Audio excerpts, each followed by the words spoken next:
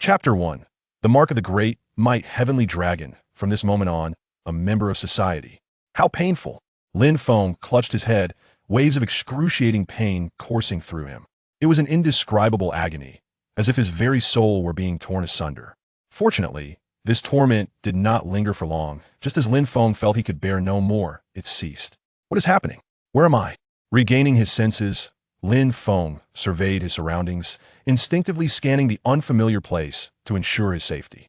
Before him lay an endless expanse of ocean, golden sand stretching out, with seagulls gliding just above the water's surface, occasionally stirring ripples in their wake. The sea, the beach? Lin Feng was utterly bewildered, wondering how he had ended up here after merely falling asleep. Kidnapped? That seemed unlikely. As a young man with no remarkable qualities, the truth was that abducting him would be less practical than simply offering him a job. As for enemies, that was even more improbable. Who had ever heard of a reclusive nerd having foes? Who on earth has brought me here? Lin Feng cried out in desperation. At that moment, an ethereal voice resonated, seemingly responding to Lin Feng's helplessness. Ding! Congratulations, host, you have found a multiverse role-playing system. The host may draw characters from the myriad worlds to portray. The higher the fidelity, the greater the power acquired. Then, Lin Feng noticed a translucent panel manifest in his mind. Host, Lin Feng. Role, none. Progress, none. Characters owned, none. Draw attempts, none. In an instant, Lin Feng was overwhelmed with joy. Though he had only grasped the gist of the ethereal voice, it did not diminish his elation. The mere mention of a system indicated the extraordinary nature of his current environment. He had transmigrated, without a doubt. After enduring 20 years of hardship, the pinnacle of his life had finally arrived.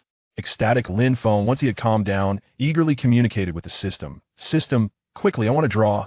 Ding. Newbie gift package being distributed. Host receives one random character draw. Draw. Without hesitation, Lin Feng initiated the character draw. In an instant, countless figures flickered in his mind. Bring me a tough one, a formidable one. Lin Feng fervently hoped to avoid drawing a useless underling. He did not even aspire for a top-tier character. Merely acquiring a high-tier individual would suffice. Gradually, a figure came to a halt before Lin Feng. Ding! Congratulations, host, you have obtained the role of Fahai. Due to the first character draw, your progress increases by 40, and your abilities are enhanced fivefold. Note, when your role-playing progress exceeds 80, the next character can be unlocked. With that, the system's voice faded away. At that moment, Lin Feng gazed at the character in his mind, his hands trembling with excitement. A shiny bald head, adorned with an expression of righteousness, a Zen staff in his left hand and prayer beads in his right. It was none other than the notorious monk Fahai, the embodiment of the great might heavenly dragon. Emballed, but I've grown stronger? Lin Feng's emotions were at a fever pitch. This was Fahai, a character of immense prowess, and now his abilities have been amplified fivefold. Had Fahai possessed such strength in the original narrative, he would have undoubtedly declared, with a single blow of the great might heavenly dragon, from this day forth, I reign supreme in the West. Enter roleplay. Lin Feng, unable to contain his eagerness, began to embody the character. Simultaneously, his body began to transform, taking on Fahai's appearance. Soon, a venerable monk stood in his place, a Zen staff in one hand, prayer beads in the other, draped in a crimson robe, radiant with celestial light. With the mark of the great might heavenly dragon, he had truly become a member of society. I am Fahai. Upon activating the progress, Lin Feng did not immediately test Fahai's abilities, but instead began to immerse himself in the character. As Stanislavski once said, acting requires total immersion. Self-hypnosis is one of the most effective methods. After a while, Lin Feng opened his eyes, his gaze imbued with an extraordinary wisdom, fundamentally different from his earlier demeanor. He had thoroughly absorbed the character. In that moment, Lin Feng was Fahai, and Fahai was Lin Feng. In response, his role-playing progress incremented by 1%. Very good. Lin Feng cast a glance at his attribute panel, his emotions concealed, as he had completely embraced the character. First, let's discover what kind of world this is. Lin Feng slowly surveyed his surroundings, ultimately fixing his gaze upon the distant ocean. A modest ship was sailing upon the waves, its blood-red skull flag fluttering in the breeze, exuding an air of menace. The world of Pirates of the Caribbean? Lin Feng murmured, launching himself toward the vessel. Eradicating evil begins with me. On board, the pirates were still boasting about their recent exploits. Captain Mark, the treasures on that island were truly abundant. Indeed, who would have thought such a small island could yield so much? Captain Mark replied, pulling out a strangely shaped fruit from his pocket. It was none other than a treasure of the sea, a devil fruit. Moreover, judging by its shape, it appeared to be of the Logia type. Captain, when you become one of the 4 emperors, don't forget us. The crew gazed greedily at the fruit in Mark's hand, their tongues licking in desire, clearly harboring thieving intentions, but lacking the courage to act. Haha, fear not, my lads. Once I ascend to the position of a 4 emperor, all of you shall be my lieutenants. Mark declared with bravado, holding the fruit as if he could already see the throne of the 4 emperors beckoning him. Eat it, Captain. Let us witness what powers you gain. Yes, Captain, hurry and eat it. Ha, all right. Mark's grin stretched wide, almost reaching his ears as he prepared to devour the devil fruit. At that moment, a lookout pirate rushed to Mark, panic etched across his face. Captain, someone is coming. MM? Upon hearing this, Mark hesitated, coldly staring at the messenger, his enthusiasm dampened, irritation flooding his being. Is it Iron Bull's crew? Prepare the cannons to drive them away. Captain, it's not Iron Bull's crew, but someone who... The subordinate stammered, but his words were abruptly cut off as he pointed in horror behind Mark. Mark immediately sensed the unease in his subordinate. As someone who lived on the edge, his combat instincts were finally honed. He swiftly drew his pistol. In a flash, he spun around and fired. Bang, bang, bang. Mark's gunfire ignited chaos among the crew, who hastily drew their firearms, a cacophony of gunshots erupting, turning the wooden door into splinters, only ceasing once every last bullet had been discharged. Let me see who dares to intrude upon my ship. Mark licked his lips with a cruel glint, instinctively sensing that the intruder might still be alive, possibly lurking just beyond the shattered door. To him, it seemed that the intruder was gravely injured.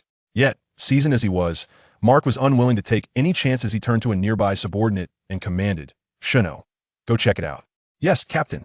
Shino ambled toward the door, pushing it open, only to find it empty within. His face contorted in shock. Captain Mark? No one is here. What?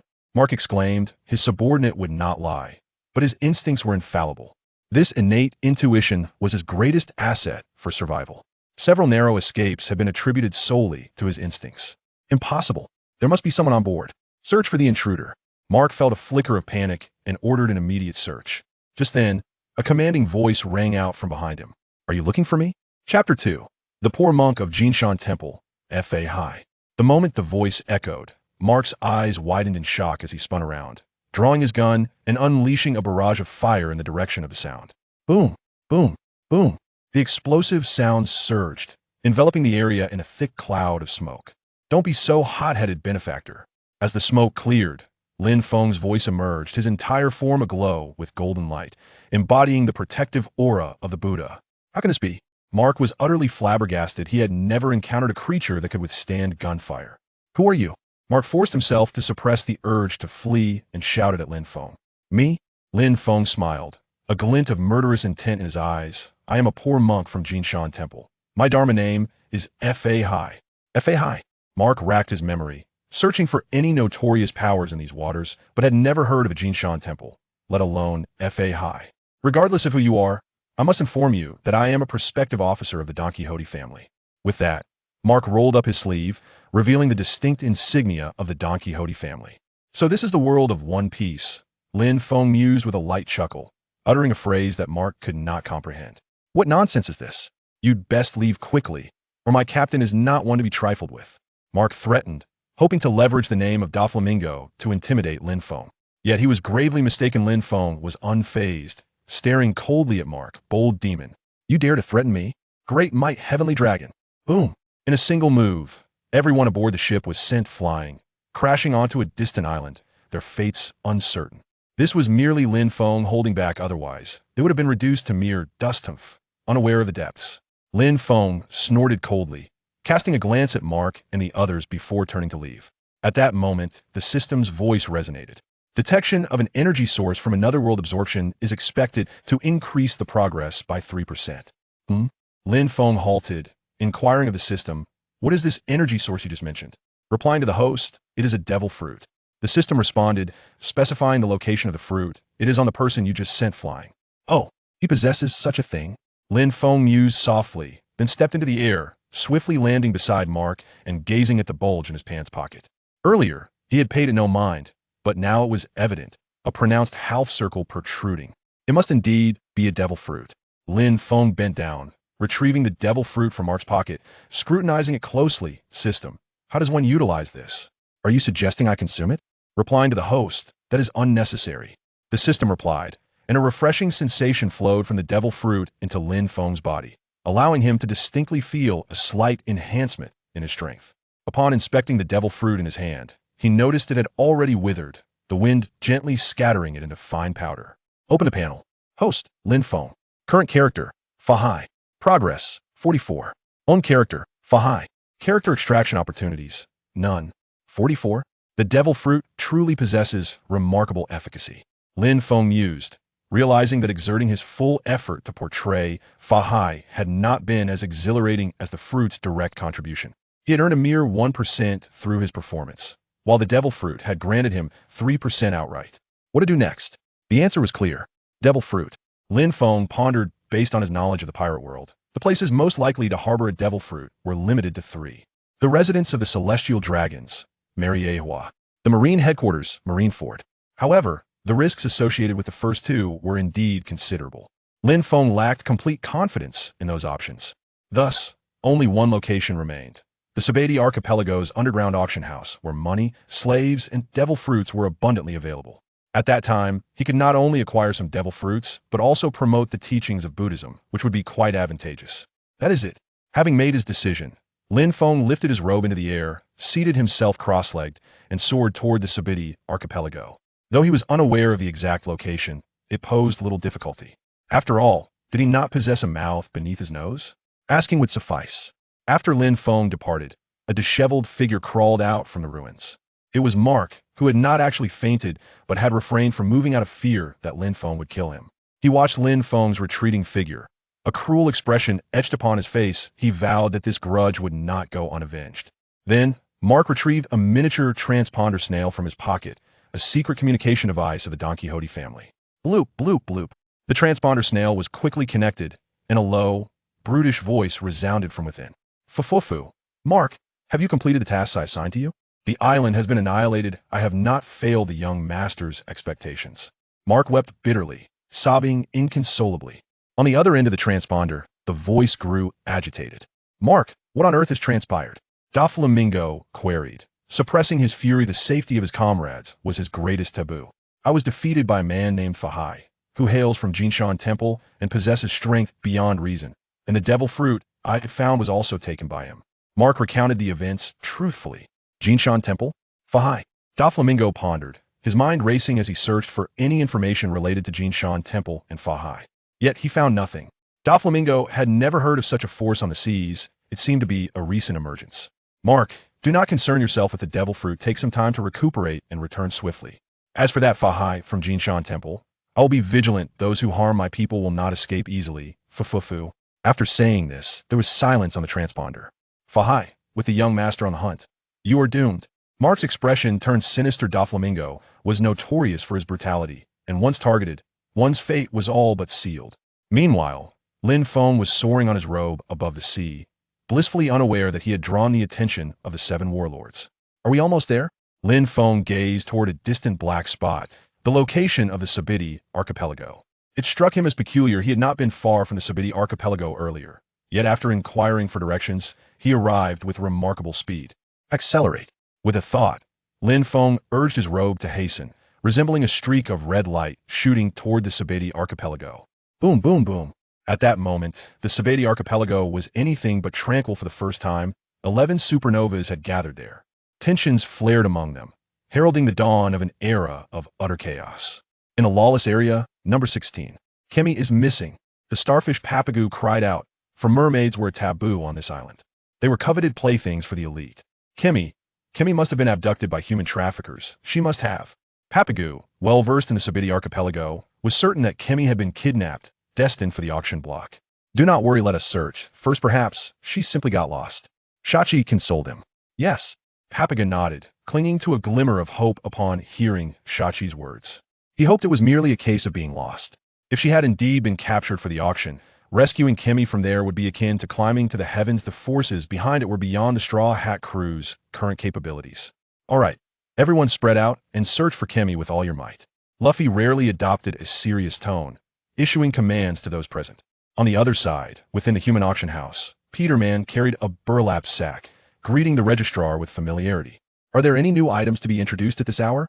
The registrar inquired. "Well, you'll have to take a look to find out."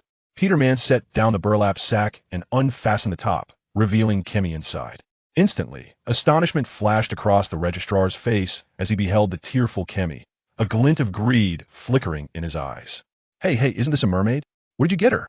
"Compared to giants, this item will surely drive people wild. They'll be back shortly to collect the payment."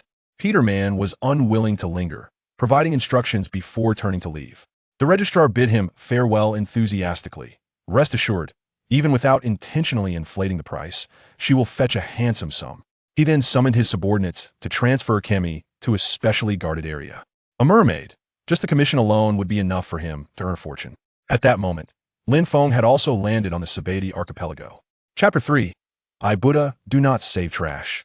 Lin Feng's incongruous attire garnered him many curious glances. "Hey, what is this? A monk?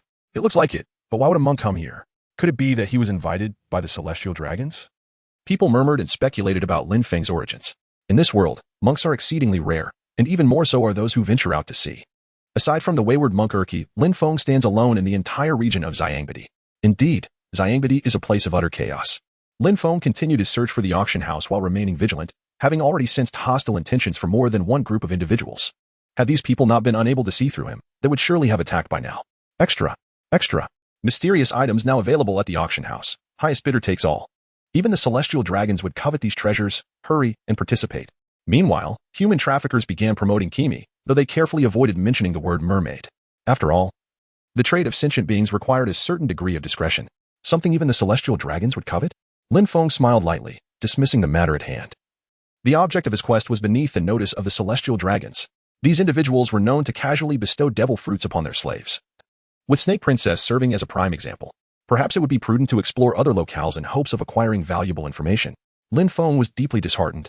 After wandering around Sabaody for hours, he failed to locate any underground auction houses. It seemed such places required secret introductions to gain entry. Just as he contemplated leaving, a thunderous roar erupted in the distance, accompanied by the violent crack of gunfire. Celestial dragons are passing through. Kneel before them. Bang, bang, bang. Flaming muzzles spat bullets directly toward Lin Feng's face. Lin Feng paid no heed as the indestructible body activated, deflecting the bullets effortlessly. How dare these lowly beings still draw breath? The celestial dragon was enraged. How many times had he been affronted by the commoners today? The green-haired imbecile was but one. And now another had appeared. I am a member of the global aristocracy. These wretches deserve nothing less than death. At the sound, Lin Feng turned his gaze and beheld a corpulent celestial dragon astride a slave. It was St. Charlos. How dare this lowly being meet my gaze? Guards, eliminate him. St. Charlos, incensed by Lin Feng's stare, could hardly contain his fury. Yes. Upon receiving the command, the guards surged toward Lin Feng, their spears aimed directly at his vital points. A celestial dragon? I see now. Recognizing St. Charlos, Lin Feng grasped the current timeline, realizing that this was the same celestial dragon who would later be nearly vanquished by Luffy. These insufferable scoundrels truly are a nuisance. With a mere wave of his hand, Lin Feng sent the guards soaring through the air, their blood staining the atmosphere. How dare you retaliate? Charles Saint was taken aback, unable to fathom that this lowly commoner would dare to strike him. Such insolence could not be tolerated. Absolutely not. Attendant, inform the naval commander that I shall have this scoundrel executed. Charles Saint bellowed to his companion, his frustration palpable. It was a rare outing. Yet he had been affronted by two commoners in quick succession, although the first had already met his demise. Still, this did little to quell the fury raging within him. Very well, I shall attend to it immediately, the attendant replied in a grave tone, producing from his pocket a pristine white din mushi emblazoned with the emblem of the world government. This was an exclusive communication device capable of directly contacting the naval headquarters. Scoundrel, do not even think of fleeing. Charles Saint fixed his gaze upon Lin Feng, a triumphant expression adorning his face. He was confident that no one could maintain their composure in the presence of a naval commander's intimidation. Filth is merely filth. What purpose do these people truly serve? Lin Feng gazed coldly at Charles. Having been referred to as a lowly wretch on multiple occasions, even the presence of the Buddha would not ease his heart. Moreover, he now embodied the wrathful monk Fahai, known for his exceptionally foul temper. You, a being of such despicable nature, are unworthy of the Buddha's mercy. May you descend to hell for your transgressions. Lin Feng grasped his Zen staff and gently waved it in the direction of Charlos. A thunderous roar erupted, causing the entire Sabaody archipelago to tremble. What on earth is happening? Who could create such a commotion? Could it be the Marine admirals coming to hunt us down? I have no intention of dying today. The supernovas gazed towards Lin Feng, their hearts stirred. The magnitude of the disturbance could only evoke thoughts of the marine admirals or the warlords of the sea. In a concealed corner of the human trafficking den, an elderly man with a head of white hair took a sip from a small bottle, his gaze shifting towards the source of the explosion. The youth of today truly do not understand their limits. How could they make such a ruckus without fearing the wrath of the marine admirals?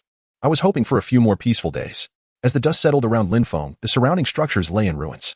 A few surviving passers-by crawled out from the debris, their hearts pounding from the earlier spectacle.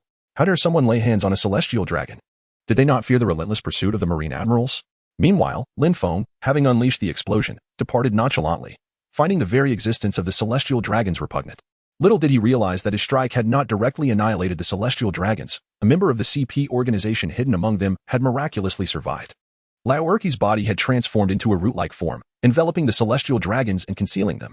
Charlos Saint, Laoerki coughed up a mouthful of blood. As a devil fruit user, he had narrowly escaped Lin Feng's onslaught. In the final moments, he had exerted all his strength to save Charlos. Despite this, the might of Lin Feng left an indelible mark on his memory. As a CP member, he had nearly lost his life to a single blow from the opponent. Such power was unheard of. Laoerki placed Charlos on the ground. In comparison to himself, the latter was utterly inept. Born into privilege, it made all the difference.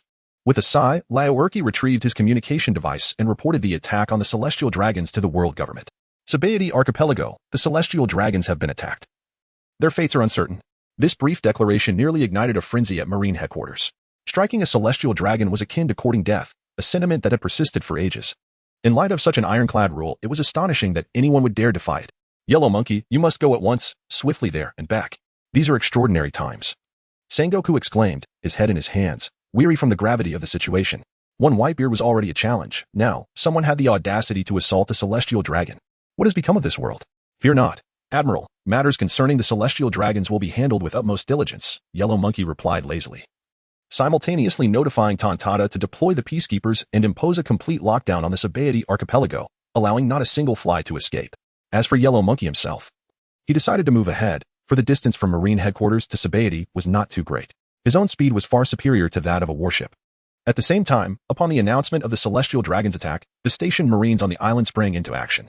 Based on Laoerki's description, they initiated a manhunt for Lin Feng. A monk-like figure wielding a Zen staff, report immediately upon sighting him. The stationed Marines issued the highest alert.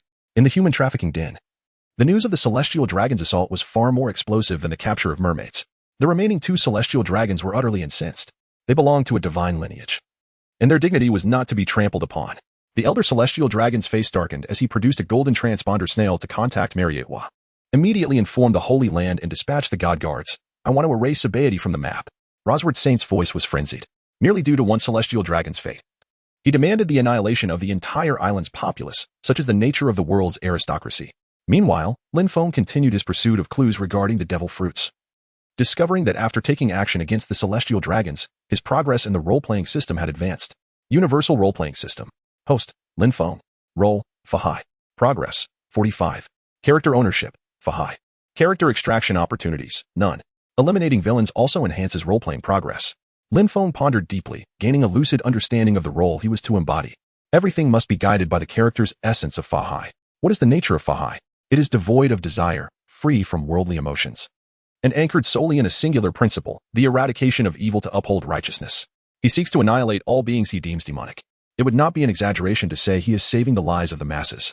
In light of this, those who commit heinous acts, along with the aristocracy of the world, have no justification for their continued existence. Lin Feng felt a profound clarity at that moment, deepening his understanding of the character Fahai. As if in response to his epiphany, his progress experienced a direct ascent of 2 percentage points, rising from 45 to 47. Lin Feng's prowess had reached new heights, and just as he reveled in his newfound strength, a languid voice echoed from afar. Oh, this monk. Have you taken action against the celestial dragons? Chapter 4. The Astonishment of Kizaru. Who are you? Lin Feng tilted his head, and in an instant, a dazzling light flickered, revealing the owner of the voice before him, Admiral Kizaru, also known as Borsalino, from the Navy headquarters. Having departed from the Navy headquarters, Kizaru traversed the distance at nearly supersonic speed, swiftly arriving at this location and confirming Lin Feng's position through the local naval forces. Lin Feng gazed at the other party, his eyes devoid of sorrow or joy. Oh, you actually know this old man. It seems you are not as reckless as one might think. Speak. Why did you choose to act against the celestial dragons? Kizaru's tone remained languid, laced with officialdom, yet he was secretly scrutinizing Lin Feng, sensing considerable pressure emanating from him. This individual should not be underestimated. Trash should remain in the refuse heap. Lin Feng replied coldly, his words eliciting intense dissatisfaction from Huang Yuan. Even if the celestial dragons are despicable, it hardly justifies murder. You have certainly created a significant dilemma for me. Huang Yuan spoke with a hint of complaint, simultaneously forming a general assessment of Lin Feng, immensely powerful, with an extreme disposition, and exceedingly dangerous. Sigh, I have indeed landed myself in a considerable predicament. Huang Yuan felt weary. While curiosity about Lin Feng's identity began to surface, from where did this individual emerge? Are you planning to take action? Lin Feng gazed at Kizaru, truthfully eager to assess his own strength. He wished to ascertain the extent of his disparity from the pinnacle of combat prowess in this world. There was no choice. He had come to handle this matter, and refraining from action would leave him unable to fulfill his duty. Kizaru, with a sense of resignation, had scarcely finished speaking when he vanished from sight. Almost immediately, a languid yet lethal voice echoed behind Lin Feng. Have you ever been kicked by light? Kizaru executed a kick aimed at the back of Lin Feng's head with utmost confidence, believing that even if a single strike failed to incapacitate him, it would nonetheless leave a significant impact. However, Kizaru was gravely mistaken. Just as the tip of his foot was about to connect with Lin Feng's head, the latter activated his diamond body. Kizaru felt as though he had struck the most impenetrable object in existence. The searing pain radiating from his foot left him astounded. Instantly retreating from Lin Feng, he stared at his bleeding foot, his expression darkening to the utmost degree. Hey, is your head made of sea prism stone? Sea prism stone? Lin Feng whispered, in terms of strength, his current King Kong body is nearly on par with the likes of Haishang stone. You may understand it this way. How truly arrogant. In response to Lin Feng, Huang Yuan's forehead bulged with veins. It was rare for him to be provoked. Clearly, Lin Feng had succeeded. Lin Feng's dismissive attitude towards Huang Yuan's lethargic demeanor was utterly infuriating to him, perhaps even more so than if he had been killed. The 8-foot Shongoyu. Enraged, Huang Yuan unleashed his ultimate move, transforming himself into a beam of light suspended in mid-air, radiating an overwhelming barrage of lasers. Countless light projectiles surged towards Lin Feng, intent on obliterating him. Yet, Lin Feng faced the onslaught with unwavering courage, tearing off his kasaya and casting it into the air. Boom, boom, boom. The myriad of light projectiles were entirely intercepted by the kasaya, not a single one striking Lin Feng. How could this be? Huang Yuan was astonished. For the first time, his attack had been so effortlessly deflected, even though he had not exerted his full strength. Who are you? For the first time, Huang Yuan inquired seriously about Lin Feng's identity. A person of such caliber should not remain nameless upon the vast sea. Jinshan Temple, Fahai. Lin Feng spoke softly. And as his words echoed, the Zen staff in his hand was unleashed, striking towards the airborne yellow ape. One end of the staff expanded infinitely, the radiant light of Buddha emanating from it instilling a sense of dread. The yellow ape paused momentarily, pondering the name of Jinshan Temple and Fahai. Having served as a general for so many years, it was the first time he had heard of Jinshan Temple's reputation. When had such a force emerged from the vast sea? Was it a hidden power, or something else entirely? Before the yellow ape could delve deeper into his thoughts, Lin Feng's Zen staff was already encroaching upon him. Alarmed, the yellow ape realized that even he would not emerge unscathed from such a technique. Remarkable strength. His eyes narrowed, instinctively invoking his elemental transformation, one of his life-saving methods, a unique ability of nature-type users. Moreover, he sensed no trace of armed color from Lin Feng, leading him to believe that such a technique would be beyond the opponent's capability to breach. Elemental transformation. Lin Feng pondered deeply. Such techniques might prove effective against others, but he was none other than Fahai. In an instant, the radiance of the Buddhist light emanating from the staff surged forth once more, the massive end striking Huang Yuan with tremendous force. Under the illumination of this divine light, elemental transformation was rendered utterly futile. Boom. Huang Yuan was struck hard, sent sprawling far away, his body marred and his face betraying an expression of disbelief. How could this be? Huang Yuan could hardly fathom that his elemental transformation could be breached. This was an ability bordering on invincibility. Even more alarming was the realization that Lin Feng had not even employed armed color hockey. How could this individual achieve such a feat? Huang Yuan's spirits sank to an all-time low. A person capable of touching an elemental user without the use of armed color? Such a scenario was unprecedented. Who exactly was this person? In that moment, Huang Yuan contemplated extensively. As an admiral, his instincts were razor-sharp, and he swiftly grasped the implications of Lin Feng's abilities for their navy. Regardless of which faction wielded such power, the dynamics of the sea would be irrevocably altered. This individual must not fall into the hands of others. Huang Yuan promptly concluded that Lin Feng should not be engaged at this moment. In fact, it would be best to ensure Lin Feng distances himself from the Celestial Dragon incident. This would minimize attention on him. Once the battle with Whitebeard concluded, they could then apprehend Lin Feng. With this thought in mind, Huang Yuan immediately notified the navy stationed at Sabaody to obliterate all connections to Lin Feng. The assailants of the Celestial Dragons were to be labeled as supernovas. Thus, the unfortunate supernovas were unjustly branded with baseless charges, becoming scapegoats for Lin Feng. Huang Yuan, will you not advance? Lin Feng remained oblivious to the thoughts swirling in Huang Yuan's mind as he withdrew his kasaya and Zen staff. Advancing step by step towards Huang Yuan, Fahai, you are indeed remarkable, yet this is not the time for our confrontation. In due course, we shall meet again. It was rare for Huang Yuan to abandon his languid demeanor, revealing the significance he placed on Lin Feng. Oh, Lin Feng chuckled softly. He had no intention of letting go of those who defended the despicable celestial dragons. Furthermore, Lin Feng had assessed the strength of the marine admirals. Given his current state, facing a single admiral posed little threat, and even with an additional opponent, overcoming the challenges would be feasible. However, capturing one of them was nothing short of a fanciful dream. Lin Feng positioned his Zen staff before him, deftly forming a hand seal as he intoned a familiar, enchanting incantation. Great Might Heavenly Dragon, World-Honored Earth Store, Prajna Buddhas, Prajna Bamahong. With each utterance of Lin Feng's incantation, the pressure upon Huang Yuan intensified. This sensation was one he had not encountered since his ascension to the rank of admiral. Only those of the four emperors' caliber could exert such formidable pressure on him. Chapter 5. The Struggles of an Unfortunate Supernova. Hey, you're forcing my hand here. Huang Yuan gritted his teeth and drew the Amaterasu sword, charging at Lin Feng. For individuals of their standing, once a battle was deemed inevitable, seizing the initiative was paramount. Such trifling skills dared to flaunt themselves before the master. Lin Feng let out a cold snort. Having completed his incantation, he was astonished that Huang Yuan still dared to advance. Truly, he had no regard for his own standing. Great Might of the Heavenly Dragon. Lin Feng, with a single hand gesturing, directed his Zen staff towards the yellow ape, closely followed by the Buddhist beads and rope. The sky was veiled. In an instant, the robe expanded, completely enveloping the area, leaving the yellow ape no escape. What kind of ability is this? The yellow ape stared in astonishment. In this world devoid of Buddhist teachings, he had never encountered such a technique. Hastily categorizing Lin Feng as a user of a devil fruit, stars were scattered across the sky. At that moment, the Buddhist beads fractured into countless smaller orbs.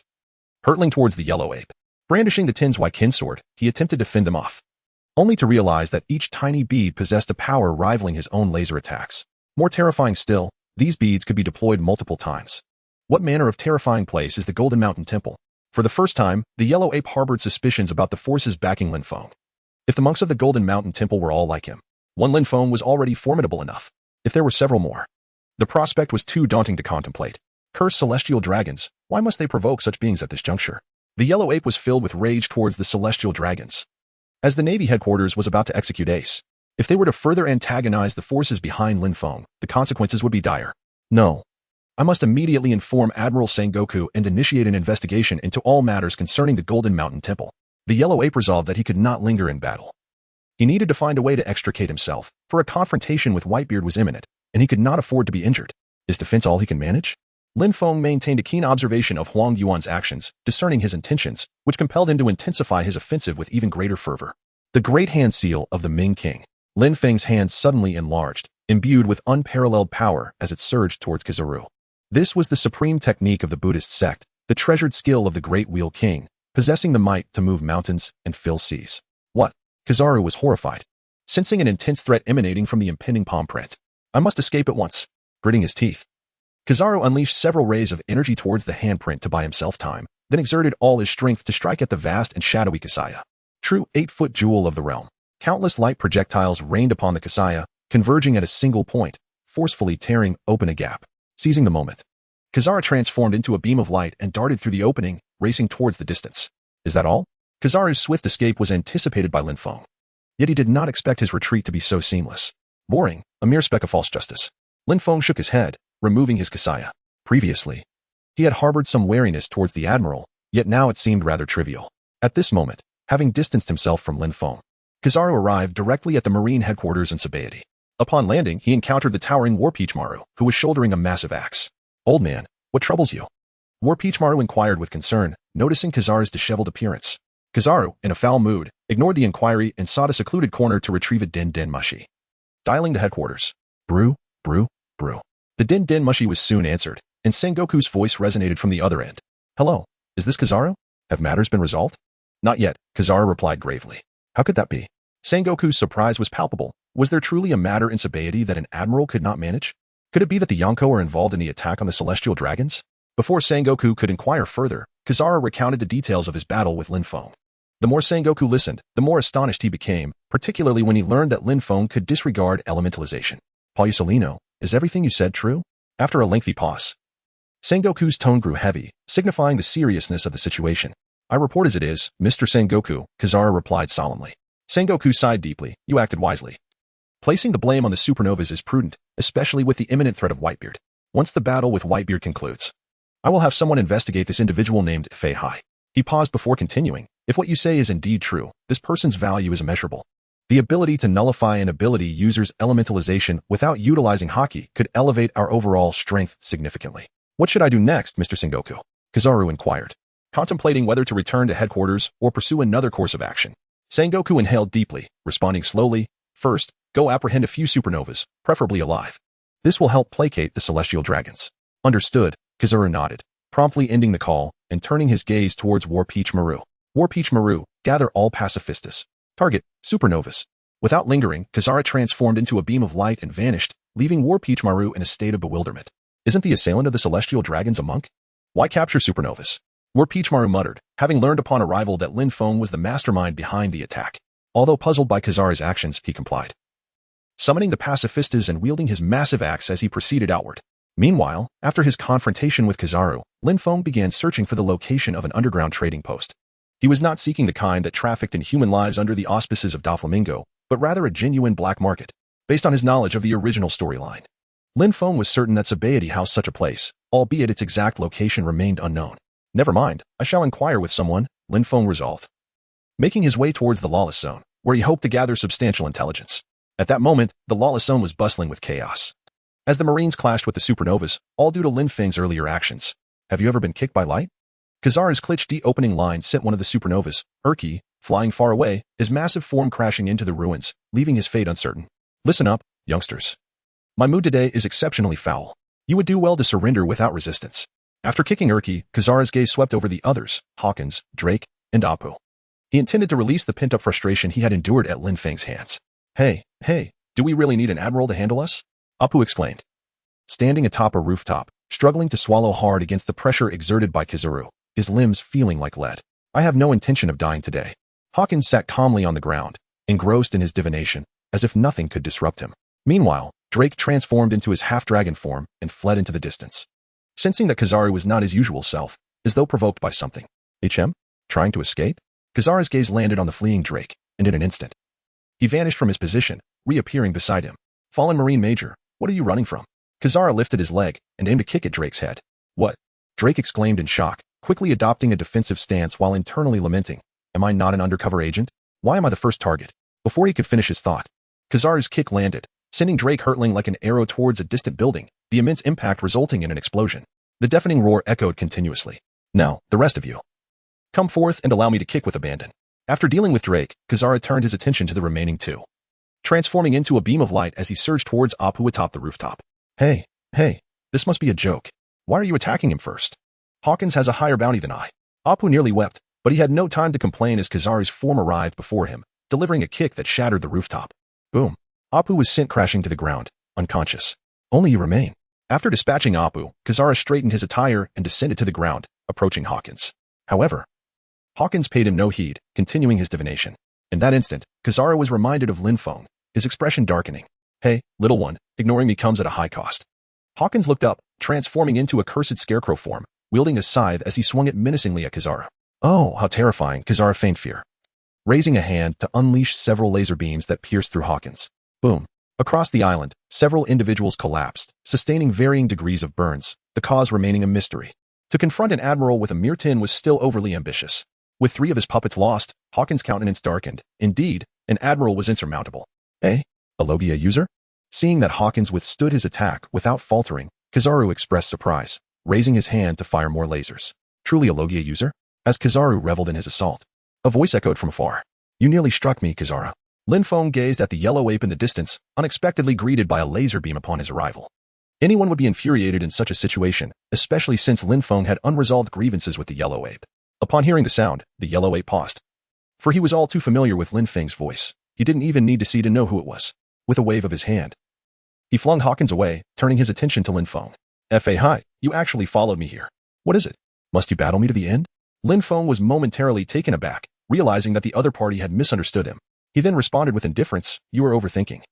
This monk merely happened to arrive at this place. Really? Huang Yuan, with the laser in his hand charged and ready to unleash, clearly did not believe Lin Feng's words. Lin Feng cast a fleeting glance at Kizaru's right hand, choosing to disregard him as he strolled away into the distance. The allure of the devil fruit was evidently far more enticing to him than engaging in combat with Kizaru. As he walked, Lin Feng abruptly halted, turning his gaze towards Kizaru, and casually inquired, "Do you know the whereabouts of the underground exchange?" Kizaru was momentarily taken aback by the question. "I am an admiral of the Navy. Is it truly appropriate for you to pose such inquiries? Are you unaware?" How utterly inept. Noticing Kizaru's silence, Lin Feng dismissed him with a parting remark before turning to leave. At that moment, Hawkins' voice emerged, "Senior, the underground exchange is located beneath Arena 9. Lin Feng paused, gazing at the frail Hawkins, and nodded in acknowledgement. "Thank you, benefactor, but I am afraid I do not know the precise location.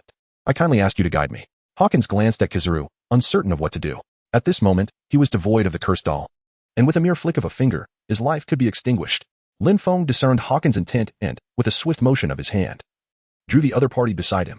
Without casting a glance at Kizaru, he performed a courteous bow towards Hawkins and gestured invitingly for him to lead the way. "Ah, certainly." Hawkins was momentarily taken aback by Lin Feng's ability to grasp him from a distance, standing there dazed before he began to move heavily towards the 9th arena under Kizaru's watchful gaze. "There is no need for alarm, my friend. Please proceed at a normal pace." Noting Hawkins' sluggishness, Lin Feng urged him on. Very well." Hawkins, struggling against his injuries, suddenly gathered his strength and dashed away with remarkable speed, seemingly unperturbed by the possibility of Lin Feng keeping up. "That is the spirit." Lin Feng smiled and chased after Hawkins, casting a glance at Kizaru before departing, thinking him utterly useless. Kizaru's face twitched in irritation, as he resolved that once the tempest subsided, he would surely ally with Akainu and Akiji to capture Lin Feng and bring him to the Navy headquarters as a guest. At this moment, at Site 9, the narrative diverged from its usual course due to Lin Feng's intervention. Luffy and his crew refrained from attacking the celestial dragons. Instead, amidst the chaos on the island, they stealthily rescued Cammy, accompanied by an elderly man with white hair and a beard. "How did you end up here, Rayleigh?" exclaimed Chopper, his eyes gleaming with excitement. "Haha, I simply sold myself for a drink," Rayleigh replied with a hearty laugh, his gaze shifting towards Luffy, not precisely Luffy, but rather the straw hat perched upon his head. "Mr. Rayleigh, I met someone in the East Blue who spoke just like the captain. His name is Luffy. You must meet him when you have the chance." Rayleigh recalled his encounter with Shanks, the memories vivid in his mind. "Time flies so swiftly," he mused. "Hey, old man. Why are you staring at me?" "This hat isn't for you. It was given to me by Shanks," Luffy said cautiously, noticing Rayleigh's gaze. "Haha, that hat suits you well," Rayleigh remarked with a warm smile, causing Luffy to feel a bit bashful. "Really? Thank you for the compliment, old man." Luffy beamed, his grin wide. "Your ship needs coating, right?" "Follow me," Rayleigh said, pulling himself from his reverie and addressing Luffy and the others. "Thank you, uncle. You're truly a good person," Luffy exclaimed. "Chopper, thank Rayleigh for me." "Nami, is coating expensive? How many berries do we need?" Their expressions varied, yet they moved in unison, following Rayleigh toward Shaki's place. As they walked, several figures suddenly appeared before them. Straw Hat Crew. Captain, Straw Hat Luffy, bounty of 300 million berries. Pirate Hunter Roronoa Zaro, bounty of 120 million berries. "You cannot escape," shouted Bartolomeo, brandishing a large axe, flanked by the pacifistas. "I won't involve myself in this naval skirmish to avoid attracting the government's gaze," Rayleigh sighed, carrying Cammy while pulling Chopper and Pappug away to safety. "Remember to find me at Shaki's." It wasn't that Rayleigh wished to abandon Luffy and the others. Rather, as the first mate of the Pirate King, he couldn't act recklessly. After all, the era had changed. "All right, uncle, I will find you," Luffy shouted without a care. "7 warlords, huh? Something feels off," Zaro remarked, his attention fixed on the pacifista rather than acknowledging Rayleigh. "Who is that? Their speed is astounding, nearly rivaling the old man." Bartolomeo briefly glanced at the retreating Rayleigh, making a mental note, but refrained from ordering the pacifista to pursue, adhering to Kizaru's directive that their target was solely the supernovas. "Come on, you axe-wielding fellow," Luffy declared, instantly entering gear second, charging toward Bartolomeo with his crew. Rubber, gun barrage, demon wind foot, shatter, 108 troubles wind. Facing the onslaught of the Straw Hat Crew's 3 main fighters, Bartolomeo remained unfazed, countering their attacks with PX-0. The pacifistas surged onto the battlefield, and chaos erupted at its peak. Meanwhile, Rayleigh, still concerned for Luffy's safety, instructed Chopper to take Cammy and leave, intending to turn back himself. "Little Luffy, you're the one who made Shanks wager an arm on you. Let me witness your potential," Rayleigh thought, eager to see what kind of person could earn such regard from Shanks. Just as he was about to take a step, a voice suddenly interrupted from behind. "Excuse me, do you know the way to the underground trading market?" Rayleigh felt a jolt of surprise. Few could approach him so stealthily. He turned to face the voice's owner. Chapter 7. Conversation. The speaker was Lin Feng, who had originally followed Hawkins in search of the underground market but discovered that Hawkins was utterly clueless about its exact location. The previous remarks were merely a ruse to escape Lin Feng's influence. Aware of this, Lin Feng did not press the matter. After a brief exchange, he allowed Hawkins to leave. "Hi monk, I mean no harm. I beg you, grant me a reprieve," Hawkins pleaded, recalling the helplessness etched upon his own face, which made Lin Feng sigh in resignation. And you are? Rayleigh scrutinized Lin Feng, feeling an unsettling depth about him. Rayleigh? Lin Feng was taken aback, not expecting that the person he casually greeted was actually the vice captain of the Pirate King. Do you know me? Rayleigh immediately adopted a defensive stance, simultaneously speculating about Lin Feng's identity. Is he from the CP organization or perhaps affiliated with an underground faction? Do not be alarmed, Mr. Rayleigh. I am Fahai, merely seeking to locate the underground exchange. Lin Feng discerned Layleigh's caution and proceeded to elucidate. An underground exchange? Layleigh was evidently skeptical, questioning what could possibly entice someone of Lin Feng's caliber to such a place. Indeed, Lin Feng nodded and said, there should be an underground trading market in Xiangbedi. I shall venture there to see if I can procure a devil fruit. Lin Feng candidly articulated his intentions, hoping to avoid any misconceptions from Rayleigh, for he harbored a certain fondness for the elder. I see, Rayleigh replied, feeling a sense of relief wash over him. As long as the other party was not there to disrupt his peace, all was well. The underground trading post lay beneath the naval base, its location not difficult to ascertain. Rayleigh provided the necessary directions. The naval base, you say? Lin Feng was taken aback, utterly surprised that the underground trading market would be situated beneath the naval branch. Was it a case of playing in the shadows? Indeed. The most perilous places often prove to be the safest. Thank you, benefactor. I shall take my leave. Lin Feng bowed respectfully and turned to head towards the direction of the naval base, which was quite conspicuous and not difficult to locate. As Lin Feng took a few steps forward, Rayleigh called out to him. Is there something you need, Mr. Rayleigh? Lin Feng turned his head to face the other person, uncertain of why Rayleigh had called out to him. You are in search of the devil fruit, are you not? Rayleigh inquired. Indeed. That item would be of great assistance to me. Lin Feng spoke candidly, revealing no secrets and feeling no need to conceal anything. Upon hearing this, Raleigh pondered for a moment before uttering words that deeply moved Lin Feng. If you are in search of the devil fruits, you should refrain from visiting the underground trading market. To my knowledge, all the devil fruits there have long been reserved by influential figures and are no longer available. Influential figures? Lin Feng was perplexed. To be referred to as a significant figure by Rayleigh, one must possess strength at least on par with the four emperors. As for who it could be, there are only a handful of individuals with such formidable power, making it relatively straightforward to deduce. Big Mom has little demand for devil fruits, and Whitebeard is preoccupied with rescuing Ace, leaving only Shanks and Kaido. It could either be Shanks or Kaido. It remains a mystery which of these prominent figures has acquired the devil fruit. Lin Feng inquired. Regardless of who it may be, he was determined to reclaim it, for this matter was of paramount importance to his enhancement of strength. Kaido.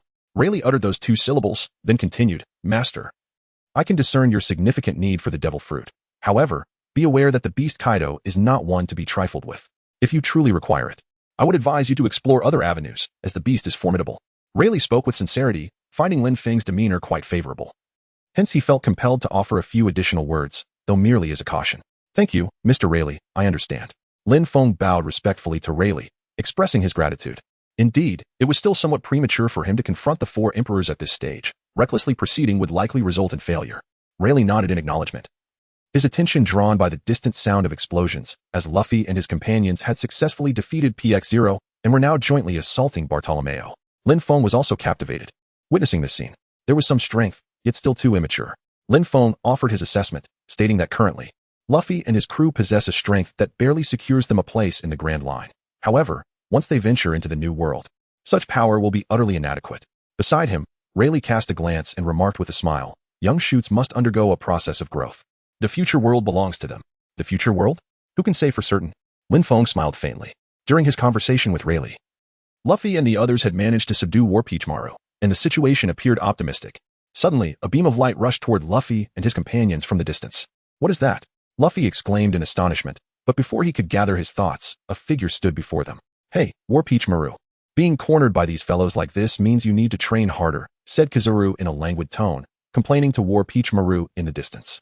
Old man, I'm sorry, War Peachmaru replied, dejected. He had not anticipated that Luffy and his companions possessed such strength. Do not dwell on it, Kizaru said nonchalantly, then turned his gaze to Luffy and the others. The game is over, children. Do you have any final words? Admiral.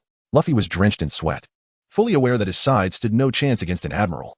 Kids, we cannot match the enemy's strength. Scatter and flee, Luffy decisively ordered.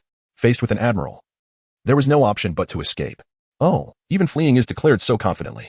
You truly are the grandson of Mr. Carp, Kizaru remarked, his facial muscles twitching. It seemed he had encountered several mentally unstable individuals during this outing. Perhaps it was an ill-fated year for him. Mr. Rayleigh, it is your turn to take the stage. These youngsters cannot withstand a Navy admiral. Lin Feng gazed at Rayleigh, sensing that it was time for the other party to make a move. As dictated by the unfolding narrative, there was no rush. He thought to himself, let us see how long these little ones can endure. Rayleigh chuckled softly, his tone nonchalant, showing no concern for Luffy and the others. Do as you wish. I must take my leave now. Lin Feng shook his head, smiling in response to Rayleigh's wicked sense of humor. Since there were no devil fruits at the underground exchange, he found no reason to linger in Sabaody. As for the battles of Luffy and his crew, Lin Feng was no saint. Meddling was not in his nature. What is your name? Rayleigh inquired as Lin Feng prepared to depart. I am the monk Fahai. Lin Feng uttered a word as he removed the kasaya from his body, letting it float midair. With a graceful exertion of his feet, he alighted upon it lightly and settled into a cross-legged position. This sight left Rayleigh utterly astonished. The float fruit. Had Golden Lion perished? Rayleigh pondered inwardly, knowing full well from his understanding of the man that Golden Lion was not one to meet his end so easily. Yet if Golden Lion still lived, how could Lin Feng wield such an ability? Could there truly exist another power in this world akin to the float fruit? Lin Feng remained oblivious to Rayleigh's thoughts as he maneuvered his robe to sail away from Sabaody. Watching Lin Feng's departing figure, Rayleigh's heart was filled with mixed emotions. Fahai. Does it imply the unification of laws upon the vast ocean? Who exactly are you, Fahai? Chapter 8. A shift in mental state after bidding farewell to Rayleigh. Lin Feng arrived at an island relatively close to the Navy headquarters. With war looming on the horizon, he surmised that he might procure some valuable supplies from the Navy's logistics. Lin Feng did not abandon his quest for the devil fruit, believing that the Marineford War presented a prime opportunity. The entirety of the Navy's combat strength was concentrated in the harbor, facing off against Whitebeard, leaving their logistics severely depleted. Within that space, there were undoubtedly many treasures to be found. Just as these thoughts crossed his mind, the voice of the system, long absent, echoed once more. It issued a warning against actions that contradicted the character he was portraying, stating that a failure to comply would result in a direct reduction of his role-playing progress. The system's voice came swiftly and departed just as quickly, leaving Lin Feng standing in a daze, unsure of how to proceed. The essence of his character lingered in his thoughts. Lin Feng murmured to himself, contemplating the necessity of fully understanding the character of Fahai. Ever since he had set his sights on the devil fruit, Lin Feng's subjective consciousness had been somewhat influenced. Unintentionally, he had forgotten the traits of Fahai. Perhaps this is what the Buddha refers to as attachment. Amitabha. Lin Feng calmed his mind, letting go of his obsessions, no longer seeking matters pertaining to the devil fruit. Embracing the flow of fate. The teachings of Buddhism emphasize cause and effect, as well as the significance of karmic connections. As a highly enlightened monk, Fahai placed great importance on these principles. Indeed, when one's heart is clouded by fixation, clarity of thought eludes them. After achieving tranquility, Lin Feng felt an awakening, his thoughts becoming clear as he settled into meditation. Free from thoughts, desires, and demands, he abandoned illusions, relinquished cravings, and let go of attachments. After a session of meditation, Lin Feng's thoughts aligned more closely with Fahai's wisdom, expelling the impurities from his body. He opened his attributes panel. Heavenly role-playing system. Host, Lin Feng. Current role, Fahai. Role progress, 50. Character owned, Fahai. Chance to extract character, none. This remarkable surge in role progress to 50% left Lin Feng astonished. Is this what they mean by drawing the skeleton before painting the flesh? In Lin Feng's eyes sparkled a brilliant light. Previously, he possessed only the prowess of Fahai, but lacked Fahai's profound state of mind. After a period of introspection and refinement, his inner realm ascended, and he made considerable progress in his portrayal. To embody a character, one must immerse oneself wholly. In the past, I was but superficial. Lin Feng recognized his past mistakes, and, at this moment, his understanding of Fahai deepened. The Buddha taught that all beings are equal. Lin Feng let out a deep sigh as he gazed towards the naval headquarters. He still intended to participate in the impending war, but this time, it was not for the purpose of seizing the devil fruit. The number of lives lost in this conflict was far too great, and countless innocent families wept in its wake. What Lin Feng must do is to prevent the outbreak of war. As for how to achieve this, if negotiation and discussion prove futile, then a more forceful approach may be necessary. It is essential to remember that although Fahai possesses a degree of compassion, this is primarily reserved for ordinary individuals. When confronted with disobedience, Fahai often reveals a more ruthless side. There is no problem that the great dragon of might cannot resolve. If such a problem were to exist, then one could employ yet another tactic, that of the earth deity Xidigarba. There are still a few days remaining before the impending war at the summit. Lin Feng was acutely aware of the passage of time, meticulously calculating the opportune moment for his entrance. He intended to make his move once Little Oars launched his assault on the plaza. As for the reason behind not acting sooner, the truth was that he felt uncertain against the entirety of the Navy headquarters. The three admirals, as well as figures like Garp and Sengoku, were not to be underestimated. Furthermore, one must not overlook the presence of the 7 warlords of the sea. Should a confrontation arise, Lin Feng was undeniably bound for defeat. This was a certainty. Thus, the timing of his intervention had to be impeccable. When Little Oars took the stage, the power balance between the Navy factions would reach a delicate equilibrium. It was crucial to be mindful of Akainu's machinations. He must ensure that Whitebeard, that venerable father figure, was not ambushed by his beloved son. With the plan firmly established, all that remained was the passage of time. Lin Feng pondered for a moment before making his way into the heart of the island. In the following days, whispers began to circulate among the inhabitants. A monk of profound spiritual attainment had been seen performing acts of kindness and virtue on the island. The precise timing of his arrival and departure mattered little to the locals. What they recognized was that he was indeed a benevolent soul, and that was of utmost importance. Meanwhile, in the office of the Marine headquarters, Fleet Admiral Sengoku was in a state of utter disbelief. What? Impel Down has been breached. With a thunderous bang, he struck the table, reducing it to mere splinters. His fury was palpable, especially at such a critical juncture. With the execution of Fire Fist, Ace looming ominously, such troubling news was the last thing he needed. Unbeknownst to Sengoku, all of this turmoil was intricately linked to Lin Feng. The arrival of Lin Feng significantly accelerated the plot's progression. Instead of being propelled to the daughter's island, Luffy was directly imprisoned and impelled down. Within the confines of the prison, he learned of Ace's impending execution, which escalated the situation to its current intensity. Magellan, do not concern yourself with the responsibilities you must shoulder. Focus on stabilizing Impel Down. Once the conflict concludes, I shall address the matters at hand, Sengoku stated, ending the call with a countenance so dark it seemed as if he might weep. The man renowned for his intellect nearly faltered. Sengoku, I shall resolve the issues at Impel Down. Carp, facing his troubled old friend, made a rare request to intervene in the crisis. On one hand, he wished to evade the sight of Ace's execution. On the other, he was deeply concerned for Luffy's safety. Even one as formidable as he could be swayed by familial bonds. However, Sengoku dismissed Carp's proposal. No, we are well aware of Magellan's capabilities. But Sengoku, those confined above the 5th level are heinous criminals, each possessing the capacity to annihilate nations. Can Magellan truly manage them? Carp argued fervently, eager to hasten to Impel Down. Carp. Sengoku's sharp voice halted him as he was about to leave. There is also Shiryu in Impel Down. Your presence is unnecessary. Carp fell silent, as he had intended to depart under the pretense of addressing the situation at Impel Down. Sengoku's words stripped him of his rationale, and what followed sealed every conceivable excuse for leaving. The war looms ever closer. As a hero of the Navy, your presence is imperative. This is my ultimatum. The morale of the Navy must not wane. Sengoku articulated each word with precision. In terms of rank, Carp did not surpass Sengoku, yet regarding military prestige, nearly every officer of significant standing had benefited from Carp's mentorship. It could be said that if Carp desired, the title of Fleet Admiral would be within his grasp. Sengoku's words struck Carp with clarity. The implications of his absence in such a critical conflict would be dire. Should the Navy falter in the war, he, Carp, the naval hero, would be deemed the architect of their downfall, a criminal in his own right. With a heavy sigh, Carp inhaled deeply, slumping onto a sofa. From seemingly nowhere, he produced a bag of sunbae and began to consume them voraciously. In no time, under Sengoku's watchful gaze, the bag was emptied. During this, Sengoku refrained from intervening, aware of Carp's peculiar habit of indulging in sunbae during pivotal events. Now that I'm sated, Carp declared, tossing the empty bag to the floor and turning to Sengoku. He had made his decision. I shall not leave. With that simple statement, Carp fell silent, leaning back on the sofa, maintaining his stance. Thank you.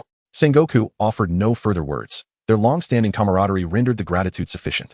Chapter 9. The war commences. While Carp and Sengoku conversed, Lin Feng had already departed the island, infiltrating the Navy headquarters. He marked the days, for tomorrow heralded the onset of the Paramount War.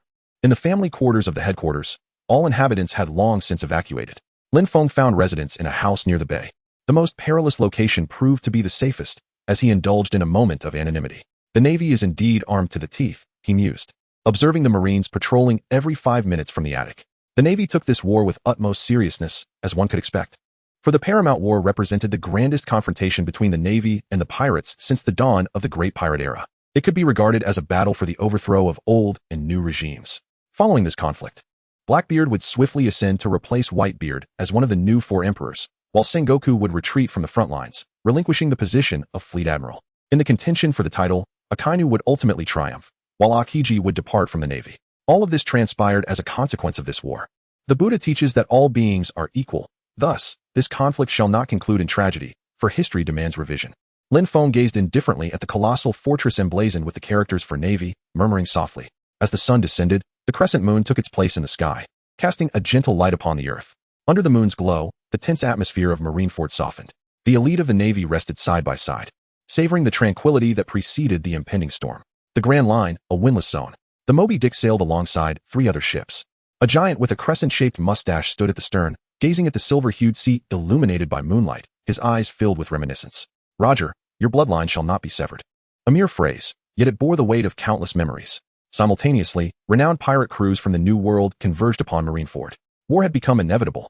At the same moment, in Impel Down, the realm of monstrosities, Luffy and his comrades remained trapped within the underwater prison, largely decimated by Magellan's venom, recuperating in this desolate place. Straw Hat Boy, your brother is about to be executed. As your father, Dragon may very well make an appearance. Ivanov remarked, transforming into a stunning female form, exuding unparalleled allure. Luffy paused, contemplating before responding. Ace and I do not share the same father. My father is Dragon, while his is Roger. What? Hey, this can't be true. The captain still has blood relatives in the world. The revelation of Ace's lineage astonished the crowd. How could the bloodline of the Pirate King continue? This was utterly unfathomable. By the way, Luffy unabashedly declared, disregarding the limits of those around him. This matter must remain confidential. Ace dislikes being known. You've already revealed it. You bastard Straw Hat. After the shock subsided, the group began to devise an escape plan. Time swiftly passed, and the tranquility of the sea was fleeting. The first rays of morning sunlight danced upon the ocean, heralding the dawn of an extraordinary day. Is it already morning? Lin Feng was awakened by the sunlight streaming through the window, casting his gaze towards the harbor where 100,000 naval forces stood poised for battle. The tense atmosphere rendered the very air oppressive. The entire Marineford was so silent that even the sound of breathing could be distinctly heard. Suddenly, a figure was escorted to the execution platform, flanked by Admiral Sengoku. As the platform awaited, the 3 admirals, Kizaru, Akainu, and Akiji, took their seats, along with nearly all the renowned naval commanders from across the world. Additionally, several figures stood on the elevated platform of the harbor, the 7 warlords of the sea. For this confrontation, the Marine headquarters had essentially gathered the majority of its combat power here, united by a singular purpose, to confront the world's strongest man, Edward Newgate. The Whitebeard. Sabo, reveal your father's name. Sengoku commanded, gripping the Den Mushi with gravity in his tone. Ace's expression darkened. He had already surmised Sengoku's intent, but still uttered the name of the man he had always regarded as his father. Whitebeard. No. Sengoku waved his hand, recounting Ace's lineage. With each revelation, the atmosphere in Marineford grew increasingly suffocating. Finally, Sengoku surveyed the crowd and solemnly declared, 1 year and 3 months after your father's death, a child was born with the most wicked bloodline in the world. That child is you, and your father is the Pirate King, Gold. Roger. This is the very reason we are willing to wage war against the world's strongest man. The bloodline of the Pirate King must be eradicated. Sengoku raised his arm high, igniting the fervor of all the naval forces present. What are we afraid of? We have the admirals and Admiral Sengoku on our side. The Whitebeard pirates are nothing to fear. The passion of the Navy surged as they shouted for justice to prevail. Lin Feng observed everything with keen eyes, then glanced towards the inner bay, sensing that Whitebeard was approaching. Indeed, as Lin Feng's words faded, the surface of the inner bay began to ripple unnaturally, capturing the attention of all the strong individuals present. Did they miscalculate? Vice Admiral Tsuru clutched her head, appearing troubled. Boom. A pristine white ship erupted from the depths, creating tumultuous waves. It was none other than the Moby Dick, the flagship of the Whitebeard pirates. Whitebeard has arrived. Someone shouted, and the atmosphere on the island instantly froze. He truly approaches from an unimaginable place, Carp mused, his gaze fixed on the Moby Dick, his heart sinking to new depths. If he could, he would prefer Whitebeard not to appear. On one side lay familial ties, and on the other, the unwavering justice he had upheld for years. These two concepts could not be weighed on the same scale. Clang, clang, clang, accompanied by a melodious metallic sound. A colossal figure stood at the bow of the Moby Dick. Ace, are you all right? Whitebeard grinned, affection evident in his gaze directed at Ace on the execution platform. Father. At that moment, Ace could no longer hold back. Tears streamed down his face like a dam bursting. Father, you need not go to such lengths for me. All of this is the result of my recklessness. Silence. It was I who sent you, Whitebeard stated firmly, looking at Ace before addressing Marco. Isn't that right, Marco? Indeed, we all heard it. It was father who sent you, Marco replied with a smile. Wait for us, Ace. We will rescue you. The captains of the various divisions were brimming with fighting spirit. Whitebeard hurled his weapon aside, his hands smashing downwards. Crack, crack, crack.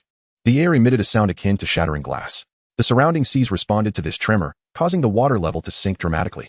The atmosphere became eerily silent for a moment before a towering wave erupted, shattering the stillness. Whoosh.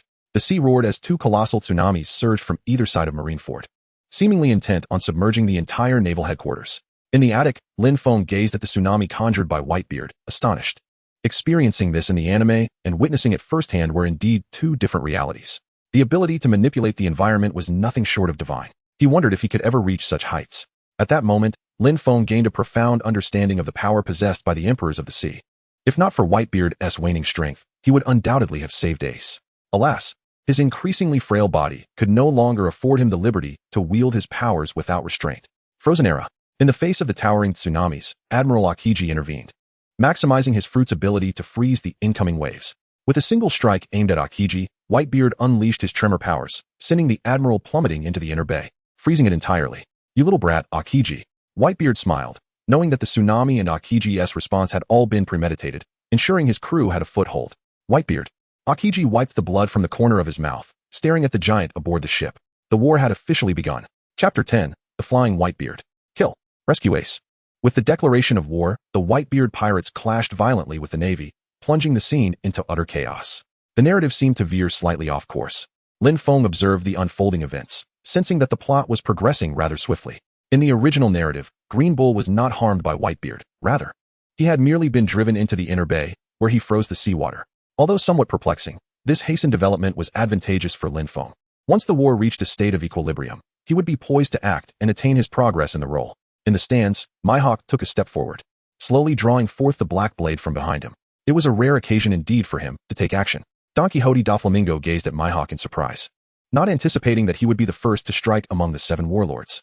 I merely wish to ascertain the difference between myself and that man, Mihawk stated, his gaze fixed upon Whitebeard as he swiftly unsheathed his black blade, unleashing a fierce sword aura directed at Whitebeard. The spectacle was breathtaking and ominous. Mihawk. Lin Feng fixed his gaze upon Hawkeye, whose strike was remarkably powerful, reaching the zenith of combat prowess. With a swift motion, the sword's radiance commanded reverence, compelling both gods and men to evade its path.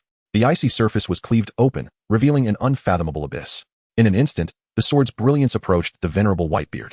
To directly confront the captain, Hawkeye was indeed a rarity. Such terror emanated from the world's foremost swordsman. Father. The onlookers were captivated by Hawkeye's assault, for it was an attack from the world's greatest. Yet, just as the sword's radiance was about to descend upon Whitebeard, a spine-chilling sound resonated, accompanied by a formidable presence. The sword's advance was abruptly halted. Get up. A thunderous voice commanded, and astonishingly, the sword's trajectory was altered, soaring upward and dissipating into the heavens. The world's greatest slash had been thwarted. Who could it be? The spectators were astonished. Who was it that prevented Hawkeye's strike, while Whitebeard remained unmoving? There stood a formidable figure before the Moby Dick, radiating a brilliant light. The identity was clear, the captain of the Whitebeard Pirates' 3rd Division, Diamond Jozu. The Navy was taken aback. A mere captain was capable of withstanding a warlord of the sea. The power of the Whitebeard Pirates was truly terrifying. At that moment, Kizaru leapt from his position among the admirals, appearing directly before Whitebeard. With the morale of the troops wavering, as an admiral, he had to take decisive action. To capture the king, Whitebeard must be subdued. Kizaru hovered in midair, utilizing the abilities of the Pika Pika no Mi to momentarily pause. With crossed arms, his fingertips emitted a dazzling light. Yasukani no Magatama. A barrage of light projectiles surged toward Whitebeard, intent on overwhelming him. Hey, that's a bit too dazzling, Whitebeard remarked, squinting against the brilliance, refusing to evade or flinch. Just as the light projectiles were mere inches from him, a blue figure emerged from nowhere, boldly meeting Kizaru's assault. Kizaru was taken aback, his gaze fixed upon the azure figure. Explosions erupted with fervor, reverberating through the air. Astonishingly, the blue figure absorbed all the light projectiles, leaving the onlookers in shock. Is this a dream? The Navy found themselves at a loss for words, as their peak combat strength was easily countered by the enemy. It was truly a daunting spectacle. In the air, the blue figure coalesced. Marco fixed his gaze on Kizaru, his tone chilling. Kizaru, how could you launch an attack on the captain right from the outset? A rare creature of the Zoan type, the mythical phoenix, Marco, the 1st Division captain. Kizaru's lips twitched, his eyes narrowing beneath his sunglasses, realizing the formidable nature of the Whitebeard pirates. Like Kizaru, Lin Feng narrowed his eyes, observing Marco intently. It was evident that the combat strength of the Whitebeard pirates was becoming increasingly apparent. Conversely, the Navy's stalwarts, Sengoku, Garp, Tsuru, remained inactive, not to mention the Supreme Commander, Kong, who was yet to make a move. What was the Navy truly afraid of? Were they concerned about Whitebeard's potential retaliation in his final moments? Lin Feng cast his gaze towards the execution platform, his eyes involuntarily narrowing. He felt that the war on the top was not as straightforward as it appeared. Beneath the surface, there surely lay some undisclosed secrets. What are you so concerned about, Navy? Lin Feng pondered deeply as the cacophony of battle raged around him. The clamor of combat escalating with each passing moment, a fierce struggle for survival between the two factions. After a brief contemplation, Lin Feng resolved to intervene prematurely and halt the conflict. Ace, let us address the root of the problem together. Lin Feng's gaze fixed upon Ace. If he could take this individual away, the significance of the war at the summit would dissipate. Yet, he pondered whether he possessed the strength to contend against Sengoku and Garp at this moment. Lin Feng's gaze fell upon Zhanghua, the pressure emanating from him far surpassing that of a mere yellow ape. Not to mention the formidable presence of Garp, a man capable of forcing Roger into countless desperate situations. No more hesitation, it was time to strike. Lin Feng's gaze sharpened. There was no time to waste in battle. And in an instant, he vanished from his original position. On the execution platform, a sudden jolt surged through Sengoku's heart as his formidable Kinbunchika haki warned him that he could no longer delay. Ace's execution must commence immediately. Executioners, prepare. Sengoku communicated through the Den Mushi, directing his attention toward the executioners flanking Ace. Admiral, it is not yet time for the execution. One of the executioners trembled, fearful of the repercussions of commencing prematurely. Sengoku, understanding their hesitation, waved dismissively, saying, "Do not concern yourselves. I will bear the responsibility." Understood. The executioner nodded. And 2 execution swords were presented before Ace, poised in a cross formation. Let the execution begin. Sengoku's voice resonated throughout Marineford, tugging at the hearts of all present. Damn it. The Navy, unfaithful to its promises. Whitebeard roared, veins bulging on his forehead. Was it because they were pirates that they felt exempt from the rules? Execute. Sengoku's command echoed, sending shivers through the assembled crowd. How can they disregard the timeline? This is outrageous. Whitebeard's faction was thrown into chaos. They believed there was still ample time before Ace's execution commenced. Marco. Whitebeard called out to Marco, who was engaged in battle with Kizaru. Leaping from the bow of the ship, plans had shifted. He would take action prematurely. Old man. Marco delivered a powerful kick that sent Kizaru flying, then unfurled his wings, transforming into the phoenix, soaring towards Whitebeard. I appreciate your assistance, Whitebeard said, surprisingly stepping onto Marco's back. Leave it to me, old man. Marco screeched, launching into the air with Whitebeard toward the execution platform. Is this even permissible? The Navy was thrown into disarray, utterly unprepared for Marco's phoenix form to carry another. Sengoku. Halt. Whitebeard, standing atop Marco's back, struck the air with a single hand. A bone-chilling sound of shattering resonated. The shockwave rattled the execution platform. Wow. Cough. The executioner collapsed, spewing blood as their internal organs were dislodged, teetering on the brink of death. Whitebeard. Sengoku's expression darkened. He had envisioned countless scenarios for Whitebeard's entrance, but never had he anticipated the man would fly in. Surprised, are we? Whitebeard grinned at Sengoku. Just then, a fierce voice rang out. Whitebeard, have you forgotten something? Chapter 11. Sengoku's shock and the unexpected arrival. Whitebeard turned to see a vivid red figure soaring into the sky, locking eyes with him. Magma Brat. Whitebeard's expression soured. When asked who posed the greatest challenge among the 3 admirals, this one was undoubtedly deserving. I will not allow you to breach the execution platform. Akainu growled, hands enveloped in magma, launching an attack toward Whitebeard, an immense blast of fire. A colossal fist, ablaze with magma, obscured much of the sky, exuding terror. Akainu had made his move. Whitebeard would surely face defeat. The Navy was stirred with excitement, though some vice admirals wore grim expressions. They understood that should Whitebeard engage Akainu, the casualties on their side would soar. After all, the plaza was filled solely with Navy personnel. Once Whitebeard unleashed his might, there would be no restraint. Indeed, as they anticipated, unrestrained, Whitebeard unleashed his full power, shattering Akainu's magma fist. Magma shards scattered across the plaza, igniting waves of flames. Some Navy soldiers were consumed by the fire before they could react. Akainu's face turned ashen, his movements faltering. What's wrong, Magma Brat? Weren't you supposed to protect the execution platform?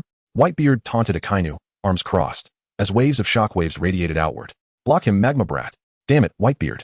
Akainu glared coldly, yet refrained from attacking. He understood that Whitebeard was merely trying to distract him, diverting his focus from the execution platform. Truly, a chilling sense of justice, Magma Brat. Seeing that his opponent was not falling for the bait, Whitebeard grinned. It seems you've learned much from the Gorosei. Mentioning the Gorosei darkened Akainu's expression. Unwilling to elaborate further, he charged at Whitebeard, insisting, no amount of talk will allow you to breach the execution platform. Ha ha ha. If you cannot perform in the skies, then come down. Whitebeard laughed heartily, granting Marco the freedom to act, and plummeted from the air, causing the ground to shatter and sending numerous Navy soldiers flying. Akainu followed closely, and the two clashed fiercely, their battle sending ripples of dread through the crowd. Old man. Marco gazed downward, hesitating to leave. He was acutely aware of Whitebeard's condition, which had deteriorated significantly. He needed to protect Whitebeard from the shadows. On the execution platform, Sengoku observed the clash between the two, a sense of relief washing over him. With Whitebeard occupied, it was the best outcome possible. He immediately commanded, listen up, all forces, engage Whitebeard with full force. Yes, Admiral. The Navy dispatched countless elite troops to assault Whitebeard. The cacophony of battle erupted. Now, Sengoku could focus on the execution. He gazed at Whitebeard, who was under siege. feeling entirely at ease. However, he was oblivious to the figure perched atop the fortress, intently observing him, not Sengoku, but rather Ace. Only Sengoku remained. This should pose no significant issue. That figure was Lin Feng, who, taking advantage of the distraction caused by Whitebeard, ascended to the fortress, surveying the entire battlefield. Ace. The root of the war. Lin Feng's gaze fell upon Ace, and he could discern the deathly intent that surfaced on the latter's face. It was evident that the sacrifice of so many for his sake weighed heavily on his conscience. Such a headstrong young lad. Lin Feng sighed, and in an instant, his figure vanished from sight. He was prepared to take action. Summon another batch of executioners. Sengoku had just finished giving his orders when an overwhelming sense of danger suddenly gripped him. Who could it be? Sengoku was alarmed as the Buddha fruit activated, enveloping the entire square in a radiant light, with celestial sounds resonating throughout. What is happening? The Navy soldiers were taken aback, having rarely witnessed Sengoku wielding his abilities. They were astonished. Was this truly the power of Mr. Sengoku? Below the execution platform, Carp's expression darkened immediately. The fact that Sengoku had to resort to his powers indicated an immense threat from the opposing side.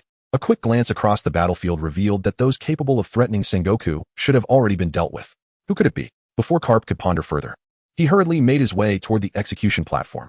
This scene did not go unnoticed by Whitebeard, who instinctively glanced in Marco's direction, suspecting it to be his doing, only to find Marco engaged in battle with Kizaru. At this moment, who could be causing Sengoku to unleash his abilities? Before Whitebeard could contemplate further, Akainu's voice rang out. To dare divide your attention while fighting me, you truly underestimate a Marine Admiral. Whitebeard, the magma demon. The two clashed once more, the sound of their battle resounding like thunder. On the execution platform, Sengoku fixed his gaze on the figure that had suddenly appeared, his expression darkening to its utmost. A monk. Sengoku's eyes narrowed, and he shouted angrily, "Who are you? Do you intend to stand against the Marine headquarters?" In the face of Sengoku's rebuke, Lin Feng remained unperturbed and replied calmly, "Mr. Sengoku, please do not be angry. I have merely come to quell this war." Quell the war. Sengoku's heart tightened. To achieve peace, there were essentially two courses of action, either to defeat the Navy and secure a complete victory or to rescue Ace, which would cause the pirates to retreat. Neither of these outcomes was favorable to Sengoku. Ignoring Lin Feng's words, he fixed him with a cold stare and said, "You understand that standing here means declaring enmity with the entire Marine headquarters, correct?" Mr. Sengoku, anger is harmful to one's health. In the face of Sengoku's threat, Lin Feng remained composed. The more tranquil he appeared, the less Sengoku dared to attack. His ability to silently appear at the execution platform was a testament to Lin Feng's strength. "I shall give you one more chance. Withdraw from the Marine headquarters or assist us in dealing with Whitebeard, and once the war concludes, I shall advocate for your promotion to Rear Admiral." Sengoku exhaled sharply, but his eyes were drawn to the figure below the execution platform. "Mr. Sengoku, I shall reiterate, I have come to bring peace to this war." Lin Feng smiled, fully aware that Sengoku was awaiting Carp's arrival, intending to combine their strengths to repel him. "What are you planning to do?" Sengoku took a significant step forward, positioning himself in front of Ace. Already possessing an answer in his mind, he spoke cautiously.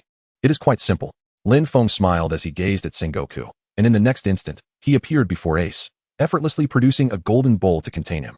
"Hand this fellow over to me, and the war shall cease." "What?" Sengoku exclaimed in astonishment, having not even perceived Lin Feng's movement before he reached Ace. They must not escape. With fury, Sengoku raised his hand and directed a powerful strike towards Lin Feng, his colossal palm bearing down with unmatched force, as if intent on obliterating Lin Feng on the spot. Boom. The execution platform could not withstand the tremendous pressure and collapsed, stirring up a cloud of dust. A figure shot forth from the chaos, suspended in the center of Aura's square amidst the gaze of all. Lin Feng gazed at Sengoku with a smile, his voice resonating throughout the square. "Mr. Sengoku, is this what you call the wrath of Buddha? Allow me to enlighten you on what truly constitutes the wrath of Buddha. Great might heavenly dragon, world-honored earth store, Prajna Buddhas, Prajna Permitha." The moment his voice echoed, the yellow monkey, engaged in battle with Marco, felt a profound shock. His mind reeling as he looked incredulously at the figure in the sky, his pupils constricting in disbelief. How could he be here? Chapter 12, Confronting the Two Admirals. Great might heavenly dragon, world-honored earth store, Prajna Buddhas, Prajna Permitha. Lin Feng floated gracefully in Aura's square, enveloped in a radiant aura, akin to a living Buddha reigning over the earth. Who exactly is this individual? Sengoku felt a profound unease, as if his own Buddha form were on the verge of collapse. In the presence of Lin Feng, it felt as though the disciples of a temple stood before their abbot, overwhelmed by an aura that was both exalted and untouchable. Not only he, but all the powerful figures within the venue were drawn to this sight, their expressions reflecting astonishment. To them, Lin Feng's appearance was utterly unexpected. Many were oblivious to the unfolding events, only hearing a resounding roar emanate from the execution platform, followed by Lin Feng's resonant chant. Only a select few strong individuals had grasped the previous scene. Kapu, I can barely maintain my form. I leave this person to you. Sengoku knelt, feeling as though his powers were being suppressed before Lin Feng's divine light, his internal strength gradually ebbing away. Sengoku. Kapu's expression darkened, after years of battling alongside Sengoku. He had never witnessed such a sight. Concern for his comrade welled up within him. Simultaneously, his gaze towards Lin Feng became increasingly cautious, as this individual had effortlessly incapacitated one of the Navy's foremost warriors without a fight. Whether it was a matter of opposing abilities or something else entirely remained a mystery to Kapu. However, one thing was certain. This person was exceedingly perilous. Upon concluding his chant, Lin Feng sensed a surge of warmth flowing through him, and his progress in the role he was playing experienced a slight enhancement. What is happening? Lin Feng, filled with suspicion, followed the direction of the warm current and beheld the sight of the warring states, who was then kneeling on one knee. At that moment, the other party's expression resembled that of golden paper, displaying a state of utter despondency. Could one still engage in such antics? Lin Feng suddenly realized that these warm currents were most likely manifestations of the abilities derived from the warring state's fruit. However, he was uncertain as to why they surged into his body. Nevertheless, if this sensation were to occur a few more times, his progress in the role he was playing would undoubtedly increase significantly. The warring state's era was indeed a treasure. Lin Feng gazed at Sengoku with an intensity akin to that of a parent observing their treasured child, his fervor unmistakable.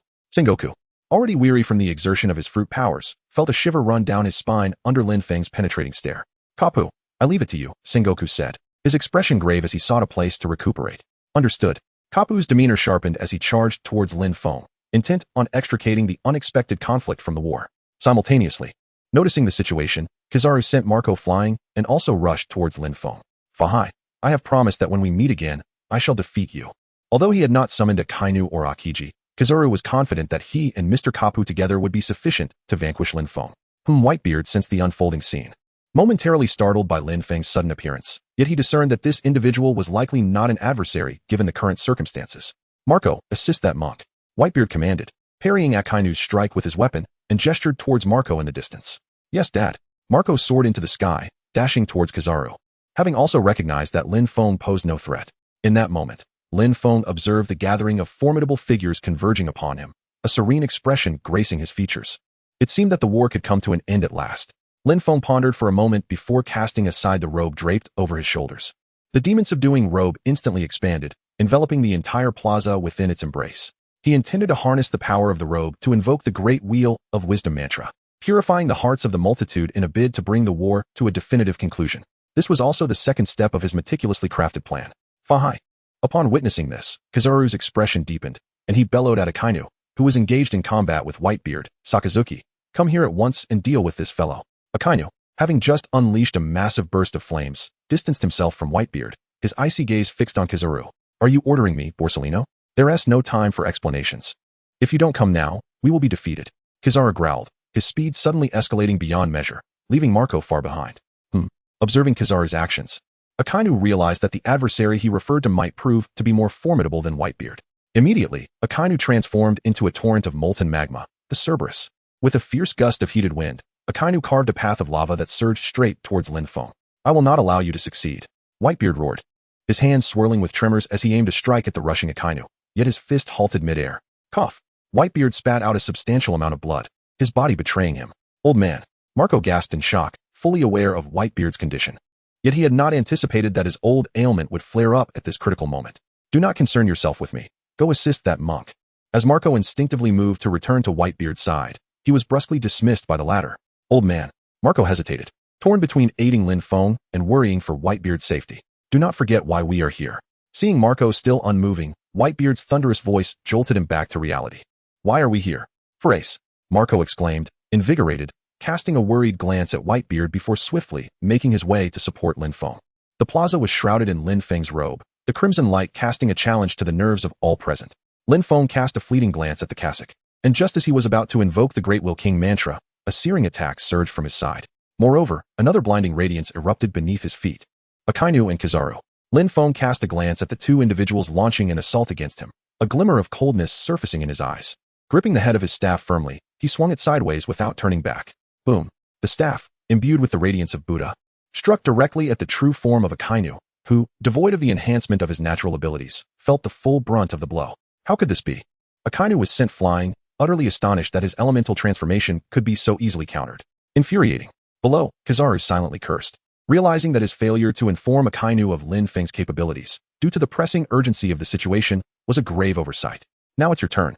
After sending Akainu flying, Lin Feng directed his gaze downward, his tone frigid, as he wielded the staff with intent, channeling his energy into a strike aimed at Kizaru. Damn it! Kizaru exclaimed in shock. He had never anticipated Lin Feng's reaction speed to be so extraordinary, immediately turning his attention to him after dealing with Akainu. Yada no Kagami. Kizaru placed his hands before him, attempting to utilize the Yada no Kagami to nullify Lin Feng's assault. After all, the Yada no Kagami was continuous, making it impossible for Lin Feng to directly strike at Kizaru's true form. Such a beautiful thought. Lin Feng discerned Huang Yuan's strategy. A subtle smile gracing his lips as the end of his staff suddenly swelled in size, reminiscent of their initial encounter, and he hurled it towards his opponent. Trouble loomed. Huang Yuan's expression darkened, as the enlarged staff nearly enveloped the entirety of his 8-foot mirror. There was no avenue for evasion. Was he left with no choice but to confront it head-on? Huang Yuan dissipated the 8-foot mirror, preparing for another maneuver, intent on facing the staff directly. The staff, immense and imbued with the weight of 1,000 pounds, descended upon Huang Yuan. In a moment of peril, a pair of iron fists materialized from thin air, striking towards the staff. Youngster, do not be so arrogant. Boom. The staff was sent flying, the tremendous force causing Lin Feng to stagger. Regaining his balance, Lin Feng turned his gaze towards the owner of the fists, his eyes narrowing in recognition. Hero Monkey D. Garp. Chapter 13. The Secrets to Battling Lin Feng. Indeed, the one who intervened was Garp.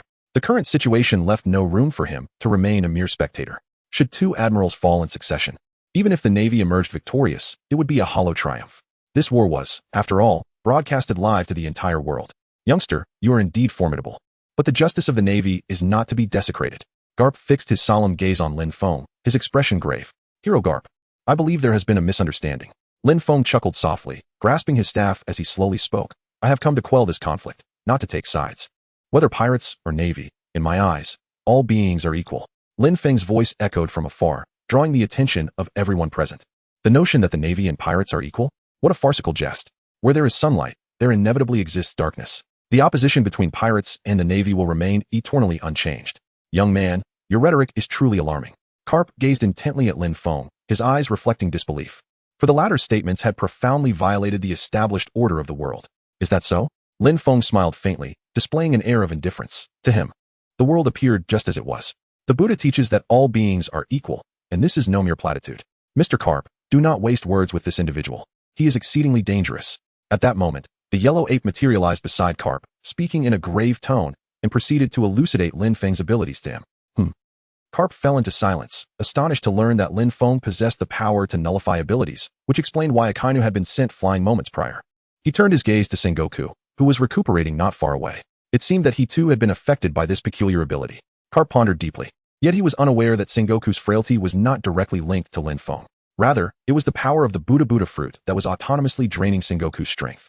To put it plainly, the capabilities of the Buddha fruit were mutually attractive to Lin Feng's own Buddhist techniques, albeit the former being significantly weaker, hence it was absorbed. This does not imply that Sengoku is weak. He simply finds himself inherently countered by Lin Feng. Mr. Garp, I implore you not to intervene.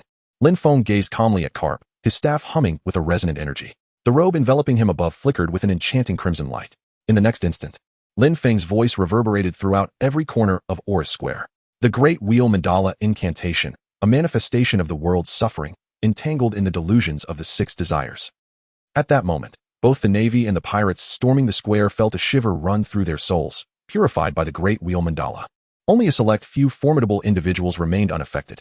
The ability to manipulate the hearts of men is truly remarkable. This individual is indeed powerful. All men are the same. Damn it, how am I to collect the corpses now? The unperturbed strong ones fixed their gazes upon Lin Feng, their expressions a tapestry of emotions. Yet Lin Feng remained utterly undisturbed. He did not claim that the Great Wheel Mandala could purify everyone. Merely influencing the vast majority sufficed for his purpose. Scum. This is the Navy headquarters. Suddenly, a fierce roar erupted, accompanied by an overwhelming wave of heat, surging towards Lin Feng. Akainu bellowed, his expression ferocious. Hellhound. He observed the transformations among the Navy with keen eyes. He would not permit the Navy's life and death battle to conclude at Lin Feng's whim. Great Demon Dragon. Lin Feng had long been wary of Akainu. As the latter made his move, Lin Feng had already formed the necessary incantation. The radiance of the Buddha shone forth, causing the beads around his neck to disintegrate and propel towards Akainu. Be careful.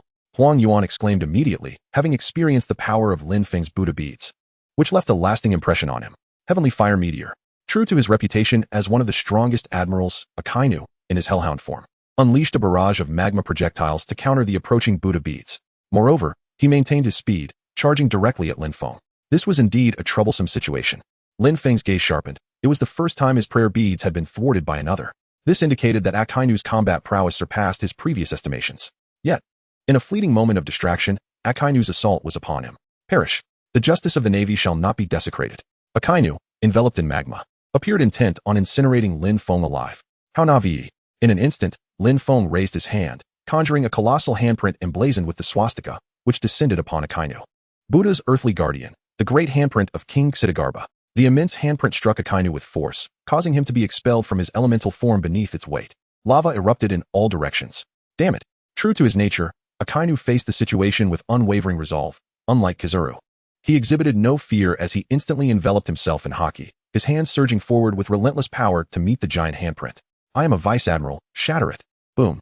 A resounding explosion reverberated, as the clash between the giant handprint and haki produced a spectacle of unparalleled brilliance within the battlefield. What? Lin Feng felt a tremor in his heart, acutely aware that the massive handprint was gradually being shattered beneath the armor of color. Though the process was slow, it was undeniably real. Is it merely a restraining effect on elementalization? Lin Feng suddenly realized that his techniques were only significantly effective against those with abilities, while their impact on the traditional three-color haki had diminished considerably. This clarified why Karp was able to effortlessly knock his staff away with a single punch. Initially, he believed Karp's combat prowess was overwhelmingly superior. Now, it seemed otherwise. It was time to leave. Lin Feng murmured softly, realizing that if the Navy discovered the effectiveness of his armament haki, he would undoubtedly find himself in grave peril. Moreover, having achieved his objective, it would be wise to depart at once. The Diamond Buddha, there exists only one of me. Lin Feng swung his Zen staff, striking it forcefully upon the shoulder of the red dog, a torrent of crimson blood cascading from the impact. The red dog was instantly propelled far away, crashing to the ground with a resounding thud. The armament color proved effective against this formidable opponent. Just before hitting the ground, the red dog uttered words that sent a shiver through Lin Feng's heart. Upon hearing those words, Lin Feng let out a sigh. After all, he was an admiral, and his combat instincts were remarkably sharp. Subsequently, with a grand gesture, he retracted the robe that had enveloped the sky, allowing it to float gracefully before him. Lin Feng stepped forward, landing on the Kasaya, fully aware that if he did not leave now, he would be unable to escape. The moment Akainu's voice resonated, Lin Feng distinctly perceived countless gazes directed towards him, many of which were imbued with murderous intent. Kizaru was among them. Fahai, pondering escape now, realized it was somewhat too late. Just as Lin Feng intended to maneuver the Kasaya away, a languid yet lethal voice echoed through the air. Before he could react, a multitude of dark energy projectiles surged towards him. These were not ordinary projectiles. They were enveloped in haki. Kizaru truly possessed the remarkable ability to adapt and respond ingeniously. Lin Feng was amused by the unexpected turn of events, realizing at a critical moment that he had been ensnared by Kizaru. Great King of Heaven, Diamond Method. The Zen staff rose into the air, spinning like a windmill, as it shielded Lin Feng from the onslaught of light projectiles. You shall not escape. Having mastered the nuances of combat against Lin Feng, Kizaru's assaults became increasingly frenzied. Following the barrage of light bullets, a sword of light, cloaked in haki, materialized in his hand, aimed directly at Lin Feng with intent to strike. Chapter 14, Immersive Roleplay. With a swift motion, Kizaru utilized his fruit's abilities to appear suddenly at Lin Feng's side, his dark-hued sword of light slicing downwards with ferocity. Fahai, let us see if you can withstand this. He had long harbored resentment over their earlier skirmish, where, as an admiral, he had been bested by an obscure individual. Unable to contain his frustration any longer, he seized this moment as the perfect opportunity for revenge. Borsellino, Lin Feng was enraged. He had merely come to put an end to this conflict, harboring no intentions of murder. However, the actions of Huang Yuan pushed him to his limits. Shouting was futile. Today, you must remain here. Huang Yuan paid no heed, as the dark-hued lightsaber descended beside Lin Feng. Truly, you have overstepped your bounds. Lin Feng let out a cold snort, activating his diamond body, and delivered a powerful punch towards the dark-hued sword of light. Boom. To the astonishment of Kizaru, the sword shattered upon impact. How could this be? Kizaru was bewildered, utterly unprepared for the fragility of his haki before Lin Feng. Yet, this was only the beginning. Lin Feng's momentum remained unyielding as he aimed directly for Kizaru's face. This is bad, Kizaru thought, attempting to evade Lin Feng's fist, but it was too late. The golden fist loomed larger in his vision. Instinctively, Kizaru activated his haki to defend himself, only to be struck down by Lin Feng, creating a deep crater in the ground. Despite utilizing haki, he felt a heavy thud in his head, his consciousness wavering as he nearly lost consciousness. Admiral Kizaru. This is intolerable. The vice admirals and headquarters were stunned. They were unaffected by the great wheel of Ming Wang's curse, yet witnessing two admirals being sent flying instilled a profound sense of panic. Those were the pinnacle of naval strength, and to see them defeated so effortlessly was indeed shocking. Who is he? The pirates also displayed expressions of astonishment, particularly Whitebeard and his crew, who were well acquainted with the might of admirals. These were not individuals who could be easily vanquished. Although perplexed, the current situation was undeniably advantageous for them. Save Ace. Those captains who were not affected by the curse shouted, rushing towards the shattered execution platform, unaware that Ace was already captured within Lin Feng's golden bowl, believing he was merely under the control of Sengoku and others, and sought to rescue him. At that moment, a figure suddenly appeared before Lin Feng, his face etched with fury. It was none other than Garp. Upon seeing him, Lin Feng instinctively became cautious. The other's haki had reached an unparalleled level, far beyond that of Kizaru. Mr. Garp, you have finally made your move. Lin Feng's expression was grave. The reason his opponent had refrained from striking moments ago was likely due to witnessing him rescue Ace, evoking a sense of compassion. However, the situation had changed. The consecutive defeats of the admirals dealt a devastating blow to the Navy's prestige. Garp could no longer afford to show mercy. Kid, you are formidable. Yet your weaknesses are glaringly apparent. Garp's gaze fixed on Lin Feng, as the pitch-black hue of his haki enveloped his entire being, rendering him akin to a demon emerging from the depths of hell. Glaring weaknesses. Lin Feng was taken aback, aside from his mastery of armament haki. What other significant weaknesses did he possess? As he pondered this, Garp's fist had already descended, embodying both power and speed, in stark contrast to the yellow ape. Great King of Heaven, the Bodhisattva of the King. Lin Feng was taken aback as a phantom appeared behind him, embodying the supreme Dharma form of Buddhist teachings, exuding unparalleled power. Observing this, Garp's eyes twitched at the corners, yet his fist showed no signs of slowing down. On the contrary, they became swifter and more forceful. Boom. The pitch-black fist collided with the ethereal form, unleashing a shockwave that rendered onlookers unable to open their eyes. A testament to the immense force at the epicenter of their clash. 6 styles, finger gun. The dark fingers lunged towards Lin Feng in rapid succession, prompting him to evade in alarm. Bang, bang, bang. Although the finger guns missed their target, the naval fortress behind Lin Feng bore the brunt of the attack. Astonishingly, the fortress was perforated, leaving behind several chilling holes. It was crucial to note that these were merely the consequences of the air pressure from the finger guns, not direct strikes. Casting a glance at the breached fortress, Lin Feng was stunned, disbelief etched in his eyes. The simple finger gun had been elevated to such a formidable level by Garp. In an instant, a terrifying realization dawned upon Lin Feng. Should such an assault land upon him, the aftermath would be unimaginable. It would not merely result in injury, but rather pose a grave threat to his life. Without a moment's hesitation, Lin Feng seized his staff and swung it towards Garp, simultaneously preparing to escape by stepping onto his robe. Trying to flee, Garp discerned Lin Feng's intent, his feet moving with agility as he utilized the moonwalk to evade the staff. He then pivoted in midair, launching a kick towards Lin Feng. Raging foot. In an instant, a flurry of kicks rained down upon Lin Feng, overwhelming the scene with their sheer volume. Damn it! Faced with the onslaught resembling a torrential downpour, Lin Feng nearly lost his composure, and what was even more terrifying was that each kick was enveloped in a layer of haki, resembling blades from a distance.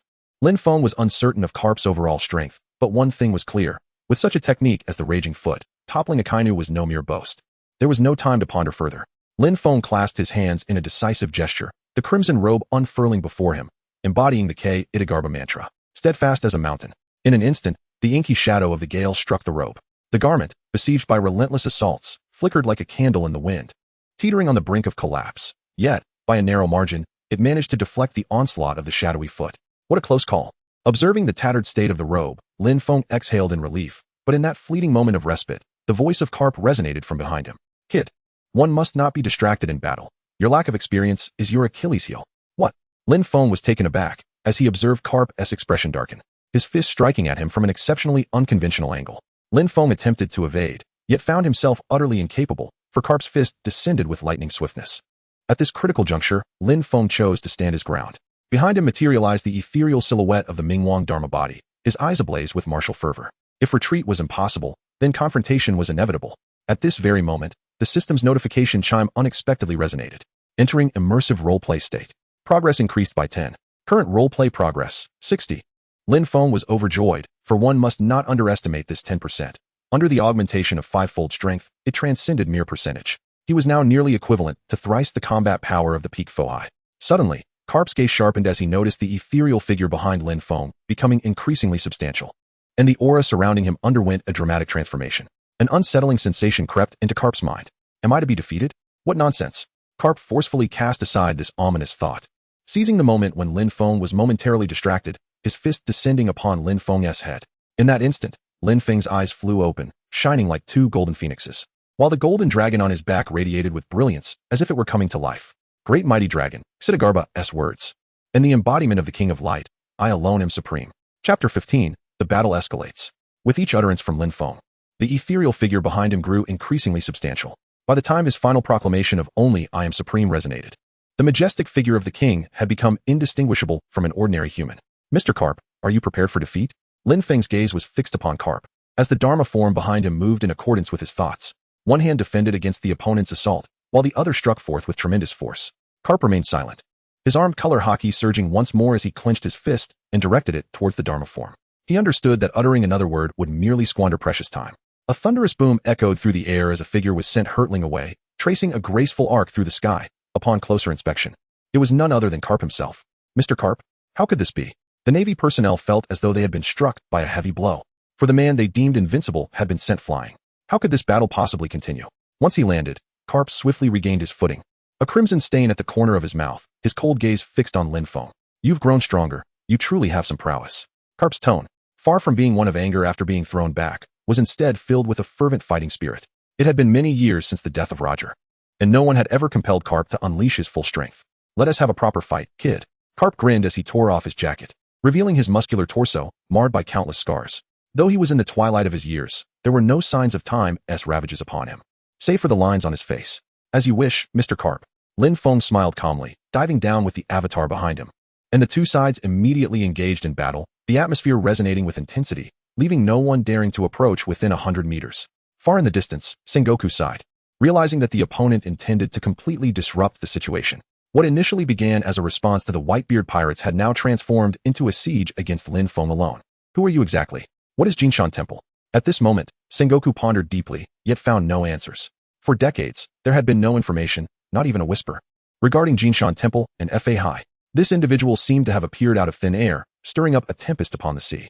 As Sengoku was lost in thought, the Whitebeard pirates seized the opportunity presented by Lin Feng's unpredictability and fully invaded Oris Square.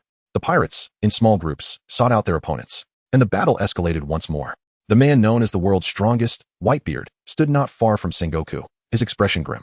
Sengoku, Whitebeard murmured, the aura of battle emanating from him, the might of his tremor powers swirling around. Sengoku was acutely aware of his strength. Although he did not know what ability Lin Feng had utilized to exhaust the enemy, he understood that Whitebeard was not to be underestimated. After all, he represented the highest combat power of the Navy. Sengoku sensed Whitebeard's fierce intent, and with a sigh, he too readied himself for battle. King against king, generals against generals. This clash was inevitable. Come, Sengoku roared, instantly transforming into his Buddha form and charging at Whitebeard. Fight! Whitebeard uttered a single word, gripping his weapon, the Yoru, as he surged forward. The two clashed, their confrontation reverberating with booming sounds and the radiance of Buddha, wreaking havoc across the battlefield. Old man, Marco was frantic. He knew Whitebeard's condition all too well, and if this continued, the man would exhaust himself to death. Where do you think you're going, Marco? Just as Marco intended to provide support, a languid voice echoed, followed by several beams of lasers shooting from afar. Marco hastily dodged, yet one beam grazed his shoulder, leaving a charred mark. Kizaru. Marco glared at the yellow figure, rage surging within him. It's me, Kizaru replied, no longer the carefree figure he once was. Having been repeatedly wounded by Lin Feng, he was now in a pitiful state, his sunglasses shattered, with only the frame remaining upon his face. Though he yearned for revenge, he was acutely aware of the gap between himself and Lin Feng. Moreover, Kizaru's habitual inclination was to avoid exertion whenever possible. Previously, when he clashed with Lin Feng, despite some frustration, the primary reason was that the higher-ups of the Navy were observing closely. It was only when Sengoku was attacked that he was compelled to intervene. At this moment, Lin Feng was fiercely battling Garp, making it impractical for him to intervene, and he could only seek a captain-level individual to casually engage with. How dare you? Marco, unaware of Kizaru's inner thoughts, roared as he transformed into a blue phoenix, charging towards him. How terrifying. Kizaru feigned anxiety, transforming into a beam of light to engage in combat with him, further intensifying the chaotic scene. Meanwhile, Lin Feng, immersed in his immersive roleplay, could not retreat, as it would affect his progress. He could only press on and battle Garp to the end, despite the support of the Buddha avatar. It must be said that Garp's combat prowess was indeed among the pinnacle of the pirate world. His sheer strength, combined with his unpredictable fighting style, inflicted considerable damage upon Lin Feng. Of course, Garp was not faring too well either. Lin Feng's avatar, coupled with an array of ever-changing techniques, left him increasingly astonished and emboldened. This kid is truly a formidable opponent, Garp reflected, a satisfied smile gracing his face. It had been many years since he had fought so exhilaratingly, the last time being against that scoundrel Roger. Is this person a bit of a freak? Lin Feng's heart trembled. To regard battle as a form of enjoyment, Garp was indeed no ordinary individual. In contrast, he found himself struggling to keep pace, his stamina waning after prolonged maintenance of the Ming Wang form. It was imperative that he depart now. If he delayed any further, he might find it impossible to escape. Lin Feng understood deep down that his physical strength was somewhat lacking in comparison to his opponent. Is the vitality of the D clan always this formidable? Lin Feng cursed softly, waving his hand to repel Garp, his figure leaping several meters away. What's the matter, kid? I haven't had my fill of fighting yet. Garp, noticing Lin Feng's lack of action, immediately felt displeased. Having finally found someone with whom he could engage in a battle to the end, he was determined not to let Lin Feng simply walk away, regardless of the circumstances. What a freak! Lin Feng silently cursed under his breath. Yet he did not reveal his thoughts. Instead, he recited a Buddhist chant. Mr. Garp, our battle has lost its significance. Lost its significance? Garp paused in surprise, then chuckled. A battle is simply a battle. It is unrelated to anything else. As long as there is a fight, what need is there for meaning? Lin Feng was rendered speechless by the other's words, for he was facing a battle maniac. Very well, let us continue, said Cap, cracking his knuckles as the armament hockey once again enveloped his fists. His stance made it clear. He intended to fight Lin Feng to the bitter end. Buddha have mercy. Lin Feng muttered under his breath. Lin Feng was at a loss for words, contemplating what to say when suddenly a warship descended from above. Ah, Ace, I have come to rescue you. Straw Hat, I shall slay you.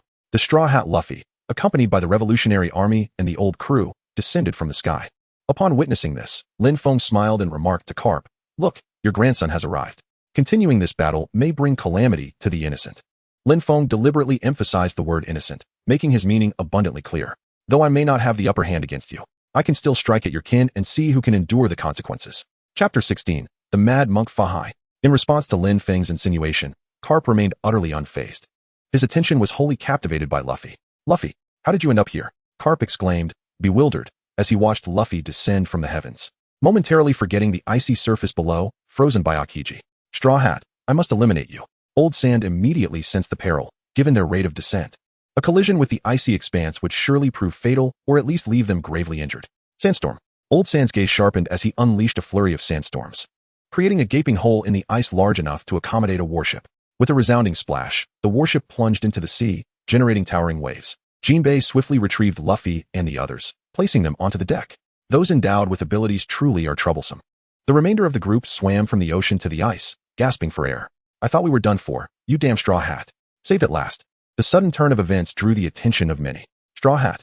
Whitebeard cast a fleeting glance, a vision of red-haired Shanks surfacing in his mind. Surely. He referred to that individual. Dare to lose focus. Upon witnessing this, Sengoku intoned solemnly, unleashing several shockwaves towards Whitebeard. Shatter. Whitebeard swiftly reacted, enveloping his hand in shockwaves and countering Sengoku, as the two engaged once more in fierce battle. Meanwhile, Lin Feng, taken aback by Luffy's sudden appearance, found Garp likewise subdued. Ceasing his offensive, the atmosphere grew eerily silent. Mr. Garp, I shall take Ace with me. Continuing this war serves no purpose. Lin Feng spoke softly, summoning the tattered robe from a distance and stepping upon it. Garp remained unmoved, his gaze fixed intently on Luffy, lost in his thoughts. Meanwhile, Lin Feng had already commanded the robe to float in midair. The war was drawing to a close. Lin Feng whispered softly, then took a deep breath. Invoking the sound of the Buddha, Ace is now in my possession. The war holds no significance any longer. His voice resonated throughout the entire Navy headquarters. Instantly, nearly all combatants ceased their attacks, turning their gazes toward Lin Feng. Who is this individual?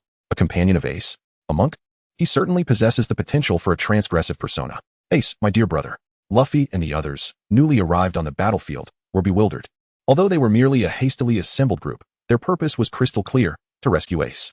Yet now, Ace lay in the hands of an enigmatic figure whose allegiance was uncertain, leaving them in disarray. Hey, give Ace back to me, Luffy shouted, inhaling deeply as he called out to Lin Feng, suspended in midair.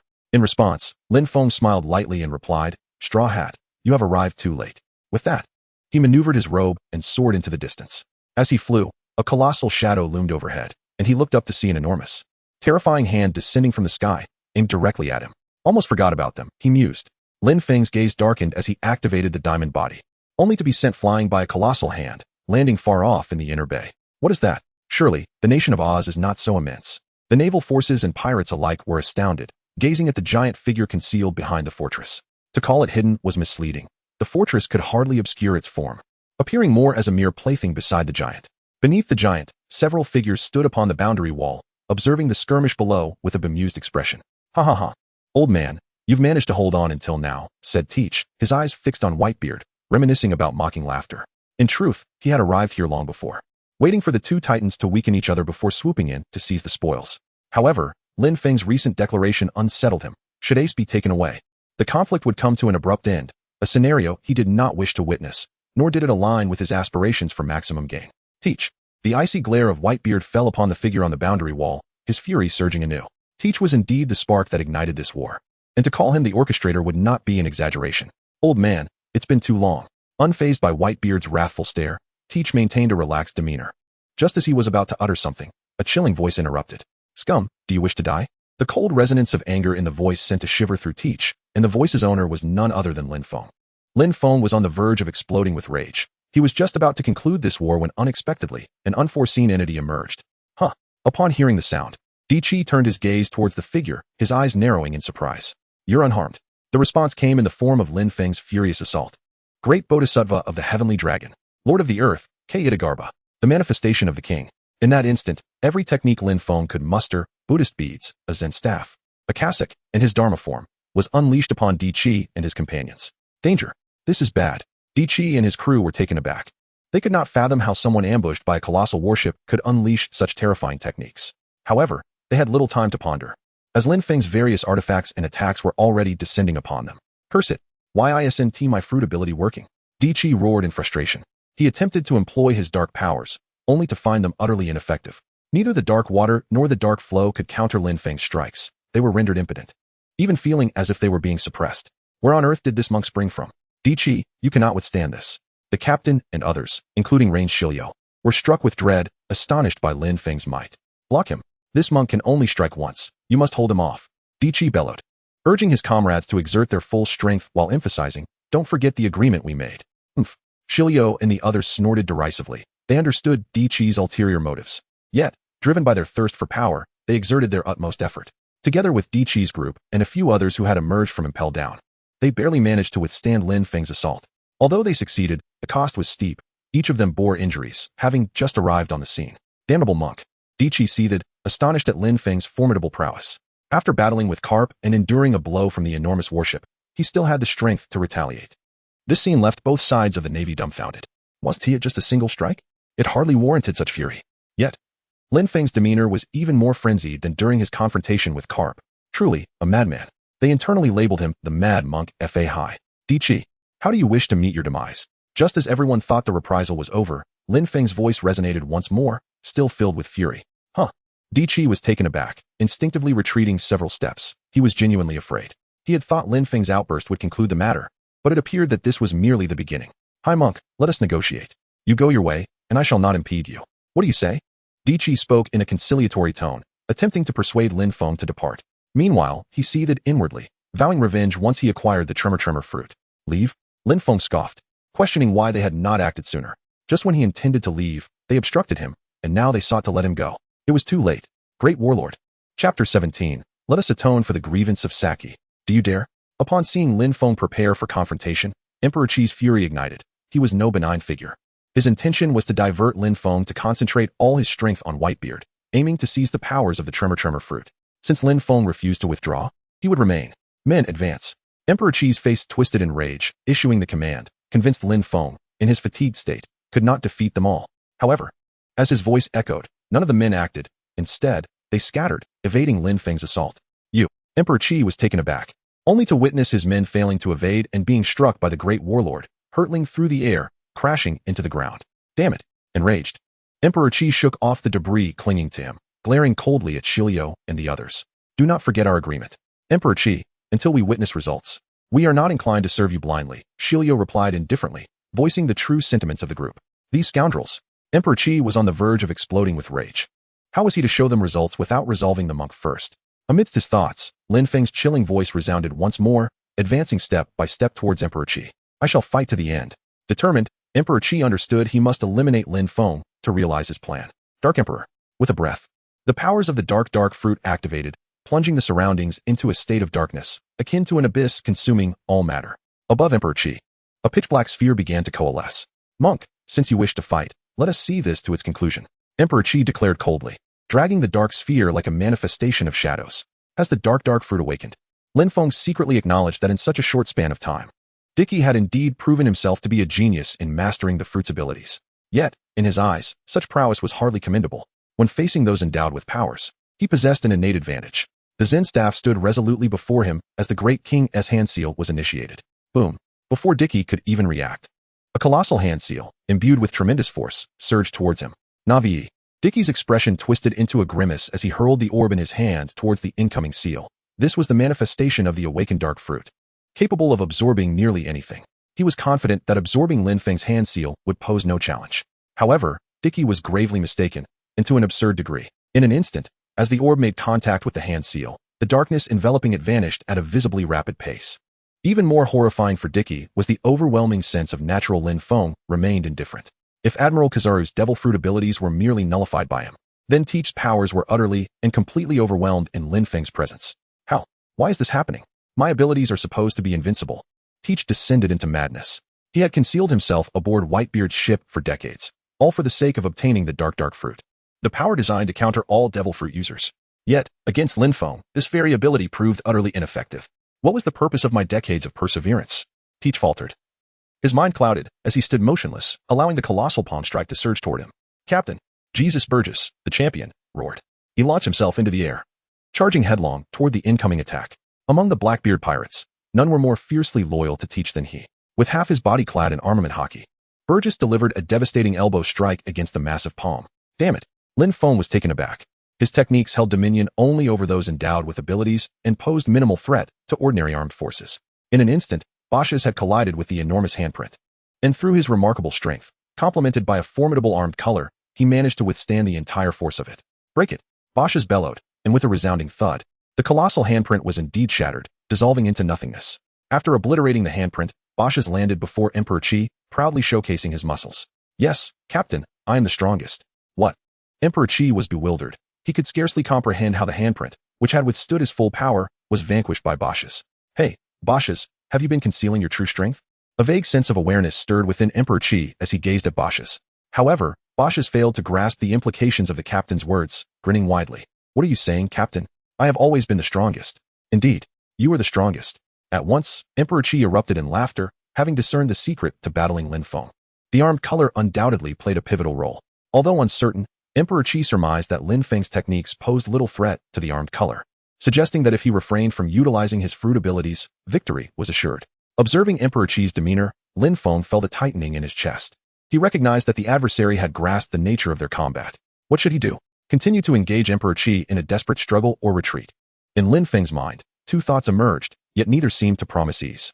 However, in comparison to the struggle, departing appeared far simpler. Monk, you are going to die. Just as this thought crossed his mind, the cruel voice of Dicky reverberated. After all, he was a master of physical combat, capable of inflicting such grievous wounds upon the red-eyed opponent. Lin Feng looked up, gripping the Zen staff with one hand, activating his diamond body. If you wish to kill me, you may certainly try. Is that so? In the face of Lin Feng's threat, Emperor Qi remained unfazed and charged at him, eager to confirm his suspicions. After all, whether the armed color was effective was merely conjecture. Only by engaging in battle could one ascertain its true capabilities. Where do you think you're going? Just as Emperor Qi moved, a figure appeared behind him, an enraged Whitebeard. He had abandoned his fight with Sengoku to come here personally, intent on avenging Sachi's unjust death. Father! Emperor Qi gasped in shock, his body freezing in place. After spending decades with Whitebeard, no one understood the latter's terrifying presence better than he did. Sachi's unjust soul will be avenged with your blood. Whitebeard bellowed, seizing Emperor Qi by the head and lifting him effortlessly. Father, I am your son.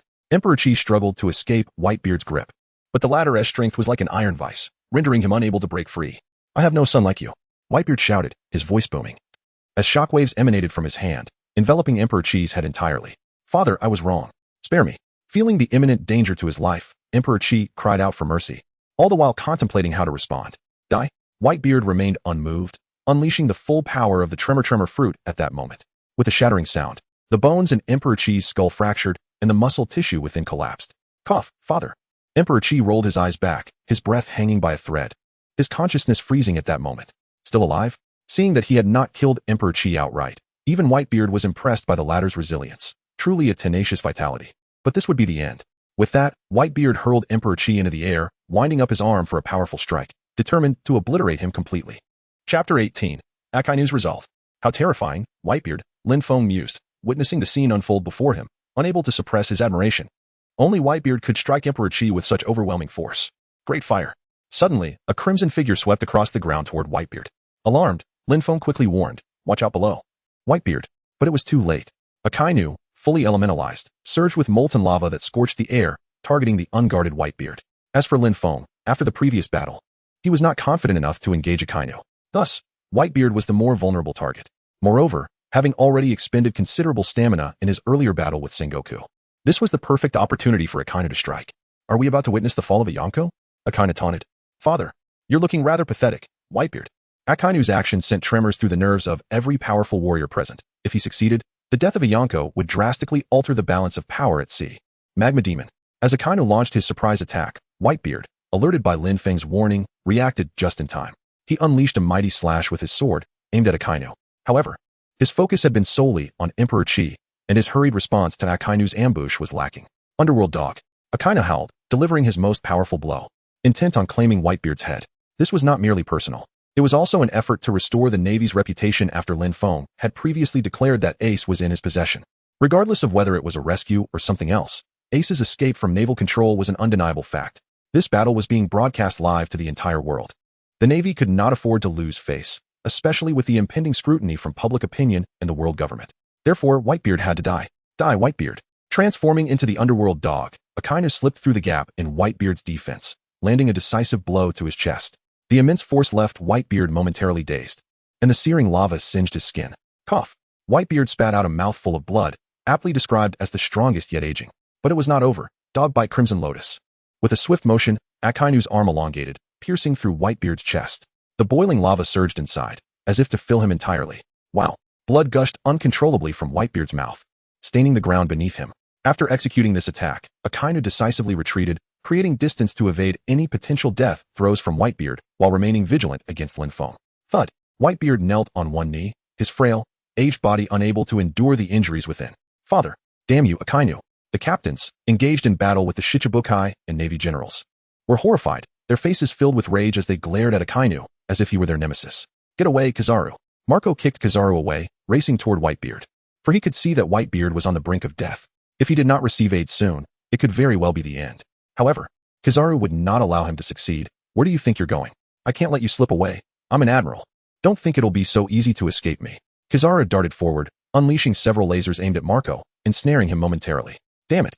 Marco roared in frustration, trapped by Kizaru, powerless to assist, and could only silently pray for Whitebeard's survival. "Father, you must hold on." Not only Marco, but the other captains were also immobilized by the Navy and Shichibukai. At this critical juncture, they could not allow anyone to escape to aid Whitebeard. "Ha ha ha, father. You look so pathetic, it truly pains me." At that moment, Emperor Qi rose from the ground, approaching Whitebeard with a triumphant laugh. Feeling emboldened now that Whitebeard's further offensive was nullified, though not fully recovered, he still retained a semblance of combat power. Leaning close to Whitebeard's ear, he cackled, "Father, you can die in peace. I shall inherit your abilities, and of course, your territory." Whitebeard remained silent, flames blazing on his chest, as though he had truly passed away. "Ha ha ha, has he really died?" Whitebeard. Emperor Qi's satisfaction swelled at Whitebeard's silence, but just as he believed the latter had succumbed, a massive hand emerged from the flames, tightening around his throat. "Father, you're still alive." Emperor Qi exclaimed in shock, losing all semblance of his previous arrogance, his face now etched with terror. Cough. Whitebeard's voice emerged, disregarding the injuries inflicted by Akainu, as he lifted his head to glare fiercely at Emperor Qi. Only you shall not escape, Emperor Qi." "Father, spare me." Dicky roared in frustration, yet his efforts were in vain.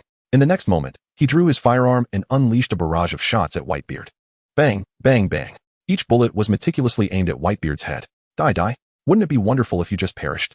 Dicky's face contorted in rage, but despite his relentless shooting, the grip around his neck remained unwavering. "Everyone, attack together. As long as we eliminate Whitebeard, our pact can be fulfilled," Dicky shouted, enticing Shirlu and the others to join the fray. "Shall we?" Shirlu glanced at the remaining few, hesitant to act recklessly, for the pressure exerted by Whitebeard was overwhelmingly formidable. "Let us go. After all, our agreement with Dicky hinges upon vanquishing Whitebeard." The drunkard burped softly, and the group exchanged glances, their resolve solidified as they surged towards Whitebeard. At that moment, Lin Feng's voice resonated. Great Demon King. Boom. Those who were about to strike were sent sprawling, crashing far away. Damn it, that meddlesome monk. What a nuisance. Shirlu and the others scrambled to their feet, glaring at Lin Feng, yet refraining from retaliation, for the shadow he had cast upon them was too daunting. No one wished to provoke such a madman, especially one of terrifying prowess. Ba, it would be wise for you all to remain at ease. Lin Feng chanted a Buddhist mantra and gazed at Whitebeard. Ever since the ambush by Akainu, he had been contemplating how to restore Whitebeard to health. As the saying goes, saving a life is more meritorious than building a 7-story pagoda. The Buddhist teachings on healing do exist. It is merely uncertain whether Whitebeard can endure until that time. Perhaps it will be after you have avenged yourself. Lin Feng whispered, and at that moment, the system's voice resonated. Activating the compassionate heart of Fahai has increased the progress by 5%. The current progress stands at 65%. In an instant, as the system's voice echoed, Lin Feng's strength surged rapidly, enveloping him in a resonant aura, and his vitality was restored significantly. However, Lin Feng displayed no signs of joy, for he found himself encircled by 3 shadowy figures. Chapter 19. The Awakening of the Tremor Fruit's Powers. Monk, you cannot escape. Surrender, Roger's son. The Navy must achieve absolute victory. The 3 figures tightly surrounded Lin Feng, exuding an overwhelming aura. Hey, is this a joke? Akiji, Sengoku, Akainu. Who could possibly survive under their onslaught? Even Roger wouldn't stand a chance. The pirates were struck with terror. Witnessing a fleet admiral and 2 generals simultaneously engage a single individual was an unprecedented occurrence. The atmosphere became exceedingly tense. The scene involving Lin Feng captivated the attention of the majority. If an ordinary person were to encounter such a formidable lineup, they would surely be paralyzed with fear. Yet, Lin Feng remained utterly unfazed, his expression remarkably serene. He surveyed the 3 individuals before him and spoke slowly. It is indeed an honor for this humble monk to face all 3 of you at once. However, this is not the time for our battle, I assure you. I shall confront you in earnest shortly. With that, he cast his gaze aside, dismissing the trio entirely. Demon monk, do you think this is your own vegetable garden? In response to Lin Feng's demeanor, Akainu erupted in fury, his body engulfed in magma, the temperature around him soaring to an unbearable level for any ordinary person. The atmosphere was charged with the imminent threat of conflict. At that moment, a pair of large hands restrained Akainu. Hold on, Sakazuki. Surprised. Akainu looked toward the owner of the hands, Mr. Sengoku. Now is the perfect opportunity to strike. Sengoku glared coldly at Akainu, his tone leaving no room for debate. I said wait. Akainu was taken aback. He could not comprehend Sengoku's unusual behavior. Cursing under his breath, he retracted the magma, muttering to himself, how infuriating. When I become fleet admiral, I will make you all understand what true justice entails. Meanwhile, after restraining Akainu, Sengoku settled into a meditative position, sitting cross-legged. Akiji, observing this, also assumed a similar posture, patiently awaiting the impending confrontation. Akainu remained silent, letting out a cold snort as he stood still, fixated on Lin Feng. Truly an old schemer. Sengoku. Lin Feng cast a fleeting glance at Sengoku, his concealed hand lowering. His earlier maneuver was intended to provoke Akainu, thereby seizing the opportunity to eliminate a formidable commander. After all, it was quite a daunting task for him to confront a commander and his 2 generals single-handedly. However, to his astonishment, Sengoku seemed to have seen through his ploy, directly quelling Akainu's fury. This posed quite a dilemma. Lin Feng let out a long sigh, contemplating strategies while his gaze fell upon Whitebeard in the distance. At that moment, Whitebeard remained unyielding, his massive hands gripping Daki as if they were weighed down by lead, preventing any movement. The air resonated with a low hum as vibrations rippled through his hands, leaving Daki pale with fear. Father, I was wrong. For the sake of our decades of companionship, spare your pitiful son, he pleaded. Whitebeard's chest trembled as he lifted his head, coldly fixing his gaze on Daki, as if he were gazing upon a corpse. Daki, you are unworthy. In an instant, Whitebeard's voice erupted in the air, unleashing his tremor powers with full force. Waves of vibrations cascading from his hand. The agony inflicted by the tremors prompted Daki to beg desperately for mercy, fully aware that another wave could seal his fate. Father, I was wrong. Please, spare me. Yet, the only response was Whitebeard's disdainful scoff. Die? With a resounding hum, the powers of the tremor fruit awakened. A fissure spreading from Whitebeard's hand in all directions, resembling a spider's web. In an instant, the sky, sea, and land were all covered by the cracks induced by the tremors, leaving the onlookers in shock. Is he truly willing to perish along with Marineford, Whitebeard? What a terrifying ability. Is this the strength of the world's strongest man? Father, no. The surrounding powerful figures were stunned, realizing the magnitude of the turmoil Whitebeard had unleashed.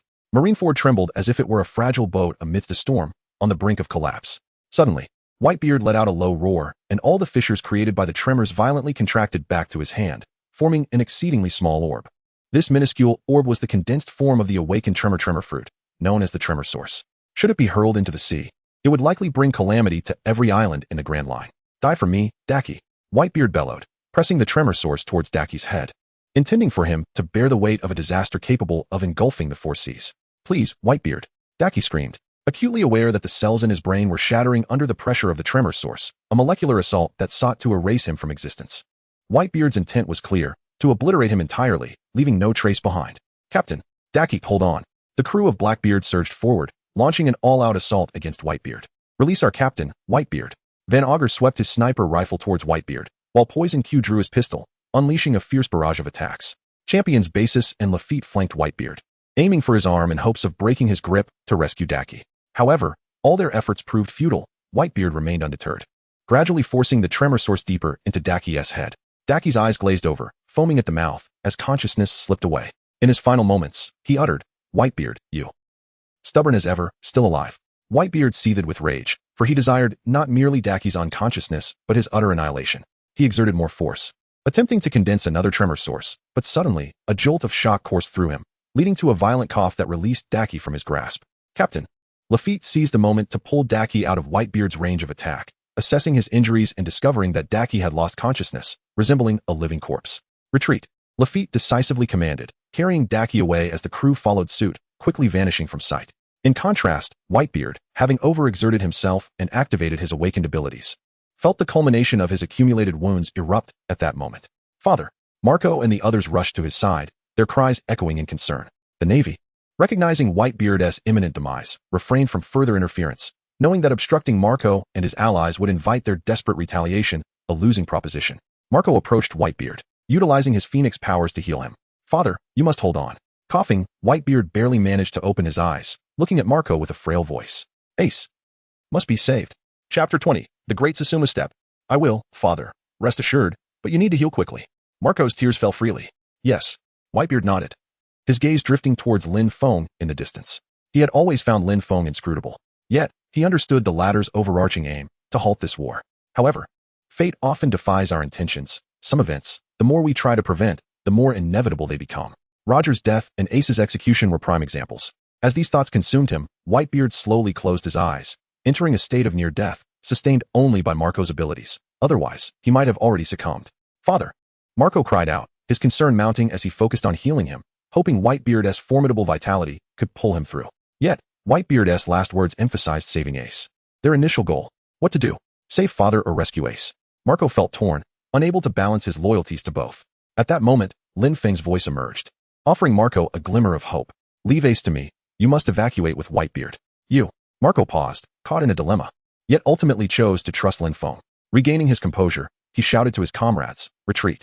Everyone withdraw from Marine headquarters and return to the New World. With that, he lifted Whitebeard and soared towards the periphery. Suddenly, a flash of red light appeared, accompanied by Akainu's deep voice. You cannot escape, Whitebeard pirates. Tension peaked among the crew, for evading an admiral's pursuit was no easy feat. Just as Marco prepared for a desperate confrontation, a voice filled with rage resonated, crocodile. In an instant, a swirling sandstorm erupted, intercepting Akainu's advance. Crocodile. Akainu's focus sharpened. As a fellow Logia user, the sandstorm posed significant trouble for him. Quickly retreat. Crocodile shouted to the dazed Marco. Thanks, you bastard. Marco acknowledged before swiftly leading his crew to retreat, while Luffy and the others broke through the blockade of the 7 warlords, converging on the scene. Hey, what happened to that uncle? He was someone Ace admired. Luffy expressed unusual concern for Whitebeard, largely due to Ace's connection. No time to explain, we must hurry. Marco urged, dashing away. Hey, wait for me. How's Ace? Has he been rescued? Luffy shouted loudly as he chased after Marco, oblivious to the fact that Marco's retreat was to rescue Ace. You cannot escape. Akainu's grim voice echoed, having shaken off the entanglement of old sand, with his sights set solely on one target, Whitebeard. Damn it, is there truly no way out? Marco exclaimed in frustration, eager to engage, but he could not interrupt the output of the Phoenix's abilities due to Whitebeard's precarious state. Otherwise, Whitebeard would surely perish on the spot. Just then, Sengoku's voice suddenly rang out.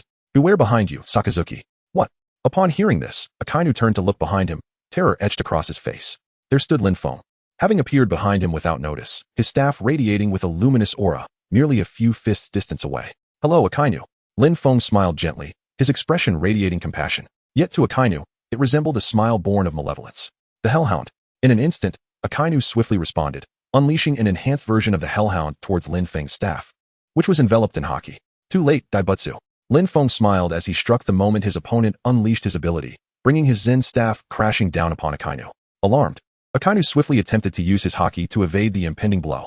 However, reality proved far harsher than expectation. Before he could react, Lin Feng's staff had already descended. Boom. Lava erupted, and faced with the radiance of the Buddha, Akainu found himself utterly powerless, his abilities suppressed by Lin Feng, and he was driven deep into the ground. This scene left Marco and his comrades in a state of shock. After all, this was a Marine admiral. Yet it appeared as if he were merely a playful puppy being reprimanded. Terrifying. The word echoed in Marco's mind, prompting him to hastily retreat with Whitebeard towards the periphery. Damn it. Akainu struggled to rise, feeling as though Lin Feng's strike might shatter his skull. Infuriatingly, upon seeing Akainu emerge, Lin Feng's face illuminated with admiration. Truly, he was the strongest admiral. His resilience was extraordinary. Demon monk. Akainu seethed, quickly distancing himself from Lin Feng, just as Sengoku and Akiji approached him. Apologies, Sakazuki, Sengoku said. An unusual display of contrition, acknowledging the responsibility he bore for the situation. Yet, it was not entirely Sengoku's fault. While observing Whitebeard in battle, Lin Feng had mastered a set of techniques akin to the methods of the Buddhist monk, Fahai. The movements were swift, resembling the Great Sumeru Step, where a single step could traverse 3,000 realms of enlightenment, encapsulating all existence within the Sumeru. However, this came at a considerable cost to Lin Feng's stamina. In peak condition, he could execute the Great Sumeru Step approximately 10 times, but having ambushed Akainu, he was now limited to just 4. It's nothing. Akainu's expression soured, blood trickling from his forehead, yet he accepted Sengoku's apology. They had no choice. Their primary adversary was Lin Feng, not the time for internal strife. Sengoku nodded, remaining silent yet vigilant, watching Lin Feng's elusive movements. Suddenly, Akainu spoke, not to Lin Feng, but to the assembled Shichibukai, Dracula Mihawk, Dakihote Doflamingo, Gecko Moria, and Boa Hancock. You must all exert your utmost to thwart Whitebeard's crew, or bear the consequences. Can I consider him a threat, Admiral? Huh. I would do so even without your instruction. Scoundrel. The Shichibukai, each with differing sentiments, had no choice but to heed Akainu's orders. They were already committed to confronting Whitebeard. Swish, swish, swish. The 4 Shichibukai, rarely united, now surged towards Marco and his allies. Kizaru, the king of slacking, followed closely with the pacifists, eager to avoid another confrontation with Lin Feng, given Akainu's current state. Meanwhile, Garp remained stationary, observing a familiar figure among the fleeing pirates. Luffy. I can only assist you this far, Garp sighed, believing that his inaction was the greatest aid he could provide. Akainu's unexpected strategy left Lin Feng's expression grim. Coldly, he declared, Akainu, do you wish to receive another strike from this monk's staff? It matters not. Capturing Whitebeard's head will signify the Navy's triumph in this war. Akainu dismissed Lin Feng's threat, casually adjusting his hat and grooming his hair. As for Ace in your possession, I shall seek an opportunity to eliminate him. Try it. Lin Feng, filled with righteous indignation, radiated an aura of divine light, poised to unleash his might. The 3 warriors from the Warring States period immediately took defensive stances, bracing themselves for Lin Feng's impending assault. However, at that moment, a voice imbued with authority resonated through the air, declaring, this war must come to an end. Chapter 21. Another emperor approaches. Red-haired. The trio from the Warring States were taken aback, their gazes shifting towards the source of the voice, eyes wide with disbelief. Just a few days prior, they had clashed with Kaido in the New World. How could this figure possibly appear here now? The red-haired pirate, silent yet commanding, unsheathed his sword, pointing its blade directly at the trio. I am here to bring this conflict to a close. If any of you still wish to continue this farce, I shall gladly oblige. As soon as his words fell, the crew members of the red-haired pirates emerged in succession, intercepting the 7 warlords and Admiral Kizaru who were pursuing Marco and his group. Do not move, Kizaru, Ben Beckman warned, aiming his firearm at the Admiral with a tone of indifference. Kizaru raised his hands in mock fear, exclaiming, Oh, Beckman, how terrifying. The other 7 warlords found themselves similarly restrained by the red-haired crew. As one of their members advised, perhaps it would be wise for you gentlemen not to pursue. The atmosphere between the 2 factions had reached a fever pitch, the arrival of the red-haired pirate proving fortuitous indeed. Lin Feng let out a sigh. Although he lacked confidence in confronting the dual commanders, he knew that eliminating the formidable Whitebeard would not be an easy feat. He had initially contemplated engaging in battle to enhance his progress in the game, but the sudden appearance of red-haired Shanks extinguished that thought. Red-haired, what do you think you are? This war is not one that can be swayed by a single pirate. Akainu growled, determined not to allow the conflict to conclude in such a manner. At that moment, Sengoku's voice resonated, tinged with resignation. Sakazuki, the war can come to an end. Sengoku. Akainu gritted his teeth. He had not anticipated Sengoku would acquiesce to Shanks' desire to terminate the war. Sengoku shook his head, aware of Akainu's discontent. Continuing the fight at this juncture would yield no meaningful results. Do you believe, with our current strength, we can withstand another emperor? As he spoke, Sengoku's gaze shifted toward Lin Feng, the implication unmistakable. They were already struggling against Lin Feng. Adding Shanks to the fray would render their situation dire. Did he wish for their forces to be utterly exhausted? Yu Akainu fell silent, understanding Sengoku's intent yet feeling a deep-seated resentment. To conclude this war, they must at least claim Whitebeard's head. With this thought, Akainu vanished from his position, surging from beneath the ground toward Marco and his companions, aiming directly at Whitebeard's back. Sakazuki, you fool. Sengoku was taken aback by Akainu's relentless determination. Whitebeard was already on the brink of death, and there was no need to pursue a deliberate kill. Akainu's actions would only escalate the conflict. Shanks reacted instantly, shouting to his subordinates, "Protect Whitebeard." But it was too late. The moment Shanks's command echoed, Akainu erupted from the ground, his magma-covered fist targeting Whitebeard with lethal intent. In an instant, Whitebeard's life hung by a thread. Damn it, Shanks cursed, unable to fathom Akainu's sudden assault. Yet, he could not solely focus on Akainu. He also had to guard against Sengoku and Akiji, making it impossible to cover every angle. What to do? If Akainu landed his blow, Whitebeard would undoubtedly perish. At that moment, Lin Feng sprang into action, executing the great Sumi step, appearing behind Akainu amidst the astonished expressions of those present. Hey, Akainu, did you forget about me? Fahai. Akainu was taken aback. He had never anticipated Lin Feng's elusive movement could be so swift. You think you can stop me? Impossible. Whitebeard must die. Akainu gritted his teeth, his arm elongating into a monstrous dog-ass head as he lunged toward Whitebeard. Buddha's palm. Sensing the imminent danger, Lin Feng invoked Buddha's palm, his colossal arm intercepting and shielding Whitebeard from Akainu's assault. Damn it! Akainu roared in fury, recklessly attacking the Buddha's form in an attempt to shatter it. In an instant, magma surged violently, splattering in all directions, while the ground sizzled and emitted plumes of white smoke. Lin Feng was taken aback. He had presumed that Akainu would retreat in the face of adversity, yet he was unexpectedly tenacious. The manifestation of the Flame King showed signs of shattering under the relentless onslaught of his opponent. Whitebeard must perish. Akainu's expression was frenzied. If Whitebeard did not meet his demise in this conflict, what would become of the Navy's prestige? What purpose would this war serve? It was indeed a predicament. With a heavy sigh, Lin Feng moved his hands, unleashing a series of radiant king handprints that fiercely struck against the red dog. Cough. The red dog endured the onslaught, blood trickling from the corner of his mouth, yet his expression remained wild and unyielding. Seizing the momentum from the king handprints, he leaped directly before Marco and his companions. Not good. Marco's pupils dilated in alarm as Jinbei stepped forward, unleashing a powerful punch of 5,000 watts. The essence of Fishman karate shone brilliantly at that moment, as blue fist shadows surged towards the red dog. You think you can impede me?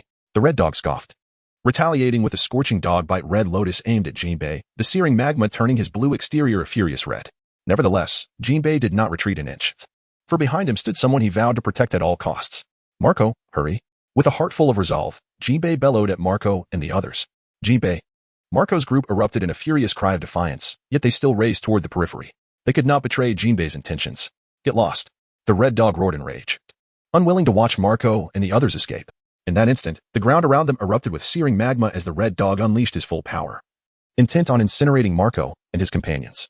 Run. Faced with the overwhelming heat, Jinbei could no longer withstand it, and as he was thrown aside, he shouted toward Marco and the others. But at that moment, a pair of gentle ethereal hands lifted Jinbei. Well done, sea hero Jinbei. Who are you? Jinbei's gaze narrowed in disbelief as he turned to Lin Feng, astonished. Leave the rest to this monk. Lin Feng remained silent. After placing Jinbei down, he instantly appeared before Akainu. Cease your actions, Akainu. Demon monk. Akainu was on the brink of eruption. Having lost count of how many times Lin Feng had interfered with him, he only knew that the other was the greatest threat to the Navy in the future. However, at this moment, he lacked the confidence to eliminate his adversary. Otherwise, Akainu would have spared no effort in extinguishing the evil in its infancy. Observing the enraged Akainu, Lin Feng calmly stated, "Allow me to correct your address. I am Fahai, not the demon monk you refer to. Get lost." Akainu completely disregarded Lin Feng's words, unleashing his magma abilities, engulfing the surroundings in a crimson blaze, reminiscent of a hellish realm. The threat posed by your fruit abilities is minimal to me. Lin Feng remained indifferent as his opponent struck. A radiant Buddhist light enveloped him, gradually dispelling the surrounding heat, leaving only a 1-meter radius around Akainu ablaze. Damn it. You demon monk. Akainu seethed, nearly driven to madness. He realized that with Lin Feng's interference, eliminating Whitebeard was as absurd as chasing shadows. One day, I shall eradicate you from this world. That day will not be far off. Chapter 22. The war concludes. With that, Akainu turned and leaped towards Sengoku and the others, a move that provoked a laugh from Lin Feng. You think you can flaunt your bravado and then flee? In an instant, he unleashed a powerful attack towards Akainu, the blinding Buddhist light sending him flying several meters away. Surprisingly, after enduring Lin Feng's strike, Akainu appeared unfazed, rising to stand beside Sengoku. This scene caused Lin Feng's heart to skip a beat.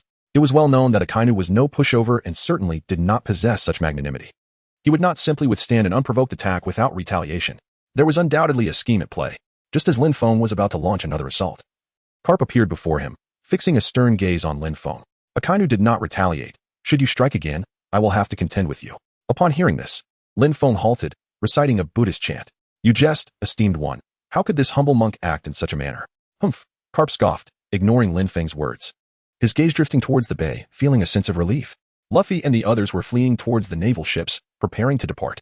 Shanks, Luffy exclaimed, tears of excitement welling in his eyes. He longed to meet the red-haired pirate but was stopped by Buggy. Hey, that place is crawling with monsters. Don't go there seeking trouble.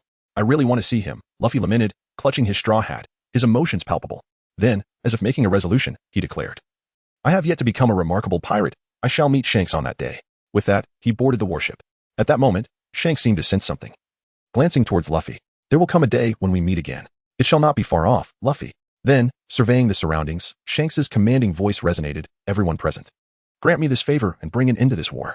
Without waiting for others to respond, Sengoku nodded first, stating, continuing this battle will only increase naval casualties. It is no longer necessary. But Fleet Admiral, Portraying, Ace is still in that man's hands. We cannot simply let this go. A rear admiral interjected, casting a glance at Lin Feng, implying that the war's objectives had yet to be achieved and the Navy could not retreat. I understand, Sengoku replied, looking at the rear admiral, whose hair stood on end under his gaze. I will bear the responsibility. This war must end. The rear admiral fell silent, as Sengoku had taken full responsibility upon himself, leaving him with little to say. It is indeed time to conclude.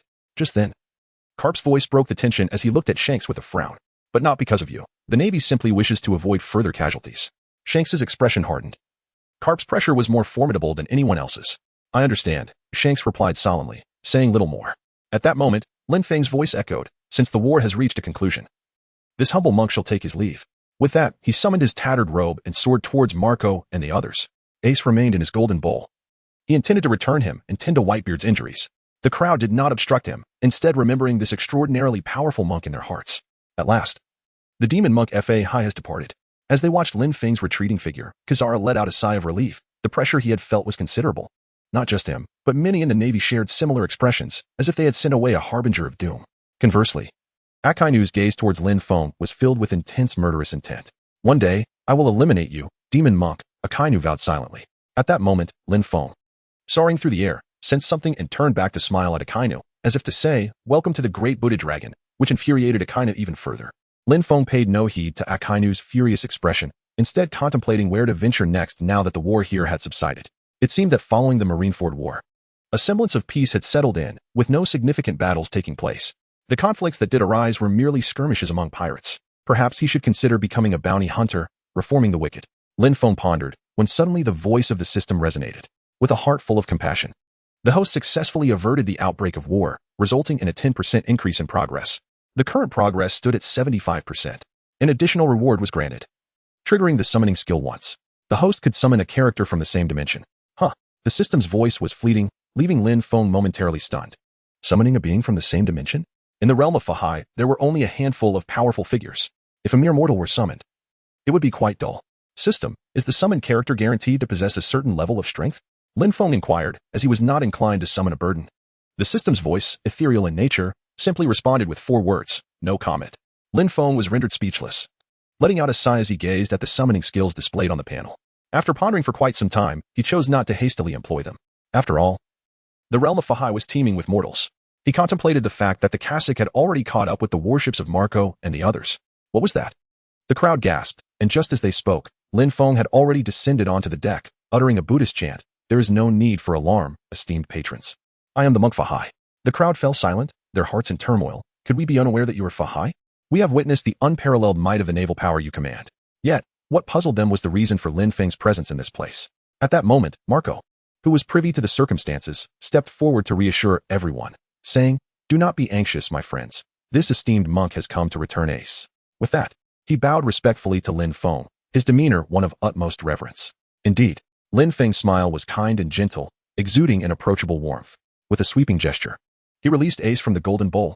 Ace, Captain. The crowd hurried forward to assess Ace's condition, only to discover that he had succumbed to unconsciousness. Luffy, unable to contain his anxiety, leaped up and shouted at Lin Feng, Monk, what happened to Ace? Did you do something to him? Are you truly an enemy? As he spoke, Luffy clenched his thumb in his fist, poised for action. Hey, don't act rashly. The others were taken aback and quickly stepped forward to dissuade him. Fearful of provoking Lin Feng. Lin Feng, fully aware of Luffy's character, smiled gently and remarked that Ace was merely unconscious and in no grave danger. Upon hearing this, Luffy instantly fell silent, grinning broadly as he said, "Is that so? I see. Thank you."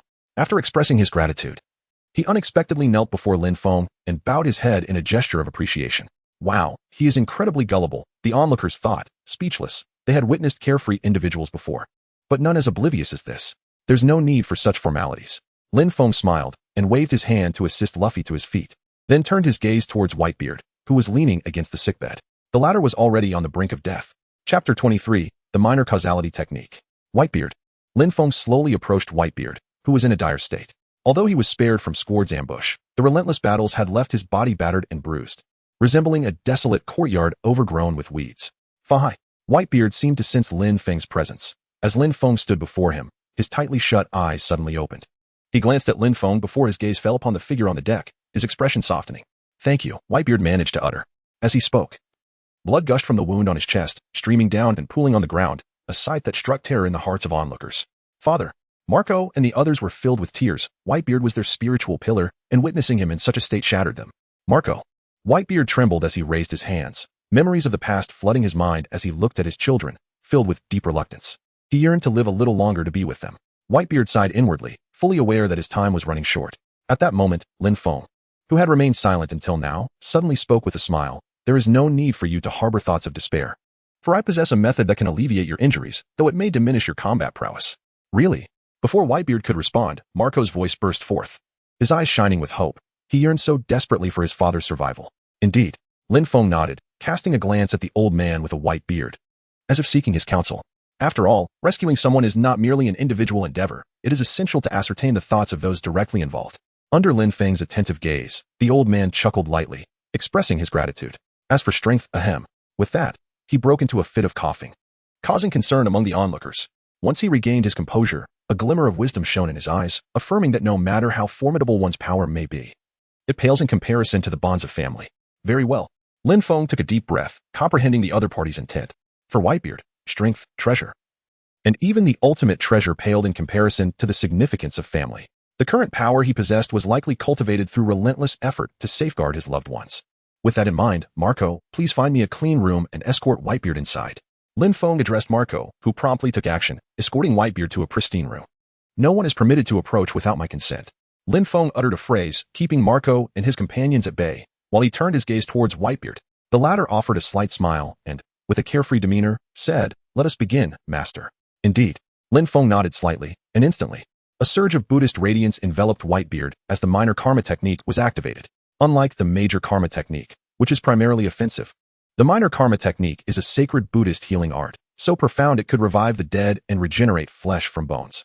However, there was one aspect Lin Feng couldn't control. Whitebeard's tremor abilities would gradually seep into him through the Buddhist light. This was precisely why Lin Feng had earlier mentioned the potential detriment to combat prowess. At this moment, Whitebeard could distinctly feel his injuries healing at an astonishing rate. The wounds inflicted by Akainu had already formed scabs, visibly on the verge of complete recovery. This is, Whitebeard marveled inwardly. Even the finest physicians in the world could not rival such miraculous healing. As for the gradual loss of his tremor powers, Whitebeard sensed it clearly, like something intrinsic being stripped away. It was unsettling, to say the least. So this is the cost of recovery. Yet, Whitebeard merely smiled. Compared to the chance to remain with his family, the dwindling of his abilities was inconsequential. He surrendered himself completely to the process. Then, Lin Feng's voice broke the silence. Whitebeard's injuries were more severe than anticipated. A single session of the minor karma technique wouldn't suffice. The internal organs scorched by Akainu's magma required further treatment. Upon hearing this, Whitebeard remained motionless, casting aside all distractions and surrendering fully to tranquility. Lin Feng harnessed the power of Buddhism once more, invoking the lesser causality technique, causing the room to be enveloped in an even more resplendent aura of enlightenment. Gradually, time slipped away, and a considerable duration had elapsed. Outside, Marco and his companions were in a state of perpetual trepidation. "Marco, do you think that the monk can truly heal our father, or are we merely being deceived?" Diamond Jaws swallowed nervously as he posed the question. "What are you thinking?" And refrain from referring to him as a demon monk. "He is our benefactor," Marco retorted, furrowing his brow and casting a fierce glare at Jaws. Jaws looked embarrassed, scratching his head in discomfort. realizing that he had inadvertently adopted the term he had heard from Akainu. At that moment, the door creaked open slowly, stirring the hearts of the onlookers. Lin Feng took a step forward, his expression far from pleasant. Upon noticing this, the crowd hurriedly gathered around him. "How's my father, master? Has he been saved?"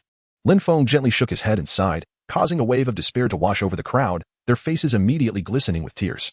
"Master, what exactly is the situation? Please tell us. We can endure it," Marco choked out, as Lin Feng's demeanor had already led him to anticipate the worst. "Bah, the results did not meet expectations. I have failed to keep my promise," he lamented. Lin Feng uttered a Buddhist chant and bowed respectfully to Marco and the others.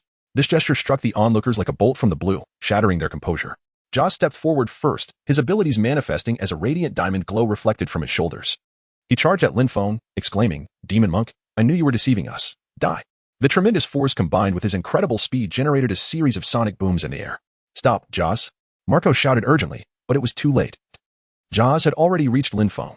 In contrast, Lin Feng maintained a calm demeanor, not even attempting a basic defense, leaving one to wonder whether he had a hidden strategy or if he simply regarded Jaws' attack as insignificant. "Oh, die!" Jaws screamed, delivering a powerful elbow strike adorned with diamond facets towards Lin Feng. At that moment, a large hand emerged from the door behind Lin Feng, pressing firmly against Jaws' elbow. The immense strength prevented Jaws from moving even an inch. Then, a voice resonated, bringing tears to the eyes of the onlookers. "Foolish son, how dare you attack the master? He is my benefactor." "Father," Jaws exclaimed, tears streaming down his face as he and the others turned to see the robust figure emerging from behind the door. "Apologize at once." The old man admonished Jaws with a loving expression. "Father," Jaws cried out, then suddenly knelt before Lin Feng, his large head pounding against the ground. While he struck the floor, he shouted, "Master, I was wrong. Punish me as you see fit." Lin Feng smiled gently and replied, "Rise. There is no need for such formality. No, having offended the master, I deserve death." Jaws insisted, stubbornly remaining on the ground, determined not to rise until Lin Feng imposed some form of punishment. "Very well, if that is the case, great might heavenly dragon." With that, Lin Feng sent Jaws flying with a single strike, landing him in the sea. Lin Feng then casually remarked, "Marco, go rescue him." Chapter 24, The Rising Tide. Oh. Marco hesitated for a moment, then suddenly realized he was also an ability user. "Why should I jump into the sea?" he thought, and then shouted behind him, "Bista, go retrieve Jaws." "Understood," Bista replied, leaping into the ocean to haul Jaws back onto the deck, gasping for breath as he said, "Jaws, for the first time. I think your size is a bit excessive." "I'm sorry," Jaws said sheepishly, his disheveled appearance eliciting hearty laughter from the crowd. However, there was little they could do. The sea was indeed a taboo for ability users. "All right, Jaws, quickly thank the master," Whitebeard chuckled, noticing that Lin Feng had not exerted any real force. Jaws responded with a sincere smile, approaching Lin Feng and bowing deeply. "Thank you, master." "It's nothing," Lin Feng replied. Lin Feng spoke calmly, then turned to Whitebeard and said, "Though your physical injuries have been completely eradicated, I regret to inform you that a significant portion of your fruit abilities has been absorbed by me." Lin Feng's remorse was genuine, and due to the absorption of this, his progress in performance had significantly accelerated. The master chuckled. The old man with the white beard quickly interjected, "I was already on the brink of demise. Fortunately, the master intervened to rescue me. Moreover, I now feel considerably rejuvenated and even more vigorous than before." As he spoke, the old man clenched his fist, and it seemed as though boundless strength resided within his once pallid fingers. "Well, since that is the case, this humble monk must take his leave." Lin Feng smiled and summoned his cassock, preparing to take his leave. Whitebeard had already been healed, and the progress of the performance had significantly improved. It was time for him to depart. "Wait." Seeing this, Whitebeard hurriedly intervened. "Is there anything else?" Upon hearing the voice, Lin Feng turned to the other, puzzled. To his surprise, Whitebeard, with a beaming smile, replied, "Master, we have yet to express our gratitude. Please do not rush away." "Indeed." Marco chimed in eagerly from the side. "Not only for Ace, but even our father has been healed by you. Such a tremendous favor deserves our heartfelt thanks. We must show our appreciation." "Oh." Lin Feng chuckled softly. "How do you intend to express your gratitude?" At this, the crowd fell silent, pondering how to repay him. Lin Feng, exuding an aura of detachment and wisdom, rendered the question a dilemma for all. Just then, Qiaozi's voice broke the stillness. "Master, what do you require?" "Simply utter a word, and our entire group shall exert every effort." The others quickly rallied, echoing, "Indeed, master, whatever you need, do not hesitate to ask. We would even capture a celestial dragon for you if that is your wish." "What would I do with something like that?" Lin Feng shook his head and smiled wryly. However, by likening the celestial dragons to something else, it became evident that Bai Tuan truly wished to express his gratitude. Suddenly, Lin Feng had a thought and addressed Bai Tuan and the others, saying, "Now that you mention it, I do indeed require certain items, though they are likely to be quite precious. Please, do not hesitate to speak." The members of Bai Tuan responded generously. Their curiosity piqued about what could be deemed valuable enough for Lin Feng to mention. Very well, I shall convey my request. Lin Feng smiled and earnestly stated. What I require is the devil fruit. Upon hearing this, the expressions of the white troop members became noticeably uncomfortable. Master, the precious item you speak of is indeed the devil fruit? Marco inquired, his demeanor peculiar. What of it? Lin Feng was perplexed, wondering why the other party posed such a question. Wasn't the devil fruit of considerable value? After all, it was an item that could significantly enhance one's progress in their role. At that moment, Jia stepped forward and proclaimed loudly, Master, why not strike me a few more times? The devil fruit cannot truly express our gratitude. Lin Feng was taken aback for a moment, then replied.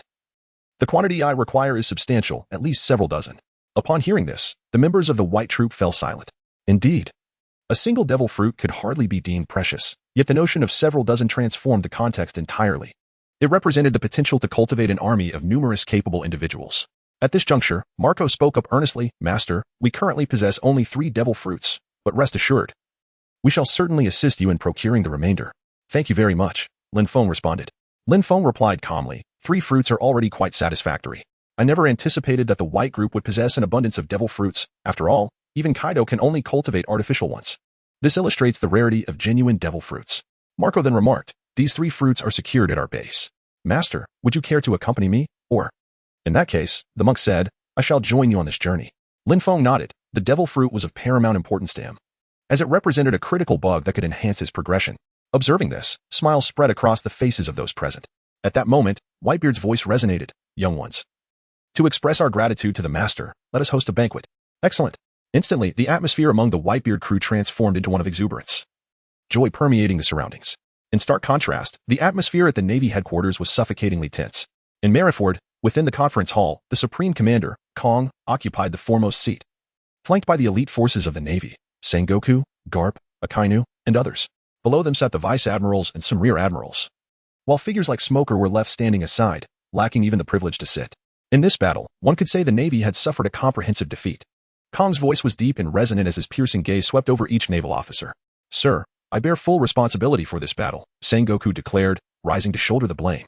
I intend to resign from my post as fleet admiral and retreat to the sidelines. With that, Sengoku placed the insignia of his rank on the table. I too share the same sentiment. Before Sengoku could take his seat, Garp's voice rang out. Everyone was taken aback. The resignation of both the fleet admiral and the Navy's hero was a heavy blow to them. A profound silence engulfed the room, as if the end of days had arrived. Alas, a sigh broke the oppressive silence of the conference hall. Kong turned his gaze towards Sengoku and Garp, speaking slowly. You need not be so hard on yourselves. No, I must take responsibility, Sengoku replied resolutely. The impact of this battle on the Navy was too significant. Someone had to step forward to bear the weight, and as fleet admiral, he was the most suitable choice. No one else could fulfill that role more aptly. Very well. Seeing Sengoku's unwavering insistence, Kong did not oppose him, but sighed. Although this battle resulted in a significant defeat for the Navy, there is but one key reason behind it. With that, Kong slammed a wanted poster depicting the demon monk Fahai onto the table, causing the teacups to rattle. The demon monk Fahai. This man is the crucial factor leading to our failure in this war. Chapter 25, Supreme Decision. The Navy remained silent, indeed. The pressure exerted by Lin Feng was overwhelming. Had it not been for him, at least Ace's head would have been claimed in the previous battle, and they would not be facing the predicament they currently were. This man had engaged in combat with 2 admirals and the fleet admiral without suffering a defeat. His strength was nothing short of terrifying. Kong's expression darkened as he paused momentarily before continuing, yet, for such a formidable man, we know only that he hails from Jinshan Temple, and nothing more. This is a tremendous disgrace. The room fell silent. No one dared to offer an explanation. Kong spoke the truth. With Lin Feng's power, they were utterly unaware of his background. This was indeed a resounding slap in the face for their intelligence system. Supreme decision. We must investigate his background within the shortest possible time, Kong declared solemnly, as if making a decisive proclamation. If the opportunity arises, the Navy must mobilize all forces to eliminate this man on the spot. Understood, Commander Kong. The officers responded in unison, their voices echoing throughout the conference room.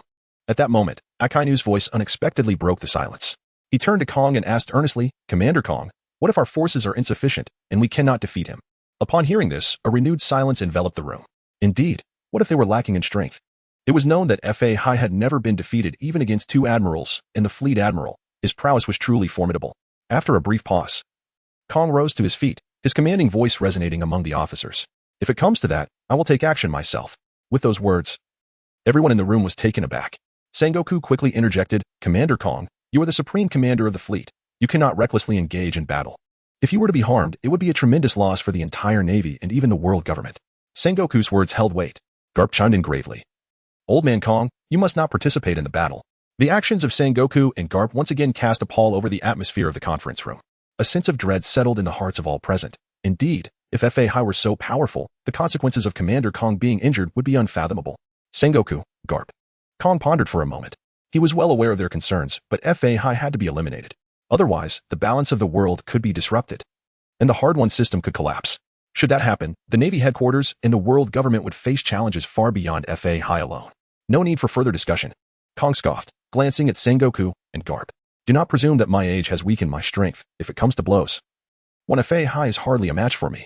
I refuse to believe that a single individual could pose such a challenge. If that were the case, I would no longer need to hold the position of Supreme Commander.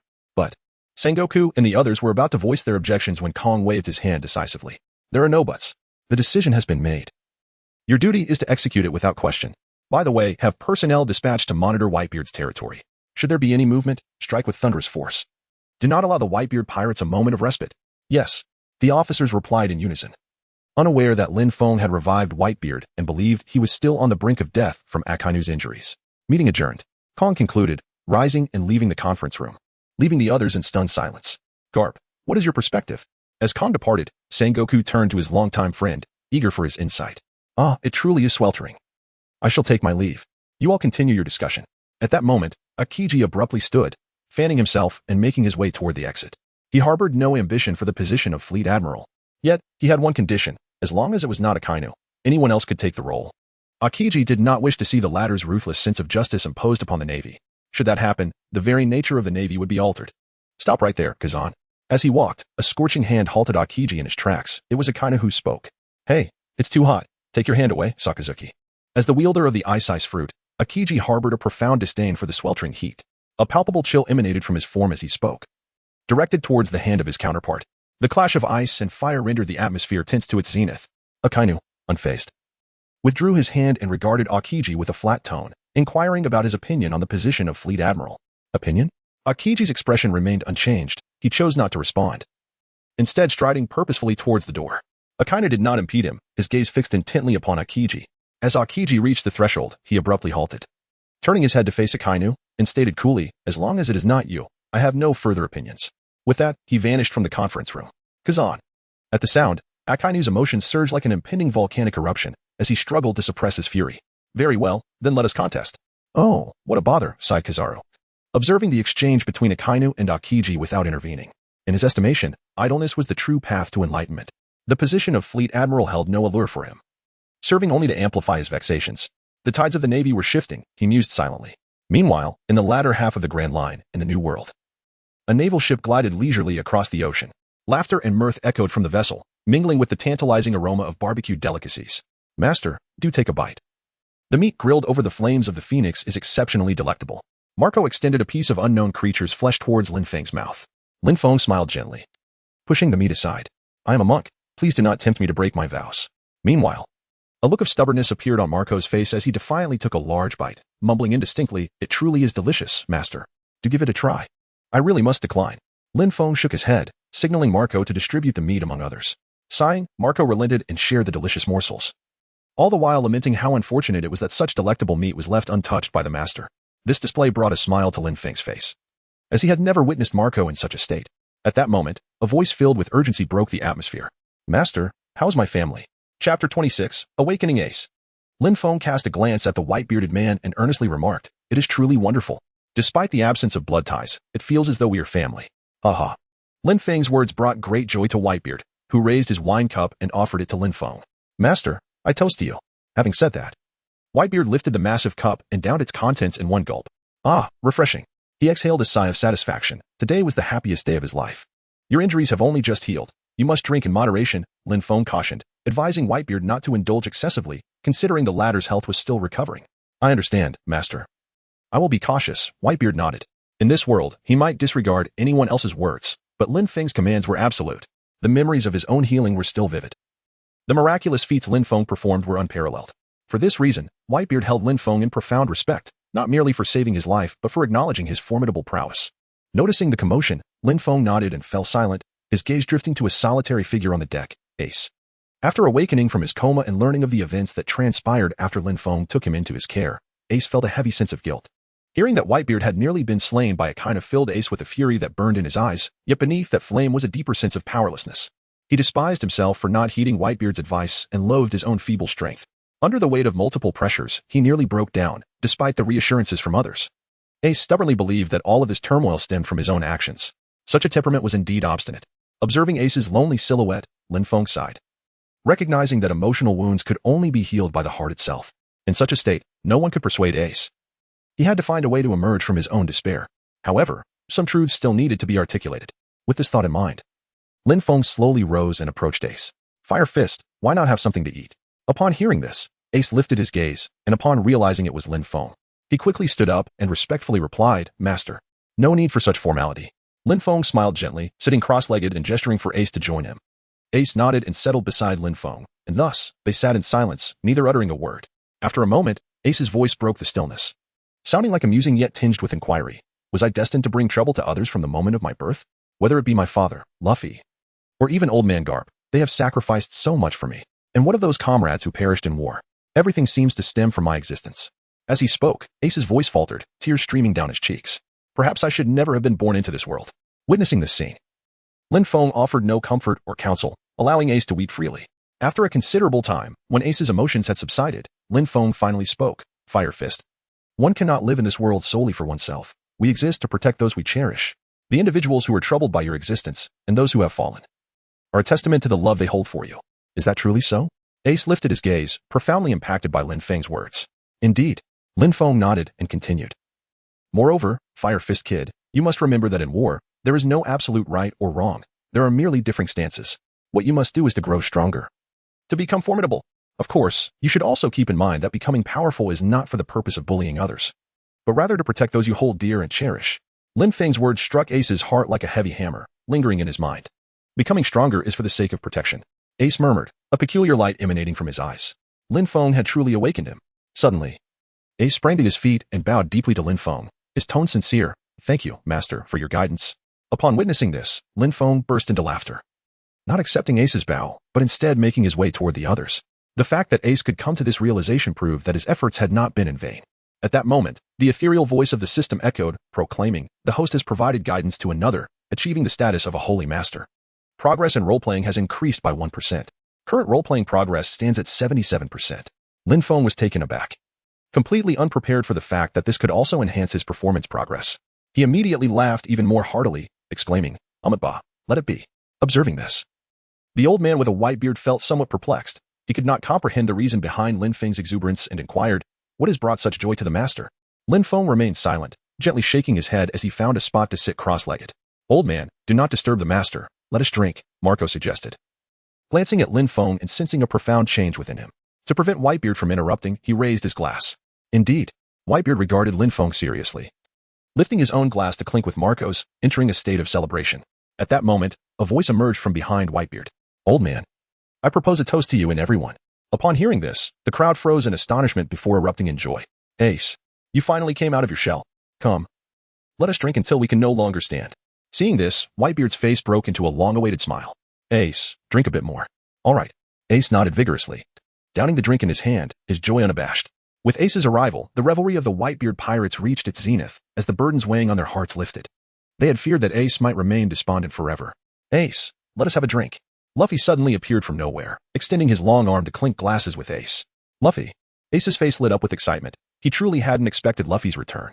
Luffy, would you like to join our pirate crew? Ace exclaimed, pulling Luffy close with a smile. As Whitebeard's invitation was tempting enough to entice anyone. However, Luffy, being who he is, scrunched his face in distaste, sticking out his tongue and declaring, no way. I am going to become the Pirate King. I won't join your crew. The crowd erupted in laughter. Look at Ace's expression. Ha ha ha. Ha ha ha. Ace has been rejected. How amusing. Fool, he isn't being rejected. It's our Whitebeard pirates that are being rejected. Joseph playfully tapped Luffy on the head, stepping forward to offer his glass. Come on. Ace's brother, let me see how well you can handle your drink after turning down our invitation. Bring it on. Who was afraid of who? Luffy shouted, lifting his glass to challenge Jozo. Above the warship, a new seagull circled for a while before dropping a bundle of newspapers from the sky, daring not to collect any money as it sped away into the distance. What is this? A somewhat inebriated captain bent down to retrieve the newspaper, his expression freezing in shock. The 27th, a shocking bounty amount. Old man, this is bad. The captain, now sober with alarm, staggered to Whitebeard's side. What is it, Blenheim? Whitebeard furrowed his brow, immediately noticing the newspaper in the other man's hand. What new moves are the Marines making? Old man, you should see for yourself. Blenheim handed the newspaper to Whitebeard, who took it in his large hand, and his expression darkened instantly, an aura of killing intent emanating unconsciously.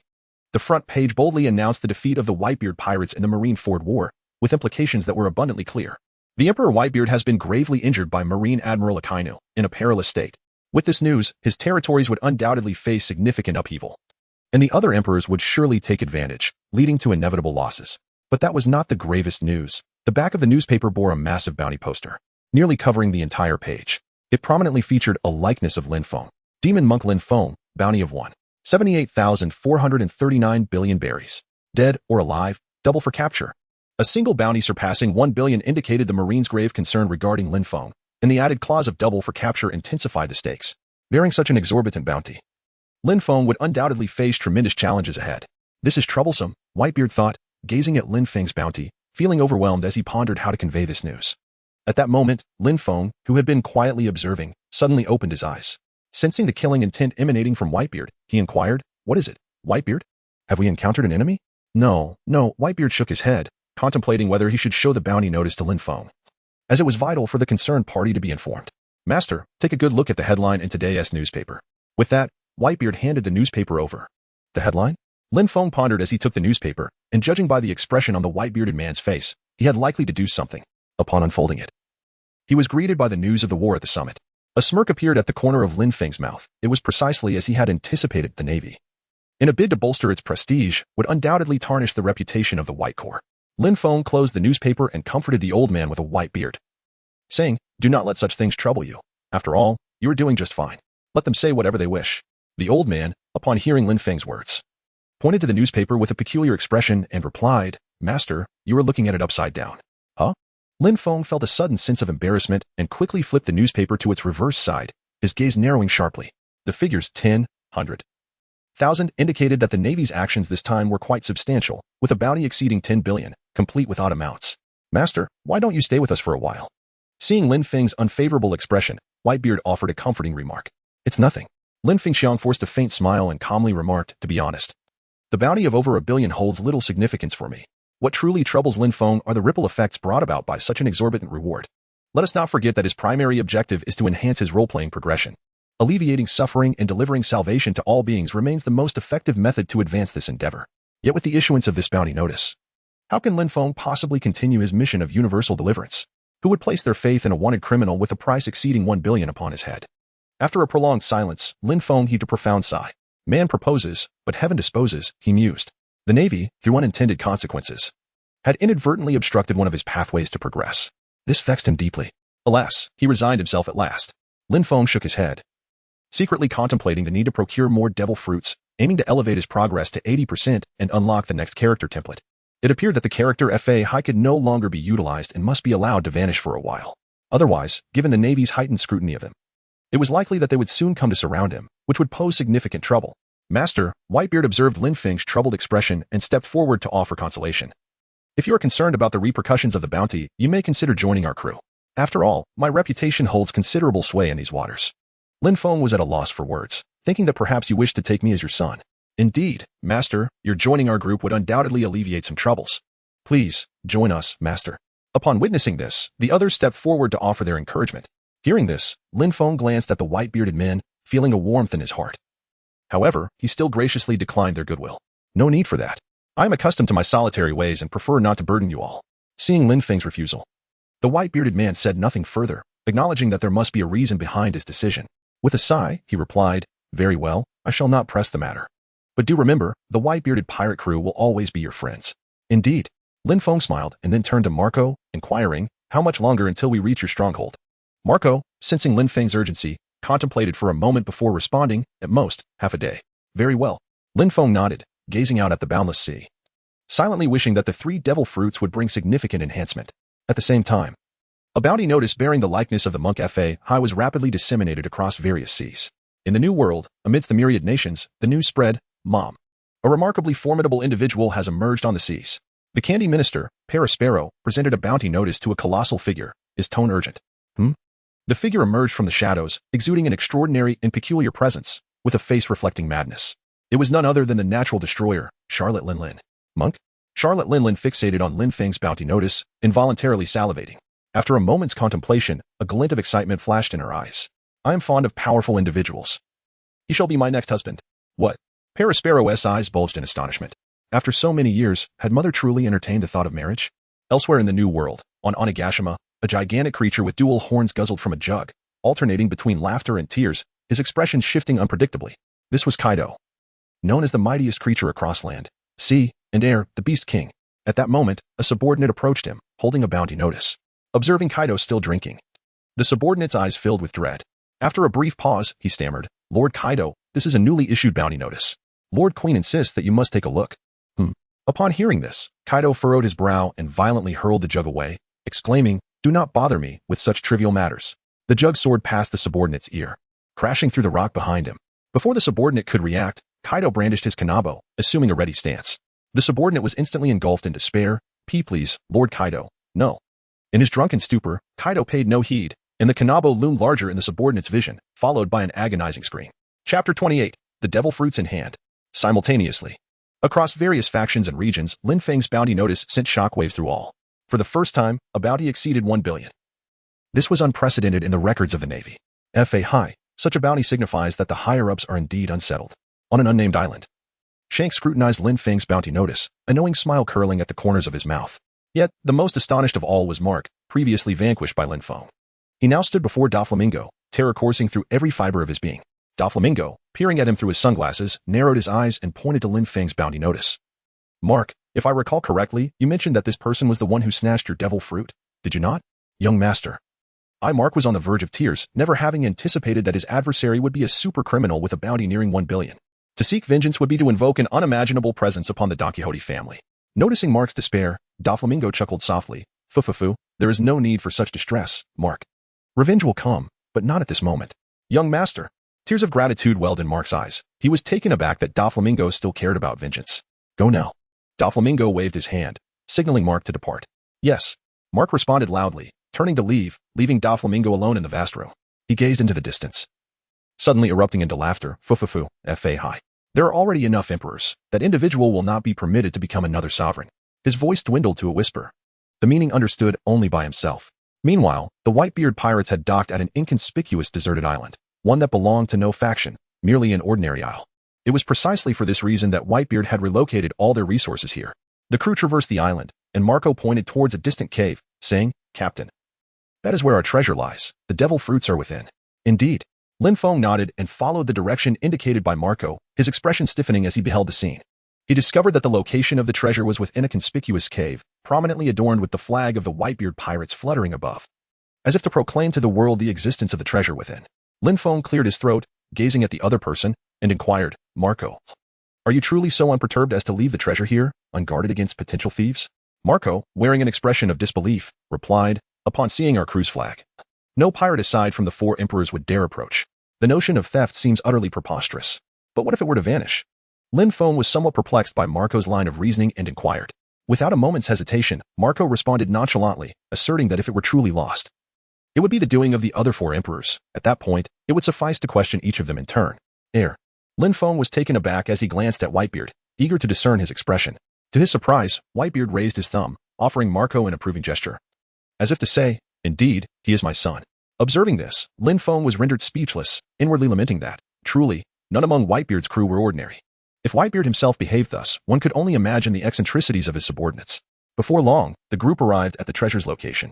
As they beheld the towering piles of riches, their expressions remained unperturbed.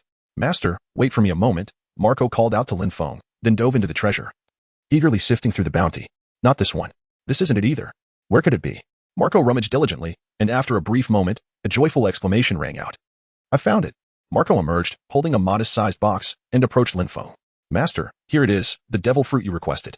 Lin Feng raised an eyebrow, directing his gaze towards the box in the other person's hand. It was undoubtedly a devil fruit, as confirmed by the system's judgment that had just echoed moments ago. Thank you. Lin Feng expressed his gratitude and carefully accepted the box from the other party's hands, then proceeded to open it. What caught his eye were three fruits, each with a distinct shape. Lin Feng's countenance shifted slightly. Although the system had made its judgment earlier, he could not suppress his excitement. System, how much will these three fruits enhance my progress in the roleplay? Lin Feng decisively inquired. The ethereal voice of the system reverberated, responding to the host. Each coin is worth 1%. Good. Lin Feng was overwhelmed with indescribable excitement. Each 1% represented the potential to unlock the next character after absorbing these three fruits. Although he was eager to absorb them on the spot, he recognized that this was not the opportune moment. Whitebeard, everyone. Lin Feng gazed at the crowd and earnestly expressed his gratitude. Thank you all. I owe you a favor. You are too kind, master. Chuckled the old man with the white beard. We are all friends here. As for favors, even if we were to sell our entire group, it would pale in comparison to what you have given us. With a hearty laugh, Lin Feng responded, very well, let us put aside favors and speak as friends. At that moment, Marco's voice chimed in, inquisitive, master, I hope you do not intend to consume all these devil fruits. If that is the case, I must caution you. Each person can only partake of one. It is said that those who indulge beyond this face a deadly curse and may perish on the spot. As he spoke, concern etched itself on Marco's face, genuinely fearing that Lin Feng was unaware of the taboo surrounding the devil fruits. Lin Feng smiled gently, offering no explanation, but instead said slowly, rest assured, I understand. Upon seeing that Lin Feng did not divulge the reason, Marco, displaying his perceptiveness, chose not to inquire further. Lin Feng surveyed the crowd and spoke slowly. The fruit has been acquired. My friends, it is time for this humble monk to take his leave. Master. Just as the white-bearded elder intended to persuade him, Lin Feng interrupted, the Navy's scrutiny upon me is exceedingly intense. My presence here would only serve to burden you further. As the Buddha teaches, those fated to meet will inevitably cross paths again. With that, Lin Feng waved his hand, summoning his robe, and seated himself in a lotus position. Addressing the gathered crowd, he declared, I bid you farewell. Seeing Lin Feng's resolute intention to depart, the crowd refrained from dissuasion and instead bowed in unison, offering their respects. Safe travels, master. Indeed. Lin Feng nodded, guiding the cassock as it sped across the distant sea, vanishing from the sight of the onlookers in the blink of an eye. As they gazed in the direction of Lin Feng's departure, a voice resonated from the elder with a white beard. My sons, remember. The master shall forever be our benefactor in the Whitebeard pirate crew. Indeed, father. The collective response was harmonious, infused with profound gratitude. The Whitebeard crew never forgets kindness. Meanwhile, Lin Feng maneuvered the cassock, soaring over one island after another across the ocean. Yet, none of these were his intended destinations. He sought a desolate isle, one devoid of human presence, to minimize any repercussions. This is the one. Lin Feng's gaze was fixed upon a distant islet, as he deftly maneuvered his robes and descended swiftly. Chapter 29. Unlocking a new character. The approach of Hawkeye. Soon, Lin Feng alighted upon the island. Rather than an island, it was more accurately a reef shaped by the tides, spanning merely a few hundred meters, exceedingly petite. However, this posed no hindrance to Lin Feng. He gradually retrieved a box and extracted the devil fruit contained within. The system's prompt resonated. Absorb. Lin Feng decisively chose to absorb the essence. In an instant, the fruits within the box inexplicably disintegrated into a fine powder, wafting into Lin Feng's body. Progress is increasing. 78%, 79, 80. Ding. Congratulations to the host for achieving progress and earning one character draw. Excellent. Lin Feng summoned the interface, his heart racing with excitement as he noticed an additional opportunity in the character selection bar. The current host has received a chance to draw a character. Shall it be utilized? Lin Feng did not make an immediate decision. Instead, he inquired of the system, after extracting and applying a new character. Is it possible to switch back to Fahai? The system replied, indeed, characters can be switched at will, but a cooldown period is required. The new character incurs no cooldown time, whereas the old character has a cooldown of 3 days. Thus, Lin Feng pondered. He comprehended the system's words. The implication was that switching to the character Fahai was permissible, yet reverting back would necessitate a 3-day cooldown period. This meant that after transitioning to Fahai, he was required to maintain that identity for a duration of 3 days. 3 days seemed to entail no significant loss. Lin Feng pondered for a moment and continued to inquire, can the previously issued summoning cards be utilized in the realms of new characters? Indeed. Came the unwavering response from the system. Splendid. A faint smile curled at the corners of Lin Feng's lips. The characters from the Fahai world were truly unremarkable, simply put. Too many ordinary mortals, with vast disparities in combat prowess. After a moment's contemplation, Lin Feng found no oversights in his thoughts and promptly declared, System, draw a character. Drawing character in progress. As the system's voice resonated, countless silhouettes flickered through Lin Feng's mind, reminiscent of the first time he had drawn Fahai. Now, Lin Feng was wound tight with tension. Clasping his hands together, he fervently prayed, grant me a formidable warrior, grant me a formidable warrior. Swish, swish, swish. Numerous figures drifted slowly through his consciousness before finally settling upon a solitary, aloof shadow. This is. Lin Feng's eyes widened in disbelief.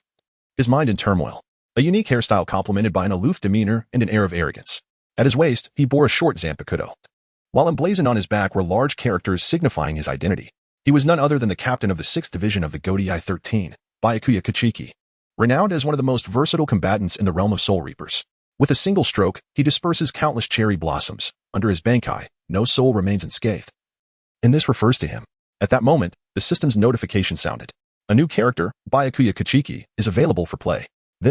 Lin Feng hesitated. If he were to draw the old master Yuan Lu Zhai, he would undoubtedly choose to merge. However, upon contemplating the words of Bai Zai, uncertainty clouded his mind. System. Is Bai Zai's combat power akin to that of Fahai, possessing a fivefold enhancement as well? Lin Feng inquired, wishing to ascertain the extent of Byakuya's combat prowess. If he could not decisively overpower all adversaries, it would be more advantageous to elevate the skills of Fahai instead. At that moment, the system responded, stating that given the current host's commendable progress in his role, the initial combat strength of Yucatec Byakuya was eightfold, with each 10% increment in progress resulting in a doubling of strength. Astonishing. Lin Feng was astonished. Could it really be played this way? The capability actually came with an upgrade. Fusion. Without a moment's hesitation, Lin Feng chose to merge, invoking the initial eightfold increase. Under the release of his bankai, would not Senbon Sakura envelop the entirety of the Grand Line? As the system chimed, merging in progress. Detaching from the role of Fahai. New merged character acquired. Lin Feng felt a transformation within himself, gradually shedding the traces of Fahai. The visage of the esteemed monk faded away. Moments later, a flash of white light revealed a figure strikingly identical to Byakuya Kuchiki. With sharp eyes and elegant brows, he exuded an aura that was distinctly unique. It was Lin Feng, now transformed into Byakuya Kuchiki, who promptly summoned the interface to examine his status. Current role, Byakuya Kuchiki progress. 30, eightfold combat enhancement. Own characters. Fahai, on cooldown.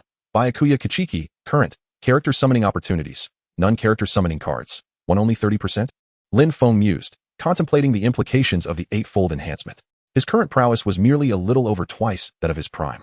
From Lin Feng's understanding, a twofold increase might afford him a chance to escape from an admiral, but facing Garp would be quite a challenge. However, it was reassuring that this was merely a 30% progress. According to the system, for every 10% gained, the power would double. There remained ample room for development. Moreover, having detached from his identity as Fahai, Lin Feng was free to pursue whatever he desired, unbound by any constraints. Playing the role of Fahai had been exhausting, requiring constant compassion, and even the slightest misstep would elicit a reminder from the system. Now, however, the character of Byakuya Kuchiki was one of freedom and spontaneity. This characteristic aligned perfectly with Lin Feng's preferred way of existence. First, he would familiarize himself with Senbon Sakura. Lin Feng unsheathed the katana at his waist, positioning it before him as he uttered the incantation, scatter, 1,000 cherry blossoms. With the invocation, the blade in his hand dispersed like cherry blossoms in the wind, transforming into countless delicate shards that danced gracefully in the sea breeze. Although they twirled with elegance, a discerning observer would notice that a portion remained steadfastly within an 85-centimeter radius of Lin Feng. The myriad of cherry blossoms formed an impenetrable barrier around him, serving to thwart any advances from his adversaries. Truly magnificent, 1,000 cherry blossoms. Lin Feng surveyed his surroundings and couldn't help but exclaim how rare it is to find a harmonious blend of combat and beauty. Just then, a powerful aura of battle suddenly emanated from a nearby location, catching Lin Feng's attention. This aura was intertwined with an unparalleled sword intent that sent chills down his spine. Who could it be? Lin Feng instantly reacted, gazing towards the surface of the sea, his eyes narrowing in sudden disbelief. Could it be him? In the direction of his gaze, a small sailboat was slowly approaching. A man clad in a wine-red patterned shirt sat atop it, his eyes sharp as an eagle's, evoking an instinctive reluctance to meet his gaze. The long sword at his back further signified his formidable identity.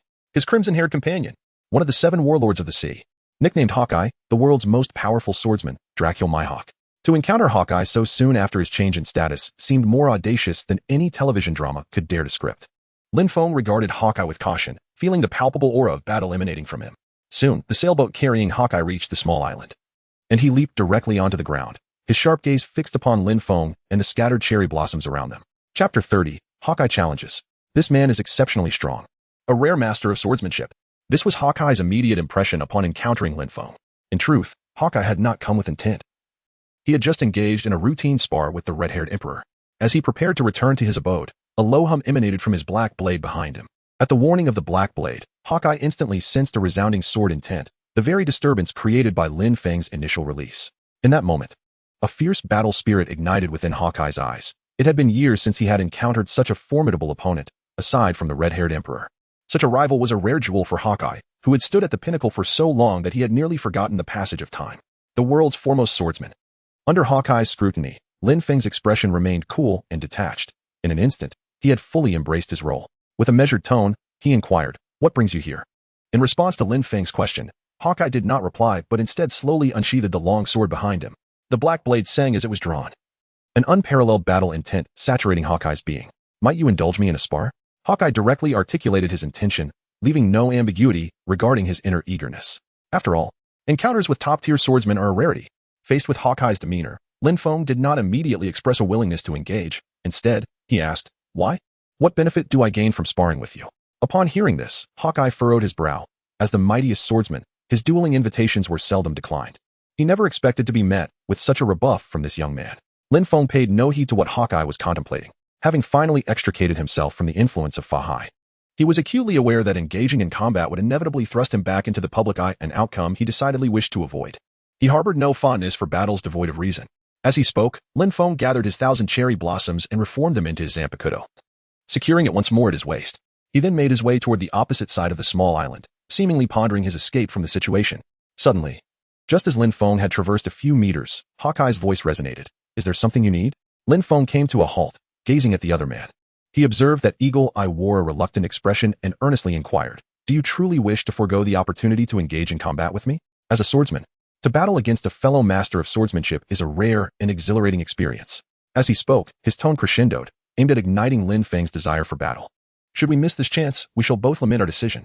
With that, Eagle Eye raised the black blade in his hand, pointing it directly at Lin Feng, declaring, "Let us fight, formidable stranger." How dull this is. In response to Eagle Eye's impassioned words, Lin Feng paid him no heed, merely uttering a dismissive remark before turning to leave. "What nonsense is this?" After finally escaping the watchful eyes of the Navy, "Do you expect me to engage in battle and risk exposure? Are you out of your mind?" Eagle Eye found himself at a loss for words, his temper dissipating. As the world's strongest swordsman, he retained his composure. If the other chose not to fight, he would not insist. However, the chance to duel with someone of comparable swordsmanship was a rarity. "If you will not engage with me now, I shall await that day." Resolute, Eagle Eye decided to follow Lin Feng, determined to remain by his side until the day he would agree to spar. Noticing Eagle Eye trailing behind him, Lin Feng's expression darkened. Is he truly this clingy? It was not entirely fair to blame Eagle Eye for his persistence. Rather, as the mightiest swordsman, he was simply eager for advancement in his craft. Instantaneous step, Lin Feng whispered, his figure vanishing before Hawkeye in an instant. He spread his spiritual pressure in midair and stepped upon it, appearing to float effortlessly, resembling an otherworldly being. A glance at the island revealed Hawkeye, and he soared into the distance. What is this? Hawkeye's eyes widened in disbelief. Is he truly walking in the air? Not only is he an exceptional swordsman, but he is also a sorcerer. In that moment, Hawkeye's fighting spirit surged, his heart brimming with desire. After battling with him, my swordsmanship will undoubtedly improve. Without further contemplation, he swiftly boarded a small sailboat, directing it towards the direction Lin Feng had departed. Meanwhile, Lin Feng glided through the air like a celestial being, leaving the passing pirate crews in stunned amazement. "Captain, am I seeing things? How can someone fly in the sky?" "Hey, don't be ridiculous. The only one who can fly is the Golden Lion, and then there's..." The captain's words were abruptly cut off as his gaze fixed on a certain spot in the sky. Disbelief etched across his face. Is he truly flying? He felt overwhelmed. Having just arrived in the new world, encountering such a figure left him feeling lost about the path ahead. Immediately, the captain commanded, "Retreat. Everyone. Back to paradise." With that, the pirate ship abruptly changed course, sailing towards the opposite side of the sea. "Do you miss home?" Lin Feng observed this scene with a puzzled expression, unaware that he was the mastermind behind it all. Suddenly, a massive slash appeared out of thin air, cleaving the pirate ship that had just turned around in two, screams of terror echoing in the air. What is happening? The new world is terrifying. The crew on the ship was on the verge of tears, having prepared for retreat only to suffer such an unprovoked disaster. Yet, this was not the end. One member, eyes wide, pointed at the jagged split in the ship. There, a figure began to emerge slowly, and as the surviving pirates recognized the identity of the newcomer, a chilling sensation surged from their feet to the crown of their heads, their eyes flickering with intensity. "Hawkeye, Mihawk, the warlord has arrived. Run." The remaining pirates shouted, diving into the sea, hoping to evade Hawkeye's onslaught. However, they were unprepared for Hawkeye's indifferent gaze, which remained fixated on the figure in midair, the destruction of their ship seeming merely a trivial task. At the same time, Lin Feng also turned his attention to Hawkeye, their gazes colliding, and an eerie silence enveloped the atmosphere. How bothersome. Lin Feng's voice was chillingly cold. He never anticipated that Eagle Eye would actually follow him. He needed to depart swiftly. He could not allow this individual to entangle him. In an instant, Lin Feng released his spiritual pressure, solidifying the ethereal path in midair. In a flash, he darted forward. Whoosh, whoosh, whoosh. Lin Feng swiftly vanished from sight, eluding the gaze of Hawkeye. How remarkably fast! Hawkeye's eyes narrowed, and he did not hesitate to shower praise, as Lin Feng's increasing strength seemed to delight him even more. Rising to his feet, he unsheathed the black blade resting behind him, positioning himself at the stern of the small sailboat. What is he about to do? The crowd stood in stunned silence until someone finally sensed the impending danger and shouted, "Run. This could be fatal." At this, the crowd scattered in haste. In the very moment of their departure, a massive slash materialized out of thin air, cleaving towards the horizon. The force of the strike propelled Hawkeye's small sailboat forward with tremendous speed, swiftly disappearing from view. The vessel skimmed the surface of the sea like a fleeting shadow.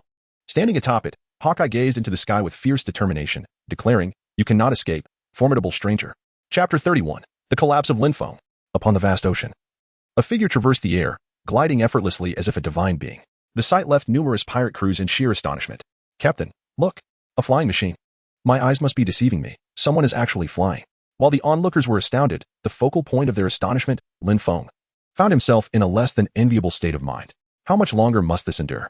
Lin Feng glanced back at the sea behind him, his expression darkening. For a small sailboat had been relentlessly pursuing him. As for the person aboard, it was needless to say who it was. This eagle eye seemed to have implanted a GPS within himself. No matter where Lin Feng soared, the other party could locate him, with an accuracy of less than 10 nautical miles. This was indeed quite astonishing. Lin Feng cast a deep glance at the small sailboat, and a thought suddenly crossed his mind. Has the technology in the world of pirates advanced to such an extent? Have they even mastered positioning? However, before Lin Feng could ponder further, he saw the ship's hawk-eyed captain draw his sword and fiercely swing it toward the rear. In an instant, the force of the slash propelled the small sailboat forward at an alarming speed, swiftly closing the distance between them. This situation could not continue any longer. Lin Feng's gaze sharpened. It was unacceptable to be relentlessly pursued by Eagle Eye. After all, he was a member of the Seven Warlords. Such ostentatious behavior would undoubtedly attract attention. Was he left with no choice but to engage in battle with this individual? Lin Feng's heart was tumultuous. If it were not for necessity, he truly did not wish to engage with the opponent. Suddenly, an idea struck him, and he halted midair, awaiting the arrival of Eagle Eye. Moments later, a small sailboat came to a stop beneath him. Eagle Eye aboard the vessel lifted his gaze towards Lin Feng, a faint smile gracing his lips. Had the unfamiliar yet formidable warrior come to a resolution? He believed Lin Feng was prepared to battle, his inner fighting spirit ignited. However, to his surprise, Lin Feng shook his head, indicating otherwise. "Then you." Before Eagle Eye could inquire further, Lin Feng continued, "I apologize, but I find myself lacking the enthusiasm for combat.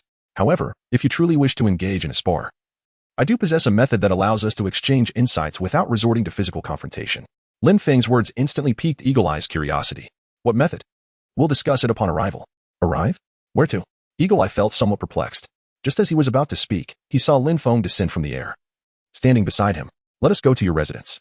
Lin Feng spoke softly and proceeded to take possession of the primary seat of the Eagle Eye, reclining there with an air of tranquility. In an instant, a fierce battle intent flickered within Eagle Eye's gaze, as if Lin Feng were an extraordinary blade waiting to be unsheathed. This sensation was unprecedented for Eagle Eye. Not even red-haired Shanks had evoked such feelings within him. The aura exuding from the latter was one of dominance, distinctly different from Lin Feng's concealed sharpness. Eagle Eye's gaze lingered on Lin Feng for a considerable time before he ultimately suppressed his battle intent and steered the small boat towards his abode. Thus, an intriguing duo emerged upon the vast ocean. The often solitary Eagle Eye was now accompanied by another. The surrounding pirates gasped in astonishment. Even more remarkably, Eagle Eye relinquished the sole position on the boat to Lin Feng, while he himself stood at the bow, seemingly lost in thought. Astute maritime journalists captured this moment, swiftly spreading it across the seas as a headline. The front page proclaimed, "Eagle Eye teams up with mysterious strongman. Is he aiming for the throne of the Four Emperors or the legendary treasure?" Upon the release of this news, the entire maritime realm was thrown into turmoil. "Have you heard? Eagle Eye is actually traveling with someone. It seems he is not the leader. Is that for real? The Eagle Eye? Who else could it be? Is there a second Eagle Eye in the ocean?" A collective gasp echoed as the magnitude of the news set in. Was it truly as the report suggested, that Eagle Eye had set his sights on the great treasure, thus forming an alliance?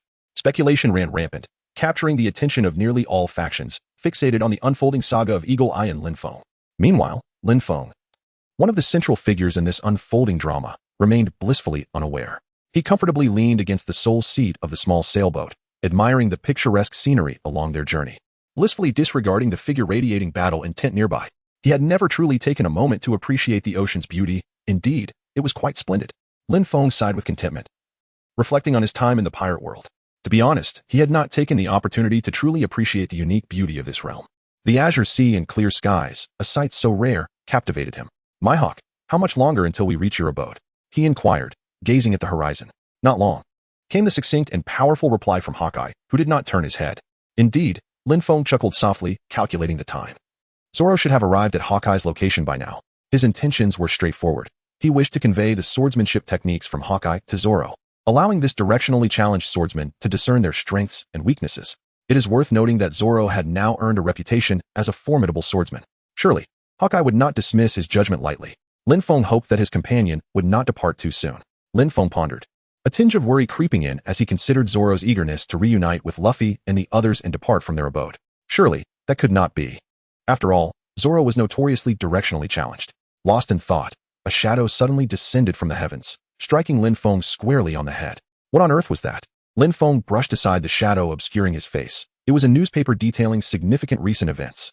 Lin Feng focused his gaze, a faint smile gracing his lips as he beheld the newspaper's prominent headline, "The Might of Ice and Fire, an unprecedented struggle for the marshal." Is it finally about to commence? Lin Feng pondered, realizing that the wheels of history in the pirate world had not been significantly altered by his arrival. The struggle for supremacy between Admiral Akainu and Admiral Akiji had merely begun, just as he was about to toss the newspaper aside. The bulletin on its reverse side captured his attention. A fleeting glance revealed bold headlines concerning Hawkeye. Hadn't he, this fellow, been pursuing me relentlessly? How could he possibly have time to stir up trouble? Lin Feng cast a glance at Eagle Eye, his curiosity piqued. However, upon fully revealing the back of the newspaper, his expression darkened instantaneously. There, neatly arranged, were a series of 11 words. Eagle Eye forms a team. The great swordsman aims for the treasure. Below, a striking photograph captured the earlier moment when a reporter had taken a shot. Eagle Eye stood boldly at the bow of a small sailboat, exuding an aura akin to a drawn sword, formidable and awe-inspiring. Yet, it was the other end of the photograph that captured Lin Feng's utmost attention. There, a man with a distinct hairstyle lounged casually in a seat, radiating an ethereal charm. The man was none other than Lin Feng himself. Who in the world took this photograph? Who published this newspaper? I swear I will make them pay. Lin Feng was driven to the brink of madness. He never anticipated that despite his painstaking efforts to adopt a new persona in order to evade public scrutiny, he would ultimately fall prey to unscrupulous reporters. Chapter 32. Could the hawk-eyed figure be none other than that? What a misfortune. Had he known, he would never have boarded the ship of the hawk-eyed. Lin Feng was overwhelmed with sorrow, yet his deepest resentment was directed towards a certain unscrupulous journalist. Had it not been for the publication of the photograph, the various factions would have remained oblivious to his identity, merely perceiving him as a man in black. However, the situation had changed. His visage was now exposed. If things continued down this path, calamity was inevitable. Contemplating this, Lin Feng cast a glance at Eagle Eye, realizing he could no longer follow the other. He pondered how he might extricate himself from this predicament, yet such an endeavor was far from simple. Lin Feng would prefer not to engage with the other party. Yet he is unable to evade Hawkeye's relentless insistence on a duel. It is not the opportune moment to depart, leaving now, especially amid such fervor, would only heighten public curiosity regarding my whereabouts. Lin Feng pondered, now is not an opportune moment to depart. At least not until he had left the abode of Eagle Eye. Such a place would typically deter the average person. Thus, this shall be the course of action. Lin Feng silently resolved that upon reaching the residence of Eagle Eye, he would take his leave. As for matters concerning Suada, they could be postponed. At that moment, Eagle Eye's voice broke the silence. Noticing the fluctuating expressions on Lin Feng's face, he inquired, "Stranger, are you unwell? Would you like me to summon a physician to examine you?" His tone was laced with concern, yet it was not genuine compassion for Lin Feng. Rather, he was apprehensive that the latter's ailment might impede their forthcoming duel. "I am fine," Lin Feng replied. Lin Feng shook his head, and then said, "Moreover, allow me to introduce myself. I am Kuchiki Byakuya, not the unfamiliar strong man you speak of." Kuchiki Byakuya? The corners of Hawkeye's eyes narrowed. Such a name was entirely foreign to him. He could not help but silently marvel at the fact that this was indeed a reclusive swordsman, one whose formidable strength did not seek to stir the seas. Such a spirit is not only admirable to me, but should be emulated by all swordsmen. Reflecting on this, Hawkeye's gaze towards Lin Feng shifted, now imbued with a mixture of combat spirit and admiration. To be esteemed by the world's strongest swordsman is a rare honor upon the vast ocean. However, as Hawkeye's gaze lingered upon Lin Feng, it took on a different tone, sending shivers down Lin Feng's spine. He inwardly pondered, could this piercing gaze imply that this person is indeed something extraordinary? It is highly likely, Lin Feng suddenly realized. Recalling how in the original story, despite spending so much time with Perona, no sparks had ever ignited between them. Moreover, for trivial matters, he often sought out red-haired Shanks, which suggested a potential inclination on his part. In an instant, Lin Feng's gaze shifted, transforming from indifference to one brimming with caution. It was imperative to distance himself from Mihawk. This individual was far too dangerous. Every move of Lin Feng was closely observed by Eagle Eye. To him, Lin Feng's vigilance was directly associated with a state of readiness for battle. State of readiness, as the term implies, signifies preparation for combat. A term used by swordsmen to describe their mental simulation of a fight with an adversary. It is an essential skill for any formidable swordsman in the vast ocean. Is he already simulating a duel in his mind? Eagle-Eye mused, recognizing that not a moment should be wasted in enhancing one's own abilities. This is the hallmark of a true swordsman. A quiet admiration swelled within him as he gazed at Lin Feng, tinged with a hint of envy. He was in awe that someone of Lin Feng's caliber was still engaged in a state of readiness, a rarity indeed. The envy stemmed from his own lack of worthy opponents to engage in such a state, at least until Lin Feng's arrival. Goodness! Such a gaze sent a shiver down Lin Feng's spine. Could it be that this fellow has taken a leaky? Lin Feng stood frozen in place. He had initially intended to leave, but the thought of his disappearance inevitably drawing the public's attention made him hesitate.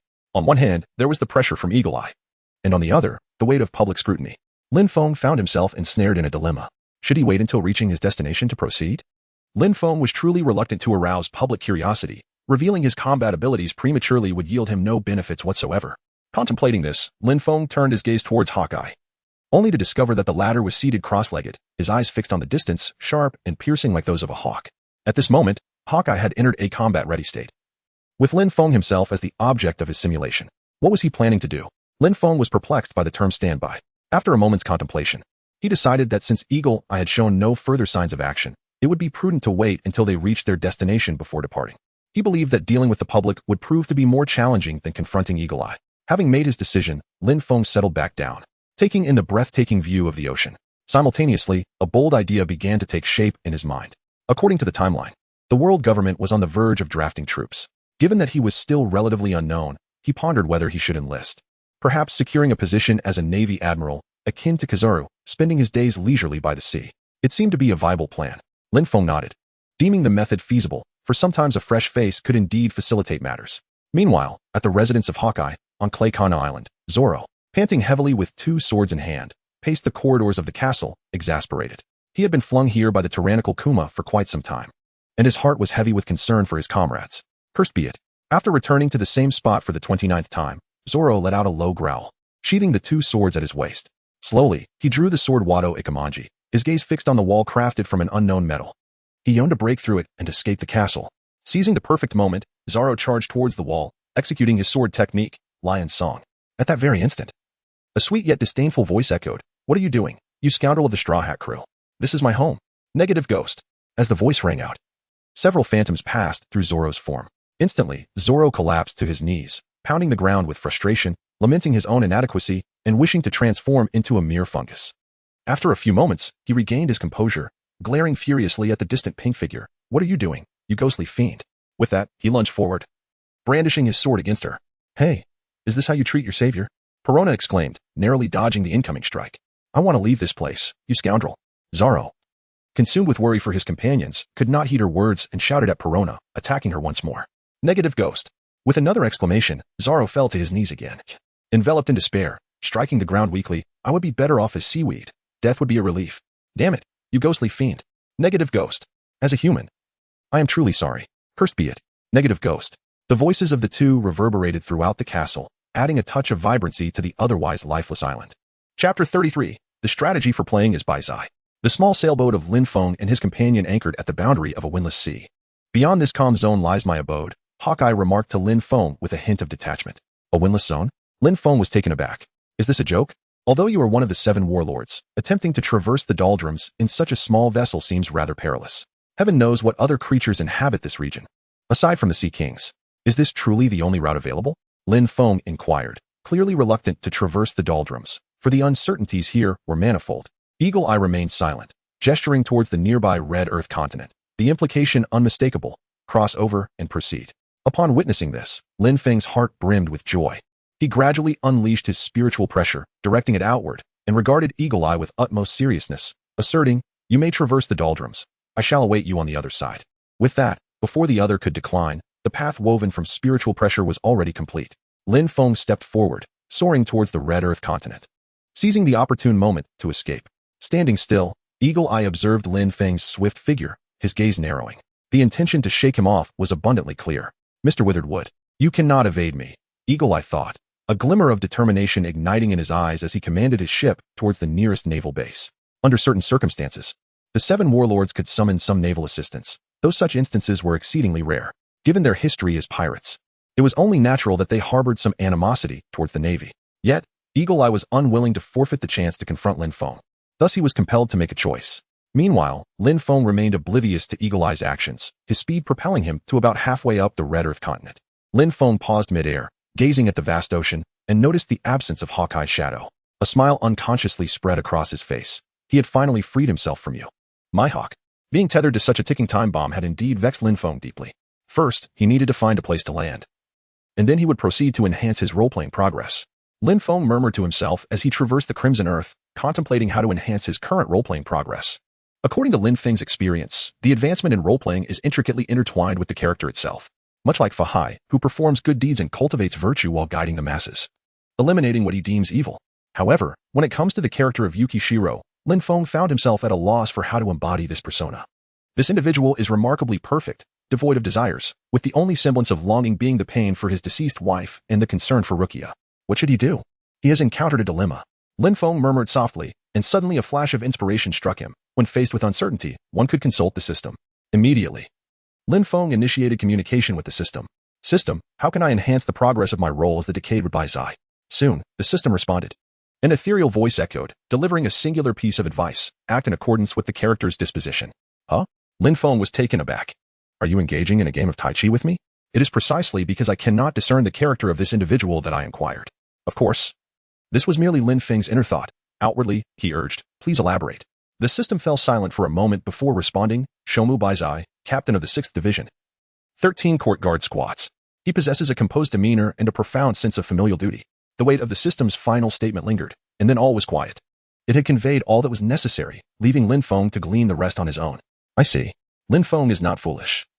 He discerns the implications of the system and reflects upon his understanding of Bai Zai, contemplating how to enhance his role progression. His sense of familial duty is profound. Yet, at present, he finds himself utterly alone. What family does he possess? Surely, he cannot simply bring forth a multitude of offspring. Family. Lin Feng pondered for a moment, his mind suddenly igniting with inspiration. To some extent, family equates to companions and kin. The most effective means of acquiring such companions is, without a doubt, the establishment of a pirate crew. By this reasoning, forming a pirate crew seems far more straightforward than resurrecting the glory of one's family. However, he shook his head. The idea of assembling a pirate crew presented certain complications for him. Everyone was aware of his current alliance with Hawkeye. And if he were to recklessly create a pirate crew, it would undoubtedly attract the attention of the Navy and the government once again. Thus, it would be far more advantageous to discreetly join an existing pirate crew while concealing his true identity. Lin Feng contemplated for a moment and decided that joining a pirate crew would be a prudent choice. By then, he could elevate his progress to approximately 80% before departing, ensuring that nothing would be delayed. Thus, he resolved to proceed with this plan. Lin Feng resolved to join the pirate crew, preferably under the guise of anonymity, thereby evading the scrutiny of the Navy. Why not embrace the shadows? As this notion brewed in his mind, a bold idea suddenly emerged. Since joining a pirate crew was inevitable, he might as well position himself at the center of the storm, using their notoriety as a veil for his own identity. Lin Feng pondered for a moment. Among the notorious pirates of the present, there were only the 4 emperors in the supernovas. He would not consider the 4 emperors, otherwise he would not have departed from Whitebeard and his crew. Among the supernovas, the most renowned was undoubtedly the Straw Hat, followed closely by Kid and Law. Perhaps he should join forces with Kid and his companions? Lin Feng pondered. The strength of Kid's crew was commendable, yet their intellect left much to be desired.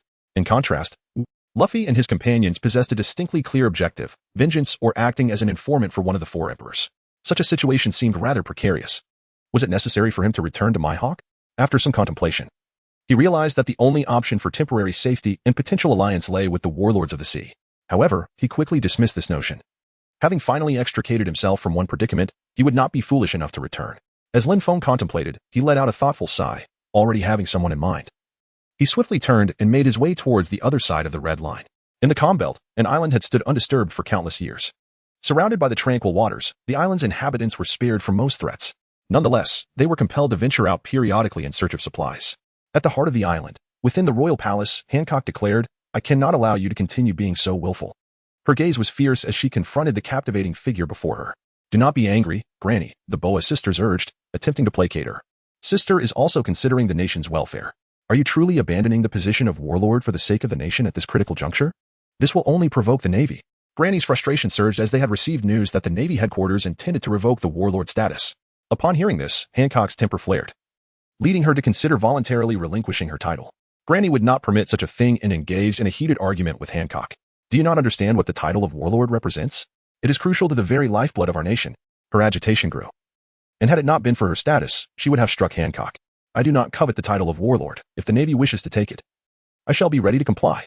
Hancock's beautiful eyes gleamed with cold determination, her alluring beauty now accompanied by an aura that inspired a desire for protection. Chapter 34. A direct hit to the soul. You. Seeing Hancock's unwavering resolve, Granny sighed deeply, recognizing her younger self and the fierce pride and stubbornness displayed. Yet, it was that very pride and stubbornness that had inflicted lifelong scars upon her. Hancock, I will say this one last time. The Nine Snakes cannot exist without the protection of the warlord identity. With that, Granny gestured. And with the support of the Boa sisters, she departed the palace.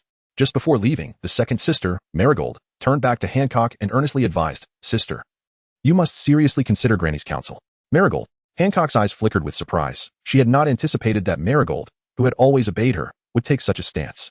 Have I truly erred? She mused, her eyes welling with unshed tears. At that moment, a cool voice pierced the air. You have not erred. Who? Startled. Hancock realized someone had approached her unnoticed. As she turned, Lin Feng emerged from the shadows. After careful deliberation, Lin Feng had chosen to align with the Nine Snake Pirates. This was primarily because they were the least intimidating among the warlords in matters of negotiation. An unfamiliar face. Hancock's expression darkened. Without further ado, she formed a heart shape with her hands, unleashing a beam of crimson light toward Lin Feng. Sweet fragrant wind. The fragrant beam surged through Lin Feng's form. Yet the anticipated petrification did not ensue. What? Shock flickered in Hancock's eyes. She was astounded that someone remained unaffected by her beauty. Do not waste your efforts, Hancock. Lin Feng gazed at his counterpart and remarked calmly, your abilities hold no sway over me. With that, he took a seat on a nearby stool and continued. I harbor no ill intentions. Let us persist in our previous discussion. The Serpent Queen remained unmoved, her vigilant eyes fixed on Lin Feng. The fact that he had arrived here without a sound indicated his extraordinary nature.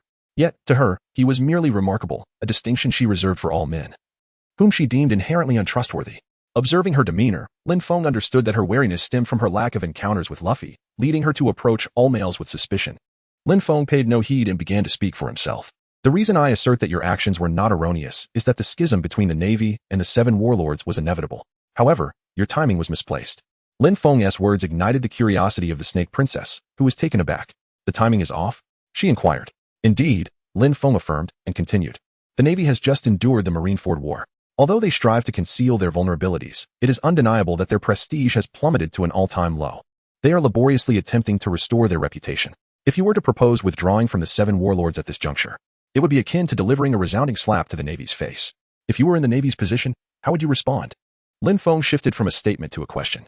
The Serpent Mistress remained silent, murmuring to herself about eliminating the ones who stand out. Indeed, it was true. Though her voice was soft, Lin Feng discerned her words and nodded gravely in agreement. This was precisely the reasoning. The Serpent Mistress fell into a momentary silence, contemplating the pros and cons of Lin Feng's words. After a brief pause, she brushed her hair over her shoulder and proclaimed with pride, what of it? They shall forgive me. Regardless of my actions, I shall always be pardoned, for I am simply too exquisite. Lin Feng was rendered speechless. It was quite astonishing that the other party had lost their senses at such a moment. Could such trivial matters be of any sustenance or serve as currency? It truly echoed the age-old adage. One should never attempt to fathom a woman's thoughts, for even if one does, it is all in vain. Did I speak in error? Observing Lin Feng's silence, the Serpent Queen pressed on. At this juncture, as the Emperor, shouldn't you be contemplating the fate of the citizens of Nine Snakes after relinquishing the title of Seven Warlords? Lin Feng, departing from his usual indifferent tone, coldly inquired. How did you ascend to the throne, you fool? Upon hearing Lin Feng's words, Shi Ji was taken aback. In the land of Nine Snakes, she had always been revered above all, and with her status as one of the Seven Warlords and her captivating beauty, no one dared to speak to her in such a manner, whether in public or private. Lin Feng was the first. In an instant, the Serpent Queen reacted, her face clouded with fury. What are you, to dare speak back to me? The moment her voice echoed, her assault had already descended upon him. The fragrant foot. Boom. Wood splinters flew everywhere. The place where Lin Feng once stood was now a chaotic mess. With such meager abilities, how dare you act so recklessly? The Serpent Queen, witnessing this, assumed Lin Feng had turned to stone beneath her fragrant foot, shattered by her kick. She could not be bothered to summon anyone for cleanup and directly picked up her communicator, saying, Mary, I require a bath. Yes, my lady, came Mary's voice through the communicator. The Serpent Queen's bathing was of utmost importance to the entire kingdom, and he immediately commanded the dismissal of all guards. The palace was left with only the Serpent Queen. It would be a mercy for you to die, she muttered, passing by Lin Feng's former position. Delivering a few more kicks until the stones were reduced to powder, satisfied as she made her way to the bathing pool. With each step she took, an article of clothing was left behind. By the time she reached the water's edge, her garments were nearly gone. She extended her hand, gently stirring the water, a satisfied smile gracing her exquisite face. The temperature was just right. The Serpent Queen chuckled softly, preparing to enter the water when a cool voice rang out from behind her. You might as well stay out and get a bit darker, that way. No one will call you an idiot. Huh. Instantly, the Serpent Queen's expression darkened, disregarding her own splendor, and turned to face Lin Feng. Her eyes brimming with murderous intent, enunciating each word with chilling clarity. You saw it, didn't you? The hoof of the celestial dragon? Lin Feng replied casually. It's merely the mark of a celestial dragon slave. There's nothing to conceal. Those fellows cannot maintain their arrogance for long. Their annihilation is inevitable. Just as Snake Ji was about to launch her attack, upon hearing Lin Feng's words, she paused, her eyes filled with disbelief. Do you know what you're saying? What? Lin Feng was taken aback. He could not fathom which of his words the other party failed to comprehend. He reiterated, it is merely a slave mark. The celestial dragons will inevitably face annihilation. You actually dare to say that? Snake Ji could scarcely believe her ears. That someone would utter the words of exterminating the celestial dragons was astonishing.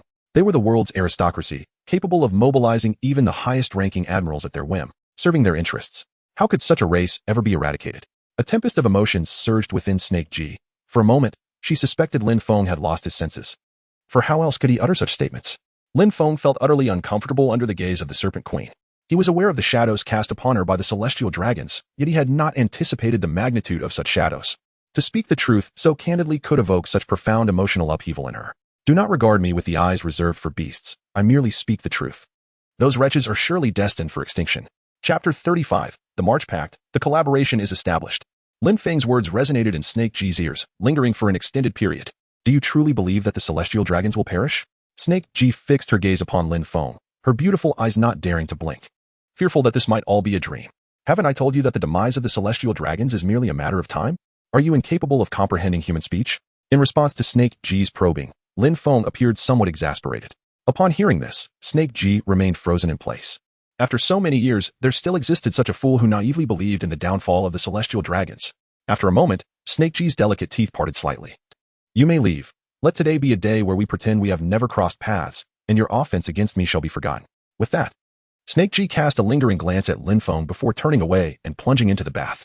Hey, you were just going to chase me away like this? Lin Feng appeared somewhat speechless, his demeanor exceedingly sincere as he expressed his desire to join the Kuja pirates. However, after conversing for a considerable time, not a single word from either party addressed the crux of the matter. The Snake Princess emerged from the water, droplets cascading down her radiant skin.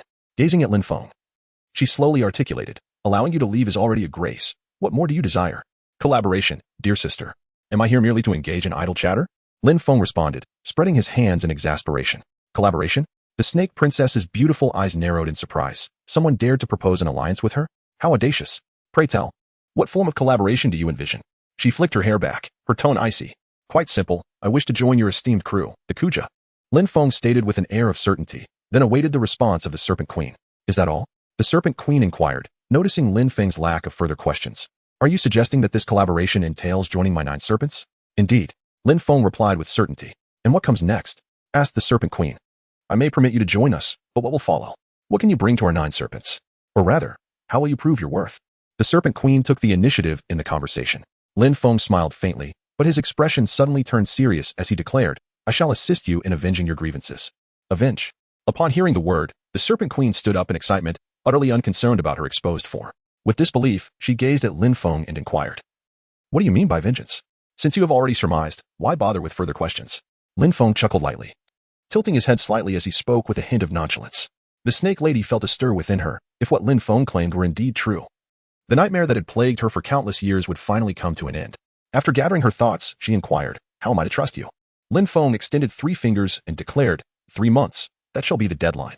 If I fail to avenge you by then, you may dispose of me as you wish.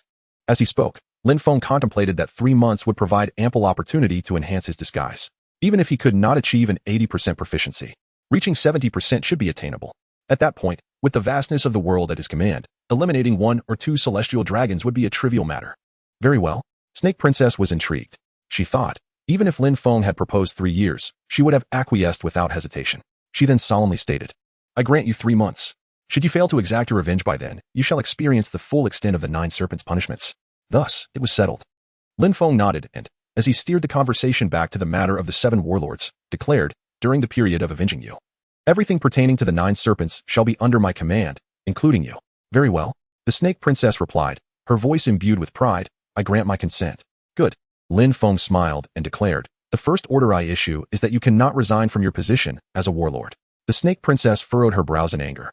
But before she could speak, Lin Feng continued, this is a crucial step in avenging you. You must retain your position as a warlord, at least for now. I shall comply, the Snake Princess replied after a moment's contemplation, nodding in agreement. Excellent. Then I am now a member of 9 snakes. Please allow me to introduce myself. As he spoke, Lin Feng's demeanor shifted, his aura transforming, and his voice turned icy as he proclaimed, I am Kuchiki Byakuya, captain of the 6th division of the Godii 13. Godii 13? The Snake Princess paused, taken aback. She had never heard of such an organization. Was 9 snakes too insular in its information? She dismissed the thought and replied coolly, welcome, Byakuya. Though she said welcome, her tone lacked any warmth. To her, Lin Feng was merely a collaborator. While she was uncertain about his reasons for joining 9 snakes, she was confident that as long as he was present, he would not dare to jeopardize her organization under her watchful gaze. As for other precautions, she deemed it sufficient to remain vigilant. After a moment of thought, the Snake Princess stated, your identity as a man does not fit within 9 snakes. Therefore, you should disguise yourself somewhat. From now on, you shall serve as my bodyguard. A bodyguard, you say? Lin Feng pondered. As long as he could attain the progress of the role, serving as a guard was of little consequence. Wasn't this precisely what Baizai had done in the past? It could be considered a return to his original profession. Very well. Lin Feng spoke little, moving to a distance to draw the curtains, draping them over himself to conceal his identity. The serpent mistress was at a loss for words. She had never encountered such a method of disguise. The all-black attire would only serve to attract more attention. However, she refrained from voicing her thoughts, recognizing their collaborative relationship, and simply remarked, you've done well in concealing yourself. After speaking, the serpent mistress stretched her waist and gradually settled into the water basin, nonchalantly cleansing every inch of her body as if no one were around. The atmosphere grew decidedly awkward in that moment. In such an environment, Lin Feng nearly lost his composure. After all, he was just a normal man, despite his best efforts to avert his gaze. Yet, the stirrings of desire remained within him. Calm yourself. I am currently SHK Shirazai, a man with a family. Lin Feng practiced self-hypnosis, immersing himself entirely in his role. For only in this way could he find tranquility. It seemed that all women in the world were the same. The Serpent Queen's bathing ritual was exceedingly lengthy. So much so that Lin Feng nearly succumbed to slumber. Suddenly, with a splash, the Serpent Queen's bath finally came to an end, liberating Lin Feng from his torment. At that moment, the Serpent Queen's voice unexpectedly rang out, Guard, please assist me with my garments. Huh? Lin Feng was taken aback as the guard presented the garments. Is it you who brought the clothes? He pondered. Before he could react, the voice of the Serpent Lady echoed once more, seemingly affirming his thoughts. What are you dawdling for? Fetch me the attire from the cabinet to your left, just behind you. Do not hesitate. Retrieve it yourself. Lin Feng's expression darkened. He merely used his identity as a guard as a guise. Did you truly believe I am your protector?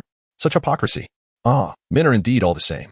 As if anticipating Lin Feng's refusal, the Serpent Queen snorted coldly and commanded the python beside her, Salome, fetch me some clothing. The python flicked its tongue, casting a wary glance at Lin Feng before slithering toward the cabinet behind him. Shortly thereafter, Salome returned, clutching a set of garments in its mouth, and presented them to the Serpent Queen.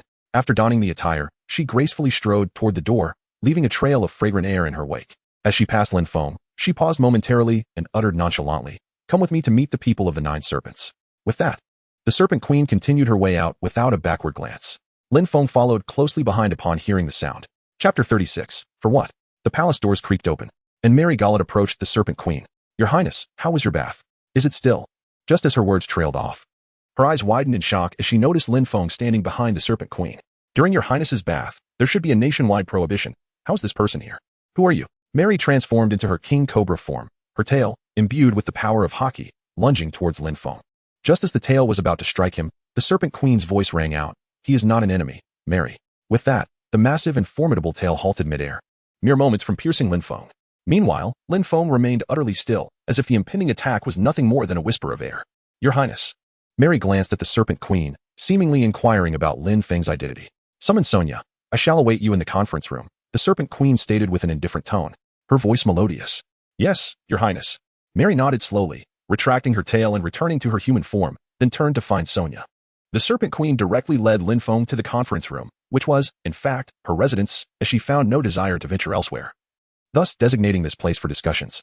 Your Highness. Shortly, Mary returned with Sonia, accompanied by a small figure, whose identity was evident without need for words. Serpent Queen, have you come to a decision? The elder inquired right away, assuming the Serpent Queen had relented. However, the Serpent Queen's gaze simply passed over her, focusing instead on Mary and Sonia. Today, I wish to introduce someone. She turned to Lin Feng, speaking slowly. From this day forth, he shall be my guard, standing on equal footing with all of you. Your Highness, you must be mistaken. Indeed, Your Highness, how could a mere guard hold such status? Serpent Queen, what are you thinking? The trio reacted with surprise, each taken aback. What right did a guard have to be regarded as their equal? No need for further words. My decree takes effect immediately. The Serpent Queen refrained from explaining her decision to the three, as Lin Feng's intentions were far too audacious, and the fewer who knew, the better. Yet, Lin Feng held a different perspective. Having joined the 9 snakes, certain matters needed to be made clear. Lin Feng cleared his throat and declared, I joined the 9 serpents at the cost of slaying the celestial dragon. Upon utterance, this statement sent shockwaves through the atmosphere. The 3 were rendered speechless, their astonishment beyond description. What did you just say? Grandmother Jia was the first to regain composure. Although Lin Feng's revelation had indeed startled her, her seasoned experience in navigating tumultuous situations allowed her to regain her poise swiftly. Why do all of you from the 9 serpents seem to relish asking the same question? Lin Feng was rendered speechless. Once again, he declared, I am willing to join the 9 serpents at the cost of slaying the celestial dragons. Absolutely not. The matriarch responded with unwavering conviction, her voice icy. Do you truly understand what the celestial dragons are? To join the 9 serpents at such a price? It appears you wish to lead the 9 serpents to utter destruction. As her words settled in the air, both Mary and Sonia exclaimed in unison, Sister, expel this person from the 9 serpents. The wrath of the celestial dragons. Oui. As Mary spoke, her entire being trembled violently. Memories she least wished to recall resurfacing in her mind. We cannot bear it. Mary gritted her teeth and then turned her gaze towards Lin Feng, her eyes brimming with intense hostility. What exactly is your sinister plot? Lin Feng was at a loss for words. How could his candid honesty be construed as a conspiracy? Remaining silent was tantamount to acquiescence. Sonia, let us take him down together. Upon witnessing Lin Feng's silence, Mary snorted coldly, her serpent-like form abruptly manifesting as she beckoned Sonia to join her in attacking Lin Feng. The two assumed a combative stance, hissing, serpent's embrace. Flame serpent form. 8-headed serpent. In an instant, Mary, with flames dancing in her hair, and Sonia, whose hair transformed into serpent heads, charged towards Lin Feng. Die? Both were filled with a fierce determination, viewing Lin Feng, who stirred their deepest fears, as an adversary to be avenged. In stark contrast, Lin Feng remained composed. At the moment of their assault, he vanished from sight. What? The sisters gasped in astonishment, their keen observation failing to detect Lin Feng's movement. Only the watching snake princess cast her gaze upward. A dark cloth descended from the heavens, obscuring the sisters' line of sight, as Lin Feng's voice echoed, binding path. The 61st, 6 rods light prison. In a heartbeat, 6 luminous barriers materialized around the sisters, sealing their movements before they could comprehend the situation. Phew. It's been a while since I last employed this technique. The dark cloth had fallen away, revealing Lin Feng, who gazed at the sisters ensnared by the 6 rods light prison, an expression of apology etched upon his face, as if regretting his delayed response. A man. The elderly woman beside them narrowed her eyes in disbelief, then turned to the snake princess, astonished that she would allow a man to serve as her attendant. Could he too be cursed by that kind of power? Snake princess, she shouted, jumping in front of the snake princess, pointing her cane at Lin Feng. What feelings do you harbor for him? Answer me. Huh, you senile old hag, what are you talking about? The snake princess, disdainful, brushed off the elderly woman's inquiries. Traitor to the nation. Phew, it seems not, that is good. The elderly woman, upon observing the snake princess's demeanor, felt an unexpected relief rather than anger. Yet her gaze towards Lin Feng was laced with suspicion. This land would not permit the emergence of such entities. For generations, Amazonian emperors had perished due to that very thing. It must not arise under the snake princess's reign. The elderly woman glared at Lin Feng with an unfriendly tone. Young man, although I am unaware of the agreement you've reached with the snake princess, I advise you to leave 9 snakes immediately. This is not a place for you. Her voice was resolute, as if warning Lin Feng that failure to depart would lead to his demise. In the face of such a threat, Lin Feng remained unruffled, calmly stating, Elder, I understand your concerns. Rest assured, that scenario will not unfold. Pausing for a moment, he continued, furthermore, regarding the celestial dragons, you need not worry about implicating 9 snakes. I will handle it alone. Lin Feng's words stirred the heart of the old lady. According to Lin Feng, this was entirely beneficial for the Jiushi and carried no detriment. However, the old lady still harbored some doubts about Lin Feng's intentions. What could possibly motivate such actions? It was neither for beauty nor for power. The true purpose behind the other party's actions was indeed a matter worthy of contemplation. For what reason? Lin Feng pondered for a moment before uttering a phrase that his grandmother would never comprehend. For Demacia. In the 37th chapter, he declared, let's liven things up by taking down a celestial dragon. What is that? His grandmother looked at Lin Feng in utter confusion and asked, is it the power behind you? You may interpret it that way. Lin Feng nodded. At this moment, the old lady was utterly bewildered. Demacia? Which country was that? Or perhaps which faction? How had she never heard of it before? Beside her, the Serpent Princess narrowed her eyes. Lin Feng had previously mentioned that he was the captain of the 6th Division of the 13 Court Guard. To her, it seemed plausible that his so-called guard was responsible for protecting Demacia. However, what puzzled the Serpent Princess was how a mere captain could possess such formidable strength. What might the power of Demacia itself entail? Such a force had never before crossed her ears. Reflecting on Lin Feng's claim of exacting vengeance within 3 months, it seemed unlikely to be mere bravado. According to the Serpent Princess's conjecture, the opposing side likely possessed such capabilities, and perhaps even more. I have provided all the necessary explanations. As Lin Feng observed the silence enveloping the crowd, he gradually spoke. If you do not believe me, there is little I can do. Consider this an unwelcome intrusion on my part. With that, he prepared to depart. His strategy of retreating to advance effectively solidifying their faith in his prowess. Wait, the Serpent Queen exclaimed, swiftly halting Lin Feng, as she was unwilling to let the opportunity for vengeance slip away. What is it? Do you have something to say? Lin Feng cast a calm glance at the other party. The Serpent Maiden hesitated for a moment and, in a delicate voice, said, You may stay. We can continue our collaboration. He chuckled softly. Lin Feng smiled faintly, gesturing towards the 2 sisters, Grandma Jia and Mary, and self-deprecatingly remarked, Do not deceive me. In this atmosphere, I live in constant apprehension each day. How can we discuss collaboration? Having said this, he disregarded their presence and strode directly towards the door. 1, 2, 3. Lin Feng silently contemplated, unable to foresee that the other party would indeed call out to him after 3 attempts. At that moment, when he agreed, he would undoubtedly assume the dominant position in the ensuing conversation. As expected, just as Lin Feng approached the door, the voice of the Serpent Lady resonated. Mr. Baizai, please wait a moment. Her tone carried a hint of politeness, stemming from both Lin Feng's formidable strength and her apprehension regarding the forces backing him. A trap had been set. Lin Feng felt a surge of joy within, yet maintained an outward facade of indifference. He turned to the Snake Princess and inquired, Is there anything else? I have already conveyed what needed to be said, and there is no necessity for you to know what does not pertain to you. Observing his demeanor, the Snake Princess became even more convinced of the formidable force behind Lin Feng. Biting her lip, a myriad of thoughts flooded her mind. If this opportunity slipped away, who could say when she might have another chance for vengeance against the celestial dragons?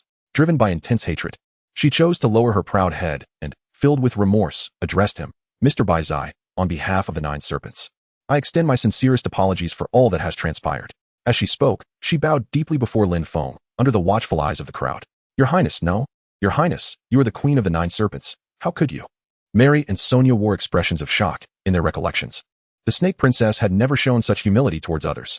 However, this was swiftly followed by a sense of understanding. Reflecting on the suffering that the celestial dragons had inflicted upon them, both Mary and Sonia comprehended the rationale behind the Snake Princess's actions. The old woman beside them cast a sympathetic glance at the Snake Princess, her heart sighing inwardly. Hatred, at times, can compel individuals to undertake the most unforeseen actions. Observing the reactions of those around him, Lin Feng remained silent, fully aware that his objective had been accomplished. In that case, I accept your apology. Lin Feng spoke calmly and continued, As a token of my initiation into the 9 serpents, you may designate a celestial dragon for me to eliminate. Lin Feng's words struck the hearts of the crowd like a heavy hammer. To designate a celestial dragon for assassination? They could hardly believe how effortlessly Lin Feng articulated such a notion. Are you certain, Baizai? The Snake Princess lifted her head, her beautiful eyes shimmering with intrigue. Indeed. Speak your mind. Lin Feng spoke softly. The Serpent Maiden's expression was one of struggle, and after a long pause, she uttered a name she wished to forget for a lifetime. Trux, the eldest son of the 8th family of the Celestial Dragon. The 8th family. Lin Feng's eyes narrowed, evidently indicating that the opponent had invested considerable effort. The 8th family signifies that the individual is a descendant of the 8th among the 20 kings. Understood. Await my further updates. Lin Feng spoke softly, and then he strode out, releasing his spiritual pressure that unfurled like a vast road, each step elevating him as if he were ascending to the heavens. The Serpent Princess's beautiful eyes trembled, filled with astonishment. Your Highness, do you believe this man can slay a celestial dragon? Mary approached the Serpent Princess, gazing at Lin Feng, who had vanished beyond the horizon, and whispered her inquiry. In that fleeting moment of Lin Feng's departure, the light prison surrounding them was lifted. I do not know, the Serpent Princess replied, shaking her head. Even now, she could not comprehend why he would take such a perilous risk. Was it merely to infiltrate 9 serpents, or was it the Demacia he had mentioned earlier? Let us await further news, Serpent Princess, came the sigh of Granny Zha, who too was baffled by Lin Feng's actions. This does not concern you, traitor of the nation. The Serpent Princess, upon hearing this, shot Granny Zha a disdainful look, scoffing as she turned to leave. Serpent Princess. Granny Zha was infuriated, her devotion to 9 serpents seemingly unappreciated by the young girl. If it were not for my encounter with you little ones while at sea, bringing you back to 9 serpents, you would still be begging on the streets. Calm down, Granny Za. Mary and her companion exchanged glances, sighed deeply, and stepped forward to persuade her, leading her away. Meanwhile, Lin Feng traversed the void, a single question echoing in his mind. Due to the earlier encounter with the Serpent Princess and her companions, his progress surged dramatically, leaping from 30 to 40%. His strength had escalated to 9 times that of the peak combat power of a withered wood, by Zai.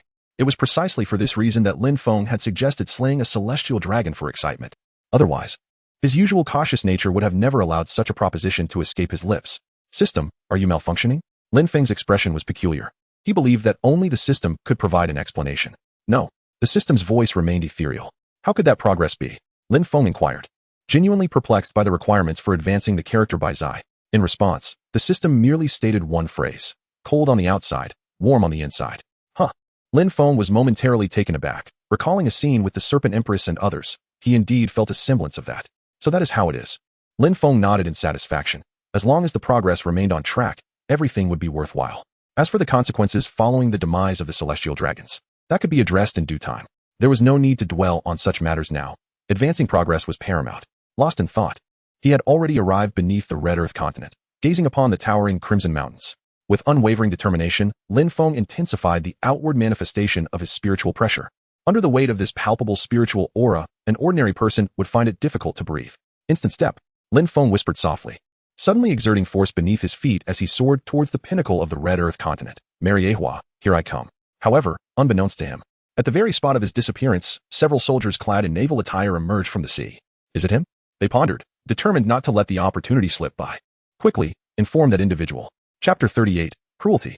At the apex of the red earth continent, the epicenter of global power, stands the holy land of Mariehua. The pristine, cloud-like architecture towers majestically at the center, and the words luxurious and noble scarcely encapsulate the grandeur of Mariehua. Yet, in stark contrast to the splendor of Mariehua, the surroundings appeared chaotic and repugnant. The corpses of various creatures lay heaped together, exuding a foul stench, resembling a hellish realm, utterly divergent from the sanctity of the Holy Land. Occasionally, a small gate within the Holy Land would creak open, and several guards would emerge, pushing a massive cart filled with slaves discarded by the celestial dragons. Some were already lifeless, while others lingered on the brink of death, barely clinging to existence.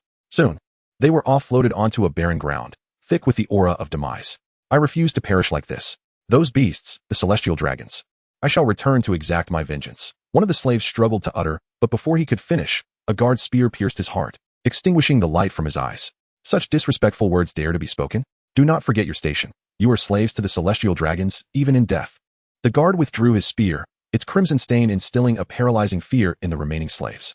Evidently relishing in this aura of terror, the guard, with a grotesquely contorted face, turned to his companion and said, Number 7, distribute the collars. Understood, you perverse individual. The guard known as Number 7 retrieved explosive collars from a bag behind him and began to distribute them to the slaves still exhibiting signs of life. This collar, unlike any they had previously worn, was the latest version. Their purpose was to use these discarded slaves for experimentation, a directive given by the celestial dragons themselves. Oblivious to the imminent horrors awaiting them, the slaves donned the collars. Excellent, they are all equipped. The guard, witnessing the slaves adorned with the collars, felt a sinister delight swelling within him as he pulled out a small controller and pressed it gently. Boom. In an instant, one slave's neck erupted in a fiery explosion, the scorching flames casting a hellish glow upon the faces of the onlookers. The slave's life was cruelly extinguished amidst his wretched screams. Gulp. Instantly, all the surviving slaves nervously swallowed hard, their gazes fixated upon the controller in the guard's hand, their expressions rife with terror. To them, that device resembled a death warrant. One gentle press could snuff out their lives. In truth, for the slaves, death held no fear. It was the agonizing wait before the inevitable that terrified them, for no one knew who would be the next to perish. Yes, yes, yes. This is the expression I cherish. Revel in your fear, mere insects. The expressions of dread among the slaves greatly satisfied the guard's twisted desires. He pressed the controller repeatedly, and in the next moment, a cacophony of explosions erupted, accompanied by the nauseating scent of charred flesh. For a time, it resembled a hell on earth. That should suffice. The masters await our report on the new product. Number 7 remarked, though he found the actions of his fellow guard distasteful. Why the rush? Let me finish my fun first. The masters one team mind. The guard's eyes gleamed with madness, utterly relishing the torment of the slaves, unwilling to conclude the grim spectacle prematurely. Suit yourself. Number 7, unable to bear the sight any longer, left with a parting remark. We shall await you at the city gate. As he and the other guards turned the cart around to depart. I won't indulge. The guard scoffed. his gaze returning to the trembling slaves. Let me savor your tragic cries as you approach death. With that, he pressed the button several more times. The explosions mingling with the slaves' anguished wails, which to him sounded like the most exquisite symphony in the world. Ha ha ha, just like that, continue, continue. The guard had descended into madness, his psyche immensely gratified. Soon, only a handful of slaves remained, huddled together, their eyes glazed with resignation towards life. One little girl murmured, God, why must you bring me into this world? Was it merely to embrace fear? If only I could return to my homeland and gaze upon the azure sea once more. Beside her, a middle-aged man shed tears of longing, having resigned himself to fate. Why the silence? Keep going. The guard's fury ignited at the lack of the expected frenzied reactions from the last remaining slaves, filling him with rage. Insects, perish. His eyes glinted dangerously as he pressed the remaining buttons on the controller. At last, liberation. The slaves looked towards the guard, devoid of fear in the face of death. Only a sense of relief enveloping them. Finally, we are free. They closed their eyes, awaiting death. Time ticked away, yet the anticipated explosions never came. They opened their eyes to an astonishing sight. A figure of ethereal grace stood before them, while the previously boisterous guard lay crumpled on the ground, frothing at the mouth. His helmet was clutched in the newcomer's hand. Is it a deity come to save us? The little girl, witnessing this scene, could not contain her tears. Her voice, choked with emotion. It seemed that it was not solely the celestial dragons who orchestrated this chaos. These lackeys too harbored their own insidious motives. Lin Feng gazed at the enslaved individuals, murmuring softly to himself. He had spotted the location of the sacred land from afar, traversing from the opposite side of the Crimson Earth. However, he did not anticipate encountering such a scene upon his arrival. Without a moment's hesitation, Lin Feng decisively struck, shattering the soul of the guard beneath the overwhelming force of his power. Now, only an empty shell remained. Big brother, are you a deity sent to save us? The little girl struggled to approach Lin Feng, her eyes wide with hope, her small face radiating expectation. Lin Feng remained silent as his initial release activated instantaneously. Petals of cherry blossoms floated gracefully through the air, weaving among the crowd and removing the collars from their necks. Wow, so beautiful, exclaimed a little girl, her eyes sparkling like stars, further convinced that Lin Feng was a divine being sent to rescue them. You should leave this place quickly. You can descend from the Red Earth continent by following that path.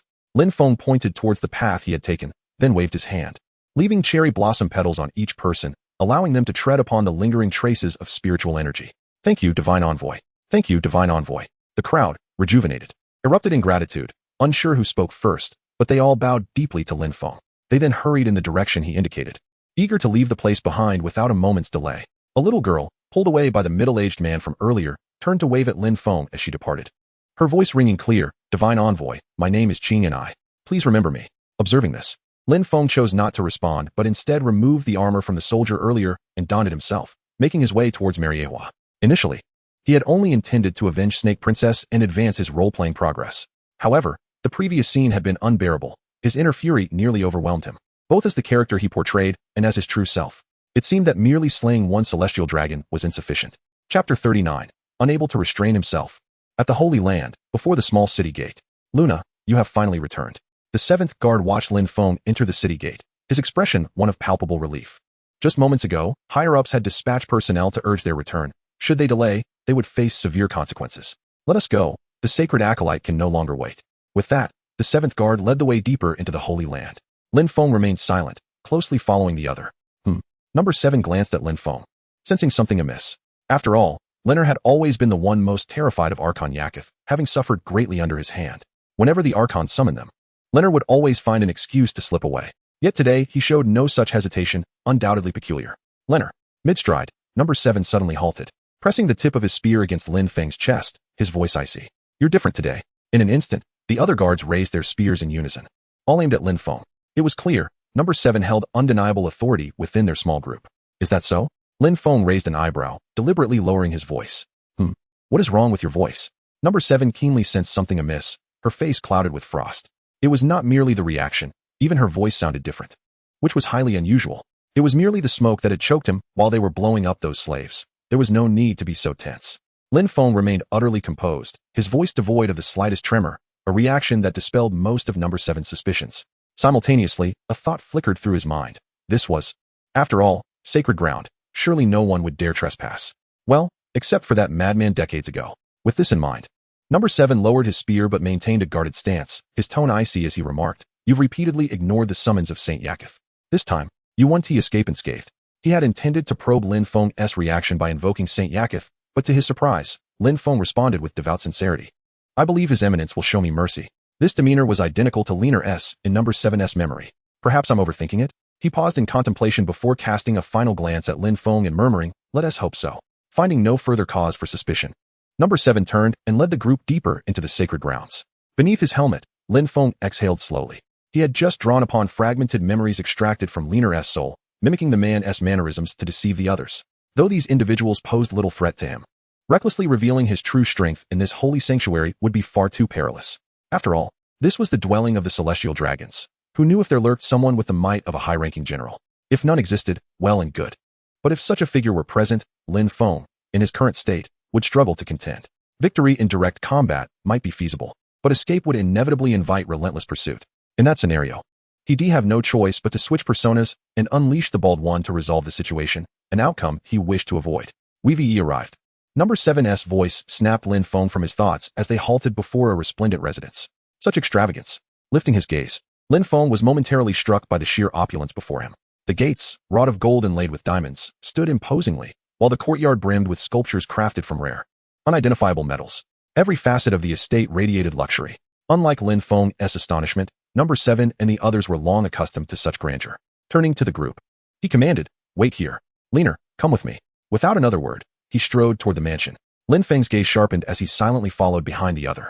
As they proceeded, various evocative sounds emanated from the rooms flanking the courtyard.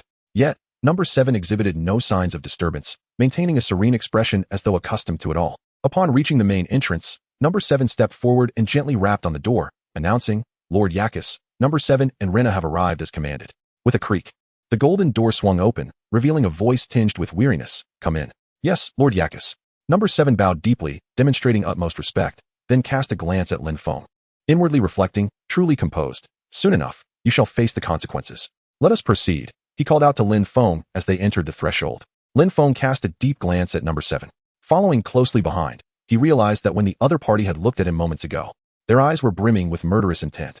Lin Feng sighed inwardly, realizing that his current identity seemed to harbor significant contradictions with that of the other party. Otherwise, such a gaze could not have arisen from a mere colleague relationship. Shortly thereafter, number 7 escorted Lin Feng to a dimly lit room, devoid of any furnishings, save for a corpulent celestial dragon adorned with bubbles atop his head. It required no further elaboration. The individual before him was undoubtedly Saint Yakos. Number 7 bowed in reverence, signifying his respect. No need for formalities, Saint Yakos replied, casting a glance at number 7 before allowing his gaze to settle upon Lin Feng, a peculiar glimmer flickering within his eyes. As per our usual custom, let us begin. Yes, number 7 responded, astonishingly beginning to remove his armor until he stood completely bare. In an instant, a chill ran down Lin Feng's spine. He understood everything now. He comprehended the significance of number 7's expression when he agreed to come here. It appeared that Saint Yakos had a penchant for dragon boys. Moreover, it seemed that number 7 shared this inclination, which explained his earlier murderous intent towards Lin Feng, perhaps fearing that he might usurp his favor. Luna, why do you not undress? As Lin Feng was lost in thought, Saint Yakos' voice resonated, imbued with an unexpected anticipation. What the hell? Lin Feng felt an overwhelming sense of discomfort. Indeed, among the celestial dragons, there was not a single normal person. Rena, did you not hear the words of the esteemed Saint Yakos? Hurry and remove it. When no. 7 saw that Lin Feng remained unmoved, the tone shifted, and with a raised voice, reprimanded him. It was impossible to suppress any longer. Lin Feng's veins bulged as he faced these two perverts, barely able to contain himself. Do not frighten my darling, number 7, Iko Saint admonished in a low voice. He then rose, maneuvering his corpulent form closer to Lin Feng. Is little baby Rena feeling shy? Once you experience it, you'll understand the essence of it. Now come. Let us remove that helmet. As he spoke, Iko Saint reached for Lin Feng's helmet, intending to unveil his current appearance. In an instant, a flash of brilliance glimmered, and the hand that was about to touch Lin Feng was severed, blood staining the air. Iko Saint stood motionless, astonished, staring at his dismembered hand in disbelief. The pain radiating from it filled him with terror. You lowly wretch. How dare you? Before he could finish his sentence, a blinding white light flashed before his eyes, and the world around him seemed to spin. What is happening? Iko Saint gazed at the terrified number 7, then caught sight of a headless figure, murmuring, so familiar. Is that me? With a thud, Iko Saint's head rolled onto the floor, leaving the onlookers in stunned silence. How dare you? Number 7 went into a frenzy, seizing the long spear from the ground and lunging towards Lin Feng. He had clawed his way to this moment, relying entirely on Iko Saint, enduring countless days and nights with a man of the same gender. All of this he had suppressed, solely for the ambition to ascend to the pinnacle. Yet, the humiliation and endurance of those countless days had been shattered by Lin Feng's blade. How could he not be driven to madness? Die. Number 7 unleashed his full might. The spear tip aimed squarely at Lin Feng, delivering his most formidable strike. Chapter 40, Revelation. In response, a streak of sword light flashed, and a crimson line appeared across number 7's throat as he collapsed to the ground, powerless. He never even glimpsed how Lin Feng had struck. Perhaps, in a sense, this allowed the two of them to fly together in unison. Lin Feng gazed at the two corpses on the ground, his expression frozen in cold detachment. With a swift motion, he unleashed the technique of destruction, obliterating the bodies into a fine powder that dispersed into the air within the chamber. Having completed this grim task, Lin Feng turned his back and strode towards the exit, fully aware that this place could not conceal the truth for long. The disappearance of a celestial dragon within the sacred land carried significant implications, which Lin Feng comprehended without the need for thought. However, before addressing that matter, he must first eliminate Trooks, fulfilling his promise to the Serpent Empress. Luna, why is it only you who has emerged? What of number 7? Soon, Lin Feng reached the door, where the guards, noticing his solitary presence, approached him with inquiries. He is currently entertaining Lord Yakus. Lin Feng emphasized the word play with great intensity, the implication being quite evident. Haha, it seems you have not caught the attention of Lord Yakus. A guard's peculiar tone provoked a hearty laughter from the other guards. Indeed, it appears I have not been favored. Lin Feng sighed and seized the opportunity to speak. Number 7 has instructed you to wait here. Once he emerges, the benefits will surely be yours. Very well, we shall remain here and observe what treasures number 7 acquires this time. The group wore expressions of delight, revealing their past fortune from number 7's hands. All right, you may wait here. That esteemed individual has summoned me for a matter. With that, Lin Feng strode towards the exit of the courtyard, and the others did not attempt to stop him.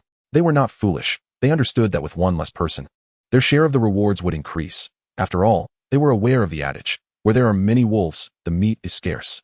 Having departed from the opulent courtyard, Lin Feng walked along the path of the sacred land, keenly observing his surroundings in search of Trooks' residence.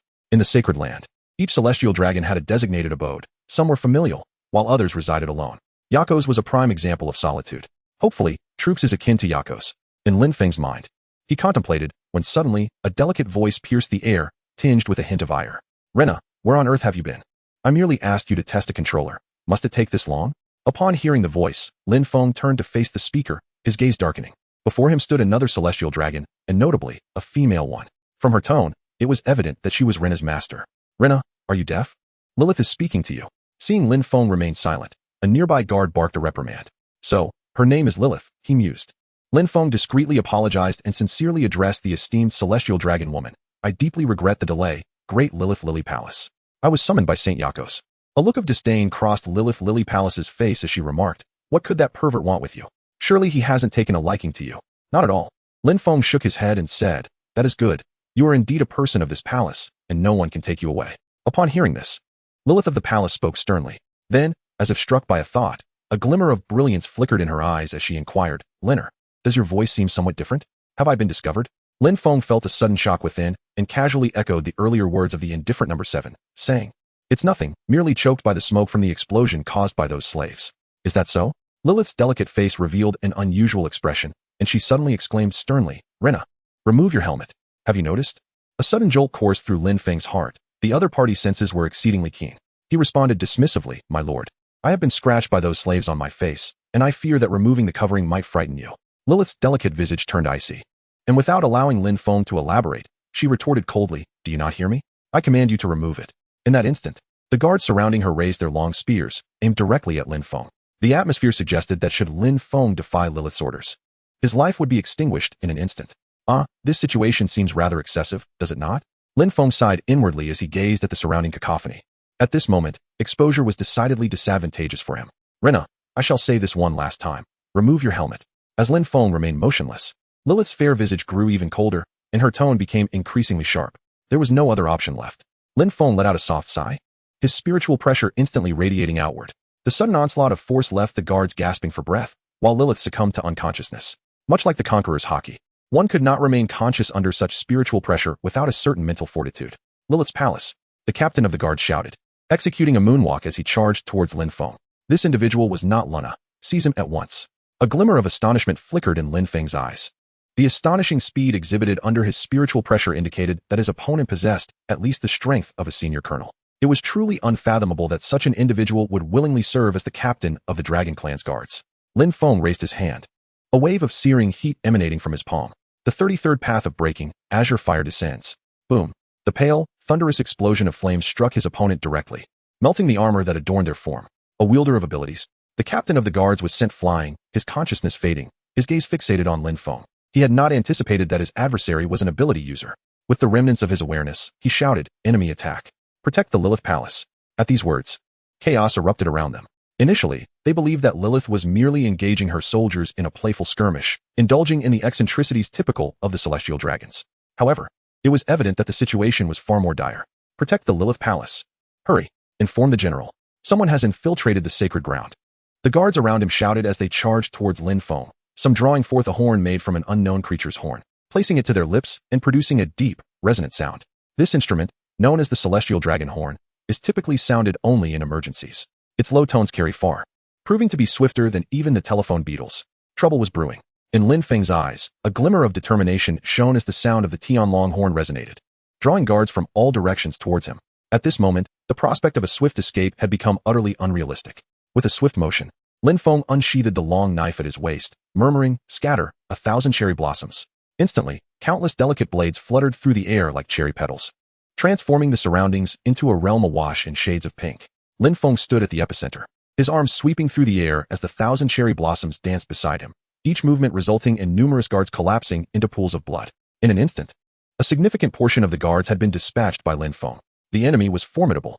How infuriating! How could they be so powerful? Who on earth is he? As the remaining guards were taken aback by Lin Feng's prowess, they speculated about his identity and intentions. One guard let out a roar, regardless of who he was. It was too late to summon reinforcements from the general. They must quickly notify CP0. "Yes, inform CP0. As these words were uttered, the guards divided their tasks. Some held off Lin Feng while others contacted CP. Observing this, Lin Feng's gaze sharpened. He could not linger here for too long, lest more than one general arrive. His situation would become untenable. At that point, not only would it be impossible to locate and eliminate troops, but even retreat would become exceedingly difficult. He needed to leave this place promptly. Lin Feng whispered as Senbonzakura unleashed its indiscriminate assault, overwhelming the legion of guards.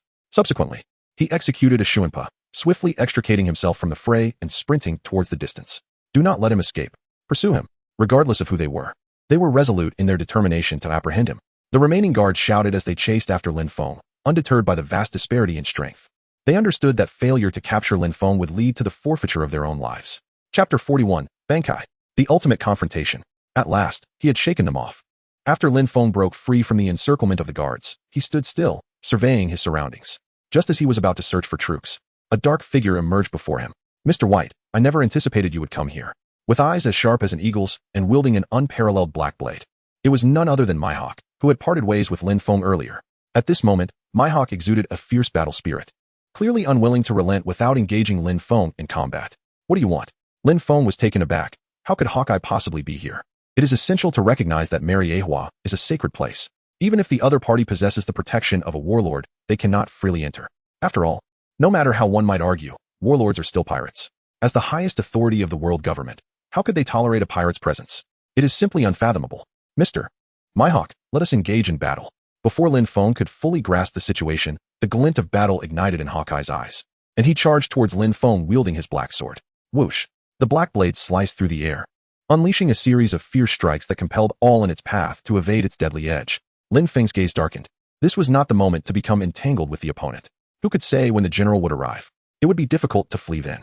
"Scatter, 1,000 cherry blossoms." Lin Feng swiftly unsheathed the long blade at his waist, dispersing the onslaught of Eagle Eye's strike. He then remarked, "Eagle Eye, I have no desire to engage in battle with you at this moment. If you wish to spar in swordsmanship, I shall seek you out after some time." Lin Feng's tone was exceedingly earnest, yet in the eyes of Eagle Eye, it took on a different flavor. "Do you still wish to deceive me once more?"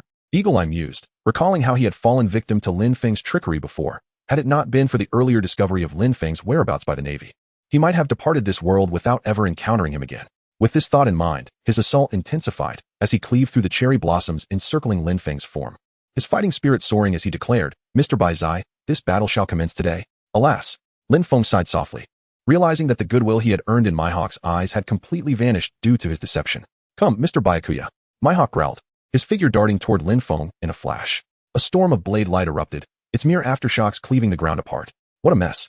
Faced with Mihawk's relentless assault, Lin Feng could only swallow his bitterness. If given another chance, he would have chosen honesty over deceit.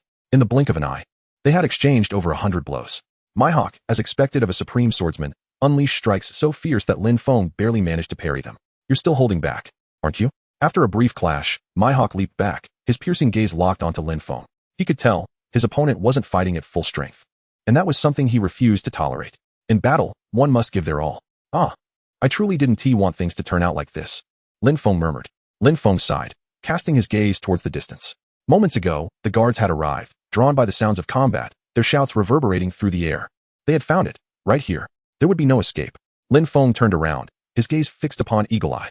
He understood that he could no longer delay. Since you wish to witness it, allow me to demonstrate my utmost strength. Lin Feng spoke with an air of nonchalance. As cherry blossom petals from all around converged toward his hand, coalescing into the true form of Senbenzakura. Finally unveiling your true prowess. Are you? Hawkeye's sharp gaze gleamed with intensity, every fiber of his being taut with anticipation, his fighting spirit blazing. Just then, something unexpected occurred. To Hawkeye's astonishment, Lin Feng released his grip on the long sword. As bewilderment flickered through Hawkeye's mind, Lin Feng's voice drifted over, serene yet commanding. Bankai, scatter, Senbenzakura Kageyoshi. Plink. With those words, the blade sank into the earth as though merging with the ground itself. Then, countless gleaming blades rose slowly around Lin Feng. A breathtaking yet lethally ominous spectacle. Hawkeye, come forth. Lin Feng cast a faint glance at Hawkeye, and as he spoke, his hands gently waved. In an instant, the long knives formed by cherry blossoms scattered in all directions. Countless cherry blossoms danced in the air, amplifying their powers several times over, with their numbers leaping into the billions. What a remarkable ability. Hawkeye remained unfazed. On the contrary, he expressed admiration, for in his eyes, Lin Feng's skill was something every swordsman could only dream of, except, of course, for himself. Buzz. As Lin Feng unleashed his Bankai, Hawkeye infused the long-suppressed Conqueror's Haki into his black blade, transforming the already dark sword into an even deeper shade.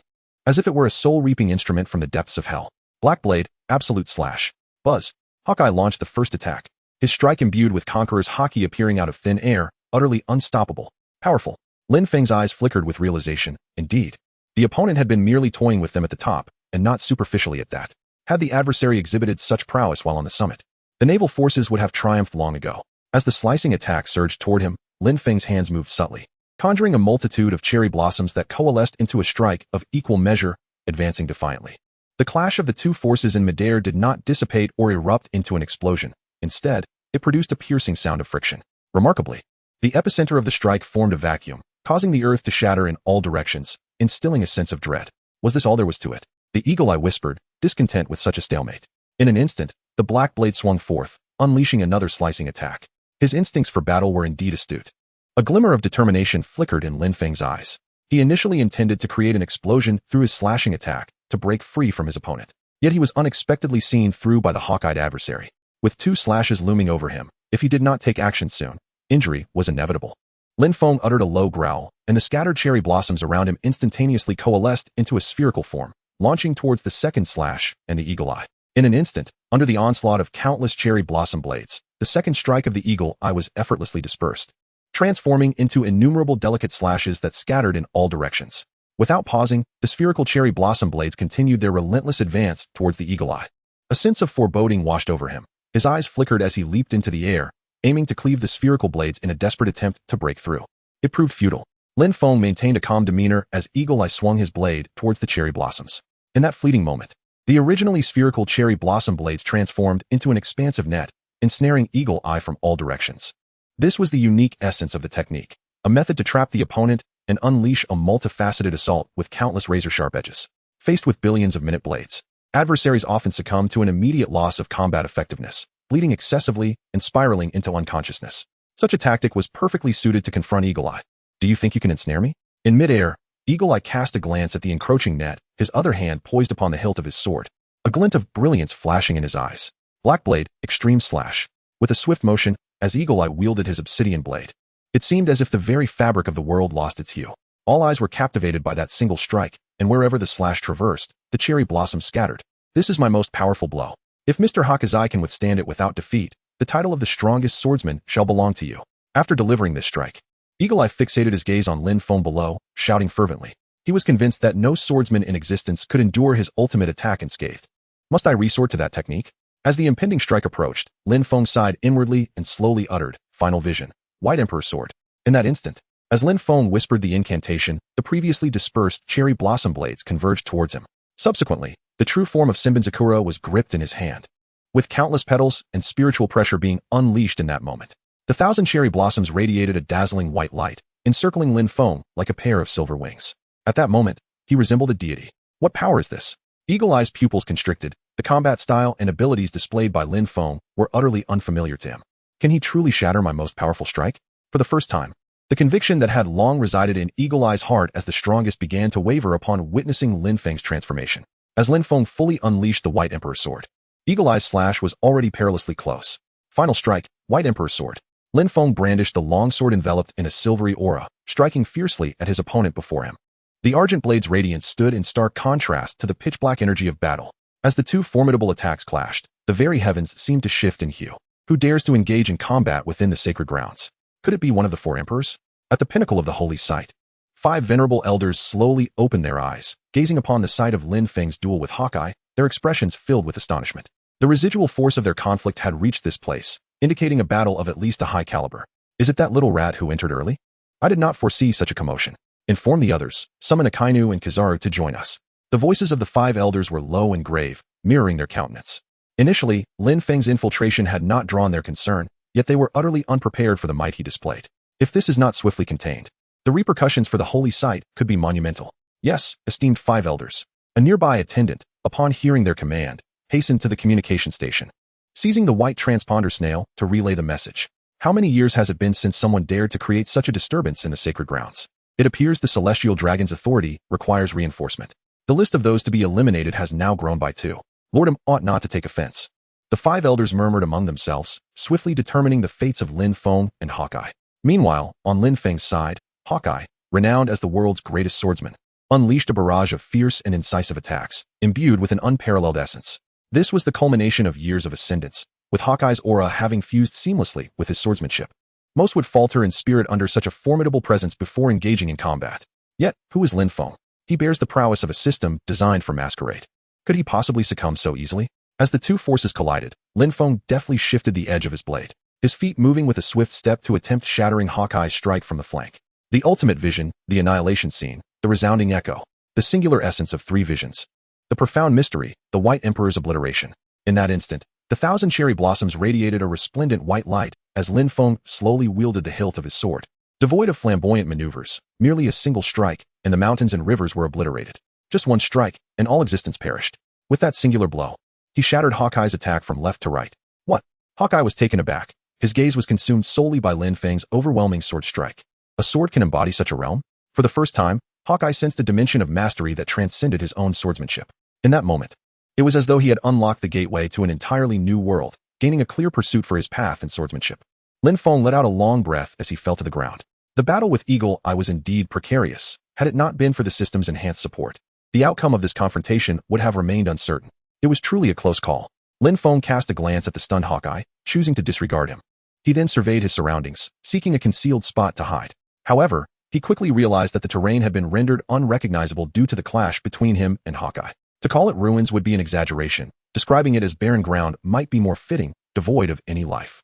In that instant, Lin Feng felt a stirring within him and turned his gaze toward the distance, where he spotted 2 figures, one red and one yellow, swiftly advancing in his direction.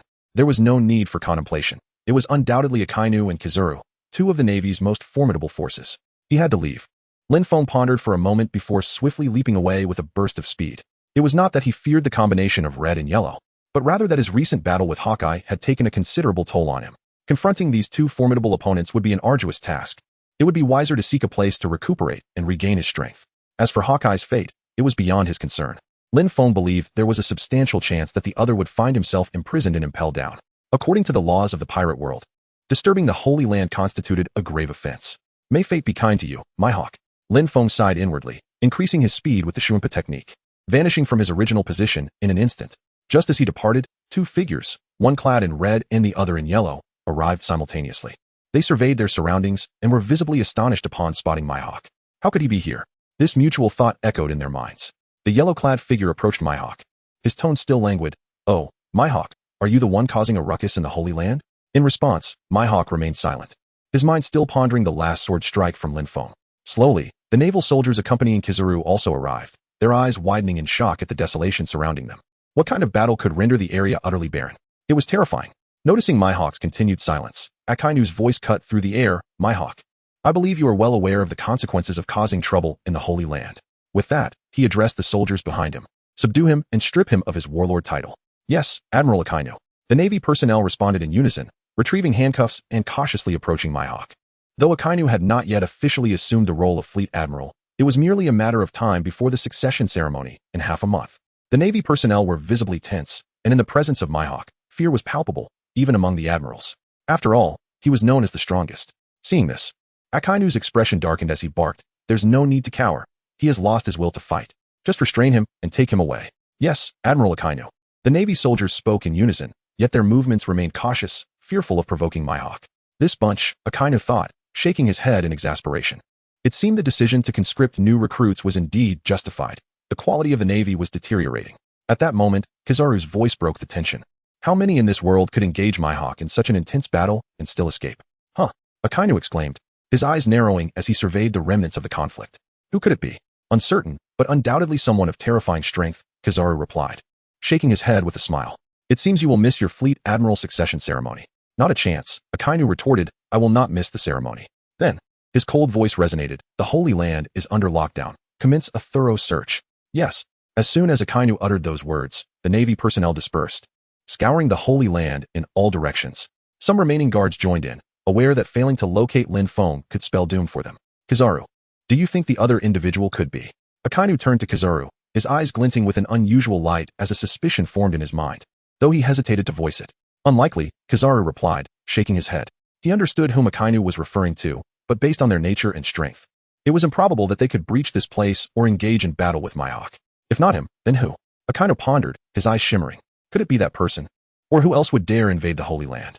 The four emperors are preoccupied with claiming territories in the New World, and the supernovas lack the strength for such a feat. There's no need to dwell on it. "Sakazuki, just ask Mihawk, and you'll find out," Kizaru suggested, hitting the nail on the head. To discover the identity of the individual, questioning the person involved was indeed the best approach. Agreed, Akainu nodded. Yet, he feared that Mihawk might not cooperate. After all, Mihawk's strength was on par with the two of them. If he chose to remain tight-lipped, they would be at a loss. However, given the current situation, he was their only lead. Then it must be done. "I will interrogate Mihawk. You continue the search," Akainu decided, addressing Kizaru before turning to accompany the naval escort. I've taken on another troublesome task," Kizaru muttered, shaking his head in frustration as he transformed into a flash of light, disappearing from sight. In this world, when it came to speed, none could surpass him. Kizaru was indeed well suited for the task of finding individuals. Meanwhile, Lin Feng, having left the battlefield, stealthily approached an opulent palace, hoping to glean information regarding troops. Indeed, the celestial dragons were extravagantly indulgent. Lin Feng cautiously advanced, the sounds emanating from the adjacent chambers igniting his imagination. To his astonishment, the commotion from his battle with Eagle Eye had attracted such attention, yet it did little to deter these celestial dragons from their indulgences. It seemed that this race had indeed descended into depravity. As he continued on, a voice captured Lin Feng's attention. He carefully approached the door and peered inside. An elderly celestial dragon was reprimanding a child before him, presumably his son. "Do you know who you are?" The elder celestial dragon intoned coldly, his voice imbued with an irresistible authority. "In response to my esteemed father, I am a member of the illustrious Nakari's family," the child replied respectfully, though a flicker of defiance danced in his eyes. "You still comprehend that?" The elder's gaze hardened, and he lashed out with a whip, striking the child while berating him. "As a member of the Nakari's family, how dare you feel pity for a commoner? Is this what we are meant to do?" With each strike, blood flowed from the child's frail body, a sight both horrifying and poignant. Yet, to Lin Feng's surprise, the child remained resolute, declaring, "Father, commoners are also human. Just like us. There should be no distinction of high and low in this world. Are we not all life?" "What?" The elder's face contorted with rage, his veins bulging. The child's words were nothing short of heretical in this sacred realm. The celestial dragon stood above all. How could one dare to compare themselves to mere commoners? Such thoughts were an affront to the dignity of the world's nobility. "Do you grasp the enormity of what you are saying? Utterly preposterous." The elder roared, and the whip fell again, each blow tearing at the child's skin. Yet, despite the agony, the child remained defiant, not uttering a single cry. In the shadows, Lin Feng's heart raced, struck by the child's unyielding spirit. It appeared that not all celestial dragons were devoid of merit. "You will reflect upon your actions here. You are not permitted to leave this room without my consent." After a while, the elder, seemingly exhausted and perhaps reluctant, set down the whip and departed, leaving the child alone. The celestial dragons had once emerged from the common folk. Why then should they consider themselves superior? The child gazed at his father's retreating figure, murmuring softly to himself, convinced that if this continued, the celestial dragons would inevitably face their demise. At that moment, a cool voice resonated. Well said, young one. Who? The child immediately tensed, eyes filled with suspicion as he cautiously peered outside, ready to flee. Astute reaction. A figure emerged from the shadows, admiration evident on his face. It was Lin Feng. He noted the child's quick reflexes. Such responses were rare for one so young, especially a celestial dragon. Who are you? The child's surprise was fleeting, quickly replaced by composure as he inquired of Lin Feng. Kai boku bai zai. Lin Feng replied nonchalantly, believing there was no need to conceal his identity from the child. Xiaomu bai zai? A peculiar glimmer appeared in the child's eyes as he hurriedly asked, you come from beyond the sacred land. Oh, you know? Lin Feng smiled gently. The child nodded, speaking with an air of self-importance, resembling a miniature adult. I know everyone in the sacred land, and evidently, you are not among them. Oh, Lin Feng was astonished, finding it hard to fathom that such a young child possessed such remarkable wisdom.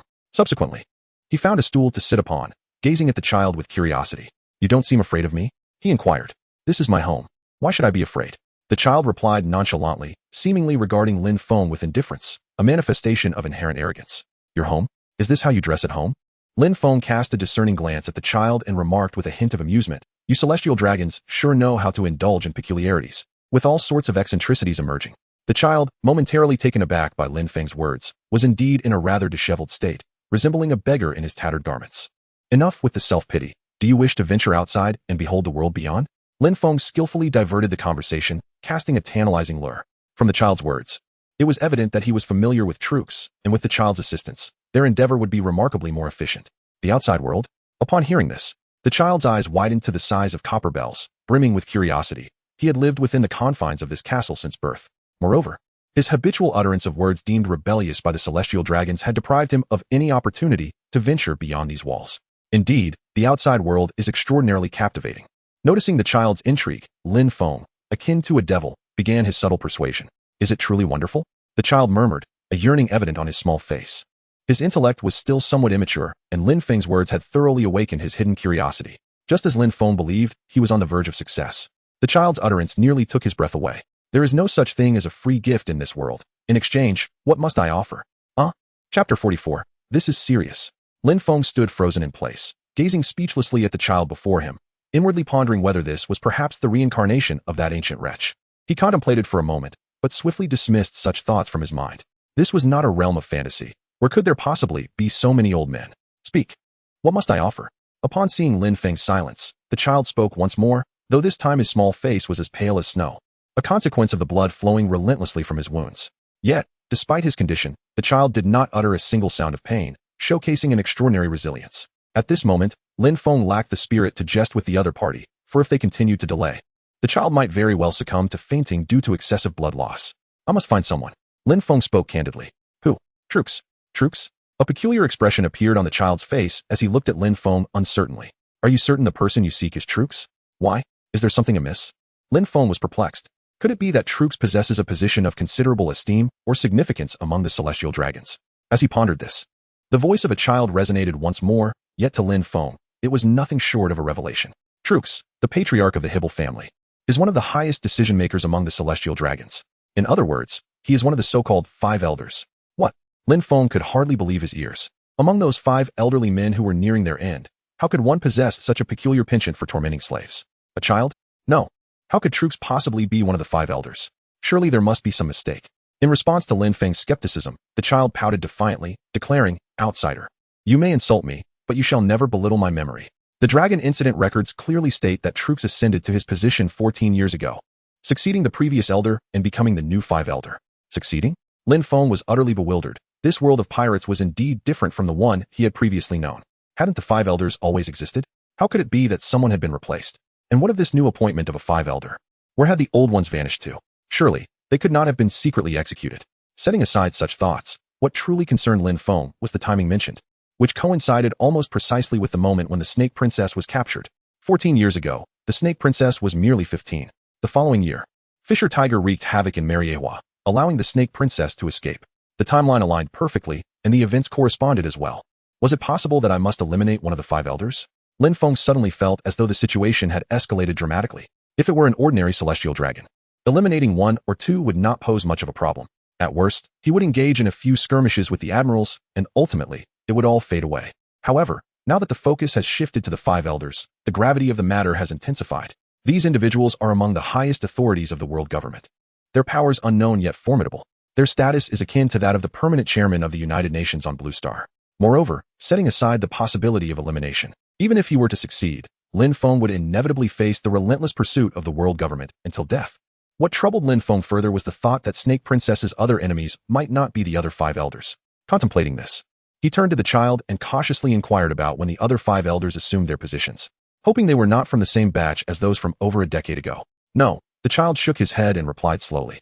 The records in the Celestial Dragon incident log do not indicate when the other elders began their tenure. They have seemingly remained in their positions for eternity. As he spoke, a look of longing appeared on the child's face. When the day comes that I can become one of the 5 elders, the world will undoubtedly transform. Lin Feng paid no heed to the lofty aspirations of the child, feeling a sense of relief within, as long as the other 5 elders did not pose a threat.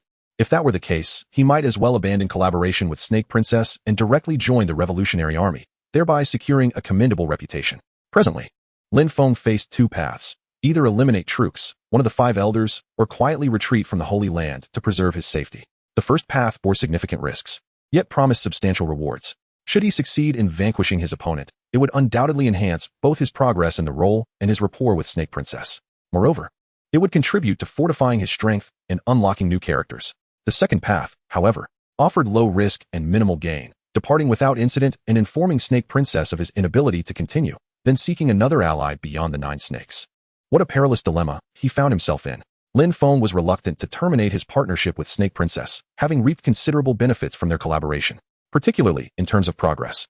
Yet, the situation with the 5 elders truly posed a significant challenge. Each of those elder figures was formidable. Eliminating one would entail substantial risk for both the situation and his own safety, potentially rendering him a target for all. This was not the outcome Lin Feng desired. After a moment of contemplation, a glint of madness appeared on Lin Feng's face. After all, he possessed the system and lacked no identity, should things go awry. He could simply regard the character by Zai as a practice run gone awry. When the time came, he could reselect the character and continue honing his skills. He resolved to take action. Lin Feng gritted his teeth and made a resolute decision. There is an old saying on Blue Star: the sooner you take action, the sooner you can reap the rewards. A bold endeavor may transform a bicycle into a motorcycle. Without taking risks, how could one expect substantial returns? Furthermore, even if he were to fail, he still had a backup plan.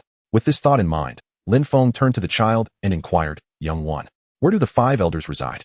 The child, somewhat reluctant, pouted and replied, "Don't call me a child. I have a name, Florigel." Unfazed by the child's sudden outburst, Lin Feng smiled and said, "Florigel, please tell me where the 5 elders typically dwell." "It's of no use," Florigel retorted, shaking his head with the demeanor of a little adult. "Even if I told you, you wouldn't be able to enter. The place where the 5 elders reside is guarded by countless soldiers. Not only outsiders like you, but even we celestial dragons would require great effort to catch a glimpse." Guarded by soldiers? Lin Feng pondered deeply. Although the other party did not disclose a specific location, they provided a pivotal clue: heavily guarded. The implication was unmistakable. The area with the greatest military presence was undoubtedly the stronghold of the 5 old stars. "Thank you." Lin Feng smiled at Florigor, rose from his seat, and walked to the window to gaze into the distance, searching for a location guarded by heavy troops. He found it. Lin Feng's gaze sharpened as he observed the countless soldiers stationed beneath the highest edifice of the sacred land. Furthermore, among the throngs of people, several members of CP were discreetly patrolling. That must be the place. Lin Feng pondered for a moment, then stepped onto the windowsill and turned to glance at Florigor. "You little rascal, excessive blood loss can be fatal. Hurry and check." With that, he leaped from the window, executing his descent with utmost precision, vanishing in a flash of motion. Upon witnessing Lin Feng's leap, Florigor, disregarding his injuries, hurried to the window and scanned the surroundings, yet found nothing. "What a deceiver. You promised to take me to see the outside world." Florigor's face puffed up in anger, his pallor accentuated by the blood loss, resembling a pale little hamster. With a huff, he gazed at the azure sky outside, murmuring, "One day, I shall experience the wonders of the outside world." However, a sudden heaviness enveloped his mind, and recalling Lin Feng's earlier words, he realized that if he did not seek treatment soon, he might indeed perish. Could it really lead to death? Ultimately, Florigor, still a child at heart, connected the dots and quickly stepped away from the windowsill, venturing outside in search of a physician. Chapter 45, The Cunning Yellow Ape. This is the very place where the 5 elder stars reside. Lin Feng weaved through the throngs of people, concealed in the shadows, observing the towering structure at the heart of the sacred ground with a hushed reverence. Gaining entry into this realm was far from a simple endeavor. The CP members were scattered all around, encircled by an abundance of heavily armed guards. Furthermore, the earlier confrontation with Hawkeye had rendered the defenses here even more formidable. Within a radius of several meters, all were nearly expelled, leaving only a solitary line of vigilant sentinels. It was a daunting challenge. Lin Feng's gaze flickered. Merely infiltrating this place posed a formidable challenge for him. The opposing guard formation was already comparable to that of the Marine headquarters. No, perhaps it was even more elite than the Marine headquarters. How could he possibly gain entry? Lin Feng remained silent, wandering amidst the throngs for an extended period. Yet he could not uncover a viable opportunity. The structure was enveloped in concrete and steel from all sides, with only a singular entrance for ingress and egress. The windows served as a secondary entry point, but the nearest window loomed a daunting 10 meters above the ground. 10 meters. For an ordinary person, this height would be nearly insurmountable, yet for Lin Feng, it posed no significant challenge. His thoughts were preoccupied with how to remain inconspicuous. To stealthily infiltrate and execute his objective, perhaps he would have to wait until nightfall. Lin Feng observed intently, realizing that such a structure could only be infiltrated under the cover of night. During the day, a direct assault would be the only option. With this thought, Lin Feng vanished into the crowd, seeking a place to conceal himself. He sensed the approach of a formidable presence. Oh, it appears the individual he sought is not present here. Accompanied by a glimmer of light, Admiral Kizaru stood at the entrance of the building, surveying his surroundings. The sight of Admiral Kizaru prompted the guards to salute. Despite being directly under the celestial dragons, they still held a degree of respect for the Navy Admiral. After all, he represented the pinnacle of military strength, and should he be in a foul mood, the guards would have no recourse. Carry on with your patrol. Kizaru instructed the guards with a wave of his hand, his gaze sweeping through the throng of people. The most dangerous places often provide the greatest safety. Understanding this principle well, Kizaru surmised that the infiltrator was likely to blend into this area. His task was to scrutinize each passerby meticulously. How could he be here? In the shadows, Lin Feng watched the sudden appearance of Kizaru with a grave expression. The residence of the five elders was already difficult to access, and now the presence of an admiral would undoubtedly increase the challenge. The night would not suffice. He needed to devise a plan to enter immediately. In Lin Feng's eyes glimmered a keen radiance. He had initially planned to infiltrate during the night, but if the yellow ape remained present, there would be little distinction between day and night. What should he do? Lin Feng was lost in thought when, from a distance, a gaze approached, imbued with curiosity. This is not good. Lin Feng was momentarily taken aback and hurriedly departed from his position, yet it was too late. A brilliant flash of light illuminated the surroundings as Kizaru's figure materialized not far from Lin Feng, locking eyes with him. Young man, you don't seem to be a mere soldier. Could you be one of the celestial dragons? In response to Kizaru's inquiry, Lin Feng lowered his voice and raised his gaze towards him, replying enigmatically, "What do you think?" Prior to this encounter, he had subtly altered his appearance. He removed his noble headpiece and tucked it behind his head, tying up his hair, rendering him almost unrecognizable from the portrait on the bounty notice. While one's appearance may be modified, the innate aura of the Putong family is indelible. This left Kizaru momentarily uncertain about Lin Feng's identity, which prevented him from immediately taking action. Kizaru scrutinized Lin Feng, his mind a whirl of confusion. He appeared soldier-like, yet not quite. There was a certain aristocratic demeanor. But Kizaru had encountered most of the renowned celestial dragons. Only a select few remained unfamiliar. "Young man, reveal your family name," Kizaru said with a faint smile.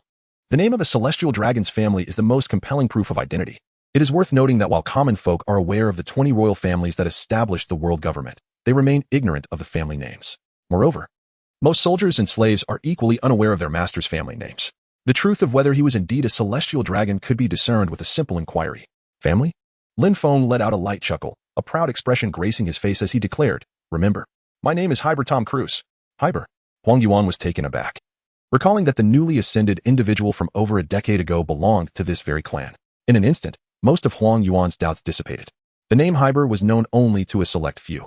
Even some celestial dragons would tremble at the mere mention of this family. This fear stemmed from the fact that the current head of the Hyber family was one of the elders of the five elders. "Tom?" Huang Yuan ventured, his face betraying uncertainty. "Call me Cruz." Lin Feng's expression grew serious as he proudly declared his name, seemingly filled with a sense of pride. However, deep down, he repeatedly apologized to Tom, saying, "Tom, I sincerely beg your pardon. I truly could not think of a better name." Ahem. The name Yellow Ape struck him as peculiar. It was the first time he had encountered such a moniker. With an apologetic demeanor, he addressed Cruz Saint, saying, "I apologize, Cruz Saint. I am currently searching for suspicious individuals and may have caused some offense." "Offense?" Lin Feng let out a cold laugh, his voice icy as he remarked, "Even if you are a general, you must recognize that the dignity of the celestial dragons is not to be trifled with." With an expression that was both haughty and frigid, coupled with an arrogant tone, at that moment, Lin Feng nearly convinced himself that he was indeed a celestial dragon. "Apologies." The eyes of Kizaru darkened, yet his skepticism towards Lin Feng diminished significantly.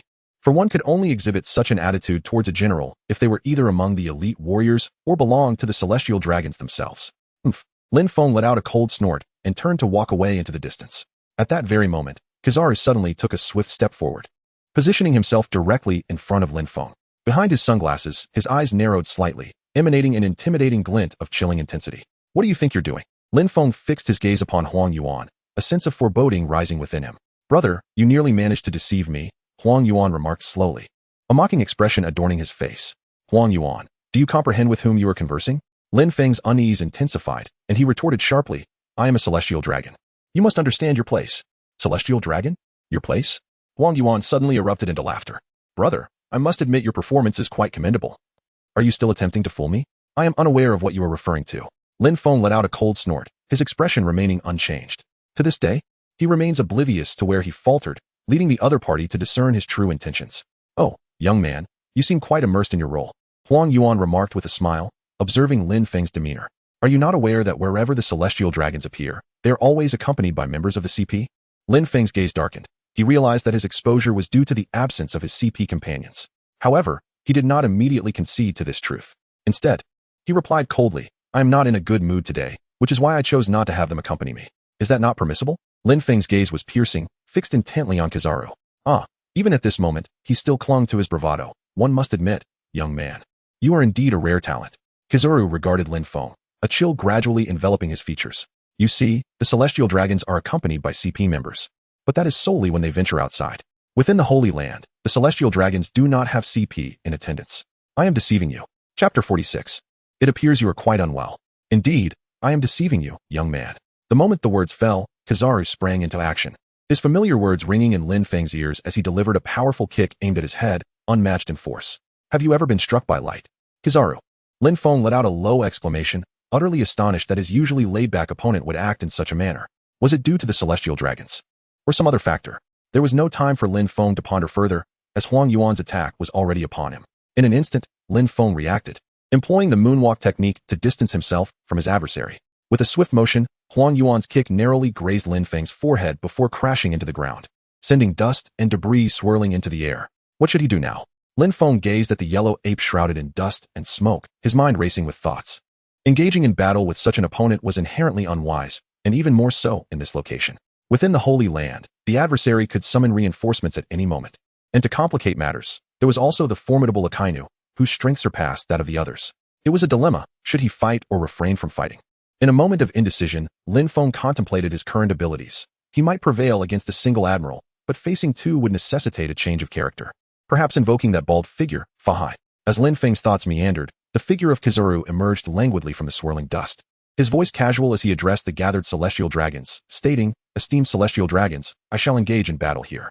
I kindly urge you to retreat to a place of safety and avoid causing me any distress. How trivial, one might think, only an admiral taking action. You startled me. Truly a bunch of lowly commoners. Upon these words, the expressions of the celestial dragons varied, yet their bodies readily complied, retreating towards safety under the protection of their guards. After all, they were merely frivolous nobles, not devoid of sense. They understood all too well what an admiral's battle entailed. Shall we counterattack, brother? After completing his remarks, Kizaru stretched his limbs, casting a nonchalant glance at Lin Feng. What do you think?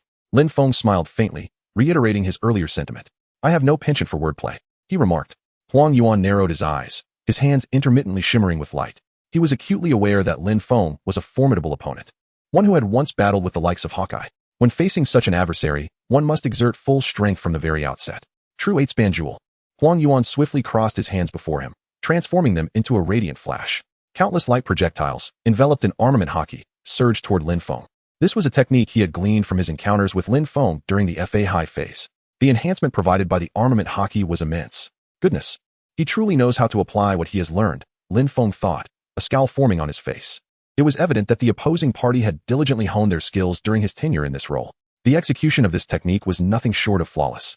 In an instant, Lin Feng unsheathed his sword, Senbenzakura, and softly whispered, Scatter, Senbenzakura Kageyoshi. He unleashed his Bankai. There was no alternative. His opponent was a vice admiral after all. With battle being unavoidable, he resolved to conclude it with utmost swiftness. With a flourish, a flurry of cherry blossoms erupted from his blade, soaring toward the eight-span jewel. The blossoms intertwined with the black and yellow projectiles, creating a symphony of vibrant explosions in the air. For a fleeting moment, the surroundings were awash in hues of pink and black-yellow, accompanied by the resounding echoes of detonations, akin to a dazzling display of fireworks. Huang Yuan murmured, momentarily taken aback. Due to differing worldviews, he instinctively categorized the Zanpakuto as a type of ability. Muttering to himself, is it a natural type? Or, just as his thoughts wandered, Lin Feng's voice cut through the air. Annihilation scene, Senbonzaku Kageyoshi. With a swish, countless long blades emerged from the ground, their edges glinting ominously. Tangible? Huang Yuan's gaze sharpened as he focused on Lin Feng's blade. The existence of a physical form indicated that his opponent was not of the natural type. This was advantageous, as confrontations between natural-type combatants often resulted in stalemates.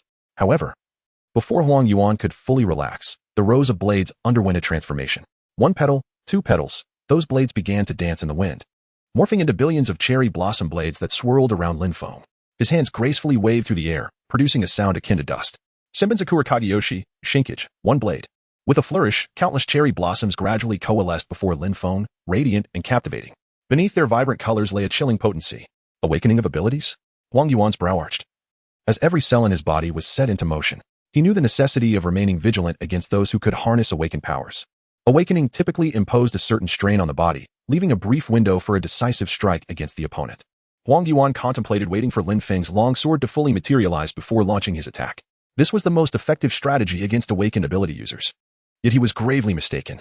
For Lin Feng was not an ability user. The conventional wisdom regarding abilities had no bearing on him. There was no awakening gap, only unparalleled strength. Buzz. Countless petals finally converged into a magnificent cherry blossom greatsword, hovering before Lin Feng. An opportunity. Huang Yuan's gaze sharpened at the moment the greatsword took form.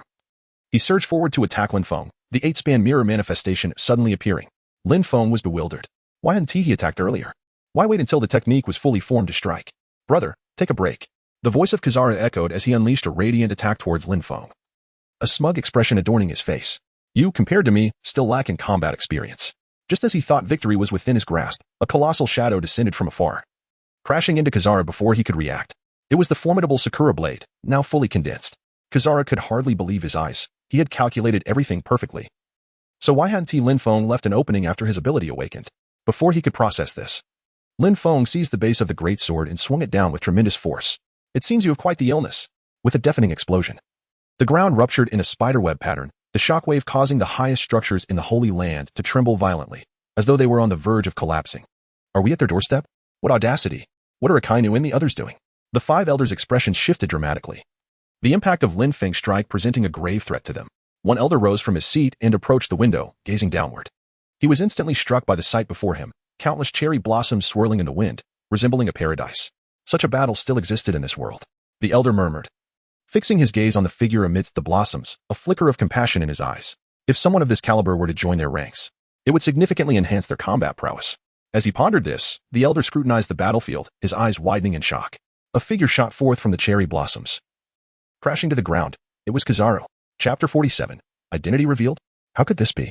The elder was astonished. They were well aware of Kizaru's strength. Yet he appeared so disheveled.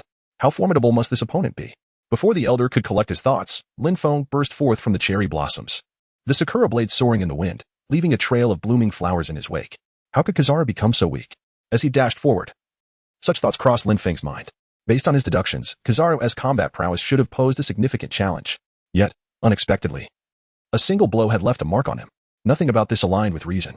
Meanwhile, Kizaru slowly rose from the ground, his clothes tattered, and his sunglasses shattered once more. It had been a long time since he had found himself in such a sorry state since his battle with Fosen. He had not anticipated facing such a predicament today.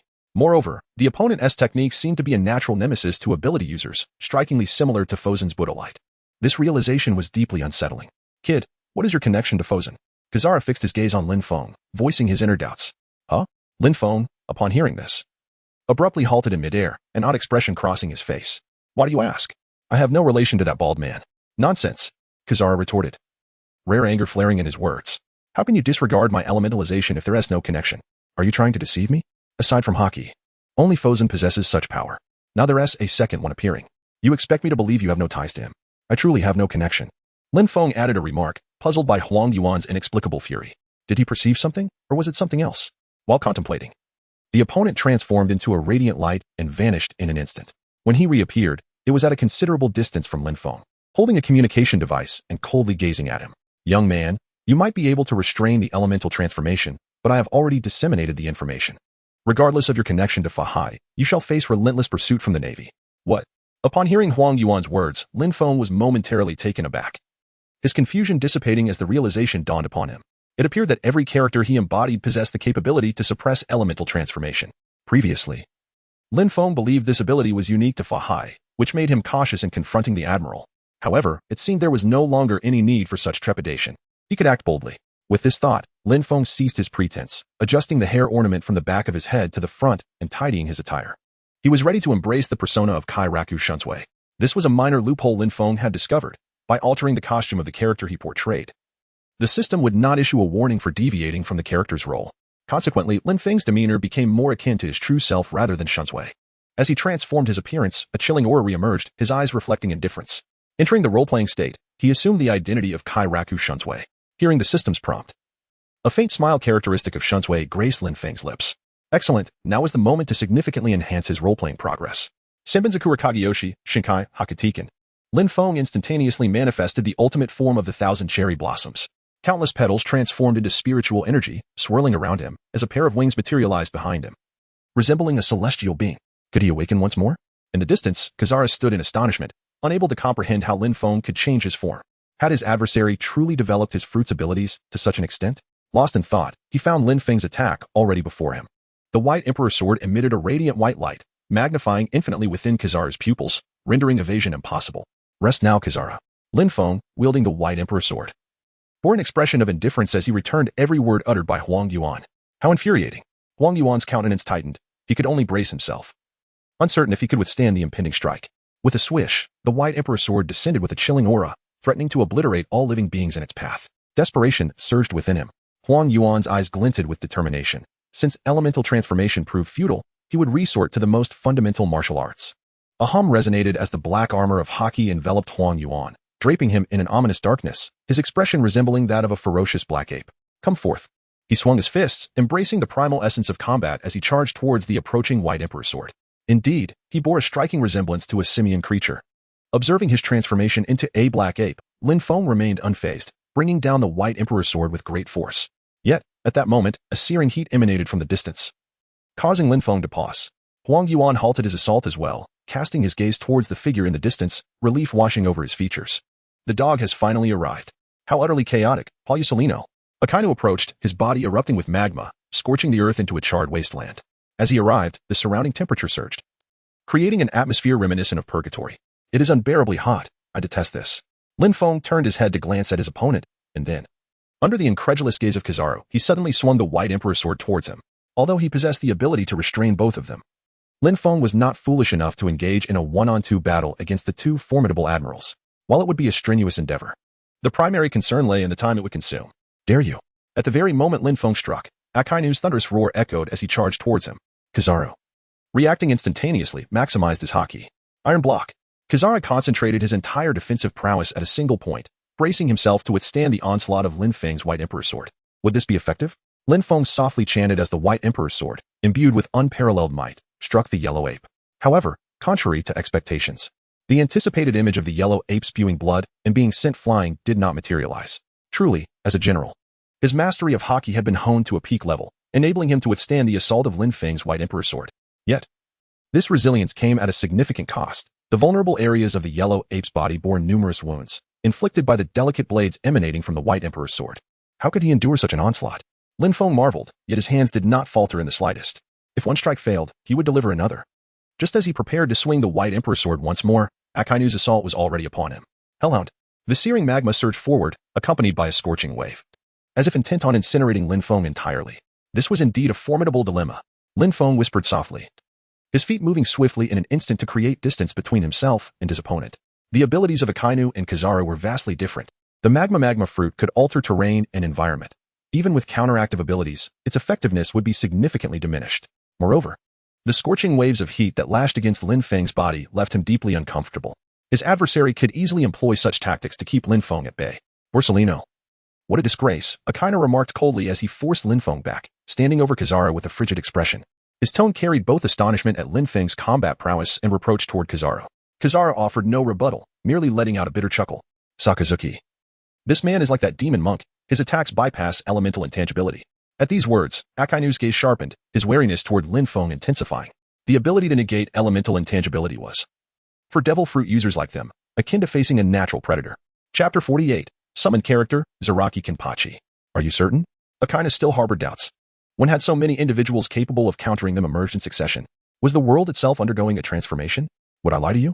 Kizaru rolled his eyes at Akainu's skepticism. His old colleague had many virtues, but excessive suspicion was not one of them. Understood. Akina gave a curt nod before shifting the subject. Do you still have stamina left? Let us subdue him together. Some, Kizaru sighed.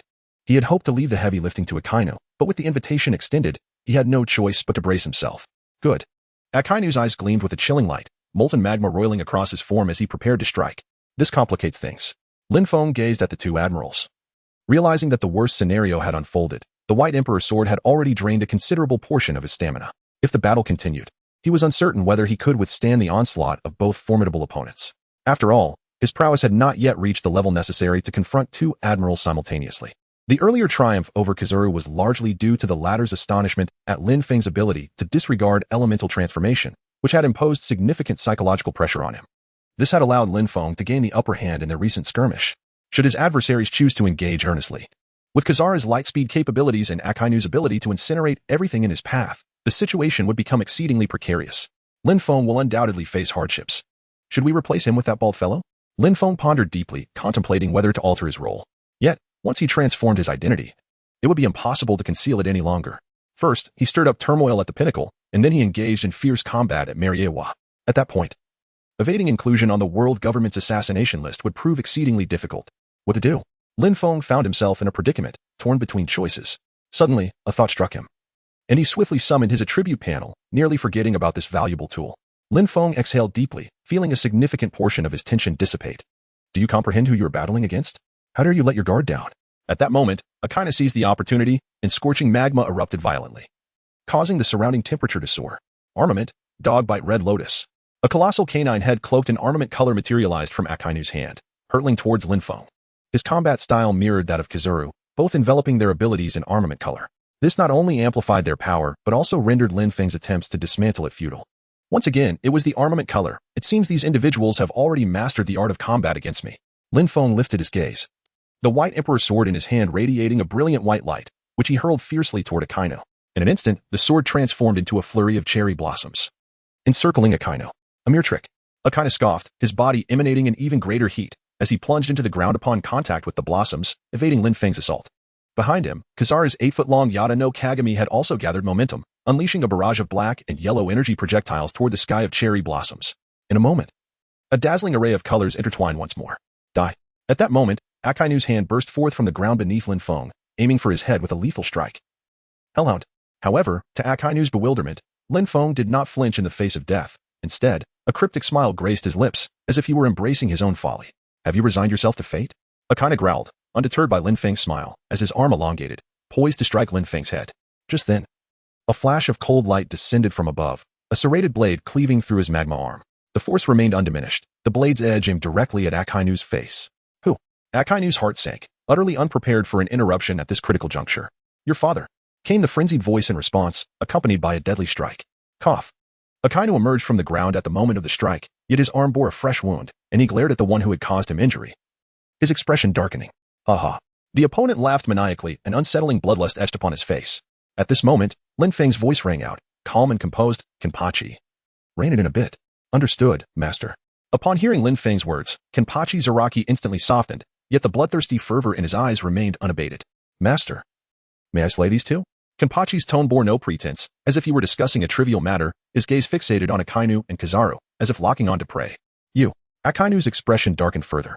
After so many years, someone dared to utter the words of wanting to kill him. Who is this fool? Unaware that he stands before an admiral of the navy. In contrast, Kizaru's demeanor was no less grim, although his concern lay not with Kenpachi but with Lin Feng. The former seemed to have been summoned by Lin Feng, leading to Akainu's failed attack. This sparked a flicker of doubt in Kizaru's mind. Did this individual possess some unknown power beyond the devil fruit? Or was it something else? Additionally, Kizaru discerned a perilous signal from the attire of Lin Feng and his companion, as numbers were emblazoned upon their backs. Lin Feng's power stood at 6, while Kenpachi's was 11. In other words, it was highly likely that the two belonged to the same organization. At this thought, a chill ran down Kizaru's spine. Could it be that such formidable individuals numbered 11 or more? First, there was Fahai and Jinshan Temple, and now an enigmatic organization had emerged. The world seemed poised for a complete upheaval. Kizaru's heart was icy at that moment. Meanwhile, Lin Feng remained oblivious to Kizaru's thoughts.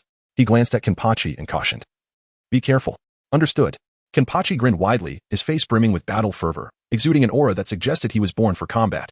In an instant, Kenpachi moved, swinging his sword toward the nearest Akainu, challenging him to battle. Let us fight to our heart's content. Humph. Akainu scoffed, showing no intention of evading Kenpachi's blade. Instead, he unleashed his magma-imbued fist, cloaked in haki, hurtling it toward Kenpachi. With an explosive clash, the two engaged in a fierce melee, exchanging blows with wild abandon. Of course, only Kenpachi reveled in the exhilaration of battle. Akainu's true intentions remained a mystery. Is he merely putting up a fight? Lin Feng pondered, observing Kenpachi, who appeared to be at a disadvantage. He opened his panel, eager to gauge Kenpachi's strength. After all, Kenpachi was a character summoned through a card. He could not be allowed to be incapacitated so easily. Character playing, Kenpachi Zaraki, current, progress, 40%, 9-fold, characters owned. Fahai. Kenpachi Zaraki attributes, Kenpachi Zaraki, peak, 10-fold enhancement, chances to extract, none. Indeed, Lin Feng was momentarily taken aback by the 10-fold enhancement Kenpachi possessed. He turned to observe the ongoing battle with Akainu, his expression reflecting a mix of curiosity and disbelief. Could it be that Kenpachi was relishing the fight, refraining from unleashing his full power? As Lin Feng suspected, Kenpachi was indeed enjoying himself, having yet to employ his shurikai. He fought purely on instinct, wielding his sword with primal ferocity, each swing raw and frenzied. Chapter 49. Death or Death. Come on, unleash your full strength. Kenpachi's reckless onslaught was characterized by a chaotic exchange of blows, a brutal clash where injuries were exchanged with abandon. How infuriating. Akainu cursed inwardly. This reckless style of combat was something he had never witnessed before. It was sheer madness. Frustration welled up within Akainu, causing his movements to slow slightly, allowing Kenpachi to gain the upper hand and intensify his offensive. It had been a long time since Kenpachi had fought with such exhilaration. What a thrill. He tore off his eye patch, unleashing his full power, acknowledging Akainu's strength. Moreover, amidst the fray, Kenpachi directed several slashes toward Kizaru. His intent unmistakable, he sought to draw Kizaru into the fray. Join us. Before Kizaru could respond, Akainu's voice rang out, originally hoping to rest and regain his stamina. Kizaru had no choice but to grit his teeth and enter the fray. In an instant, the battle escalated once more. Kenpachi's ferocity left Akainu and Kizaru momentarily stunned, preventing them from gaining any advantage. Fortunately, Kenpachi did not possess the ability to nullify their elemental forms, which eased their tension somewhat. What's your madness? From a distance, Lin Feng watched the chaotic struggle, his eyes wide with astonishment. This was no longer a mere battle. It could be more aptly described as a slaughter. The sacred grounds trembled under the weight of their ferocious clash, a frenzy that invigorated every life within the sanctum. Amidst the unfolding chaos, Lin Feng seized the opportunity and sprinted towards the grand entrance of the building, intent on confronting troops. How dare you? The two admirals, Akainu and Kizaru, discovered Lin Feng's trajectory and roared in anger. Allowing him to breach their defenses and reach the five elders would be a disgrace to their esteemed ranks. Just as they contemplated their next move, a wild figure obstructed their path. The battle rages on. Where do you think you're going? Kenpachi licked his lips, his eyes gleaming with bloodlust. Stand down. Akainu growled, magma erupting from him, turning the ground to ash as his hellhounds charged towards Kenpachi. Kizaru complimented the assault, the brilliance of the Yada no Kagami shining resplendently. Come at me. Rather than retreating, Kenpachi's fighting spirit surged, and with deft maneuvers, he parried both their attacks with his massive blade. Hold strong, Kenpachi, Lin Feng silently urged, feeling the residual energy of their clash. He activated his Shuanpa, racing towards the pinnacle of the building. Every action he took was geared towards eliminating the five elders. Such a golden opportunity must not be squandered. At the summit, an elderly man observed the approaching figure, a chill creeping into his gaze. The audacity of the intruder to launch a direct assault was astonishing. Did he truly consider them mere pawns? The thought of being regarded as insignificant was infuriating. Before long, Lin Feng reached the rooftop, the old man's figure coming into view. Dressed impeccably in a suit, with a golden crew cut, he exuded an aura befitting one who had long held power, truly formidable. Had he come here prepared for his demise? The elder's gaze fixed on Lin Feng, a murderous intent emanating from him. Trooks, he exclaimed, momentarily taken aback, astonished that Lin Feng knew the name. His eyes involuntarily darting behind him, Lin Feng noticed the movements of the other party and turned his gaze. It was a bald old man wearing glasses, carefully polishing the blade of an unfamiliar long knife with a cotton ball. Could it be him? Lin Feng's gaze sharpened as he discerned the actions of the elderly man with golden hair, realizing that this bald elder was most likely Trooks. Just as he contemplated this, the voices of the other five elders resounded in succession. Though young, you possess considerable strength. Would you be interested in serving us? Seize this opportunity, young man. The words of the three elders left Lin Feng utterly astonished. He had anticipated a tempestuous battle ahead, yet unexpectedly, the adversary sought to recruit him instead. This revelation momentarily left him at a loss for words. Come, have a seat. The bald elder's voice followed, before Lin Feng could voice his confusion. Lin Feng was taken aback, pondering what was unfolding before him. He remained motionless, cautiously scrutinizing the five elderly figures. The battle between himself and Akaina had undoubtedly been observed by them. In such circumstances, their demeanor either indicated great confidence in their own strength or concealed ulterior motives. The youth's heart was unsettled. Noticing Lin Feng's inaction, the elder with a flat cap spoke up, directing his gaze toward Lin Feng. Their eyes were as deep as the ocean, obscuring their thoughts.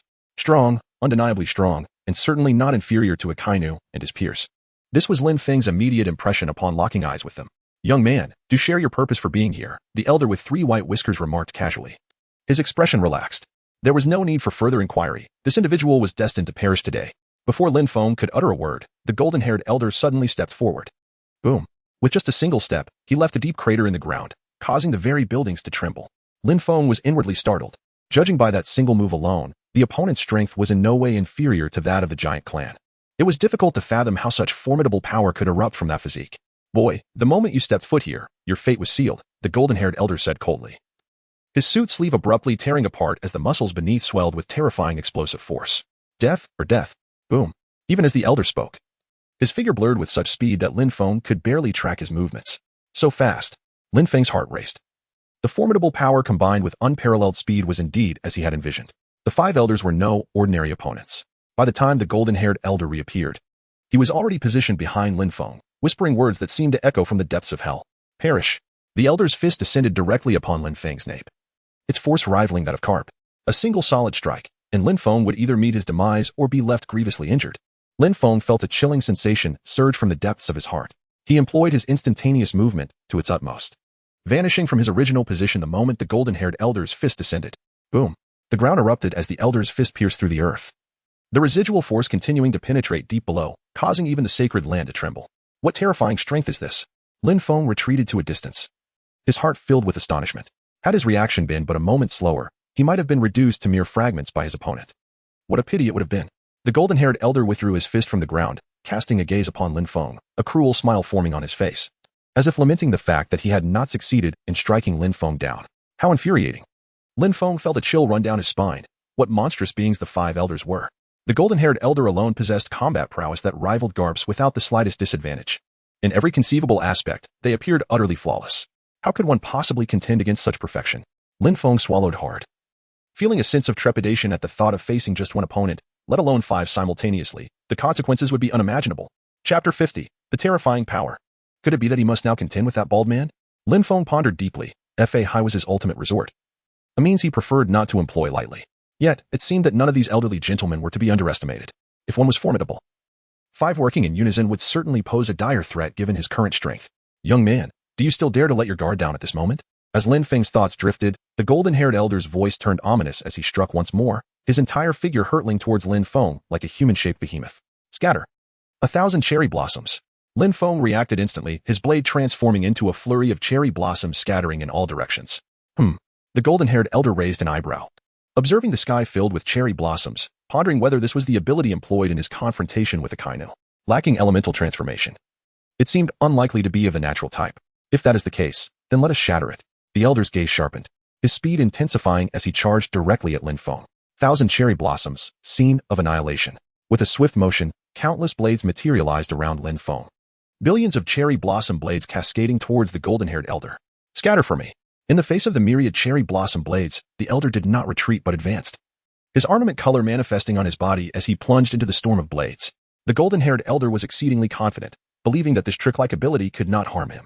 However, in that fleeting moment of contact, he was struck with a profound shock. He was gravely mistaken. The cherry blossom blades were remarkably resilient, and in an instant, his proud defense was sliced through. Furthermore, these cherry blossom blades possessed a dynamic quality, some even burrowing into his wounds and penetrating within his body, inflicting internal damage. Cough. The elder coughed up a significant amount of blood, his gaze fixed on Lin Feng in the distance, as the cherry blossom blades wreaked havoc within him, directly assaulting his vital organs. Such an ability was simply unheard of. Confidence can be both a boon and a bane. A rare smile graced Lin Feng's face, for the elder's overconfidence was palpable. Lin Feng seized upon this moment, achieving an unexpected outcome. Had the opponent been a touch more cautious, combining unparalleled speed and strength, Lin Feng would have had no opportunity whatsoever. Yet, such is the nature of humanity, pride often precedes downfall. 1,000 cherry blossoms, a solemn scene, a sigh of despair. Lin Feng uttered a low growl, and countless cherry blossom blades instantaneously encircled the golden-haired elder, forming a delicate pink sphere. Within this sphere, The cherry blossom blades launched a relentless barrage of attacks upon the elder. "You shall perish!" He roared in a fit of fury, desperately attempting to escape. Yet the sheer multitude of blades overwhelmed him. They assaulted him incessantly, leaving him no choice but to defend himself. "We shall speak when you emerge." Lin Feng spoke softly, his demeanor remarkably relaxed. Yet only he was aware that he had devoted the majority of his focus to controlling the cherry blossom blades within the powdery sphere, a task that was immensely taxing on his stamina. If one of the 5 elders could compel him to such a state, it was difficult to fathom the extent of the ensuing confrontations with the remaining members. Lin Feng felt a sense of vigilance within, bracing himself for the possibility of the other 5 elders making a sudden move. However, contrary to his expectations, such a scenario did not unfold. The predicament of the golden-haired elder had not the slightest impact on the others. The remaining 5 elders merely cast a fleeting glance at Lin Feng, while one elder, adorned with a small flat cap, gradually rose from his seat, leaning on his cane. The others remained still. "Young man, to have compelled Zigwen into such a predicament, you possess considerable strength," the elder with the flat cap remarked, his hands firmly grasping his cane as he regarded Lin Feng. It was evident without further elaboration that the name Zigwen referred to the golden-haired elder. Zigwen. Lin Feng was momentarily taken aback. It was the first time he had heard the names of the 5 old stars. Ignoring Lin Feng's expression, the elderly man with the flat hat continued in a rather gentlemanly tone. "Allow me to introduce myself. I am Gordon." After a brief pause, he added, "Young man, you must remember this name." "Why?" Lin Feng spoke cautiously, sensing an inexplicable yet profound threat emanating from his opponent, one that far exceeded that posed by the golden-haired elder. "For you shall perish beneath the master of this name," the old man in the flat-brimmed hat intoned, delivering the most cruel words in the most tranquil of tones. The moment his words fell, he was already in motion, his speed surpassing that of Zigwen by several magnitudes. Lin Feng could only perceive a fleeting shadow, his body instinctively swaying to the side, followed by an excruciating pain radiating from his right side. The opponent's cane had swiftly pierced his arm, causing blood to gush forth like a spring. "Young man, your reflexes are commendable." Gordon's expression remained impassive as he abruptly extracted the cane from Lin Feng's arm, a crimson droplet cascading onto the ground. His initial aim had been Lin Feng's right artery, but the latter's sudden shift in posture had caused the cane to veer off course. However, had he truly struck his target, the consequences would have been dire. "Truly formidable." Lin Feng marveled inwardly, recognizing the formidable strength of his opponent, which seemed boundless. "Young man, next time there may not be an opportunity." Gordon gazed indifferently at Lin Feng, his composed demeanor exuding an aura reminiscent of impending death. Lin Feng fell silent, for what the other party said was indeed the truth. If a countermeasure was not devised, he would not have another opportunity next time. To the left, Gordon's voice echoed, akin to a decree from the realm of death, and in the next instant, his figure vanished from sight. "This is bad." Lin Feng was taken aback, desperately trying to discern the opponent's movements, but he could only catch a glimpse. Then, the cane, akin to the scythe of death, lunged directly towards his left side, its target unmistakably Lin Feng's heart. Breakthrough Technique 31, Crimson Fire Cannon. Lin Feng did not remain passive. Seizing the fleeting opportunity, his right hand emanated a crimson glow as he struck towards the cane. Thud. Lin Feng was still a step too slow. Gordon's cane struck him first. However, it did not pierce his heart, merely grazing the ribs at a certain distance from the vital organ. "Oh, he can still react." Gordon raised an eyebrow, surprised that Lin Feng managed to evade a fatal blow. "There would be no next chance. Next time, you won't be so fortunate," Gordon remarked nonchalantly, attempting to withdraw his cane, but Lin Feng firmly gripped it, his expression icy as he stared at him. "Old man, your cane is quite impressive. Hand it over." "Want it? Then let us see how much strength you possess," Gordon replied, taken aback by Lin Feng's defiance. The force in his hand shifted instantly from a pull to a thrust, aiming to pierce Lin Feng completely. Yet, Lin Feng would not yield to his desires. In the moment Gordon exerted his strength, Lin Feng's other hand shimmered with a sinister black glow. "Bakudo number 92, Black Coffin." The words were uttered, and in an instant, a pitch-black coffin constructed from spiritual energy materialized behind Gordon. "Step inside." Lin Feng uttered a low growl, shifting his form to disrupt Gordon's balance, sending the latter hurtling towards the ominous black coffin of the undead. This ultimate sealing technique, executed through the expenditure of half the caster's spiritual energy, was typically reserved for those indomitable entities within the Soul Society. Anyone ensnared within that black coffin would be doomed to an eternity of entrapment. As Gordon's figure neared the threshold of the coffin, a furious roar erupted from behind Lin Feng. "Scum, I shall slaughter you." Chapter 51. Come, let us die together. A piercing scream erupted as Zigwen burst forth from the pink sphere, his body drenched in blood, every inch marred by injury. Were it not for his exceptional strength and formidable defense, he would have scarcely withstood the relentless onslaught of countless cherry blossom blades within the sphere. Yet, despite this, Lin Feng's assault nearly cost Zigwen his life. "This is bad," Lin Feng thought, his expression darkening. He had poured all his focus into countering Gordon, which diminished his control over the cherry blossom blades. Coupled with the significant depletion of spiritual energy from the black coffin, the emergence of his adversary was hardly unexpected. Scum! Die for me! Zigwen surveyed the surroundings, his gaze locking onto Lin Feng, a malevolent grin spreading across his face as he charged forward with clenched fists. It was over. Lin Feng silently cursed his misfortune. Facing a 2-on-1 situation, if he did not switch roles, his chances of survival were virtually non-existent. What should he do? Lin Feng, in a moment of bewilderment, gritted his teeth and charged towards Gordon, determined to eliminate the imminent danger before him. Lin Feng collided forcefully with Gordon, completely disrupting his balance. Young man, are you seeking death? Gordon exclaimed in anger, astonished that, given the current circumstances, Lin Feng chose to fight desperately rather than flee. This left him utterly bewildered. In an instant, Gordon discarded his cane, aiming to extricate himself from Lin Feng's grasp. Their entanglement stemmed from the cane. Without it, Gordon was confident that he could easily evade Lin Feng due to his superior speed. Lin Feng, too, understood that their confrontation was solely due to the cane, and he had been acutely aware of this fact. As soon as Gordon released the cane, Lin Feng executed his lunar steps to perfection, swiftly positioning himself behind Gordon. He wrapped his arms tightly around him and propelled them both towards the ominous black coffin, growling, "Let us go in together." Gordon felt a chill permeate his heart. It had been many years since anyone had managed to close in on him to such an extent. Among the 5 elders, he had always relied on his speed, often ending battles before his opponents could comprehend his movements. Being treated in such a manner by Lin Feng was a disgrace to his status as one of the 5 elders. "Get away from me," he shouted, panic setting in as he realized how close he was to the black coffin. For the first time, he lost his composure, delivering relentless elbow strikes towards Lin Feng in a desperate attempt to break free. Though he was uncertain about the nature of the black coffin, he instinctively felt it was anything but ordinary. Otherwise, Lin Feng would not exert such effort to thrust him inside. Cough. Lin Feng coughed up a mouthful of blood, the sheer force nearly causing him to faint, yet he endured, his eyes filled with a chilling resolve. In an instant, his back had already fallen into the black coffin, and Gordon's face was a mask of despair, his elbow strikes becoming increasingly frenzied as he shouted, "Get away from me." Faced with the tempestuous barrage of elbow strikes, a fierce determination emerged on Lin Feng's face as he bellowed, "Come, let us die together." In that fleeting moment, both men plunged into the black coffin. However, at that very moment, Zigwen's assault reached Lin Feng's side, his explosive fist aimed directly at him. "Die." Zigwen's expression was one of madness, his fist poised to strike Lin Feng when Gordon's voice rang out urgently, "Don't hit him. Save me." Zigwen hesitated, torn between rescuing his ally and desiring Lin Feng's demise. Sensing the hesitation on Zigwen's face, Gordon's expression turned grave. "Do not forget the task the master has given us." As the words left his lips, Zigwen's expression darkened, his assault faltering as one punch landed on Lin Feng's arm while his other hand grasped Gordon, attempting to throw him outward. At that moment, Lin Feng's icy voice resonated, "None of you are leaving. All of you come in." He withstood Zigwen's punch, the tremendous force almost breaking his arm, gritting his teeth as he tightly wrapped his legs around Gordon, preventing any escape. Then, a surge of spiritual energy erupted from his body as countless cherry blossoms coalesced into a longsword, nearly the size of the coffin's opening, hurtling towards Zigwen.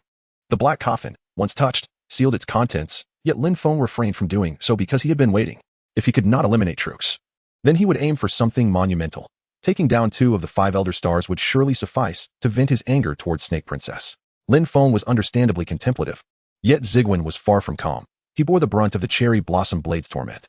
If struck by the long sword, given his current condition, he would face either death or severe injury. In a moment of peril, Zigwen chose to prioritize his own safety. He relinquished his grip on Gordon and exerted force through his legs, attempting to withdraw from the edge of the black coffin. "You!"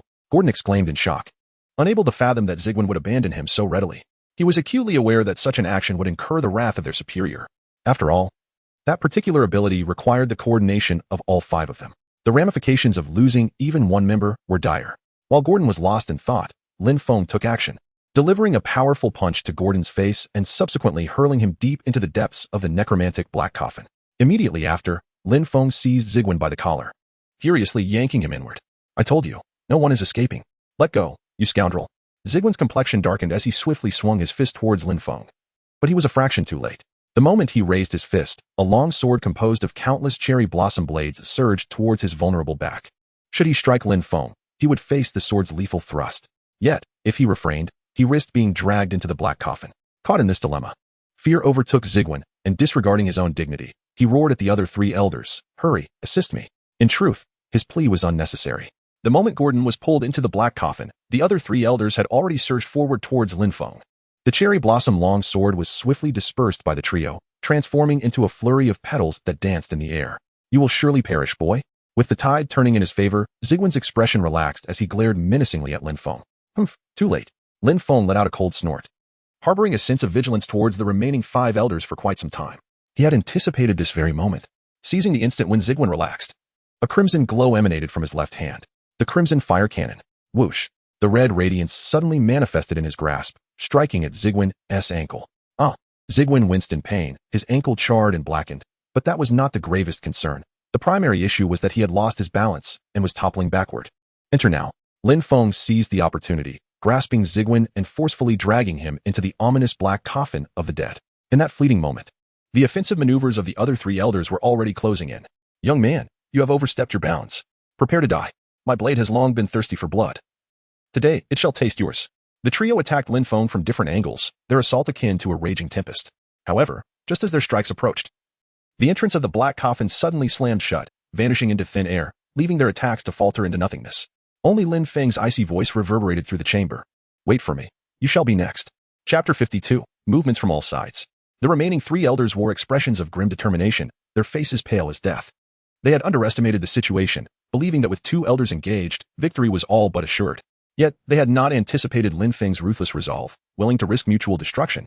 While the fate of the elder dragged into the coffin remained uncertain, it was reasonable to deduce that he was facing a dire predicament. Should we report to Lord Emu? Or?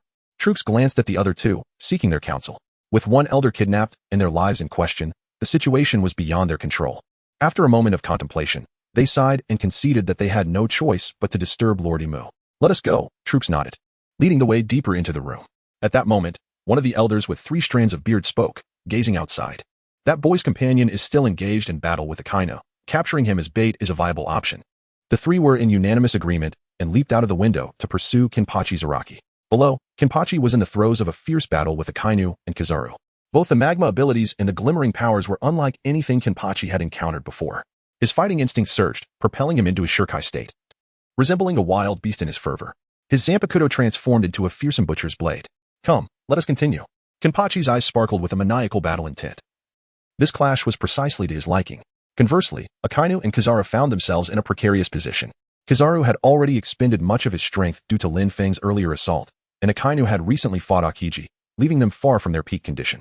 They could hardly withstand Kenpachi's primal onslaught. If you do not strike, then I shall. Seeing no movement from the 2, Kenpachi grinned widely, brandishing his blade towards them. Suddenly, 3 figures descended from the heavens, positioning themselves between Kenpachi and the 2 admirals. Kenpachi paused, narrowing his eyes at the unexpected intruders. Instinctively, he sensed their formidable strength. What are you doing here? Akainu questioned the descending elders, confusion etched on his face. The elders remained silent, their gazes fixed on Kenpachi. You are allied with that boy, are you not? He has already fled. You must remain here to atone for his sins. The 3 voices were as cold as ice, and they launched their assault against Kenpachi. With the master gone, Kenpachi felt no anger but rather elation. An aura of terrifying spiritual pressure emanated from him, his serrated teeth clashing as he revealed a beast-like smile. Bankai. As his voice echoed, Kenpachi transitioned into his Bankai state, charging toward the elders. His earlier hesitation to use Bankai had stemmed from a desire to protect Lin Feng. Now, liberated from that concern, he fought with reckless abandon. As Kenpachi clashed with the elders, the battle reignited, leading to the collapse of structures within the Holy Land, the cacophony deafening. The fight raged on for an extended period, with no clear outcome.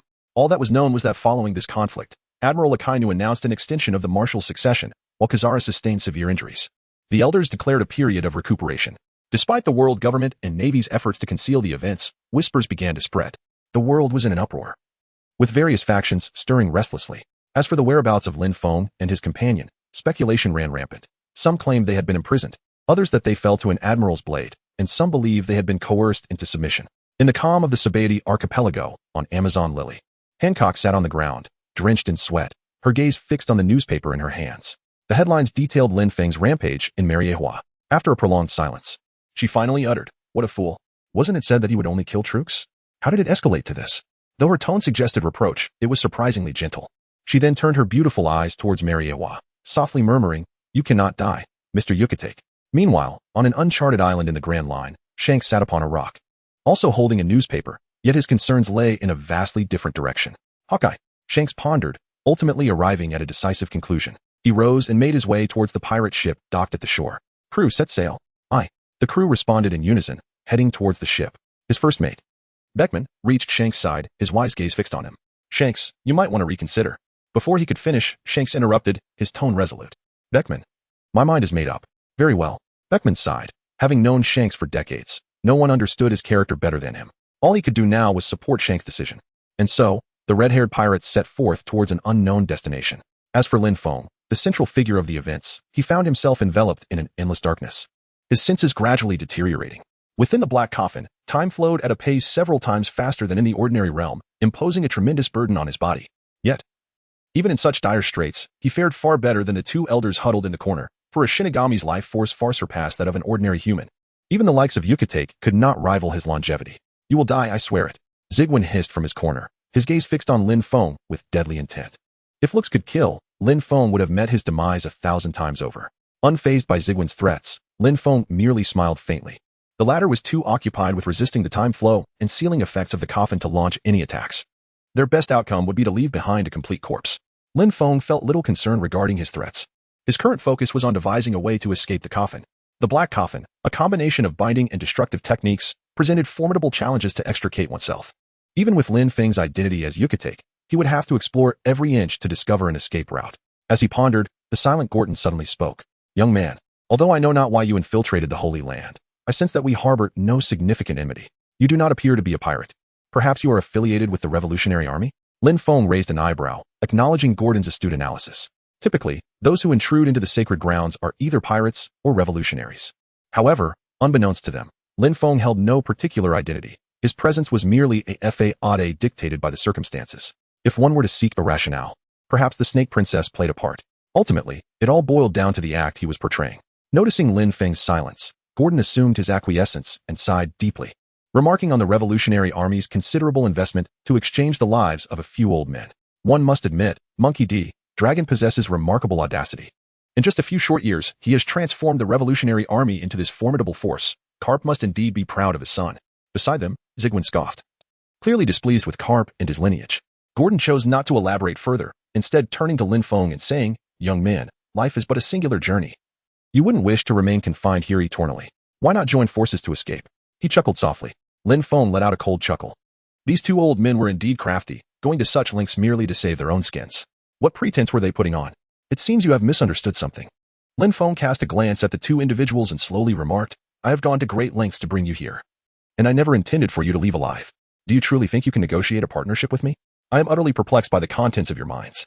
As he spoke, Lin Feng rolled his eyes in disdain and added, It seems that your long-standing positions of power have numbed your senses, you old fools. The two were momentarily speechless, caught off guard by Lin Feng's sharp retort. He then continued, You are no longer the 5 old stars, you are now my prisoners. Do not dare to present yourselves with the airs of authority. With that, Lin Feng extended his hand and wagged his finger, declaring, You are unworthy, pathetic, arrogant. Lin Feng's actions infuriated Gordon and his companion, causing them to discard all pretense as they sneered, Brat, don't think we can't tell. Even you barely managed to emerge from here. Cooperation is your best option. Once Lord M finds our location, you'll suffer dearly. Lin Feng scoffed at their threats. This is the coffin of the undead, not some common graveyard where anyone can just stumble upon us. Moreover, the coffin exists as its own separate dimension with formidable defenses. Even if Old Man Jeanri Sai himself came, he'd be left helpless.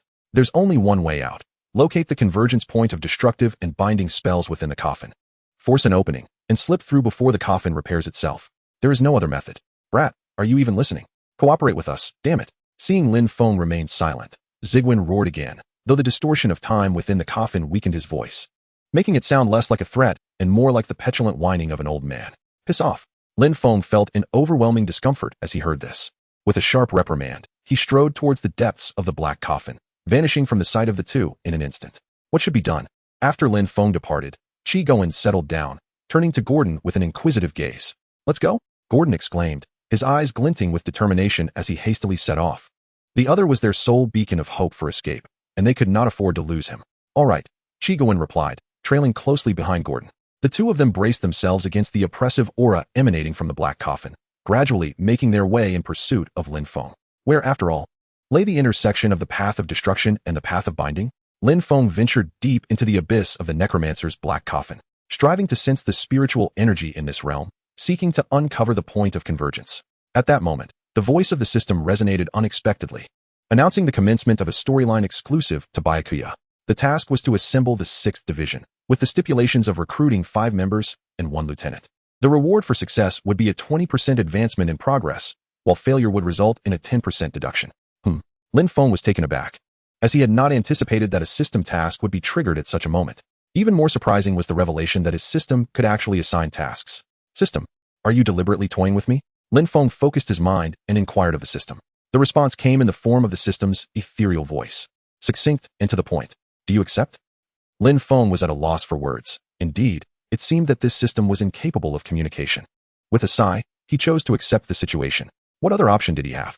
The task had already been issued. He could not simply refuse. Furthermore, in Lin Feng's view, forming the 6th Division was not an insurmountable challenge.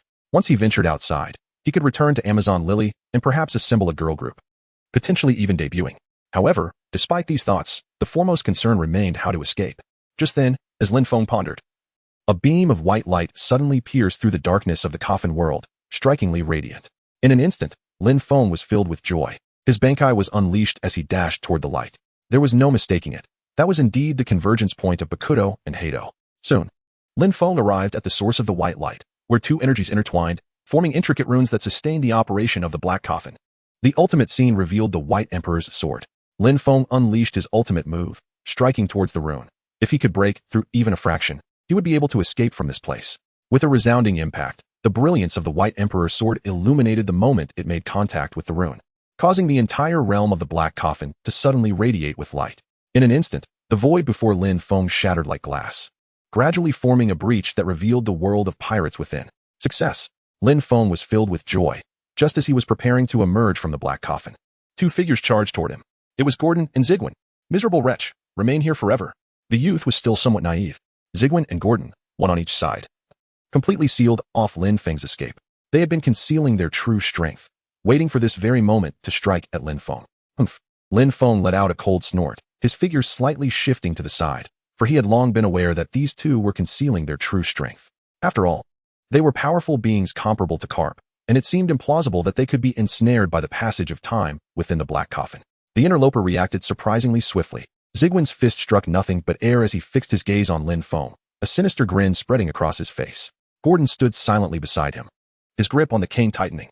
He harbored a growing suspicion that everything was proceeding too smoothly, as if Lin Feng had foreseen their every move, prompting a heightened sense of vigilance within him.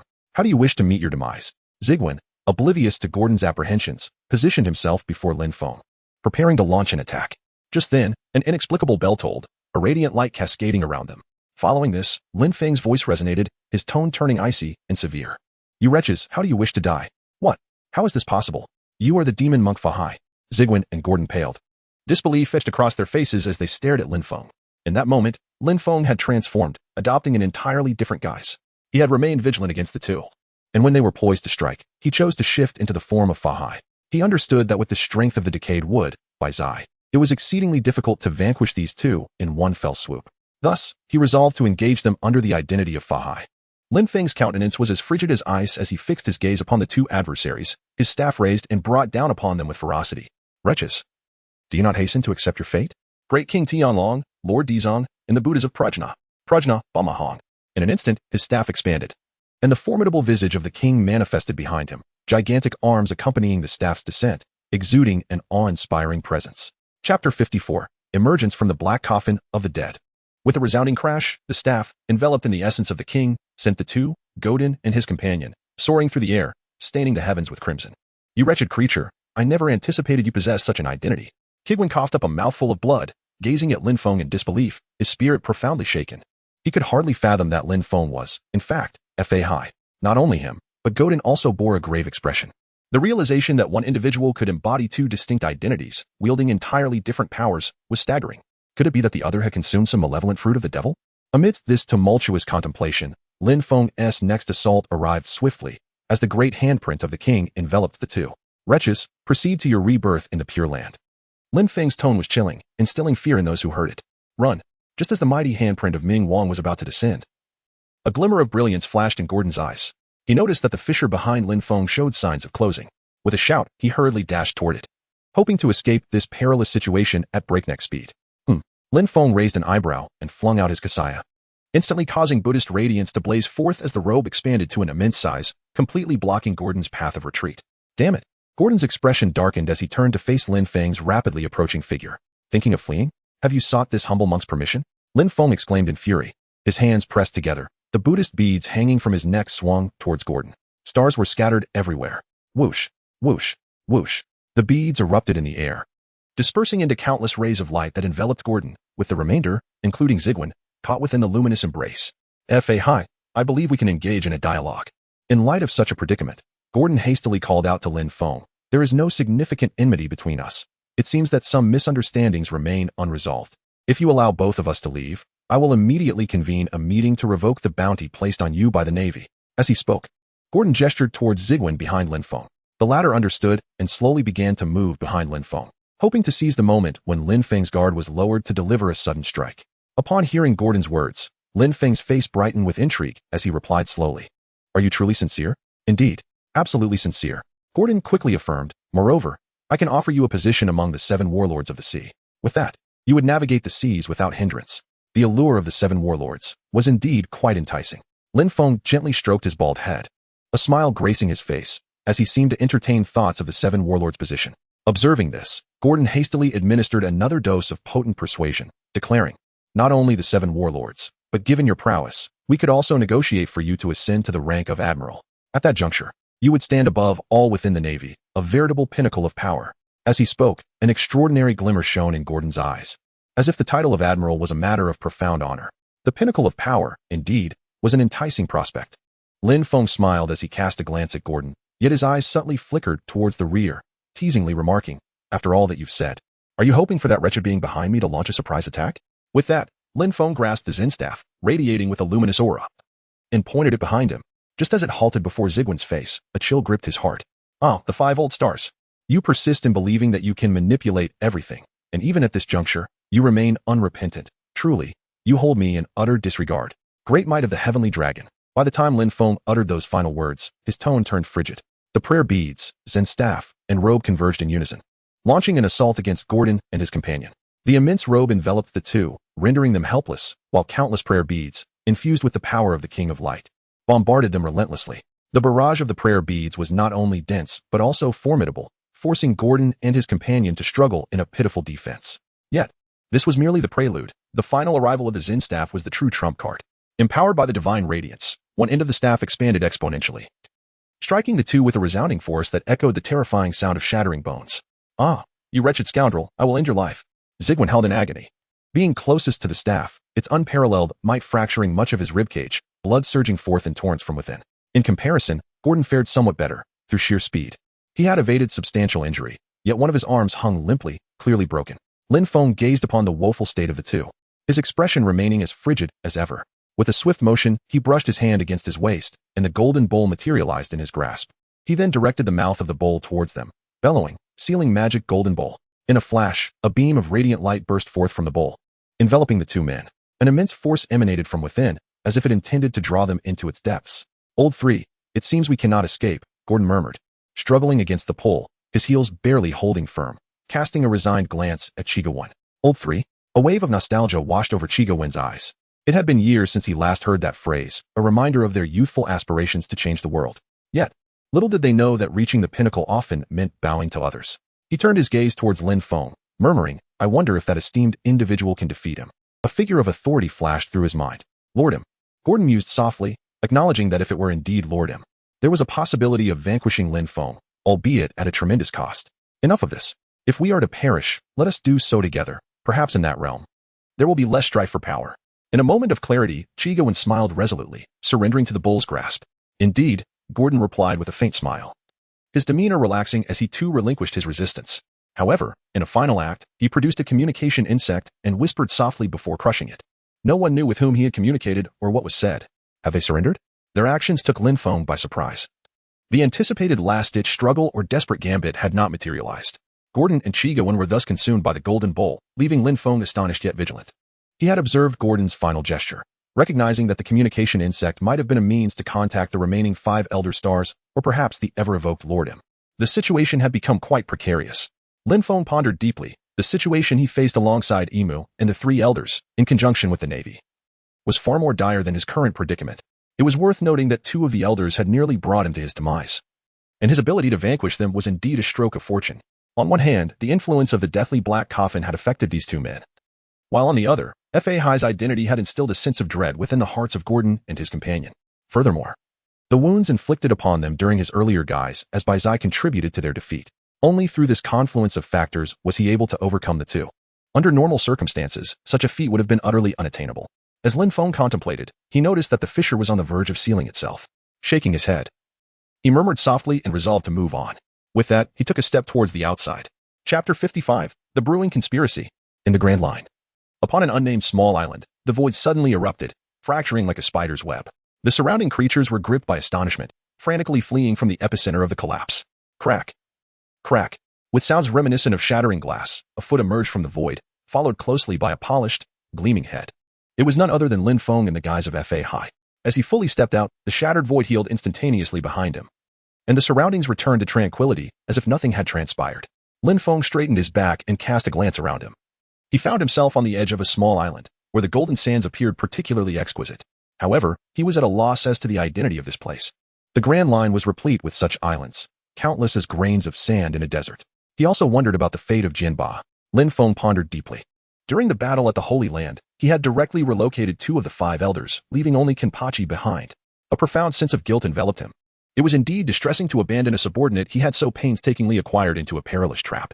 Perhaps he should procure a newspaper to glean some information.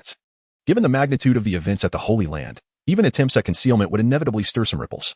Lin Feng pondered deeply, waving his hand to remove the kasaya, which floated before him as he stepped onto it, racing towards the distant horizon. Unbeknownst to him, due to the differing passage of time within the dark coffin of the undead, 2 years had already elapsed since the battle at the Holy Land. However, the flow of time did not affect the system, allowing Lin Feng to maintain his identity as Fahai. In these 2 years, the world had undergone tremendous changes. In the Holy Land, Mary Geos, within the central structure, 3 elderly men sat facing each other, their expressions heavy with unspoken gravity. They were the remaining 5 elders. Or rather, the 3 elders. Half a year prior, Gordon had relayed a message. Was it true? Why had they found nothing? Trooks took the initiative to speak, his countenance dark. He would not utter lies. Fahai was undoubtedly hiding somewhere. The bearded elder spoke solemnly, expressing his disbelief that Gordon would deceive them, for he understood him too well. He continued, stating that their current concern was how to draw Fahai out. Finding one person amidst the Grand Line was exceedingly difficult. The elder with 3 strands of beard concurred, then suddenly seemed to recall something, his gaze sharpening. Was that madman still resisting? Upon hearing his words, the other 2 elders visibly flinched, as if contemplating a terrifying notion. The bearded elder spoke with caution. No, even Lordum has stated that this person must be killed. Compelling him to surrender is far too challenging. In light of this, the elder with 3 strands of beard's eyes glimmered with determination as he made a bold decision to publicly announce the execution, using it as leverage to compel Fahai to reveal himself. The 2 elders were momentarily taken aback. While it was indeed a viable strategy, would Fahai truly appear? The elder with 3 strands of beard discerned their hesitation and coldly declared, "We are out of time. If we do not locate Fahai soon, Lordum's plan cannot be executed. You should comprehend the implications of such consequences." Upon hearing this, the 2 elders fell silent for a moment before raising their heads and sighing. It seemed they had no choice. This execution must be conducted with utmost caution. They had to ensure Fahai was captured and eliminated. I will notify immediately. The 3 elders reached a consensus, for they could not afford to delay. If Lordum's plan were hindered, even 100 deaths would not suffice to atone for their failure. Meanwhile, in the underwater prison of Impel Down, on the 7th level. Previously, the prison had only 6 levels, and this additional level was constructed solely for one individual. Deep within the prison, a robust figure sat cross-legged, his limbs bound tightly with specially reinforced sea-prism stone. 5 serrated claws extended from the walls, locking onto his pelvis, subjecting him to perpetual agony. If Lin Feng were to see this, he would undoubtedly be consumed with rage, for this figure was none other than his first summoned subordinate, Kiraka Shunswei. Kiraka gazed at the pitch-black stone ceiling, and in this dire situation, his eyes held no hint of despair. Rather, they radiated sharpness. If only I had dealt with those old men first, he murmured, reflecting on the battle at the Holy Land, analyzing his own shortcomings. Ever since his confinement, he had been incessantly studying combat, a quintessential battle fanatic. At that moment, a figure appeared at the prison door. It was the current vice warden, Magellan. Kirako's appearance sent a chill down Magellan's spine, even though he had grown accustomed to it. "Oh, it's you again, Poison Boy," Kiraka greeted, his tone familiar, a smile playing on his lips. "Haven't you just finished using poison? What? Are you going to make a move?" "Not at all." Magellan shook his head. Since Kirako's imprisonment, orders had been given for him to torment Kiraku with poison every 3 days to prevent him from regaining strength. Yet, inexplicably, Kiraku's vitality was as robust as that of an ancient beast, coupled with an exceptionally strong immunity that rendered the toxins ineffective. What began as every 3 days had now turned into daily doses. Oh? Kiraku maintained his grin, gazing at Magellan with keen interest. Aren't you afraid that I might recover and chop you down? Humph. Hearing this, Magellan snorted coldly. Don't speak meaningless words. I am here to inform you that the execution will take place in 2 days. Execution? Kiraku paused, then burst into wild laughter. Haha. You think to use me to force my master to reveal himself? Even if my master comes, I will take my own life before you can enact your schemes. You won't be able to use me to restrain him. Kiraku was combative but not foolish. He immediately recognized that his execution was a ploy to draw Lin Feng out. While it might work on others, due to the system, Kiraku was exceptionally loyal to Lin Feng, the type who would willingly sacrifice himself for him. What use is an execution if the person is already dead? Magellan frowned, not denying Kiraku's potential actions, but how to respond was a matter for his superiors. He was merely the messenger. What? You want to make a move now? Noticing Magellan's silence, Kiraku licked his lips, his eyes ablaze with the spirit of battle. Being confined in the endless darkness of the dungeon, fighting Magellan was his only source of interest, despite being bound in all his movements. It did not deter Kiraku's bloodthirsty nature. Humph, I only deliver messages. Magellan scoffed, turning to leave. He had nothing further to discuss with Kiraku. Ha! Observing this, Kiraku laughed uncontrollably, his voice echoing throughout the 7th level. Meanwhile, Lin Feng remained unaware of the conspiracy slowly brewing against him. As he soared across the surface of the Grand Line, riding on his Kasaya. Chapter 56, Shaki's Enlightenment. Ahead lay Sabayati. Whether he could glean any information there remained uncertain. Lin Feng gazed at the approaching dark silhouette on the horizon, a sigh escaping his lips. He had just passed 3 small islands, and upon inquiring, discovered that none were aware of the recent battle at the Sacred Land. This perplexed Lin Feng. How could such a significant event remain entirely under the radar? After all, the assault on the Sacred Land was no trivial matter. If not a whisper had surfaced, one must commend the world government for their exceptional secrecy. Lin Feng sighed inwardly. However, it was not his fault for being unable to inquire about certain matters. According to the timeline, the battle at the Holy Land had already transpired 2 years ago. Throughout this period, both the Navy and the world government had exerted immense efforts to suppress the situation, striving to minimize its impact. By now, the public had largely forgotten the events of the Holy Land, with only a handful of individuals remaining aware of it. Lost in thought, Lin Feng arrived at Sabayati, following the path etched in his memory towards the quaint tavern owned by Shaki. In the entire Sabayati, if he could not glean any information from Shaki, it was likely that news about Kimba would remain elusive. Before long, Lin Feng stood before the tavern, where, not far away, several individuals were still attempting to engage in their characteristic dine-and-dash antics. Lin Feng smiled lightly and approached the tavern. Welcome, came the sweet voice of Xia Qi as the door swung open. At that moment, she was tidying up the bar, her alluring figure twisting into an elegant S-shape. A sight to behold. Intelligence. Lin Feng gazed at Xia Qi, who was busily attending to the bar, and spoke softly. Xia Qi straightened up, her beautiful eyes widening in surprise as she whispered, Fahai. 2 years ago, Fahai's wanted notice circulated across the globe, marking him as a high-level criminal sought after by the government. How could someone like him appear here? Xia Qi could not help but feel astonished. It is I. Lin Feng nodded slightly, disregarding Xia Qi's astonishment, and proceeded to articulate his intent. Ms. Xia Qi, I seek to acquire certain intelligence from you, though I am uncertain as to the remuneration required. Oh? Xia Qi arched an eyebrow, pondering what sort of information could entice an individual of such caliber. While her mind was preoccupied with curiosity, she maintained her composure and inquired, May I ask what type of intelligence Mr. Fahai is in need of? The Holy Land War. Lin Feng spoke in a solemn and deliberate manner. As he uttered these words, a peculiar light suddenly sparkled in Xia Qi's eyes as she gazed intently at Lin Feng. Just as my old man suspected, the Battle of the Holy Land is indeed connected to you. Riley. A look of astonishment appeared on Lin Feng's face. He could not fathom why Rayleigh would associate the Holy Land War with himself. As his surprise lingered, the gentle voice of Xia Qi gradually resonated, Mr. Fahai. Do not linger at the door any longer. Come here and have a drink. Very well. Lin Feng nodded and approached the bar, where he took a seat on a chair. The voice of Xia Qi resonated once more. Mr. Fahai, speak up. What would you like to know about the events of the Holy Land War? There is a person named Kenpachi. Lin Feng gazed at the other person and slowly spoke. I wish to know where he went after the Battle of the Sacred Land. Xia Qi was taken aback, gazing at Lin Feng in disbelief. You don't know? I do not. Lin Feng shook his head, remarking that had he been aware, he would not have come here. Indeed, Xia Qi nodded with a smile, producing a cigarette which she lit, and amidst the swirling smoke, uttered words that left Lin Feng astounded.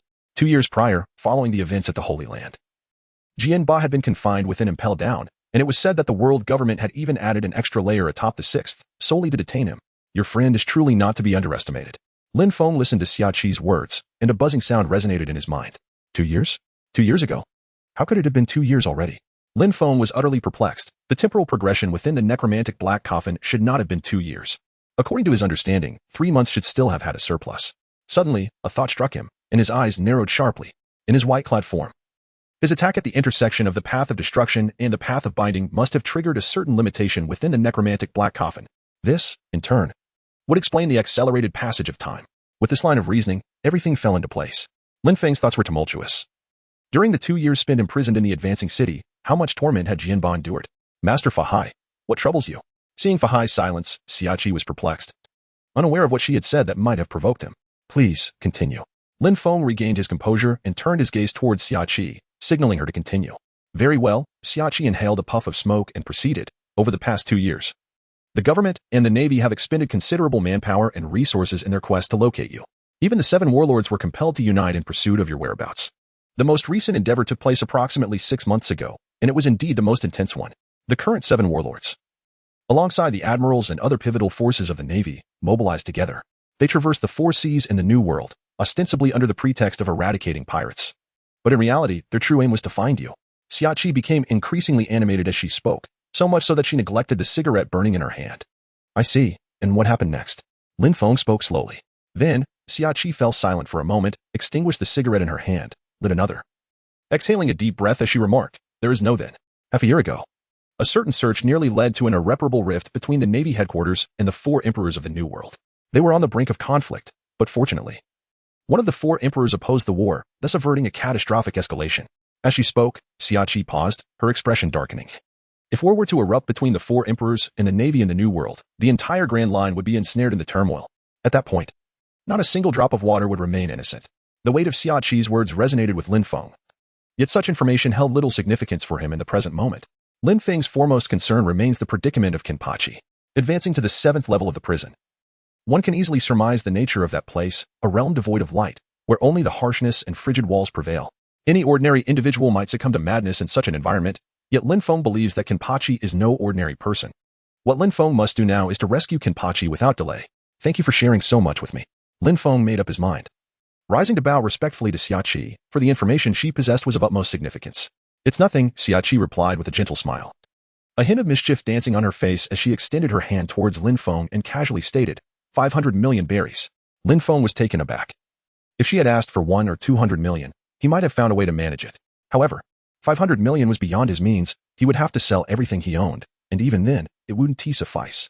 The only alternative would be to turn himself in, exchanging his freedom for currency, which seemed a desperate measure. Just as Lin Feng was enveloped in his dilemma, a powerful voice resonated through the air. Xiaoqi, stop joking. This master is a friend of mine. Chapter 57, Rayleigh's Demand. Rayleigh. Lin Feng turned his gaze towards the sound, and before him appeared the figure of an elderly yet vibrant man, king of the underworld, Rayleigh. Ah, master. Rayleigh greeted with a hearty smile as he approached and settled down beside Lin Feng at the bar.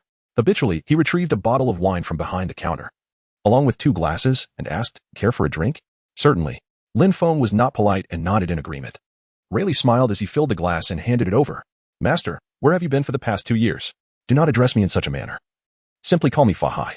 Lin Feng felt embarrassed at being called master repeatedly by Rayleigh and quickly responded, that simply will not do.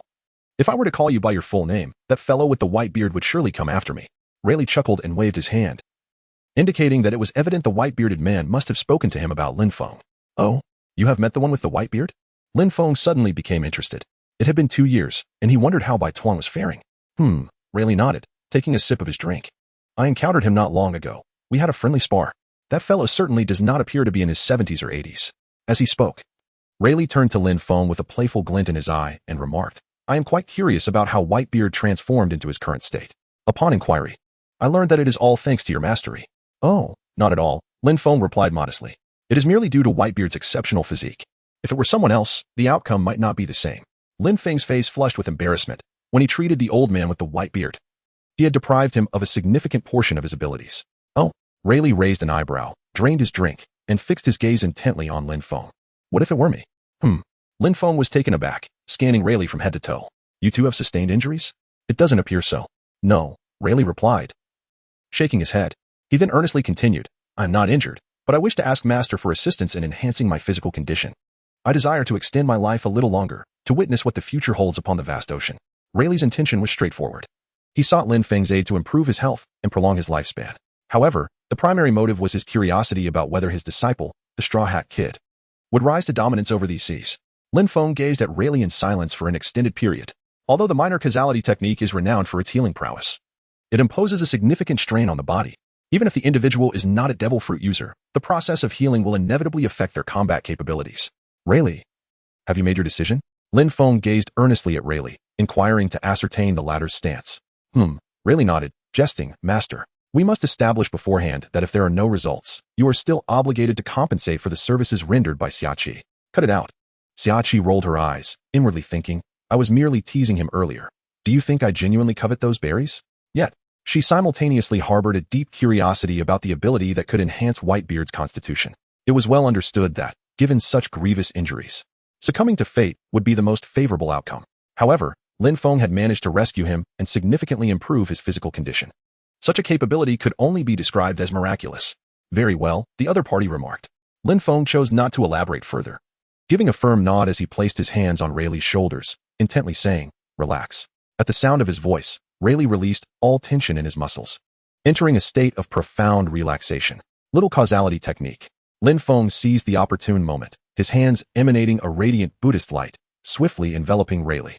A tremor coursed through Rayleigh's heart as the divine radiance spread across his entire being, plunging him into an unprecedented state of tranquility. It was a profound relaxation, reminiscent of a return to the fetal state. The long-embedded injuries within his body began to heal at a visibly accelerated pace, each scar representing a life-threatening battle endured. Furthermore, the cells within his body, stimulated by the Buddhist light, continuously radiated vitality. What extraordinary power is this? Rayleigh gazed at Lin Feng, disbelief flickering in his eyes. His present condition surpassed even the descriptions of Whitebeard, with strands of gray appearing upon his head. He seemed to have rejuvenated by several decades. After a moment, Lin Feng exhaled deeply, the Buddhist light surrounding Rayleigh gradually dissipating until it ultimately returned to Lin Feng's hands. All done. Having completed this, Lin Feng nodded at Rayleigh, signaling the conclusion of the process. Meanwhile, Rayleigh remained enraptured by the transcendence brought forth by the minor causality technique, only snapping back to reality when Lin Feng called him once more. Rayleigh regained his composure, suddenly rising to face Lin Feng and bowing deeply. Thank you, Master. His voice resonated with profound gratitude. There is no need for such formality. Lin Feng assisted Rayleigh to his feet, smiling as he remarked, Consider this a compensation for previous matters. There is no need for gratitude between us. That simply cannot be, Rayleigh replied earnestly. The information pales in comparison to the Master's miraculous deeds. Whenever the Master requires my assistance, I shall willingly expend this old body of mine to lend support. With that, Rayleigh emphatically struck his fist upon the bar, as if to release the fervor within him, completely oblivious to Xiachi's murderous glare. Rayleigh, you have exhausted your drinks for this month, Xiachi exclaimed, pinching Rayleigh's nose with a faint fury. Xiachi, do let go. After all these years, you still haven't changed your habit of pinching people. It's rather embarrassing for others to witness, Rayleigh said. His face flushed as he attempted to remove her hand without appearing too eager. Observing the couple's playful banter, Lin Feng couldn't help but smile. Among all the pirates of the Roger era, Rayleigh found himself in the most favorable position, hidden in sobriety, carefree, and enjoying a peaceful retirement. Mr. Rayleigh, I have completed all that I needed to do. It is time for me to take my leave. Lin Feng performed a Buddhist salute towards Rayleigh. Will you not stay a moment longer, Master? Rayleigh, while being thoroughly reprimanded by Shaki, took a moment to address Lin Feng. No need. Lin Feng shook his head and then turned to walk towards the door. Xiachi, stop messing around. If it comes to it, I can go without drinking for half a year. Upon seeing Lin Feng's intention to leave, Rayleigh felt a lingering hesitation in his heart. He forcefully pushed Xiachi aside and hurried after Lin Feng. Just wait until you come back. I'll show you how to deal with it. Xiachi gazed in the direction where Rayleigh had departed, feigning anger. After speaking, she turned and began to tidy up the bar that had been damaged by him. Master, Rayleigh called out as he reached the outside, just in time to see Lin Feng preparing to leave in his robe. Wait, Master, don't go just yet. What is it? Lin Feng halted his steps, regarding the other with a look of suspicion, uncertain as to why Rayleigh had summoned him. Master, the world government may soon take action. Rayleigh approached Lin Feng, elucidating the reason for his call, and it is specifically directed at you. Me. Lin Feng was taken aback. Although it was commonplace for the world government to target him at this stage, he harbored doubts regarding how Rayleigh had acquired this information. Sensing Lin Feng's uncertainty, Rayleigh reassured him, there is no need to question the source of the intelligence. This news is absolutely reliable. Chapter 58. Journey to Impel Down. Seeing Rayleigh's unwavering confidence, Lin Feng chose not to voice his concerns, suspecting that the source of Rayleigh's information likely stemmed from the red-haired sheikhs. While others may remain oblivious, Lin Feng, as a traverser, understood well that an enigmatic connection existed between the red-haired and the five elders. Thank you, Mr. Rayleigh. I shall proceed with caution. Lin Feng bowed respectfully to Rayleigh. Regardless of the accuracy of the information, such news held immense significance for him, as it could help avert numerous crises. It's nothing. To me, this information is trivial, he remarked. Rayleigh shook his head and then, with utmost seriousness, said, Master, although I am unaware of your intentions, you must remember what I am about to say. Please, go on. Lin Feng pondered deeply. It was evident that something significant must have transpired to put Rayleigh in such a state. Under no circumstances should you go to Mihawk, Rayleigh articulated with deliberate emphasis. His tone grave. Why? Lin Feng was taken aback. He had visited Mihawk before, so why was the other party being so cautious? Even though 3 of the 5 elders and the enigmatic him resided there, while he might not surpass them in strength, capturing him would not be an effortless task. Rayleigh did not respond directly to Lin Feng's inquiry, but instead sighed and said, I cannot divulge much more. It pertains to the taboos of this world. All I can do is offer you this warning. Very well, thank you, Lin Feng replied, noting Rayleigh's grave demeanor and choosing not to press further. What secrets lay within Mihawk that could instill fear even in the king of the underworld? Lin Feng was bewildered, and after bowing respectfully to Rayleigh, he leaped onto his robe and soared towards the direction of impel down. Rayleigh, however, did not depart. Instead, he remained rooted in place, gazing at Lin Feng's receding figure for an extended period. Master, I wish you all the best. It was only when Lin Feng vanished completely from Rayleigh's sight that he let out a deep sigh and turned to return to the tavern. Lin Feng departed from Xiangwudi, hastening directly towards the direction of the advanced city. He raised his robe high to evade the scrutiny of the Navy and intelligence personnel. It remains uncertain whether Kenpachi can recognize me in my current state. Lin Feng whispered, uncertain if Kenpachi would recognize him due to the character switch. However, in order to transform into Byakuya Kuchiki, he must wait for the cooldown period to elapse, which still spans 2 more days. Additionally, Lin Feng was apprehensive that once he switched to Byakuya, breaching the Siri-IDI would become significantly more challenging. Lin Feng pondered deeply, deeming this a conundrum of utmost gravity. Should he refrain from switching to Kenpachi, he might not recognize himself. Yet, if he were to switch, he could not fully rescue Kenpachi. Ultimately, Lin Feng found himself unable to untangle the complexities of the situation. With a slight shake of his head, he shifted his gaze toward the horizon, deciding to defer his thoughts until he reached impel down. Whoosh! The cassock, propelled by Lin Feng's will, soared through the sky, startling the birds aloft, which flapped their wings in a frenzy, chattering incessantly. Time passed, and he was now merely 1,000 meters from impel down. Lin Feng remained seated in his robe, diligently restoring his vitality to its utmost potential. He was acutely aware that a formidable battle awaited him. If the intelligence provided by Xiachi proved accurate, then Jianbot was imprisoned 7 layers beneath the sea. In such an environment, rescuing him would be no simple feat. The Navy would undoubtedly deploy half of their forces to guard the area, with at least 1 admiral present. However, this did not concern Lin Feng as much as the identity of the admiral on duty. If it were Akainu, he might manage to confront him directly. Yet, if it were Kizaru, given his speed and the nature of his devil fruit abilities, any attempt to delay would place Lin Feng in a precarious predicament. This was a matter that had long weighed on Lin Feng's mind. Akainu or Kizaru. Lin Feng cast his gaze upon the advancing city below. Unlike 2 years prior, the strength and resources allocated for the assault had more than doubled. Notably, there were no fewer than 5 renowned admirals summoned by the Navy headquarters. Leading the charge was Admiral Mole, with over a dozen warships strategically positioned around the advancing city, adopting an impregnable defensive stance. Furthermore, above the city, there were surveillance phone bugs designed to sound a loud alarm if detected. Should this occur, Lin Feng would be faced with the formidable challenge of rescuing Kenpachi amidst overwhelming forces. Most critically, Lin Feng was unaware of the exact location where Kenpachi was imprisoned. If the Navy decided to relocate Kenpachi or transfer him to another cell, Lin Feng's predicament would be dire. It was a formidable task. Even the 4 emperors would likely return empty-handed against such a robust defense. Lin Feng gazed intently at the advancing city below, his mind racing with countless thoughts. A direct assault would entail excessive peril, thus, he could only resort to a more circuitous strategy. Contemplating this, Lin Feng shifted his gaze to a maritime expanse situated behind the advancing city, where turbulent currents churned violently beneath the surface. The formidable pull caused the nearby warships to sway precariously, as if on the brink of capsizing. In such treacherous waters, being dragged to the depths would require considerable effort even for a major general from headquarters to extricate themselves. This shall suffice. In Lin Feng's eyes, a resolute glimmer flickered as he gazed down upon the expanse of sea. Surrounding the advancing city, this particular area appeared most conducive for infiltration, the more perilous a location, the greater its safety. Conversely, the seemingly secure places often concealed the most treacherous threats. Who could fathom what naval deployments lay in wait? Yet, Lin Feng found himself bereft of alternatives. He must enter through this perilous route, or he would inevitably confront the full brunt of military opposition. Moreover, a daring notion lingered in the recesses of his mind, harmoniously aligned with the treacherous nature of his surroundings. with a swift motion as his robe fell halfway. He retracted it, deftly employing the great Sumera step to evade the watchful gaze of the telephone bug above. Splash! A minuscule wave rippled across the surface, failing to attract the Navy's attention. In an instant, Lin Feng plunged beneath the waves, propelling himself toward the ocean floor with remarkable speed. He had successfully submerged. A glimmer of excitement flickered in Lin Feng's eyes. He had not anticipated such a smooth infiltration. However, before he could relax, a colossal maw, reminiscent of a small mountain, lunged towards him. It was none other than the massive sea creature circling around the advancing city. Abominable beast, do you dare to obstruct me as well? Lin Feng let out a cold snort, his gaze fixated on the approaching maw of the Sea King.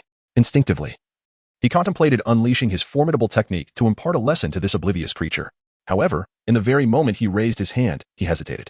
To slay the Sea King here would undoubtedly attract the attention of the Navy, complicating any efforts to rescue Kenpachi. Amidst this indecision, the colossal mouth of the Sea King had already encircled Lin Feng, a foul odor emanating from within. Even if Lin Feng could not breathe, his senses were keenly aware of the stench.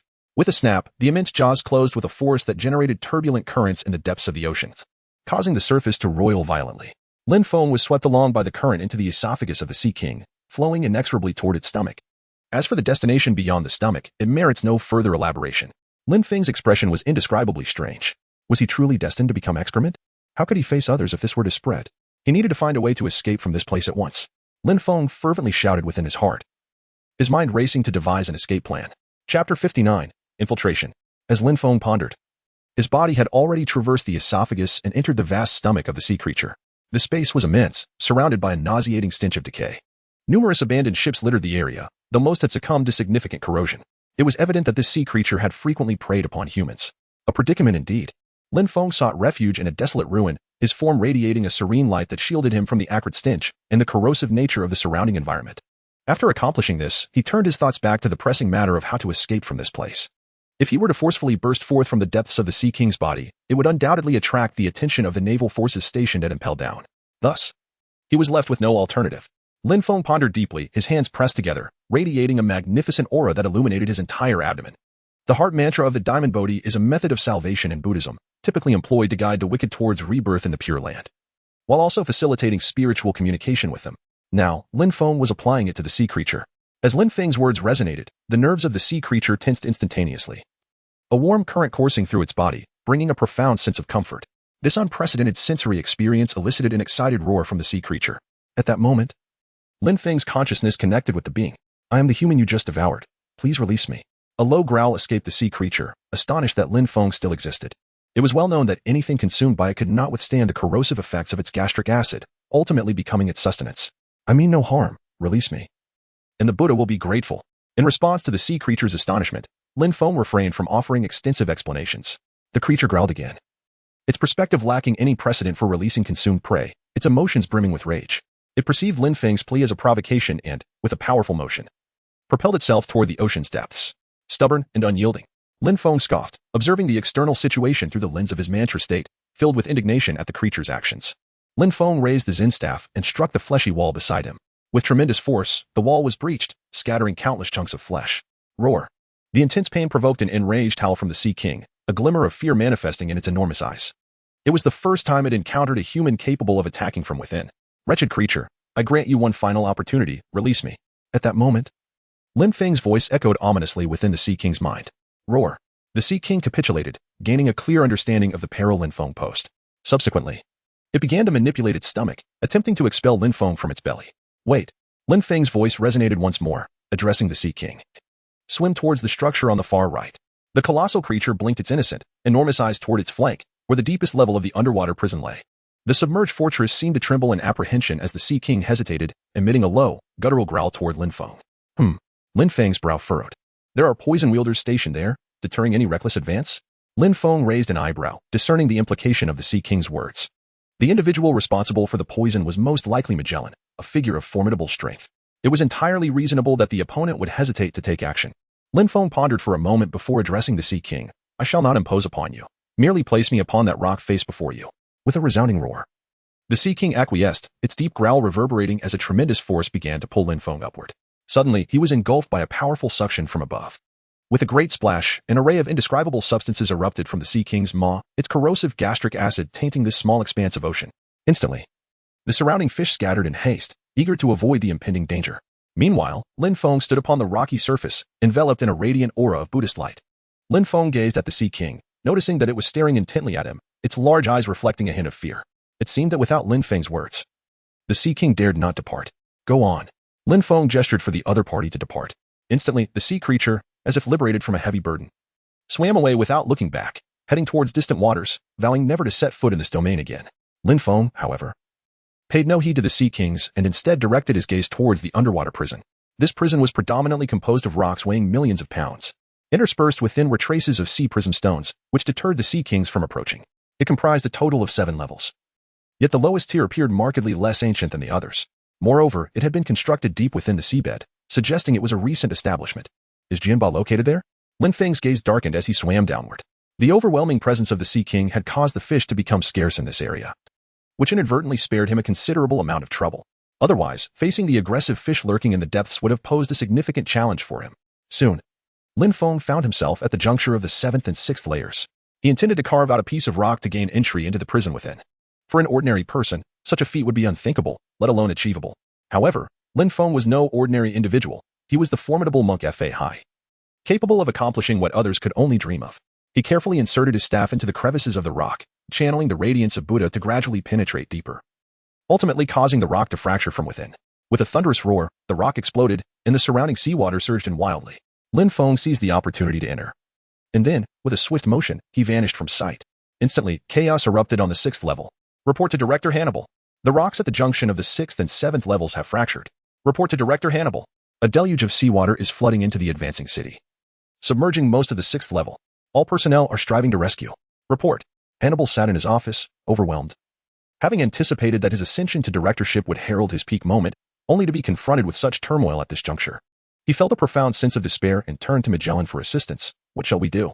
Please maintain your composure. You are the director of the advancing city. Magellan replied sternly, firmly adhering to the hierarchy, even in his dealings with former subordinates. Upon hearing this, Hannibal's expression darkened, yet he suddenly recalled something and addressed Magellan. Deputy Director, I command you to resolve the current predicament on the 6th level. Yes, Director. Magellan saluted and proceeded towards the 6th level. Observing this, Hannibal exhaled a sigh of relief while analyzing the sudden developments. Although he was somewhat reckless, he was not foolish. It was too coincidental that the rocks on the 6th level had fractured unexpectedly. He thought to himself that he needed to promptly inform the general. He picked up the communicator to make the call, but at that moment, a voice resonated from behind him. This humble monk greets you. What? Hannibal's hand trembled as he grasped the communicator. His suspicions were confirmed. An intruder had indeed infiltrated. However, having weathered many storms, he only paused for a moment before making a decisive choice. Turning around, he clutched the communicator tightly to his chest. Fahai.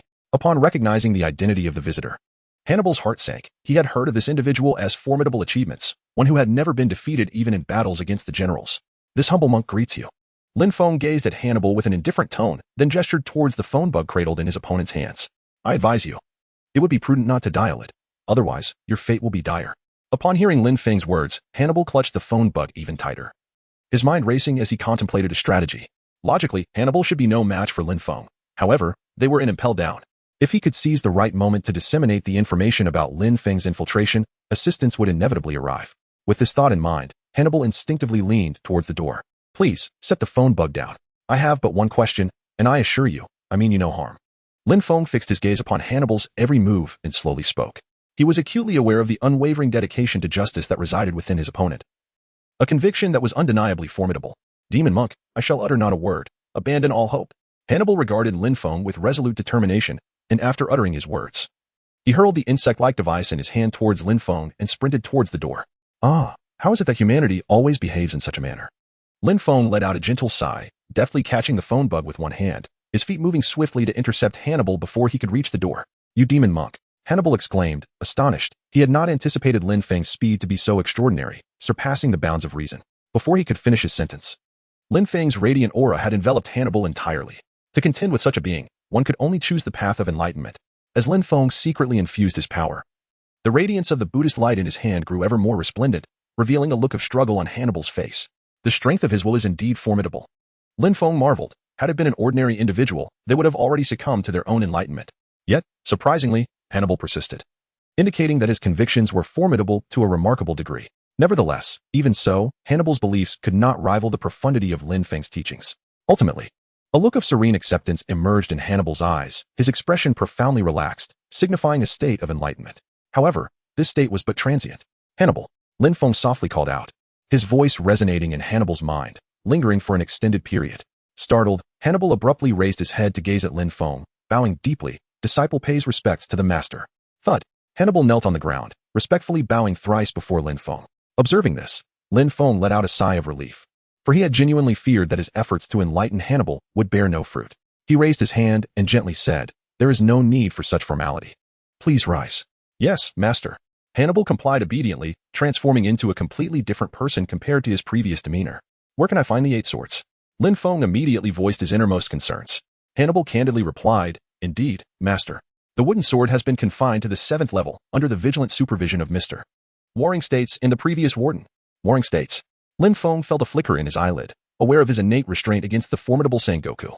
The audacity of the latter to guard the 7th layer suggested that his true identity had not been unveiled. Yet, he pondered who the previous warden might have been. To be stationed alongside Sengoku implied considerable strength. He resolved to remain cautious in his approach. Contemplating this, Lin Feng addressed Hannibal, instructing him to procure a complete set of prison warden attire and then escort him to Kenpachi. "Yes, master." Hannibal replied with utmost respect, promptly rummaging through the office. Soon, he presented Lin Feng with a pristine ensemble of prison guard clothing. "Here you are, master." Lin Feng took the clothing and swiftly donned it, concealing himself effectively. He then spoke in a calm tone, "Lead the way." "Certainly," Hannibal replied, guiding Lin Feng toward the exit. It was then that a subtle gesture from his companion caught Lin Feng's attention. Hannibal was unarmed, gripping only a small black telephone bug in his hand. The device was diminutive, no larger than an infant's palm, and had it not been for Lin Feng's keen eyesight, it would have gone unnoticed. To his surprise, the recovery was remarkably swift. Lin Feng sighed inwardly. It appeared that the method of enlightenment was only effective on those of fragile minds. "Master, why do you not depart?" Observing Lin Feng's hesitation, Hannibal's nerves were frayed to their limit. He had just emerged from a state of enlightenment while searching for his garments, and a wave of trepidation washed over him. Lin Feng's abilities are utterly astonishing, as he possesses the power to manipulate the minds of others. Hannibal, aware that he is no match for Lin Feng, resolves to continue the charade, seeking to draw Lin Feng into the Navy's encirclement, biding his time for the perfect moment to strike. Lin Feng shook his head, observing the admiration that flickered across Hannibal's face. "Your faith is remarkable, and I am truly in awe," he remarked. Alas, the moment those words escaped his lips, Hannibal instantly realized that his disguise had been deciphered by Lin Feng. He swiftly turned and dashed towards the door. However, how could Lin Feng allow him to escape so easily? With a single strike of his staff, he struck Hannibal at the back of the head, rendering him unconscious. Subsequently, Lin Feng placed the unconscious Hannibal into a seat, adopting a contemplative posture, making it appear to any observer that Hannibal was deep in thought. Afterwards, Lin Feng began to rummage through the office for the schematics of the advancing city. With such a document in hand, he would be able to ascertain his position within the vast underwater prison. At last, he found it. Lin Feng's expression brightened as he gazed at the rolled-up blueprint in his hand, which was none other than the schematic of the advancing city. Just as he was about to unfurl it, a hurried sound of footsteps echoed, followed by a towering figure blocking the office door, seemingly ready to push it open. Lin Feng's pupils contracted sharply. If he were discovered now, the consequences would be dire. Yet, just as he braced himself for exposure, the figure abruptly halted outside the door. A deep, resonant voice followed. "Reporting to Warden Hannibal, the incident on the 6th level has been resolved." Magellan's voice boomed from beyond the threshold, awaiting a response. Since the upheaval in Impelled Down, Magellan's demeanor had transformed, his every gesture rigid, his conduct unnervingly formal. "Warden Hannibal?" Receiving no reply, Magellan hesitated, curiosity flickering in his tone. Just as his hand hovered over the door, Hannibal's voice rasped from within. "Ahem. Well done. Merely fulfilling my duty." Snapping to attention, Magellan saluted crisply toward the office before concern laced his words. "Your voice sounds strained, Warden. Are you unwell? Shall I examine you?" "Unnecessary. Just the usual poisoning. I've grown accustomed to it." "Poisoning?" Magellan paused, though suspicion remained faint. As a venomous man himself, he was no stranger to inadvertently harming those around him. "If there is nothing else, you may withdraw. I require rest." "Understood." With a clipped acknowledgement, Magellan turned on his heel, though a lingering curiosity tugged at him as he departed. Only once Magellan's footsteps faded did Lin Feng exhale in relief. The voice had been his own, a desperate mimicry of Hannibal conjured from memory. That was too close. Had the ruse failed, the repercussions would have been catastrophic. "I must leave. Now." If Magellan pieced together the deception, all would be lost. Lin Feng murmured to himself, recognizing that this was hardly a suitable place to observe the construction plans, as the risks were far too great. With that, he pushed open the office door and swiftly vanished into the dark corridor. Chapter 61. The Little Bullhead. After departing from Hannibal's office, Lin Feng sought out a relatively secluded spot, where he unfurled the blueprints and scrutinized them with great care. The Navy, indeed, displayed remarkable intelligence.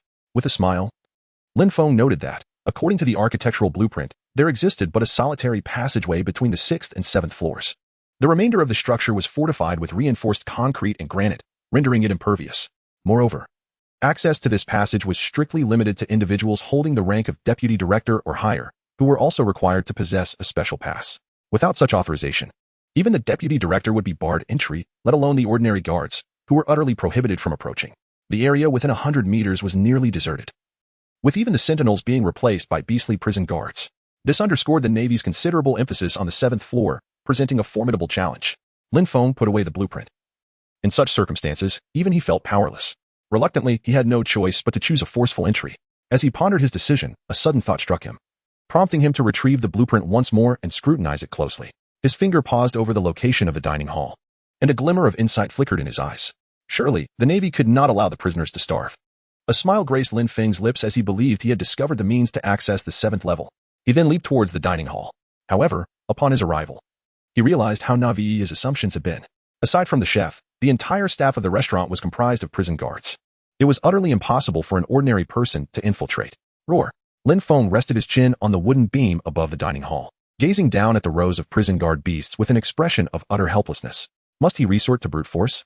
Lin Feng contemplated, but at that moment, the prison beasts below seemed to have engaged in a conflict over some matter.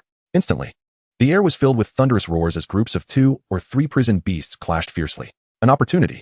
Lin Feng gazed at one of the fallen Minotaur prison guards, a glimmer of brilliance flickering in his eyes. The creature, both in appearance and stature, bore a closer resemblance to a human visage than the typical prison guard beast. It seemed to be a product of some peculiar transformation. The King Ming's heart spell, Lin Feng whispered, channeling his thoughts to the Minotaur guard beast, instantly bringing it under his control. The Minotaur guard let out a surprised roar, lifting its head to see Lin Feng atop the wooden beam, preparing to bow in reverence. However, Lin Feng quickly gestured for it to stop. The Minotaur, understanding his silent command, straightened its bent knee. Relieved, Lin Feng recognized the potential danger of such a conspicuous display. If discovered, it could lead to dire consequences. Subsequently, Lin Feng began to communicate his intention to the Minotaur guard, explaining his objective of entering the 7th level. The beast nodded and charged into the fray, wielding a massive hammer to strike down upon the heads of the other engaged guard beasts. The tremendous force and velocity of its blows created sonic booms in the air, followed by anguished cries as several guard beasts fell to the ground. The small Minotaur stood triumphantly atop the fallen foes, its face radiating pride as it raised its hammer high, emitting a victorious roar. At once, the atmosphere fell silent, apart from the chef still busy cooking. All other guard beasts displayed a posture of submission to the young Minotaur. Observing this display of prowess from his vantage point, Lin Feng was momentarily taken aback. The combat capabilities of the young Minotaur were astonishing, easily surpassing those of Luffy from 2 years prior, and by a considerable margin. Strictly speaking, Lin Feng believed the young Minotaur could contend with even the likes of Whitebeard's crew, though only those ranked lower. The exceptional fighters like Marco were excluded from this comparison. Nevertheless, Lin Feng was astonished, contemplating whether to fully enlist this creature into his ranks to fulfill the tasks left by Hakazai. Just then, the voice of the young Minotaur echoed in his mind. Thanks to the power of the heart transformation mantra, they could communicate freely and without hindrance. The Minotaur's roar conveyed a message to Lin Feng, urging him to descend. Lin Feng leaped down from the wooden beam, landing gracefully before the Minotaur. He extended his hand and gently patted the creature's head. Well done. The Minotaur, clearly pleased by Lin Feng's affection, emitted a contented sound. Suddenly, as if struck by an idea, he let out a roar directed at the other beast guards. Instantly, upon hearing the Minotaur's bellow, the guards lined up perfectly, resembling soldiers awaiting inspection by a general. With another roar, the Minotaur commanded a few of the largest guards to step forward. The foremost, a tiger-headed beast, began to transfer the prepared meals into a massive iron barrel, towering as high as 2 men. Meanwhile, the other guards produced a small cart from an unknown source, seemingly designed to carry the iron barrels. Satisfied, the Minotaur nodded approvingly and then retrieved a similarly sized iron barrel from his side, lifting the lid to glance at Lin Feng, nudging the interior with his hoof. Are you inviting me in? Lin Feng gazed at the little calf and inquired, moo moo. In response to Lin Feng's question, the little calf enthusiastically nodded repeatedly, emitting delightful mooing sounds, a stark contrast to its demeanor during the earlier battle, exuding an irresistible charm. Lin Feng was taken aback, rendered speechless by the sound emitted by the little ox. Has it regressed to a primitive state? Lin Feng silently contemplated. Yet he ultimately stepped into the iron barrel. With a roar, upon Lin Feng's entry, the Minotaurs began directing the other jailer beasts to pour the cooled soup into the barrel. This so-called soup was nothing more than a concoction made from the entrails of unknown creatures. It was not only viscous, but also reeked with a most repugnant odor, fit only for the prisoners of the advancing city who had no choice but to consume it. After all, abstaining meant certain death. However, Lin Feng was different. He had never been subjected to such fare. As the noxious broth was poured into the barrel, he nearly retched. Ugh! Lin Feng suddenly felt a tumult in his stomach. He had initially thought that the young bull-headed creature would simply shove him aside, but to his surprise, it had adopted an additional layer of disguise. However, this fade truly distressed Lin Feng. The light of Buddha protects me. Lin Feng let out a low growl, and a layer of Buddha light emerged around his body, completely isolating him from the broth. Even so, he still sensed an indescribable odor clinging to him. Soon, the iron bucket was filled with the broth, and Lin Feng held his breath, focusing intently, awaiting the next move from the little bull-headed creature. With a roar, the little bull-headed creature somehow retrieved a small cart and carefully placed the iron bucket containing Lin Feng inside it. Subsequently, it led a few prison guards, who had been summoned earlier, towards the dining hall. Lin Feng felt himself moving and turned to the young bull-headed creature, advising, "From here on, it's up to you. Be cautious." Moo. Upon hearing this, the young bull's spirit soared, and it responded with enthusiasm. Subsequently, it pushed the cart ahead of the other beasts, leading them towards the sole passageway to the 6th and 7th levels. Chapter 62, The Agreement. Along the way, the young bull managed the task with relative ease, directing the prison beasts as they distributed food from cell to cell. However, no matter how much they dispensed, the iron bucket filled with broth before him showed no signs of diminishing. Gradually, the young bull and the prison beasts arrived at the only passage leading to the 7th level. Roar. The guardian of the passage, a lion-headed beast with a bear's body, loomed large, its face contorted with a bloodthirsty snarl. At its deafening roar, all the prison beasts but the young bull recoiled in instinctive terror. The prison beasts were classified into ranks. Those like the young bull, who managed the dining hall, were the most basic type and lacked significant combat prowess.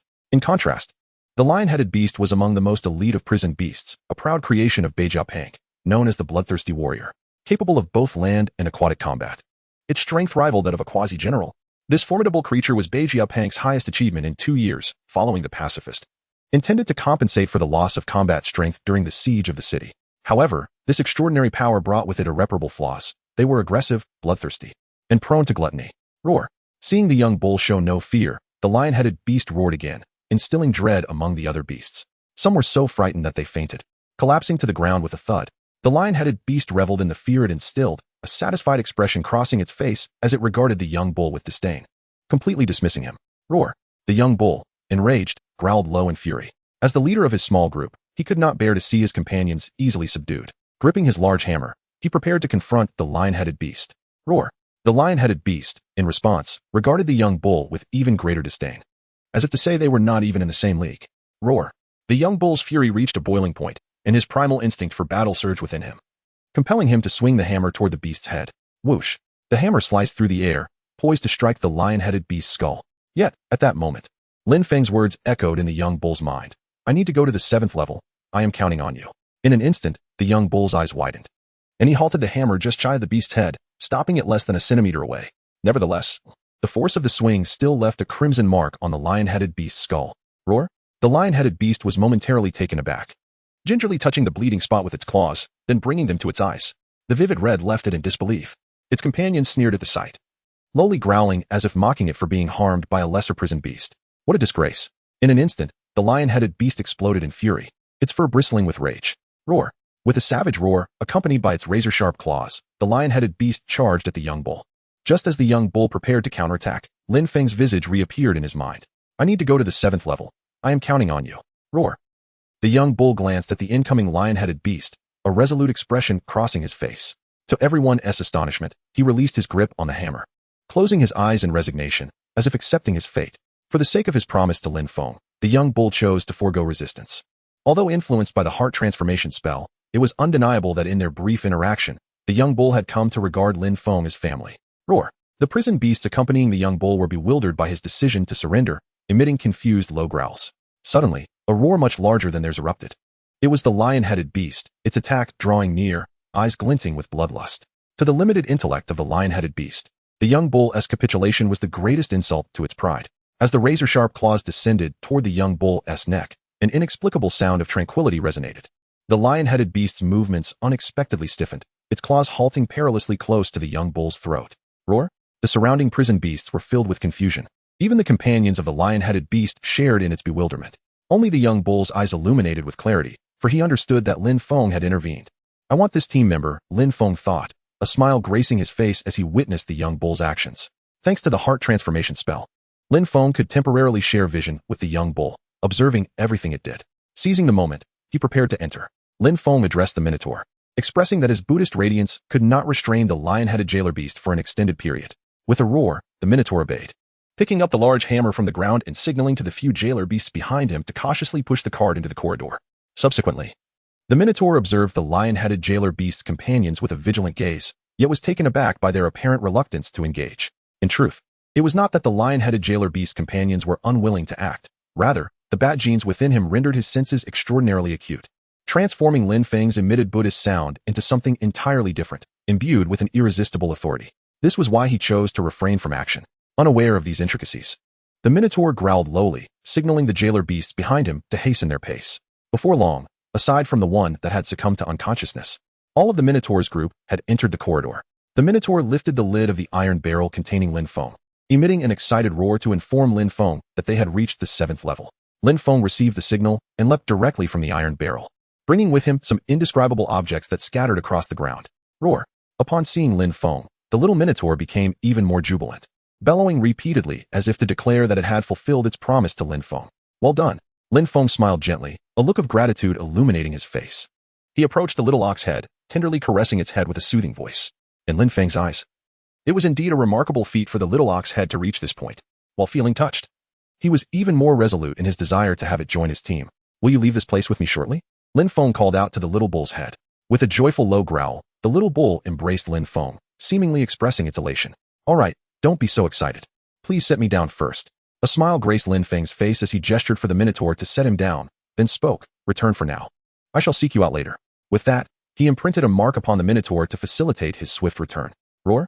The Minotaur expressed confusion, having understood they were to depart together, yet now being asked to leave first. Despite his uncertainty, the Minotaur complied with Lin Feng's request, leading the remaining guards toward the 6th level, casting a reluctant glance back at Lin Feng with a low growl of farewell. Rest assured, I will come for you. Lin Feng reassured him, watching as the Minotaur and his companions vanished from sight. Turning his attention, Lin Feng's gaze fell upon the stone door leading to the 7th level. He placed a hand upon it and exerted force. Creak. The stone door emitted a piercing sound as it slowly yielded to Lin Feng's strength. Is this the 7th level constructed for the confinement of Sword 8? Lin Feng stepped forward, traversing the frigid stone path, a subtle glow of Buddhist light emanating from his being, dispelling the darkness that lay within. Was there no one here? Lin Feng murmured softly, his voice laced with both bewilderment and vigilance. According to Hannibal's words, Sengoku and the former warden were stationed here as guards. Lin Feng wasn't overly concerned about Sengoku. His divine radiance naturally countered the man's abilities. However, the identity of the previous warden remained shrouded in mystery. Their powers, their strength, utterly unknown. Even the original records made no mention of them, forcing Lin Feng to heighten his guard. The unknown is always the most terrifying, a universal truth that holds no matter where one goes. Soon, Lin Feng reached the depths of the 7th level, as indicated by the architectural schematics. He was now perilously close to where Kenpachi was imprisoned. A short distance further, and he would lay eyes upon the colossal cell that held the infamous swordsman. Kenpachi. I hope you recognize me. Lin Feng pondered. His greatest concern was still Kenpachi's suspicion regarding his identity. After all, the appearances of Fahai and Baizai were indeed vastly different. To any observer, they were clearly two distinct individuals, not one. As he approached, a vast prison gradually came into view, and it was evident that it served as the confinement for Kenpachi. Despite his excitement, Lin Feng refrained from rushing in to rescue him. Instead, he concealed his aura of Buddhist light and took refuge in the shadows to observe intently.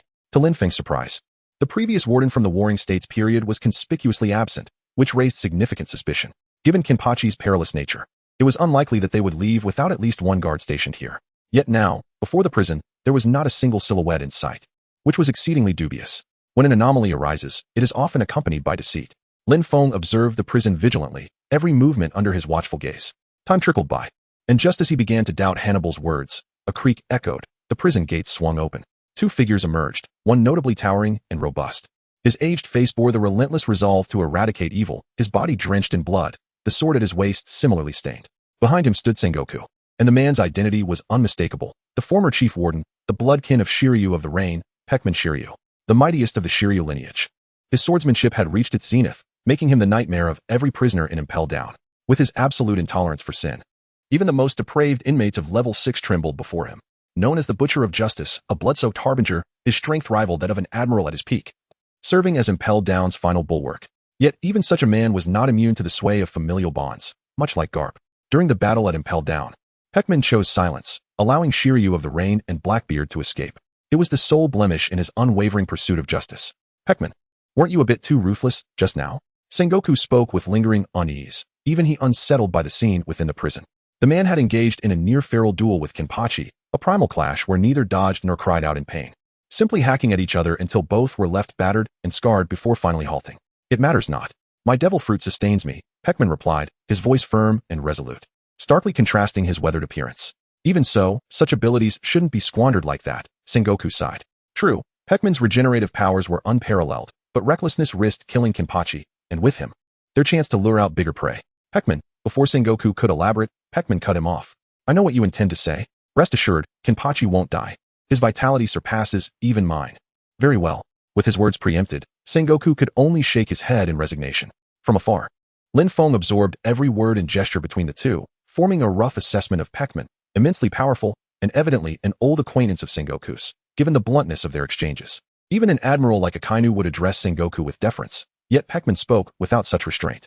This won't be easy. Lin Feng pondered in silence. Confronting the two directly with the truth, he felt somewhat uncertain within. The warring states posed little concern, but Peckerman demanded extreme caution in handling. Subsequently, Lin Feng assumed a meditative posture, restoring every aspect of his physique to its zenith in preparation for the imminent battle. Swiftly rejuvenated, Lin Feng fixed his gaze upon the duo from the warring states, his eyes glinting with frost. He was poised to launch his assault. Whoosh! Employing the great Sumeru steps, Lin Feng's figure materialized instantaneously beside the warring states, his monk's staff descending ruthlessly toward the opponent's head. Beware! While the warring states remained momentarily dazed, Peckerman issued a warning, his longsword unsheathing in a flash from his waist to intercept Lin Feng's staff. Break!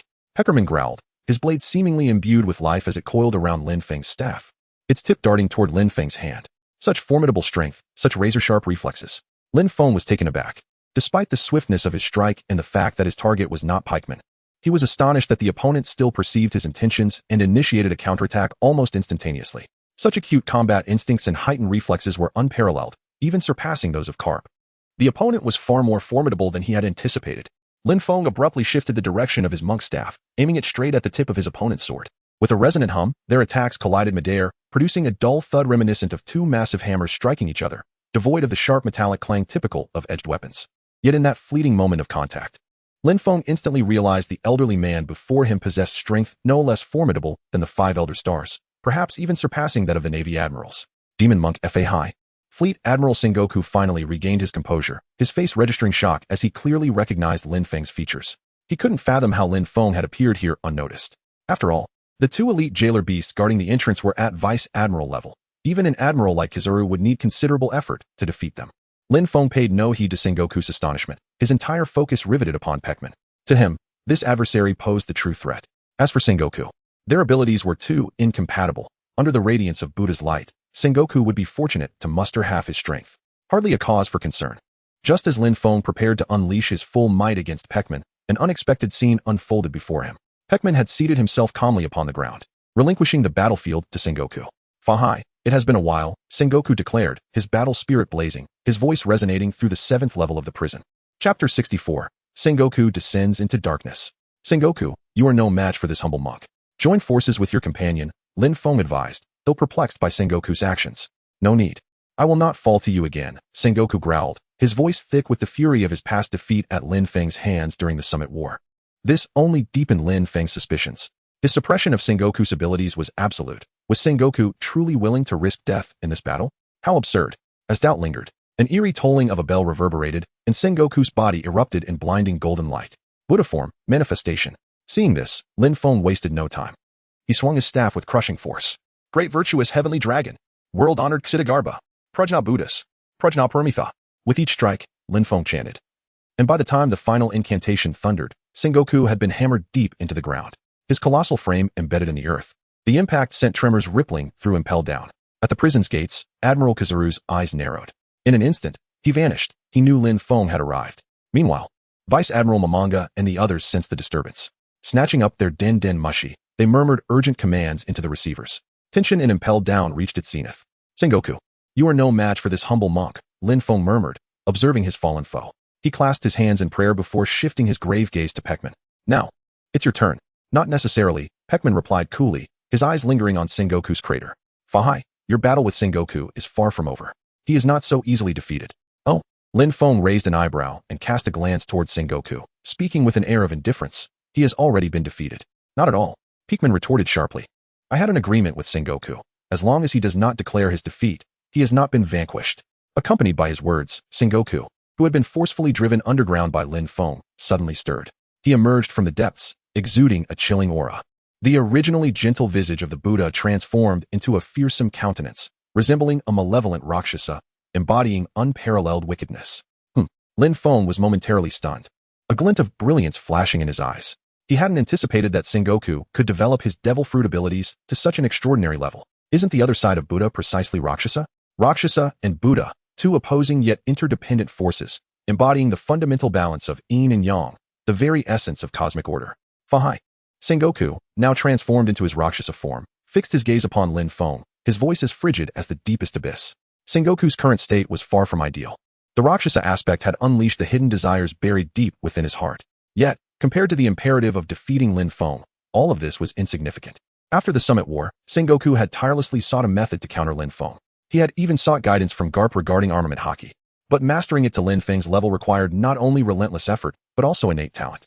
Now in his twilight years, Sengoku no longer possessed the boundless energy for rigorous training and research. Thus, he had to forge a different path. Through relentless refinement of his own abilities, he finally uncovered the darker counterpart of his Buddha form, the malevolent Rakshasa. This was precisely why Sengoku had voluntarily stationed himself here upon learning of Lin Feng's impending prison break. He wished to test whether his Rakshasa form could overcome his adversary and wash away the humiliation of defeat. Lin Feng gazed at Sengoku with a serene countenance, offering a distant bow of respect. The duality of Buddha and demon within you is truly admirable, he remarked. Without further ado, he declared, prepare to meet your end. Sengoku's eyes narrowed as he surged forward, his body transforming. 2 additional heads and 4 arms sprouted from his form, launching an assault toward Lin Feng.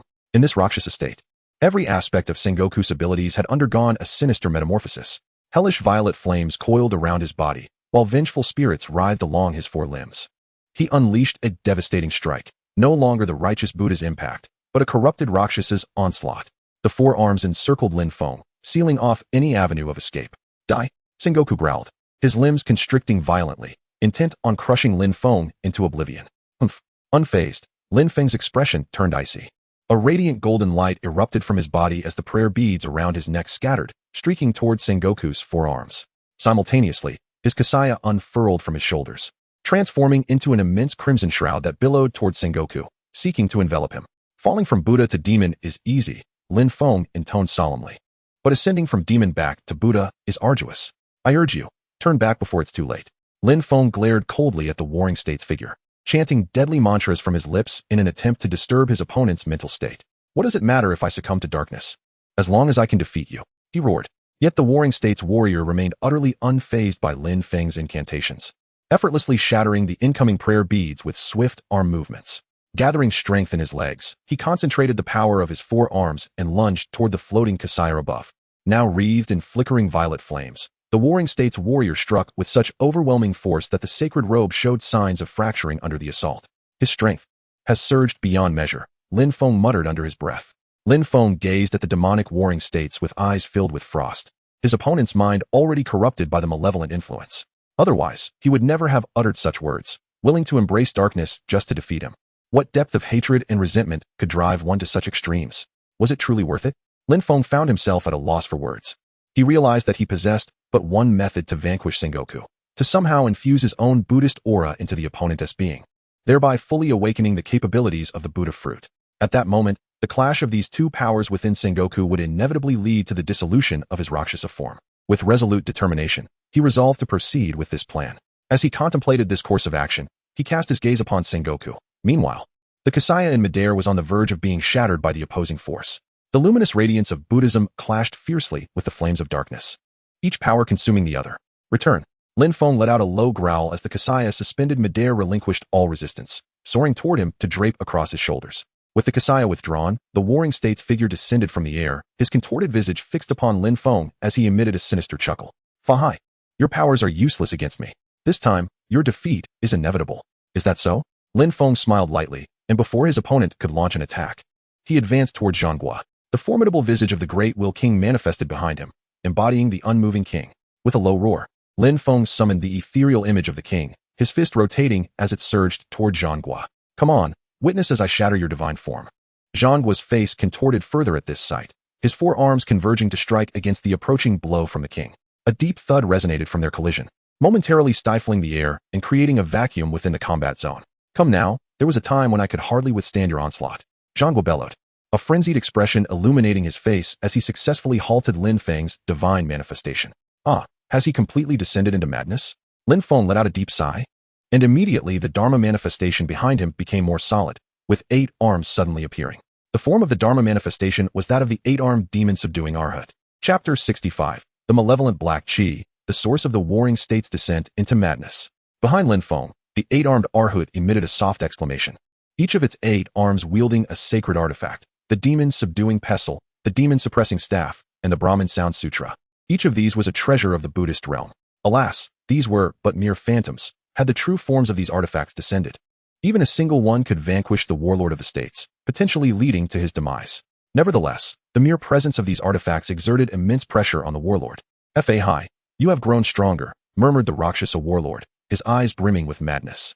With all 4 arms in unison, he launched an assault towards Lin Feng. Futile. Lin Feng fixed his gaze upon the warring states, and as if in response, his 8 arms moved in unison.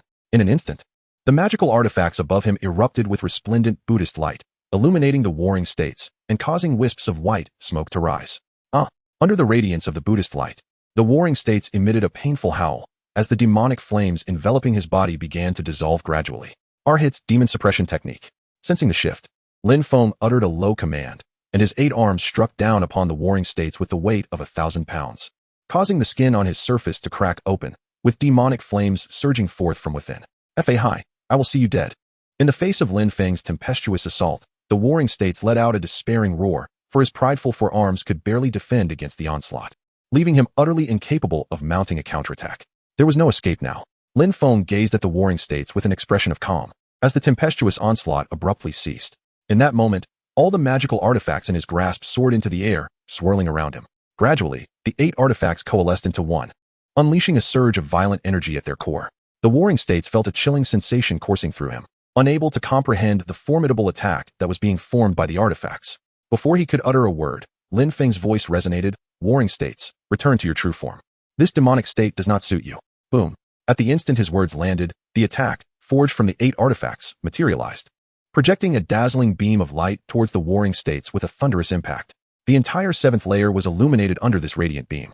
Within the cell, Kenpachi raised his head, his face etched with disbelief, and soon after, a ferocious battle intent surged in his eyes. How powerful! Who could this be? He yearned to engage in combat to gauge their strength. Unbeknownst to Kenpachi, the source of the beam was Lin Feng, secretly vowing that if given the chance, he would challenge him. Meanwhile, Warring States was engulfed in torment, letting out a pained howl as the demonic flames enveloping him were dissolved by the beam. Gradually, his form reverted to that of a Buddha, the extra limbs and head dissipating into black smoke. Fahai, Warring States cried out in agony, his visage a terrifying amalgamation of Buddha and Rakshasa. Alas, do you still harbor any lingering attachments in your heart? Lin Feng let out a low sigh, grasping the Zen staff in his hand as he swept it towards the crown of Zhanghua, aiming to eradicate the malevolence dwelling within. Only in this way could Zhanghua revert to his former self. Otherwise, he might remain eternally trapped in the liminal space between good and evil. Zhanghua, your prowess is extraordinary. Yet our attributes are inherently antagonistic, making it likely that you shall never surpass me in this lifetime. A look of pity appeared on Lin Feng's face, and then he forcefully swung his staff towards Warlord. Sky, shatter for me. With a whoosh, the staff descended heavily upon Warlord's crown, yet surprisingly, this seemingly formidable blow fell as lightly as a leaf. As it struck, it pierced through Warlord's head, expelling a wisp of dark energy. The dark energy, seemingly imbued with consciousness, emitted a cry of anguish, its sound indistinguishable from Warlord's own. Malevolent thoughts. Lin Feng gazed at the dark energy with a cold scoff. This ominous force was none other than the source of the Warring States' demonic transformation, the very essence of the duality of Buddha and demon. Yet, what perplexed Lin Feng was that, according to the current world-S paradigm, the emergence of such a phenomenon was utterly impossible. Why then? Did it manifest in the Warring States? This remained a mystery. Fahai, I shall not let you escape. Await my return, for once I attain greater strength. Your demise is inevitable. The dark energy coalesced, astonishingly taking the form of the warring states, howling fiercely at Lin Feng. Heh, your chances have vanished. Lin Feng let out a faint smile, forming a purification seal with his hand and pressing it towards the dark mist. What do you intend to do? The dark mist, having developed a remarkable level of sentience, sensed the impending danger at Lin Feng's movement and began to frantically flee in all directions. It is futile, Lin Feng murmured as the purification seal was activated. In an instant, a brilliant white light emanated from Lin Feng's hand, surging towards the encroaching black mist. No. Upon contact with the white light, the black mist let out a howl, yet it was already too late. In the blink of an eye, the black mist was purified, completely dissipating into the ether. Conversely, at the moment the black mist vacated his body, Zhangguo's eyes regained their former brilliance, resembling the state Lin Feng had first encountered atop the peak. What is happening to me? Zhangguo surveyed the chaotic surroundings, a look of bewilderment crossing his face, as though he had forgotten the battle that had transpired. He turned to Lin Feng, astonished, and then his gaze fell upon the elder nearby, shock evident on his countenance. Pikeman, Zhangguo uttered in disbelief. It is I. What troubles you, Zhangguo? Pikeman inquired, unaware that Zhangguo had been under the control of malevolent black energy. I am not certain what has transpired. It feels as if I have awoken from a dream. In it, I could see, but could not control my body. Zhangguo spoke in a daze, revealing the aftereffects of being overtaken by dark thoughts, an amnesia of all events while under such control, accompanied by intermittent bouts of foolishness, colloquially known as being lacking in wit. Pausing, Zhangguo then addressed the elder, saying, Enough about me. What brings you out of seclusion, Pikeman? Pikeman. Slightly irked by Zhangguo's question, retorted, Was it not you who summoned me? Why should I explain myself? Seeing his companion fall silent, Zhangguo shifted the topic back to Lin Feng. Fahai, how is it that you find yourself here? Have you perhaps been captured by my brother Pikeman? Before Lin Feng could respond, Zhangguo raised his thumb in commendation towards Pikeman, exclaiming, Truly impressive, you managed to capture Fahai. My utmost respect. No one is attending to your prattle. Find a place to rest. Pikeman snapped, his expression darkening as he approached Lin Feng, his long sword poised for action. Oh. At that moment, Zhangguo, still in a state of confusion, nodded obediently and settled in a nearby spot, curiously observing Lin Feng and Pikeman, unaware of the circumstances that had led them all to this juncture. Fahai. Pikeman drew his sword slowly, coldly addressing Lin Feng. I have honored my agreement with Zhangguo. Thank you, kind benefactor. Lin Feng uttered a Buddhist chant, gazing at his opponent with clarity. He understood that if he were to engage in battle with the warring states and Pikeman intervened, the outcome would not merely involve the eradication of malevolent thoughts. Do not mention gratitude. Remember this face, for he shall be the one to confine you to an abyssal prison. Pikeman sneered, his eyes ablaze with a conviction even more fervent than that of the warring states. All evildoers shall face justice. Chapter 66, The Abilities of Pikeman. Night Spirit Slash. Without further ado, Pikeman unsheathed his longsword, striking towards Lin Feng with a stroke that transformed into a slash as dark as ink. Lin Feng's gaze narrowed as he focused intently on the approaching slash, not daring to relax for a moment. His instincts informed him that this strike was no less formidable than that of an eagle's eye, perhaps even more potent in terms of momentum. Immovable King's body. He roared as the slash neared, his right hand poised in preparation. Empowered by the force of the immovable king, he swung his staff decisively against the oncoming blow. A soft pop echoed as the strike dissipated into nothingness upon the staff's solid impact, scattering into the air. The battlefield appeared tranquil. Yet Lin Feng alone understood the formidable strength of Pikeman. Even with the immovable king's power bolstering him, the previous slash had left his palm tingling, and a chunk had been cleaved from the staff. Such occurrences had been unheard of in times past. Truly formidable. Pikeman regarded Lin Feng with this assessment. Yet his body showed no signs of slackening. The moment the slash vanished, he launched his second assault. Like a leopard, he contorted his form into an unimaginable arc, and with a resounding thud, he propelled himself toward Lin Feng like a spring. Holding a longsword, he utilized the momentum of his body to assume a thrusting posture, intent on piercing Lin Feng. In contrast, Lin Feng's gaze remained fixed on Pikeman. As the latter initiated his attack, Lin Feng hurled his staff toward him. Bathed in the radiance of the Buddha, one end of the staff expanded infinitely, seemingly to fill the entire space. Futile, Pikeman murmured. The longsword in his grasp akin to an unparalleled divine weapon, piercing through all, as it lunged directly toward the staff. Creak. Contrary to expectations, the staff was not pierced. Instead, it held its ground against Pikeman's sword. Pikeman's eyes sharpened as he stepped onto the void, suddenly employing the moonwalk technique as a springboard for renewed force. With the effect of this second burst of power, accompanied by a chilling clang of iron, the longsword gradually sank into the staff, evoking a sense of dread. Incredibly so. Lin Feng pondered. It was the first time he had encountered a weapon capable of damaging his Zen staff to such an extent. His expression grew somewhat unnatural. The old monk's Zen staff was indeed a sacred artifact. To think it could be pierced through. Could it be that the adversary wielded an equally formidable weapon? Lin Feng was engulfed in a torrent of thoughts, This battle to rescue Jianba had repeatedly transformed his worldview. First, he encountered the malevolent Black Aura, an entity that did not belong to this realm, which seized control of the warring states. Subsequently, he beheld a blade potent enough to shatter his Zen staff. Is this not the world of One Piece? How could such phenomena manifest here? Lin Feng was utterly exasperated. This was simply outrageous. Just as he contemplated his predicament, the staff, which had been in a stalemate with pikemen, could no longer withstand the sharpness of the opponent's blade and was pierced through. In midair, Pikeman once again executed the moon step, gripping his longsword tightly as he lunged directly towards Lin Feng. This felt rather unfair. In Lin Feng's eyes, a fierce glint emerged, and as the Zen staff was pierced, an unusual surge of murderous intent rose within him, an emotion he had never experienced even in the midst of battles during the Warring States period. This marked Lin Feng's inaugural arrival at the advanced city. Perish, Fahai. Pikeman, oblivious to the change in Lin Feng's countenance, let out a low growl. Just as his long sword was poised to strike Lin Feng, a scene unfolded that left him utterly astounded. Lin Feng unexpectedly closed his eyes, his hands clasped together in a gesture of surrender. This left Pikeman perplexed. Had he truly given up? Pikeman was bewildered, yet the sword in his hand did not waver. It lunged directly towards Lin Feng's head, intent on ending the battle in one decisive strike. However, just as the tip of the blade grazed Lin Feng's forehead, an unforeseen turn of events unfolded. Lin Feng suddenly opened his eyes wide, his expression transforming into one of fierce intensity, resembling a wrathful Buddha. His clasped hands swiftly seized the sword, producing a sharp, resonant clash of metal. Alarm bells rang in Pikeman's mind. In an instant, he grasped the perilous nature of Lin Feng's state and shouted in urgency, attempting to retract his sword. Yet, it was too late. Lin Feng's hands resembled pincers forged from sea tower stone. No matter how forcefully Pikeman exerted himself, he could not wrest the longsword from his opponent's grasp. Who on earth are you? Faced with such an unexpected turn of events, Pikeman felt a chill of fear for the first time as he shouted at Lin Feng. Me? Lin Feng lifted his head, his eyes radiating a light so intense that it was difficult to behold. I am your Buddha, he proclaimed, invoking mystique. Pikeman growled in disbelief, rejecting the notion of a Buddha existing in this world. Yet he was mistaken. Lin Feng employed the secret techniques of the Buddhist realm, compressing and concentrating the magical energy within him. He enveloped his entire being with this energy, manifesting the golden body of an arhat. Fahai, already a venerable monk, stood merely steps away from ascension in the realm of the Green Serpent. Moreover, under the enhancement of the system's eightfold strength, Lin Feng's state was formidable. Were it not for the restrictions imposed by the rules of the pirate world, he might have already ascended to the Buddhist realm. Nevertheless, even without ascension, Lin Feng's power now equated to that of an ordinary arhat, differing merely by the environment. The Great Seal of the King. Lin Feng cast a cold glance at Pikeman and casually unleashed a hand seal that struck directly at him.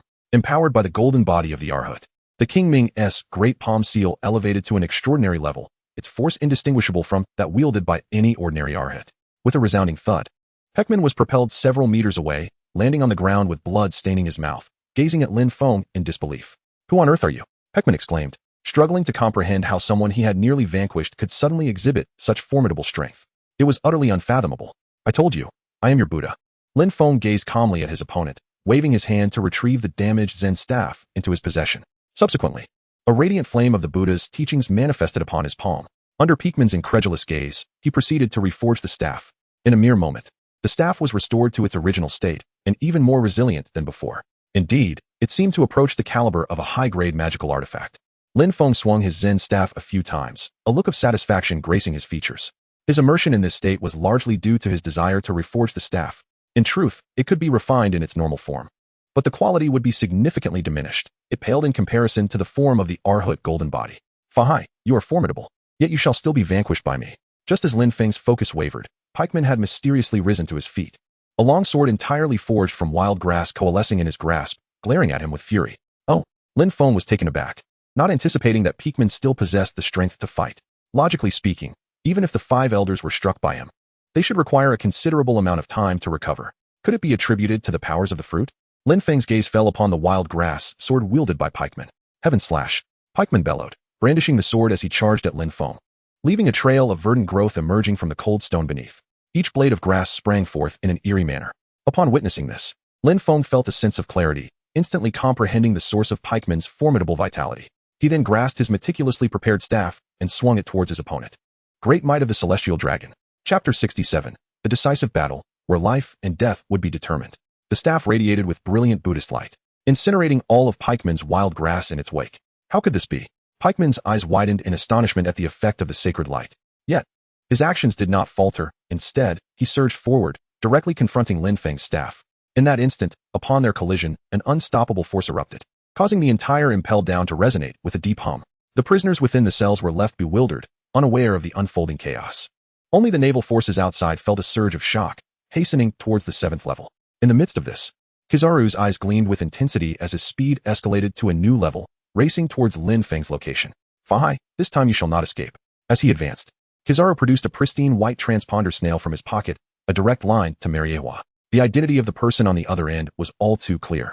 Confirming that Fahai was indeed engaged in battle with pikemen, Kizaru uttered a single phrase before disconnecting, his focus entirely on the 7th level of the prison.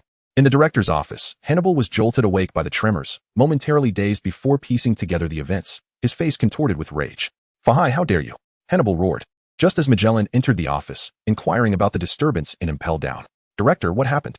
Magellan asked, curiosity piqued by Hannibal's furious demeanor. Nothing of concern. Gather the troops and head to the 7th level. Hannibal waved his hand, issuing a direct command. This marked the first time he spoke to Magellan in such a manner, leaving the latter momentarily stunned before promptly responding, understood, I'll take care of it immediately. With that, he made his way towards the office door, followed closely by Hannibal. As the 7th level stirred with activity, the atmosphere within Impelled Down grew palpably tense. Meanwhile, Lin Feng, the architect of this turmoil, remained oblivious to the fact that nearly all naval and government forces were converging upon his location, intent on his destruction. At that moment, Lin Feng was locked in a fierce struggle with pikemen, whose resilience was extraordinary. Although Lin Feng's attacks could inflict wounds upon pikemen, they would often heal within moments, leaving Lin Feng in a state of vexation. Not a natural type, this is quite troublesome indeed. Lin Feng had already gleaned a substantial understanding of pikemen's abilities. It was likely that pikemen belonged to a type of plant-based power, endowed with remarkable regenerative capabilities. As long as pikeman was not utterly incapacitated, he would rise once more to confront him in battle. If this continued, Lin Feng feared that the Navy and the world government would inevitably take action. He needed to conclude the battle swiftly. In Lin Feng's eyes, a glimmer of determination emerged as he channeled the entirety of his remaining power from the Arhut golden body into his staff, poised to deliver a decisive blow at the opportune moment, aiming to render pikeman utterly incapacitated. Meanwhile, pikeman's onslaught remained relentless. His sword, gripped tightly in his hand, seemed to cleave the heavens as it swept through the air, its range alarmingly extensive. Heaven-s slash. Pikeman bellowed, as he swung his wild grass sword towards Lin Feng, invoking the surrounding wild grasses to encircle him in a constricting embrace. Lin Feng's gaze sharpened, yet he remained motionless, continuing to channel his energy into the Zen staff. Fahai, I acknowledge your formidable strength, but in terms of combat, you cannot outlast me. Pikeman, noting Lin Feng's stillness, spoke in an attempt to provoke him, though inwardly, he was on high alert regarding Lin Feng. While he indeed possessed nearly boundless stamina, it came with its drawbacks. The infinite regeneration during battle could only sustain him for approximately 100 uses, after which he would be rendered powerless. In his confrontation with Lin Feng, Pikeman had already utilized his abilities nearly 80 times, a figure that was exceedingly daunting. It is noteworthy that in past battles, Pikeman had only expended less than half of his capacity, and that was against a renowned adversary of great repute. However, with only a scant number of uses remaining, Pikeman's anxiety rivaled that of Lin Feng, if not exceeding it in certain respects.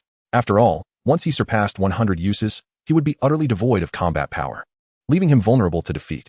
Fahai perish. Pikeman bellowed, his wild grass sword poised perilously close to Lin Feng's throat, ready to sever it with the slightest movement. Die? That is inconceivable. As he sensed the chilling intent at his neck, a fierce light ignited in Lin Feng's eyes.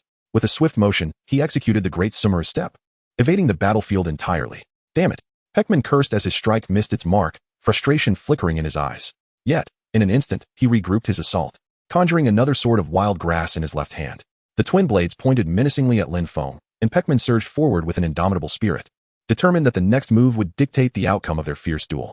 Lin Feng gazed intently at the other person's sword, his expression darkening.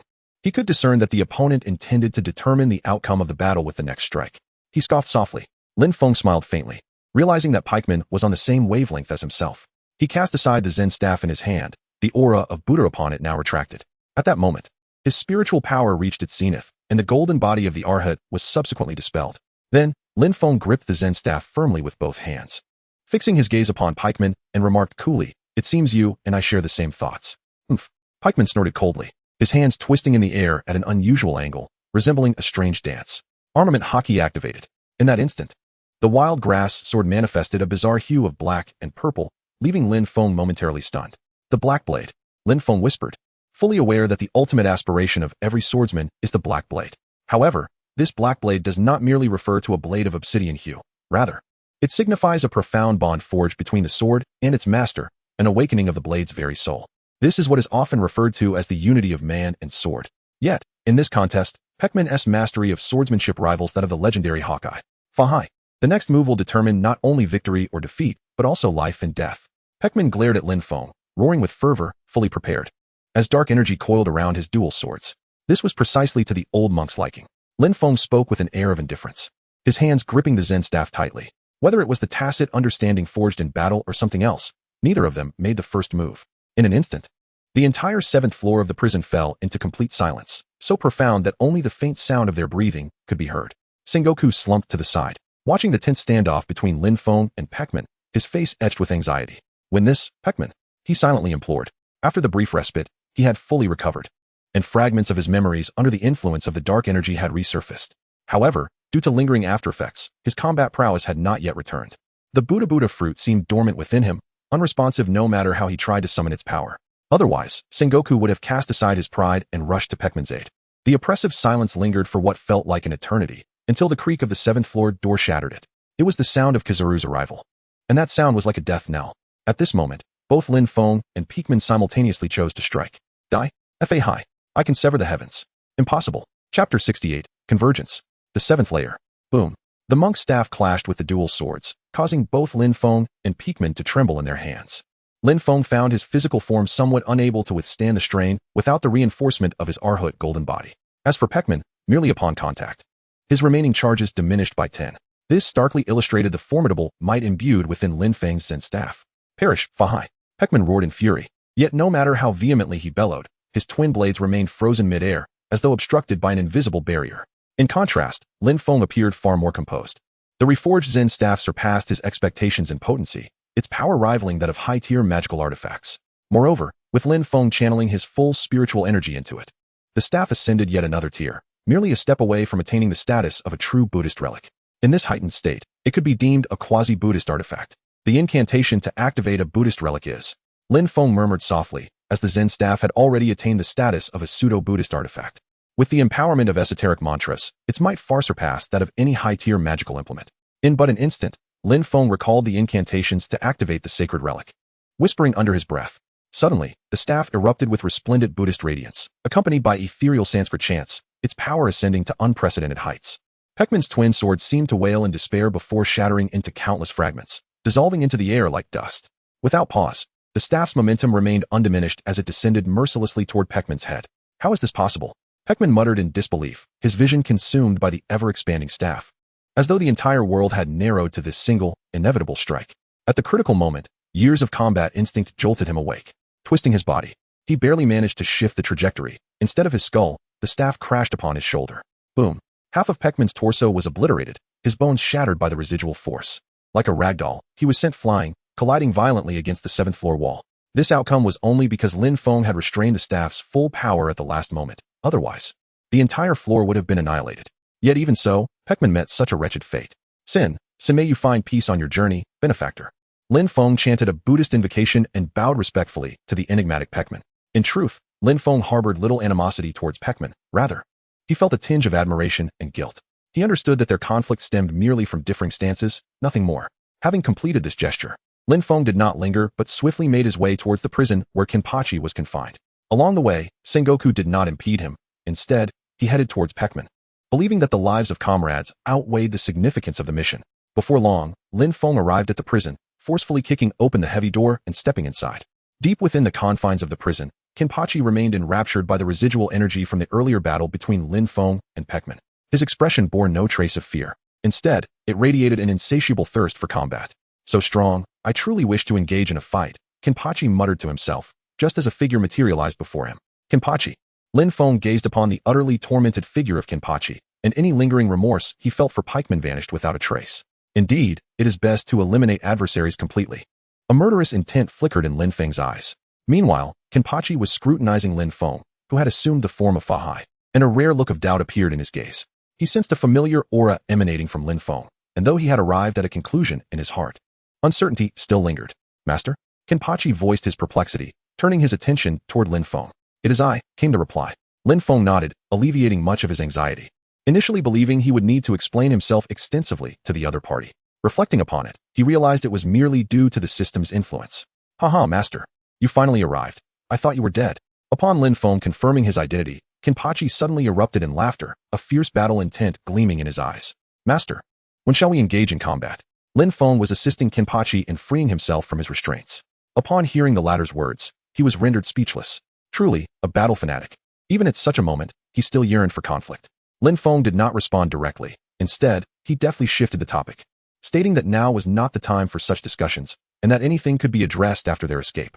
Very well, Kenpachi replied enthusiastically, his face alight with excitement, not merely due to their reprieve from peril, but rather because Lin Feng had consented to engage him in battle. Once he had liberated Kenpachi from all restraints, Lin Feng summoned the magical energy he had recently gathered and employed a minor causality technique to mend Kenpachi's injuries. His rationale for this action was clear. Lin Feng was acutely aware that the commotion they had just caused was substantial. The Navy and the world government personnel were undoubtedly converging at the entrance of the 7th floor, poised to capture both him and Kenpachi. Master, your healing abilities are truly remarkable, surpassing even that individual, Kenpachi remarked, moving his body while expressing admiration towards Lin Feng. However, there was no time for such pleasantries. Ignoring Kenpachi's commendations, Lin Feng spoke earnestly. Kenpachi, once we are outside, do not linger in battle. Fleeing is of utmost importance. Lin Feng was deeply concerned about Jianba's temperament, his tone exceedingly grave. Understood. Jianba nodded, grinning as he said, I comprehend the master's intent. Once we have all recuperated, we shall seek vengeance. Lin Feng was taken aback, surprised that Kenpachi had interpreted his words in such a manner. However, he nodded and said, yes, once we regain our strength, we will defeat them. But now is not the time. With that, Lin Feng led Kenpachi out of the prison, and just moments ago, the once desolate 7th level had become crowded with people. Kizaru, Hannibal, and Magellan stood side by side at the prison entrance. Behind them, several vice-admirals, including the mole, were lined up. In the rear, countless elite Navy and impelled-down guards nearly filled the 7th level. As for Sengoku and Peakman, they had already been taken away by the medical team. I will strike first when they emerge, Kizaru stated. Magellan glanced at Kizaru, his tone resolute. For this was impelled down, within his jurisdiction. A prison break was akin to being humiliated right at his front door. All right, Kizaru replied, nodding, his casual demeanor unchanged. Yet deep within, he was on high alert. No one understood Lin Feng's terrifying prowess better than he did. Despite Kizaru's significant power increase over the past 2 years, the fear of Lin Feng was etched into his very bones. You must arrive quickly, Kizaru murmured inwardly, hoping for the individuals he had just notified via the white snail to come soon. He knew that those he summoned were the main force in capturing Lin Feng, while the Navy and guards present were merely cannon fodder to slow down their opponent's advance, and he and Magellan were only marginally stronger than these pawns. The true orchestrators of this conflict were not them. They're coming, Magellan growled, as the sound of footsteps from within the prison made his gaze sharpen.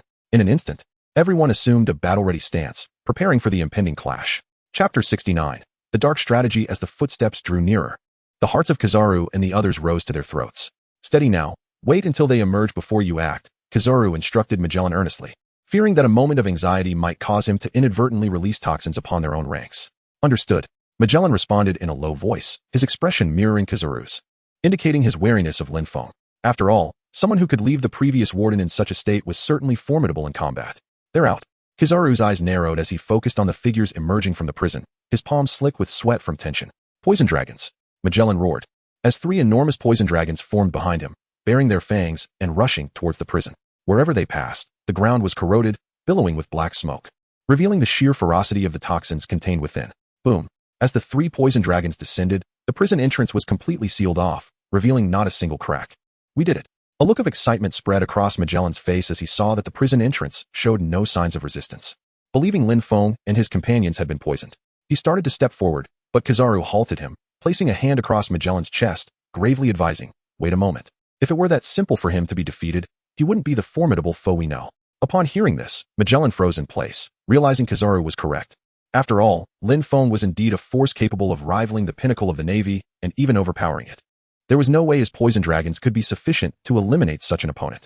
I understand, Magellan conceded, nodding, before taking a step forward, rapidly gathering toxins around him. Giant of poison. With a low roar from Magellan, the toxins coalesced into a massive, terrifying form. Judgment of hell. The colossal figure made of toxins emitted a deep growl, swinging its toxic-laden arms towards the prison. With each swing, the lethal venom streamed into the prison, seemingly intent on completely poisoning Lin Feng and Kenpachi within. Confident in his attack, Magellan believed that even the strongest of the 4 emperors would struggle to escape unscathed. Yet he remained uneasy. After all, In terms of combat prowess, Lin Feng and Kenpachi were significantly more powerful than the average for Emperor. Forbidden poison, explode. A glint of cold light flashed in Magellan's eyes as he slowly raised a hand, suddenly bringing it down. The giant poison figure transformed into a fluid mass, surging violently into the prison. The toxin that flowed within began to coalesce into smaller poison figures, which then began to compress within the prison. Ultimately, with a muffled explosion, these small poison figures detonated inside, their toxic contents vaporizing due to the pressure of the air. While poison can be evaded, every person ultimately requires breath. Magellan's intention was to completely cut off Lin Feng's escape route. After all, even the most powerful individual needs air to survive. Well done, Magellan, Kizaru exclaimed, immediately grasping Magellan's intentions, admiration evident on his face. The very air was now laced with poison, surely inflicting substantial harm upon Lin Feng. Magellan basked in Kizaru's praise, pride swelling within him. It was nearly impossible for anyone to emerge unscathed from such a toxic onslaught. Even the 4 emperors would likely suffer severely. Magellan stood confidently, while the navy and guards behind him erupted in fervent cheer. Truly commendable, Vice Warden. Under such an assault, even the formidable Lin Feng might be rendered unrecognizable. Haha, indeed. He could very well perish within. What a pity. I had hoped to witness just how terrifying Lin Feng truly is. The crowd exchanged words, nearly unanimous in their verdict of Lin Feng's impending doom. But was this truly the case? At the top of the 7th level, 2 figures had appeared unbeknownst to anyone. One of them gazed intently below, a fierce desire for battle etched across his face. Master, are we not going to eliminate these fools entirely? Kenpachi licked his lips, looking at Lin Feng. No. Lin Feng shook his head. It was already difficult for the 2 of them to venture out, and there was no need to disturb one another further. Henceforth, let us proceed separately. Lin Feng pointed towards the entrance of the 7-story prison, glancing at the blueprint in his hand. This blueprint was the very one he had acquired earlier from Hannibal. Lin Feng and Kenpachi were able to emerge silently, thanks in large part to this blueprint. Initially, both had planned to storm directly into the depths of the prison, but a particular ventilation shaft caught Lin Feng's attention. It was one of 3 ventilation shafts within the entire 7 levels, constructed to ensure proper air circulation. Moreover, these 3 shafts were interconnected. The reason for their installation within the prison was that there was only one inmate, Kenpachi, who was completely restrained and incapable of any movement, thus eliminating any concern of his escape. However, the naval architects could never have imagined that this seemingly inconspicuous ventilation shaft would ultimately release the most formidable adversaries of the Navy headquarters and the world government. Soon, we shall surge forth from that direction. When the moment arrives, do not linger in battle, focus solely on breaching the gates of Impel Down. Lin Feng addressed Kenpachi, stating that he had another promise to uphold, one that prohibited him from leaving with the other party. Very well, Kenpachi nodded in agreement, then inquired with curiosity. But if I leave, what will you do, master? Do not worry about me. I shall find a way to depart from this place. Lin Feng spoke softly, then master, you must exercise caution. Upon hearing this, Kenpachi's face displayed a rare concern as he remarked, rest assured, these individuals cannot bring about my demise. Lin Feng chuckled, then swiftly darted towards the exit of the 7th level, with Kenpachi following closely behind. At this moment, Huang Yuan and the others finally sensed that something was amiss. Under Magellan's relentless assault, no matter how formidable one might be, they could not emerge unscathed. A commotion was inevitable. Yet, until now, the prison remained eerily silent, save for the faint hissing sound of the residual venom corroding the ground. Diggers, prepare for a full-scale assault. Huang Yuan commanded coldly, harboring an uncertain thought in his mind. Understood. Digger replied solemnly, gripping the blade capable of slaying sea kings, while the surrounding vice-admirals grew increasingly tense. Onward. With Huang Yuan's order, Digger and his comrades launched an attack on the prison, unleashing a flurry of slashes that obliterated it entirely. Immediately afterwards, Digger and several vice-admirals, donning gas masks and employing moonwalk techniques, rushed towards the now-ruined prison to conduct a thorough search. Report. No sign of Fahai. Report. None here either. As Digger and the others relayed their findings, Huang Yuan's expression darkened to a chilling degree. He could not fathom how Lin Feng and his companion had managed to escape. Just then, a frantic voice from the exit of the 7th level echoed through the air. Everyone get the hell out of my way. Chapter 70. The Lockdown of Impel Down. Impossible. Upon hearing Kenpachi's voice, disbelief washed over the faces of the crowd. They were utterly baffled as to how the 2, previously trapped in the prison, had managed to break free. I think I understand now. At that moment, a voice broke through, drawing everyone's attention.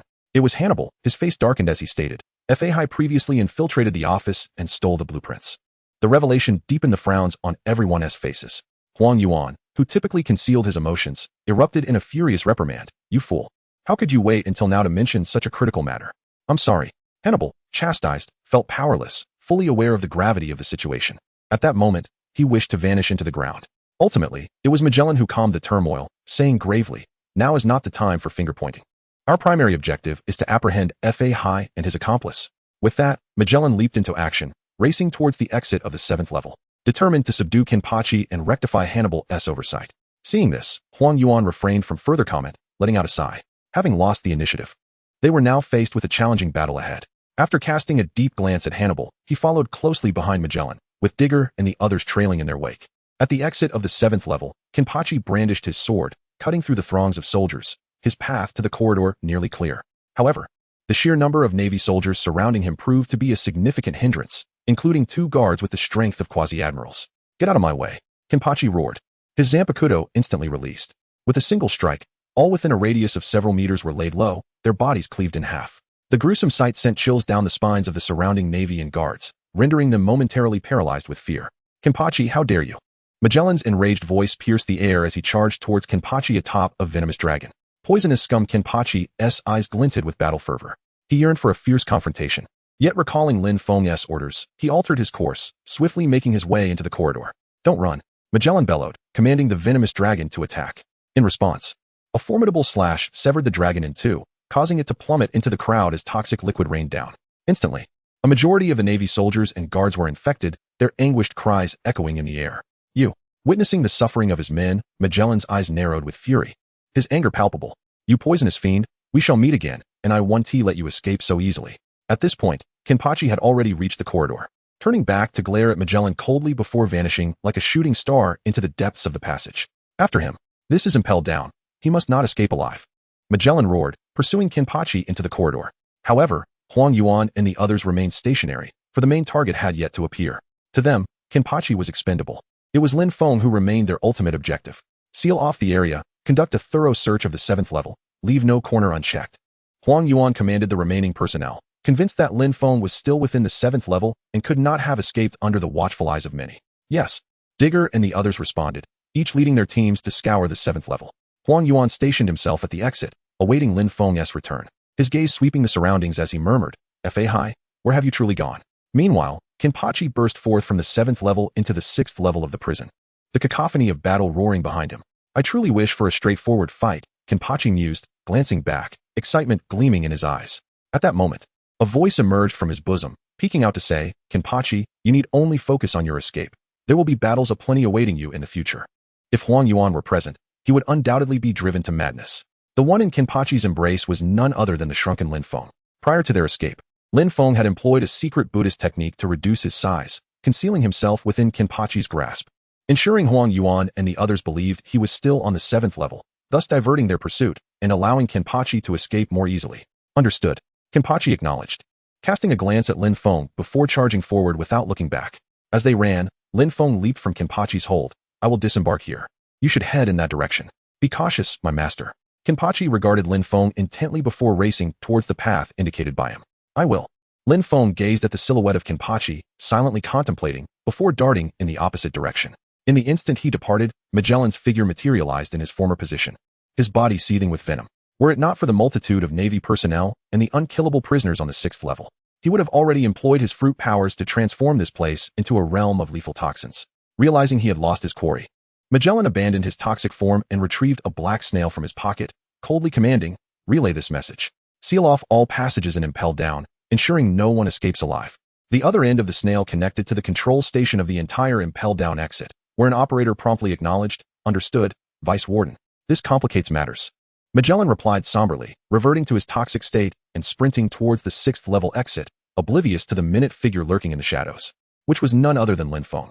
Having just spotted Magellan, Lin Feng chose not to flee immediately, fearing detection, and thus concealed himself in the darkness. After hearing Magellan's commands, Lin Feng sighed, acknowledging the Vice Warden's ingenuity in devising such a lockdown strategy for Impel Down. It is well known that Impel Down possesses but a single entrance and exit. Magellan's actions were tantamount to attempting to trap both him and Kenpachi indefinitely. Such a strategy could be deemed the most prudent course of action at present. However, in Lin Feng's eyes, Magellan's approach seemed somewhat naive. If necessary, Lin Feng had already contemplated directly breaching the rock wall of the 6th level to escape through the seabed, rendering the lockdown meaningless for him. Kenpachi would find himself similarly unfettered. After a moment's reflection, Lin Feng sped away in the direction opposite to Magellan's, intent on locating the Minotaur. This was also the reason for his and Kenpachi's separate endeavors. Soon, Lin Feng followed the trace of the Buddha's light to the dining hall, where he had taken refuge. There, he found the Minotaur seated at the spot where they had previously encountered one another, his gaze fixed on the entrance of the dining hall, exuding an adorably innocent demeanor that was quite amusing. Moo. The Minotaur stared at the entrance, memories of parting words with Lin Feng swirling in his mind. A joyful expression brightening his face. I will come to find you, rest assured. Lin Feng's words held profound significance for the little ox head. Just as he pondered this, a familiar voice echoed in his ear. Hey, I'm here to take you away. In chapter 71, the monk had promised to lead him away. Moo. Upon hearing Lin Feng's voice, a wave of intense joy surged across the little ox head's face as his eyes darted around, searching for Lin Feng's presence. However, after a thorough search, he found no trace of Lin Feng, leaving a puzzled expression on his face. Moo? The little ox head tilted his head in contemplation, momentarily suspecting he had merely imagined the voice. Just then, Lin Feng's voice resonated once more. What are you looking at? I'm right here. Moo. The little ox head, taken aback, turned to look behind him, but still could not find Lin Feng. Right here. A miniature version of Lin Feng stood on the little ox head's shoulder, waving at him. At the sound, the little ox head twisted his neck and finally spotted Lin Feng, his face instantly lighting up with joy. Moo. The little ox head called out to Lin Feng, completely oblivious to why Lin Feng had shrunk. All right, I promise I will take you away, Lin Feng said, a smile spreading across his face as he observed the little ox head's adorable features. He then inquired, why are you the only one here? Where are the others? Roar. Upon hearing Lin Feng's question, the little ox head inexplicably became furious, roaring repeatedly at Lin Feng. So, that was the situation. Lin Feng comprehended the words of the little bull-headed figure. It implied that all of his subordinates had been summoned to the 7th tier. And no matter how he attempted to persuade them, it proved futile. Ultimately, he was the only one who remained behind, while the others had all departed. All right. Do not be upset. What the old monk seeks is solely you. If they were present, it would not be so easily resolved. Lin Feng gently soothed the little bull's head, speaking softly. Moo. Upon hearing Lin Feng's words, the little bull's anger dissipated, replaced by a joyful expression, chuckling merrily. Quite amusing indeed. Lin Feng was amused by the personality of the little bull-headed creature, a smile adorning his face as he said, all right. Let us tidy up and depart from this place. Moo. The little bullhead joyfully responded, indicating to Lin Feng that he had nothing to pack. In that case, let us proceed towards the exit of the advanced city. Observing this, Lin Feng nodded, concealing himself upon the little bullhead, directing it towards the exit. Thus, the duo vanished into the restaurant.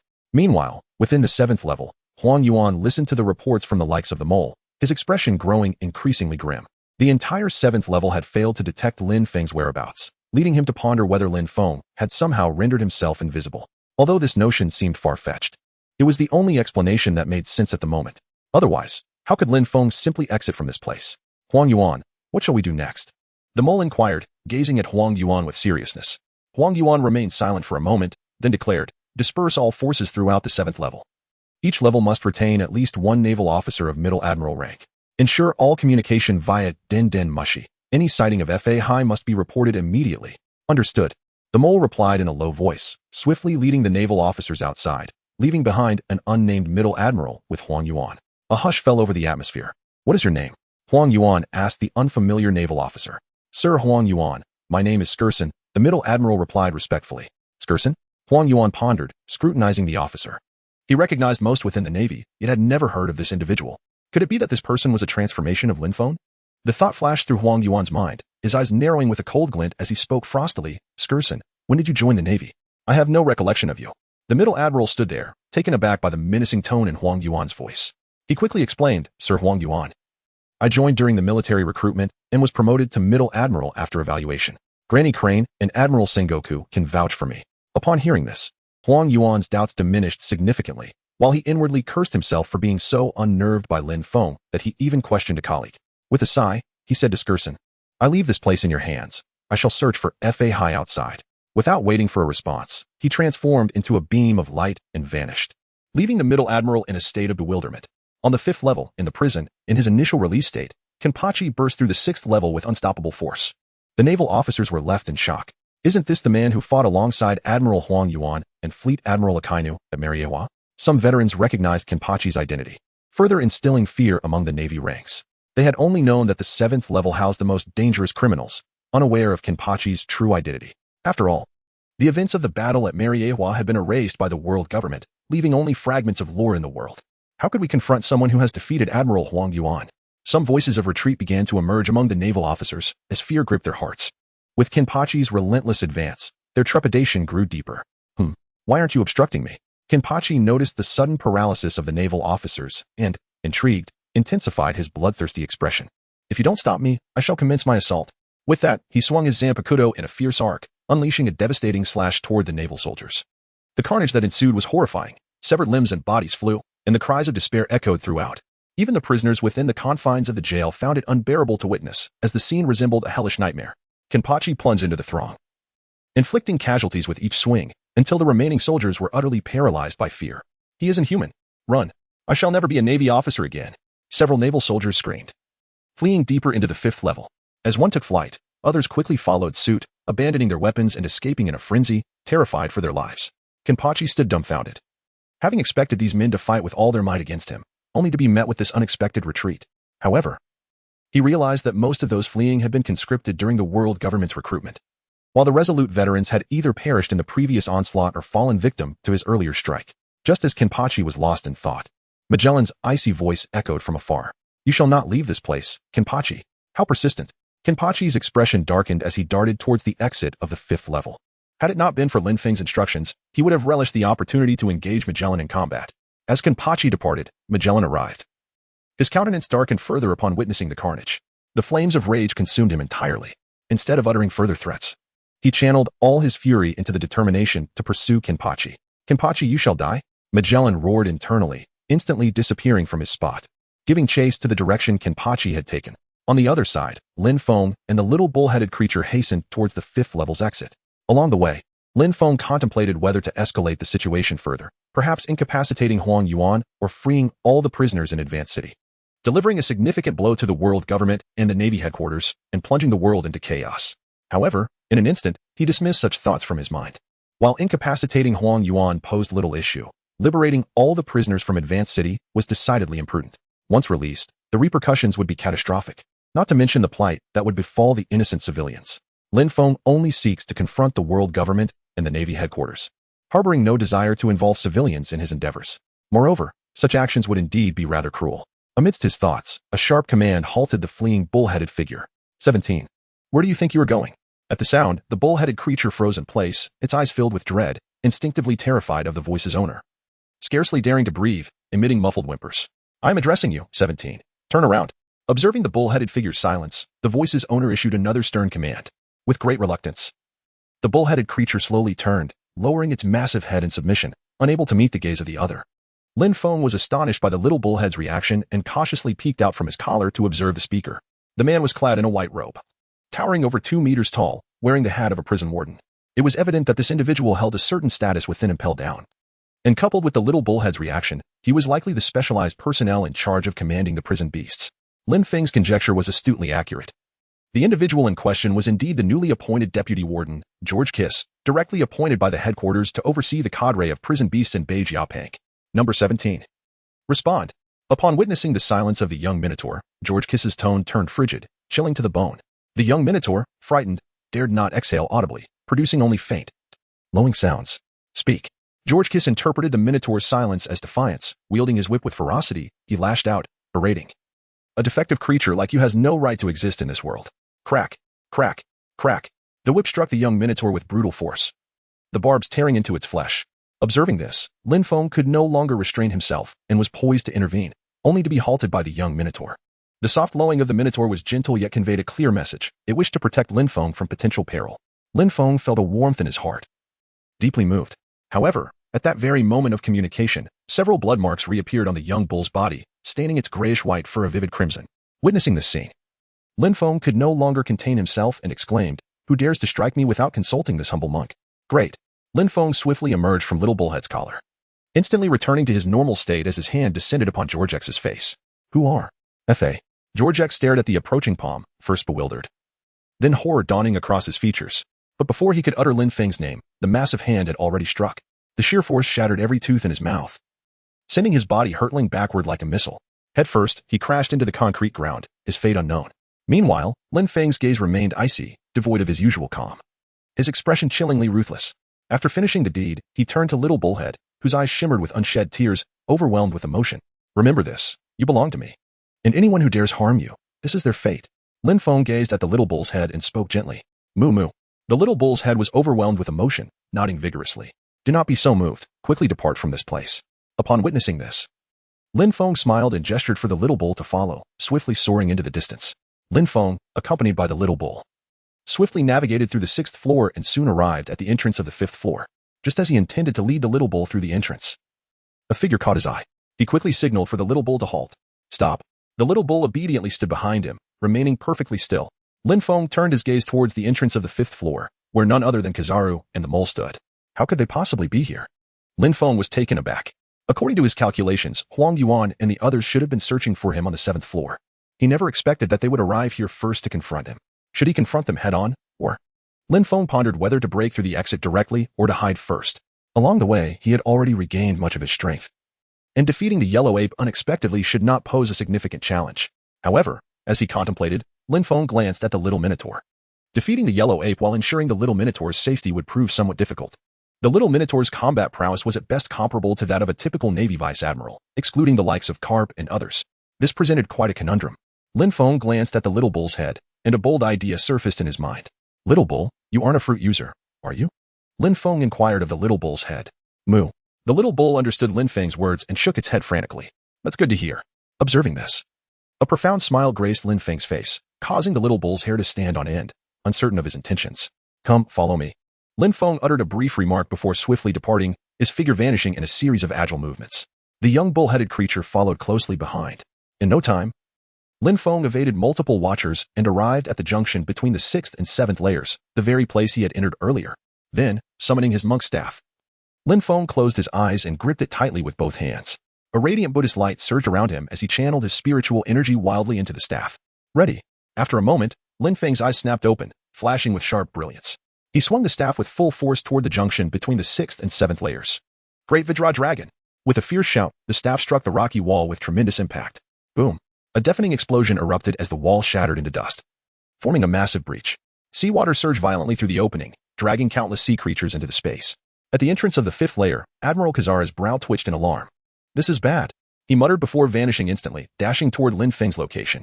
Careless of me, I never expected Fahai to escape using such a method. Chapter 73, Fierce Battle Kenpachi vs. Magellan. While Kizaru raced toward the scene, Lin Feng and the young bull-headed creature swiftly dashed toward the breach. Let's go.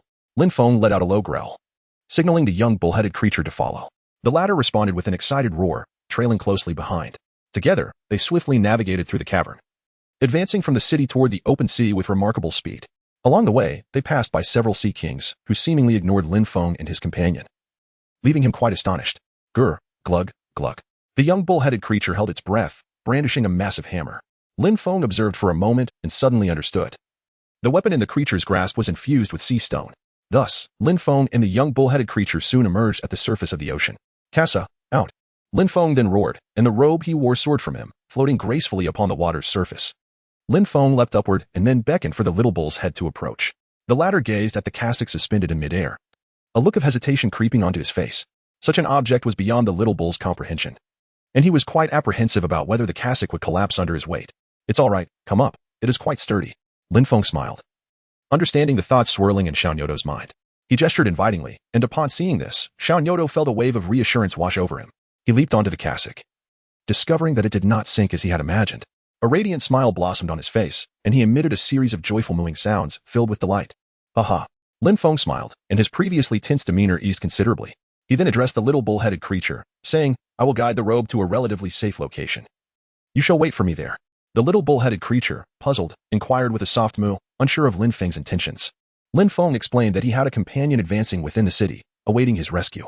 Before he could finish his sentence, the young bull-headed creature swung the massive hammer in his hand, displaying a self-sacrificial demeanor, as if to convey a clear message. I shall join you. No need to wait. Lin Feng shook his head. He had painstakingly extracted the little bull's head from the city of advancement, and he certainly did not wish for it to return. As he spoke, without waiting for the little bull to react, Lin Feng directed the cassock to soar in a direction opposite to the city of advancement. Moo. The little bull, perched atop, emitted a sorrowful cry, its voice growing fainter. Wait for me, little bull. Lin Feng cast a glance at the small bull's head before turning and swiftly making his way toward Impel Down, the underwater prison, 3 floors deep.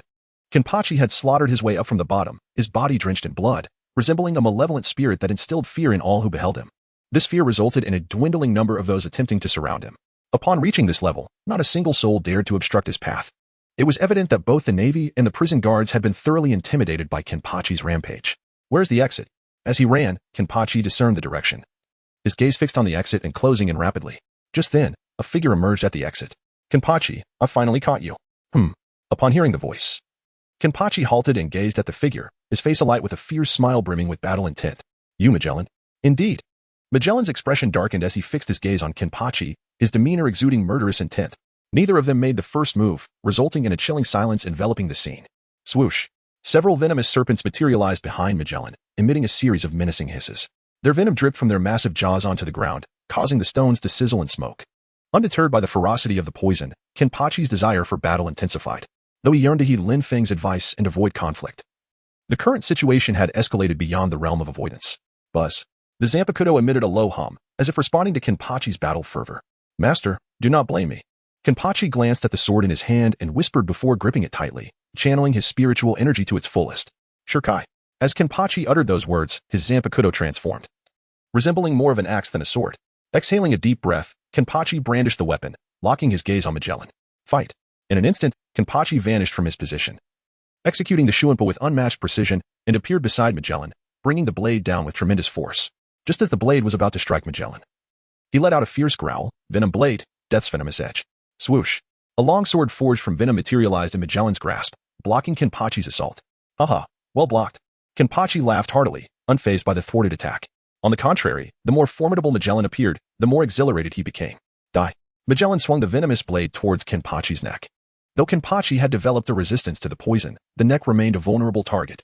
If the poison were to enter his body, any resistance would be futile. "You little poison user, I didn't realize you had some skill." Kenpachi observed the approaching venomous blade, tilted his head to evade the attack, and then landed at a distance. Gazing at Magellan, "I retract my earlier statement about being able to kill you with one blow. Come, let us engage in a swift battle." With that, Kenpachi swung his Zanpakuto toward Magellan. Each strike was as heavy as a mountain, showcasing the essence of cold weapon combat in its entirety. Truly formidable. Facing Kenpachi's frenzied onslaught, Magellan found himself on the defensive, burdened with a sense of heaviness. He had assumed that after such a prolonged exposure to poison, Kenpachi's strength would wane. However, he did not anticipate the ferocity of Kenpachi's combat prowess, akin to that of a wild beast. It was not that Magellan had miscalculated. Rather, Lin Feng had previously utilized a minor causality technique on Kenpachi. Although it could not fully restore Kenpachi's injuries, it allowed his combat strength to return to 80% of its peak. Otherwise, Lin Feng would not have dared to let Kenpachi break through alone. "I must immediately unite with the others, otherwise, I will surely be defeated." After several exchanges, Magellan's countenance darkened further. He commanded the venomous serpents behind him to obstruct Kenpachi while retrieving a black snail from his pocket. 3 floors of the prison, the notorious Kenpachi is here. With that, Magellan hurled the snail far away to prevent the conflict from endangering the reinforcements. Calling for help? Kenpachi observed Magellan's actions, initially amused, his battle-hungry expression intensifying. Calling for aid posed no threat in Kenpachi's eyes. He believed that as long as he could confront Magellan before reinforcements arrived, all problems would be effortlessly resolved. Subsequently, under Magellan's incredulous gaze, Kenpachi's attacks grew even more frenzied. The Zanpakuto seemed to resonate with Kenpachi's current emotions, emitting a continuous hum. Its blade enveloped in a layer of spiritual energy. It pierced through Magellan's poisonous defenses, leaving a crimson gash upon him. "You." For the first time, Kenpachi's assault instilled fear in Magellan. Previously, all adversaries had feared his venom and opted for ranged combat. Kenpachi, in contrast, charged headlong into the toxic onslaught. In Magellan's experience, only 2 individuals had dared to do so. The first was the Straw Hat from 2 years ago, and the second was Peakman. Realizing this, Magellan unleashed a torrent of venom, enveloping himself entirely to prevent Kenpachi from engaging in close combat again. "Don't hide within your venom, come out and fight." Kenpachi, observing Magellan's turtle-like defense, felt displeased, swinging his long blade with even greater force. Chapter 74. Kenpachi's Frenzy. "Devil, come out." In the face of Kenpachi's relentless onslaught, Magellan, cowering within the venom, cursed under his breath, having long lost the earlier arrogance of capturing his foe. He yearned for the arrival of reinforcements. Meanwhile, Lin Feng had arrived at the entrance of Impel down from the external seas. At this moment, the bay was devoid of any figures, all having entered the prison. Lin Feng surveyed his surroundings before confidently entering the grand gates of the advancing city. However, at this moment, he had assumed a new identity, transforming from Fahai to Baizai. In truth, Lin Feng bore no resentment towards adopting the persona of Baizai. Yet, just as he arrived here, the system unexpectedly issued a directive. It required Lin Feng, in the guise of Baizai, to rescue Kenpachi. Success would yield a reward of 20% progress in his role-playing. Failure, however, would incur no penalties. This task instantly captivated Lin Feng. His current progress in the role was a mere 40%, making the allure of an additional 20% exceedingly tempting. Furthermore, Lin Feng recalled that he possessed another mission to recruit team members, which also offered a reward of 20%. The combination of both tasks meant that upon completion, Lin Feng could effortlessly surpass the peak of the Bai's persona and unlock the next character. The identity of this unknown character remained a mystery to all. Such an opportunity was akin to providing Lin Feng with a safeguard, a chance to vanish from the public eye. This was an opportunity he could not afford to overlook. Soon, Lin Feng arrived at the first floor of the advancing city.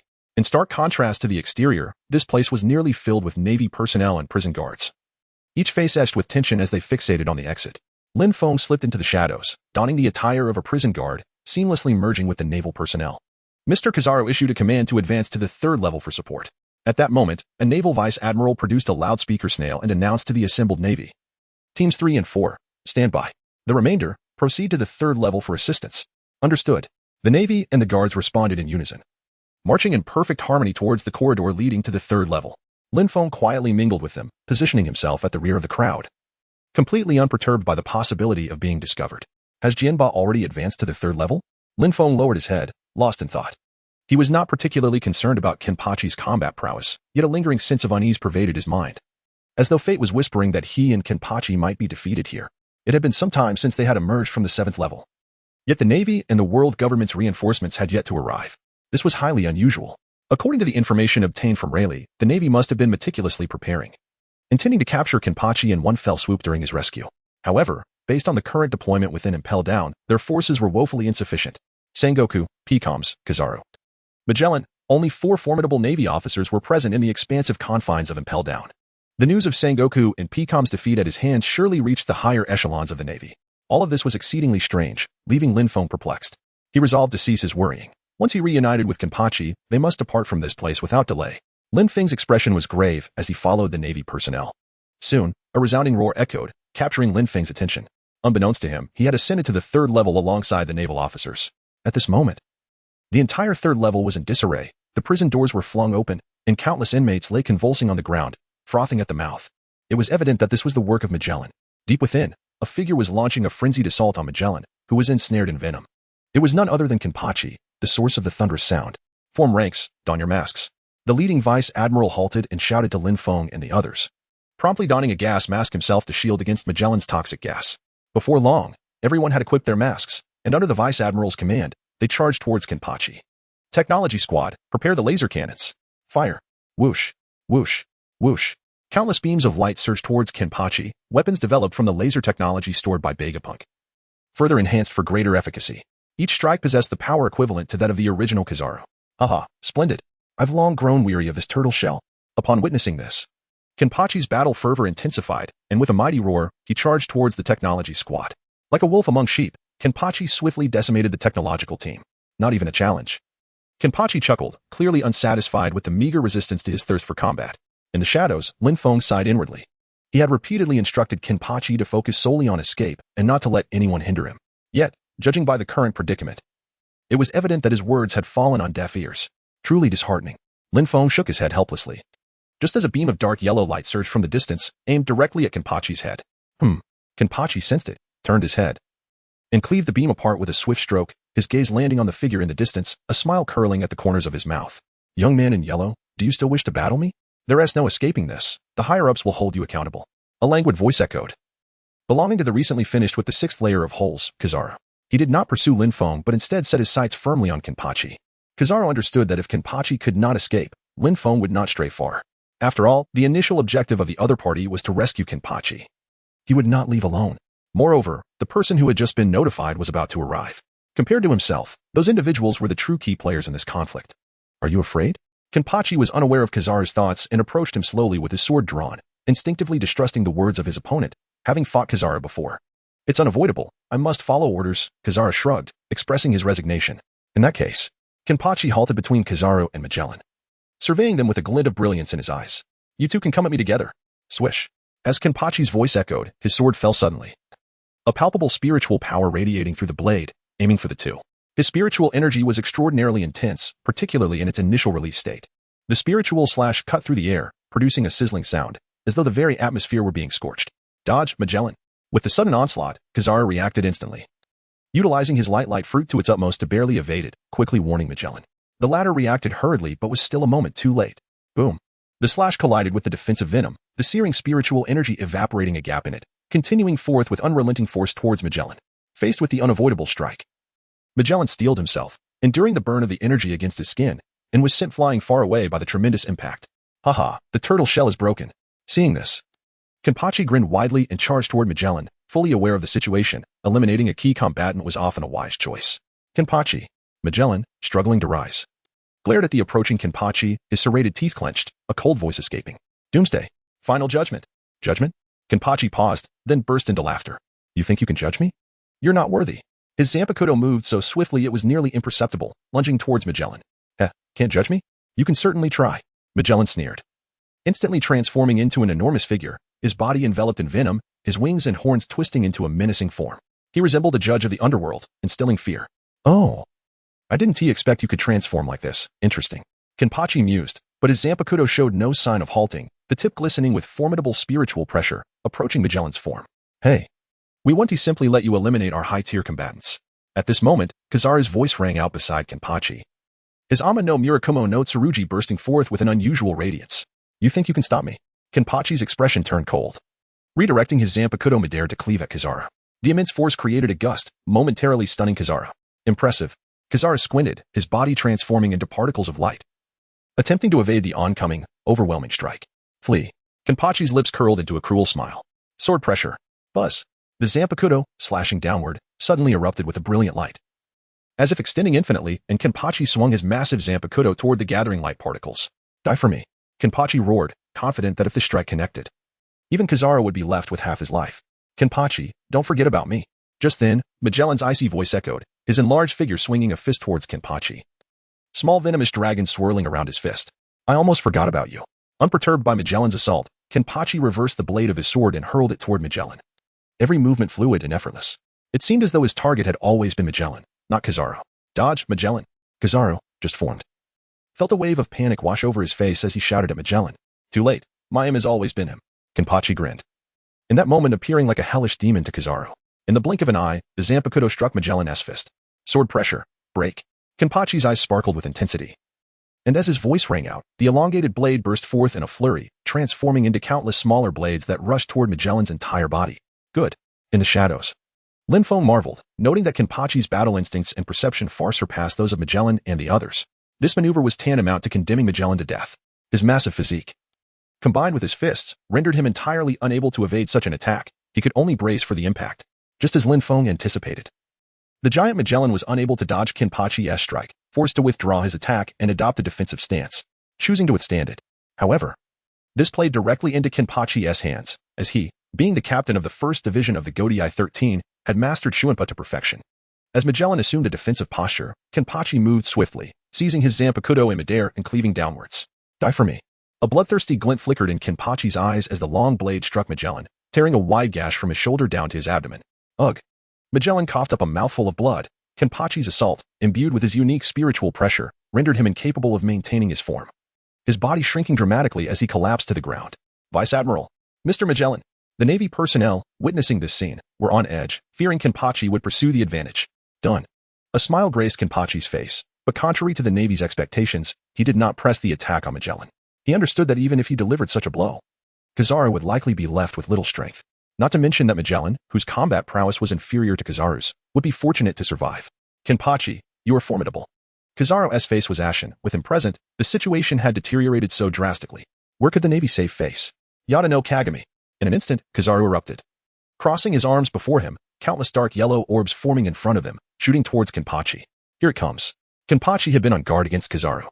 Upon seeing the attack commence, he moved his feet, utilizing Shoenpa to its utmost, weaving through the multitude of light orbs. Humph. Upon witnessing the situation, the yellow ape let out a sharp exclamation, intensifying his attacks and beckoning a nearby vice admiral to assist in rescuing Magellan. The vice admiral, upon receiving the command, swallowed hard, contemplating that if even Magellan had fallen, his own rush into danger would be tantamount to seeking his demise. However, the current circumstances left him no option for retreat. Ultimately, the vice admiral shouted loudly, steeling himself and charging towards Magellan, calling upon the nearby naval soldiers to provide cover. Soldiers, your moment to prove yourselves has arrived. He proclaimed with fervor, yet only a few soldiers stirred to action. It was a jest. For what difference was there in rushing to certain death? Such a battle, on the scale of an admiral, was not one they could partake in. Yet, Just as reluctance gripped the hearts of those who hesitated to obey, a figure surged forth from among the naval soldiers, proclaiming loudly for justice. A true warrior. The naval soldiers, upon witnessing this, raised their thumbs in admiration. Unbeknownst to them, the figure was Lin Feng, seizing the opportunity to strike while Magellan was vulnerable. He understood that such moments often lead to more. Once he charged forward, other soldiers with conviction would surely follow suit.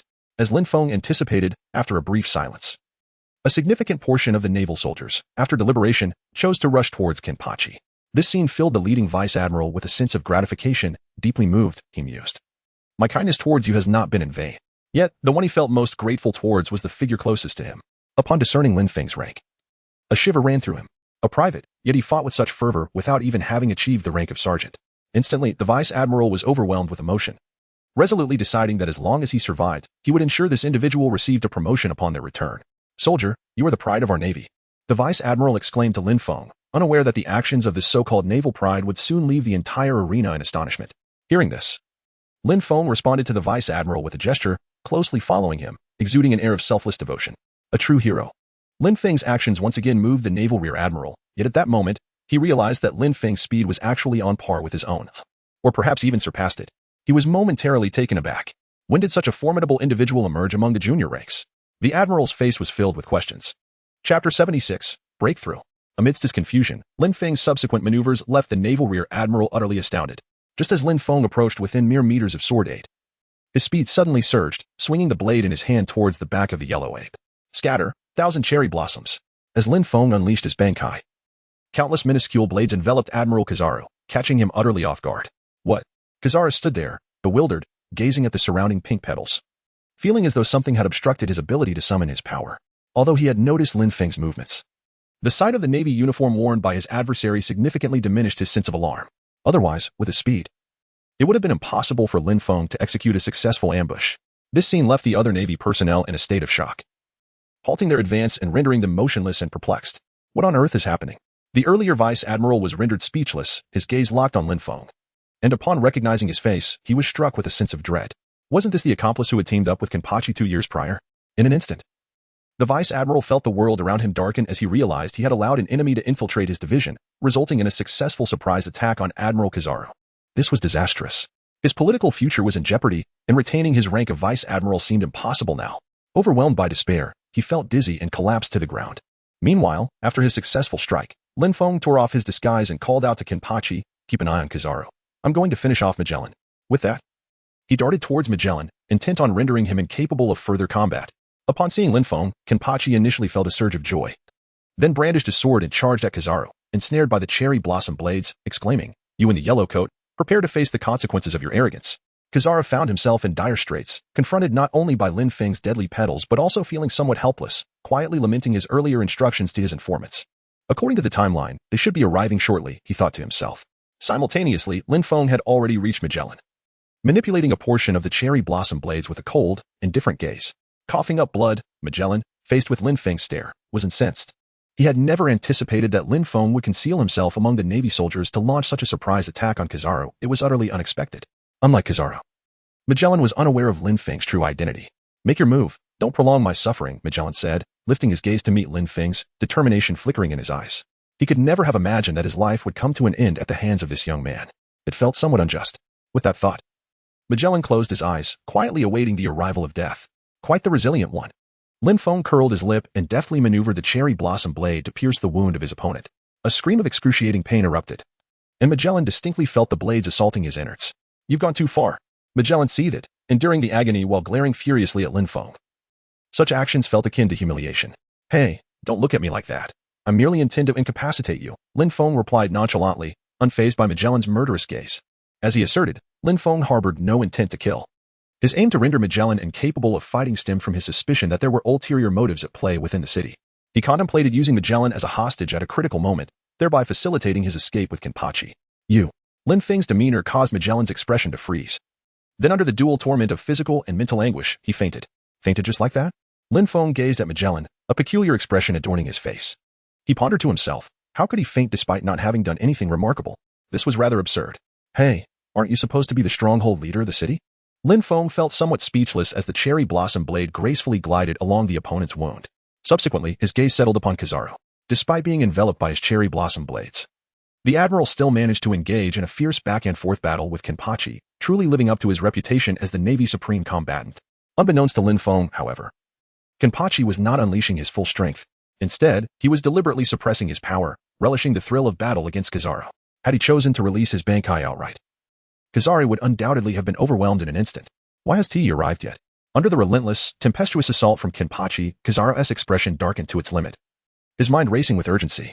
Kenpachi, cease this pointless entanglement and withdraw at once.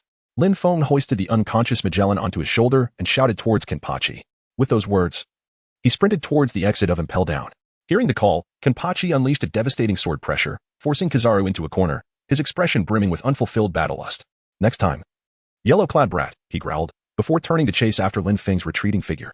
Lin Feng swiftly darted towards the exit with astonishing speed, as all the Navy soldiers along the way hastily cleared a path for him. Yet, despite this, the ominous premonition lingering in his heart refused to dissipate. Logically speaking, Impel Down shouldn't be guarded by such meager forces. Where were the likes of Akainu, the 5 Elder Stars, or Garp?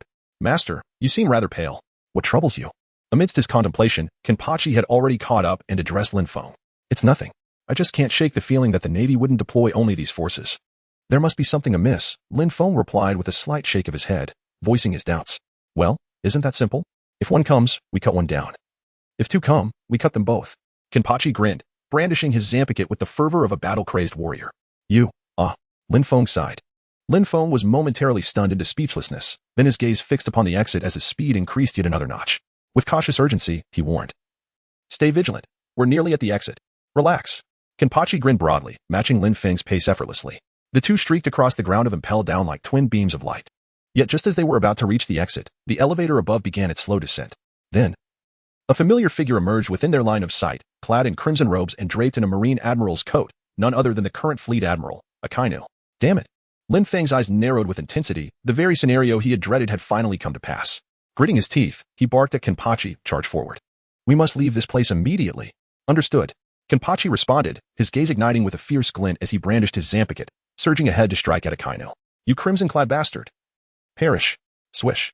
A devastatingly wide slash tore through the air, as though intending to cleave Akainu in two. Dream on. Akainu sneered. The moment they had spotted him, he too had locked on to Lin Feng and his companions, already priming his assault. His body dissolved into molten magma, surging forth to meet Kenpachi head-on.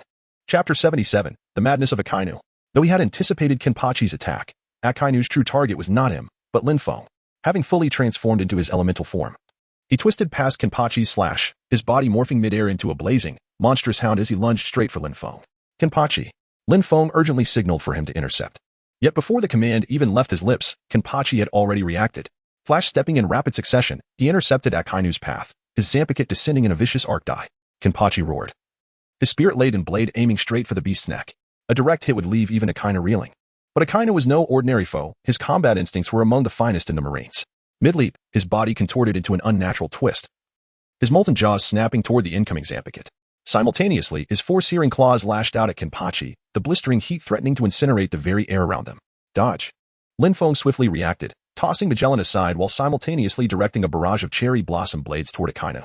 The sky filled with dazzling petals, breathing a fleeting vitality into the otherwise lifeless Impel Down. Yet only those familiar with this technique understood the lethal intent concealed beneath their beauty. Faced with the pincer assault from both Lin Feng and Kenpachi, Akainu remained eerily composed, uncharacteristically so for his temperament. His magma claws surged forward without hesitation, as if intent on trading wounds for wounds. None of you shall leave here today. Akainu's eyes burned with murderous intent. A fighter of his caliber resorting to such reckless tactics would unsettle even the most hardened warriors. But what Akainu did not realize was that his aggression had fully awakened the battle-hungry instinct slumbering within Kenpachi. Haha. Now this is a real fight, Kenpachi roared, charging forward instead of retreating. His free hand clenched into a fist, smashing directly toward the searing claws. Arrogant fool. Akainu snarled, instantly coating his claws in armament hockey, turning the already terrifying appendages into pitch-black hooks, as if forged in the depths of hell. Fist met claw. The collision resonated like a thunderous bell, the shockwave shattering the surrounding walls. Zaraki Kenpachi, this will be your grave. Akainu reverted from his monstrous form, one hand gripping Kenpachi's Zampiket while the other remained locked in their brutal contest of strength. Then, like a whisper from a dream, Lin Feng's voice sounded behind him. Red Dog, did you forget about me? Swish. The sky itself seemed to descend upon Akainu's back as countless cherry blossom blades engulfed him, unleashing an all-encompassing assault. The relentless slashes painted his flesh crimson, though the blood blended seamlessly with his scarlet coat. Had it been anyone else, Their body would have been reduced to a gruesome spectacle. Cough. Akainu spat blood, the razor-edged petals having pierced deep, wreaking havoc on his internal organs. Oh? Lin Feng's expression darkened at the mention of his true identity. It seemed Gordon had indeed betrayed his secret, though for now, the knowledge remained limited. I must assume a new identity soon, he thought grimly. Otherwise, an endless hunt will follow. Lin Feng contemplated deeply. After venturing out with Kenpachi, he must promptly assume his third identity and lie low for a while. Subsequently, he would seek vengeance against the world government, for Kenpachi's transgressions must not go unpunished. What? Are you surprised? Noticing Lin Feng's silence, Akainu's face revealed a hint of amusement. Master Fahai has already taken action. From this day forth, you shall languish in fear. That master? A shadow darkened Lin Feng's eyes as countless figures flitted through his mind, each one a potential identity he sought to unravel. It is crucial to note that Akainu is a man who would not hesitate to disregard even the dignity of the five elders. Who could it possibly be that commands such respect, warranting the title of Sir? As this thought crossed his mind, a chill ran down Lin Feng's spine, and a dark silhouette materialized in his consciousness. Could it truly be him? Lin Feng mused to himself. The only one capable of eliciting such treatment from Akainu must be the individual standing at the pinnacle of Mariewa. At that moment, Akainu's voice echoed once more, Fahai. Do not bother to speculate. You cannot fathom the identity of that esteemed individual. Heh. Lin Feng chuckled coldly, observing the stance of Akainu, his suspicions deepening. It was futile to smile. You all shall vanish from this world. Akainu replied icily, seizing the moment of conversation to swiftly break free from Kenpachi's grasp. Flames igniting around him, shattering the restraints of the cherry blossom blade, his figure landing at a distance. Red Dog, you are quite astute, Lin Feng remarked, his gaze frigid.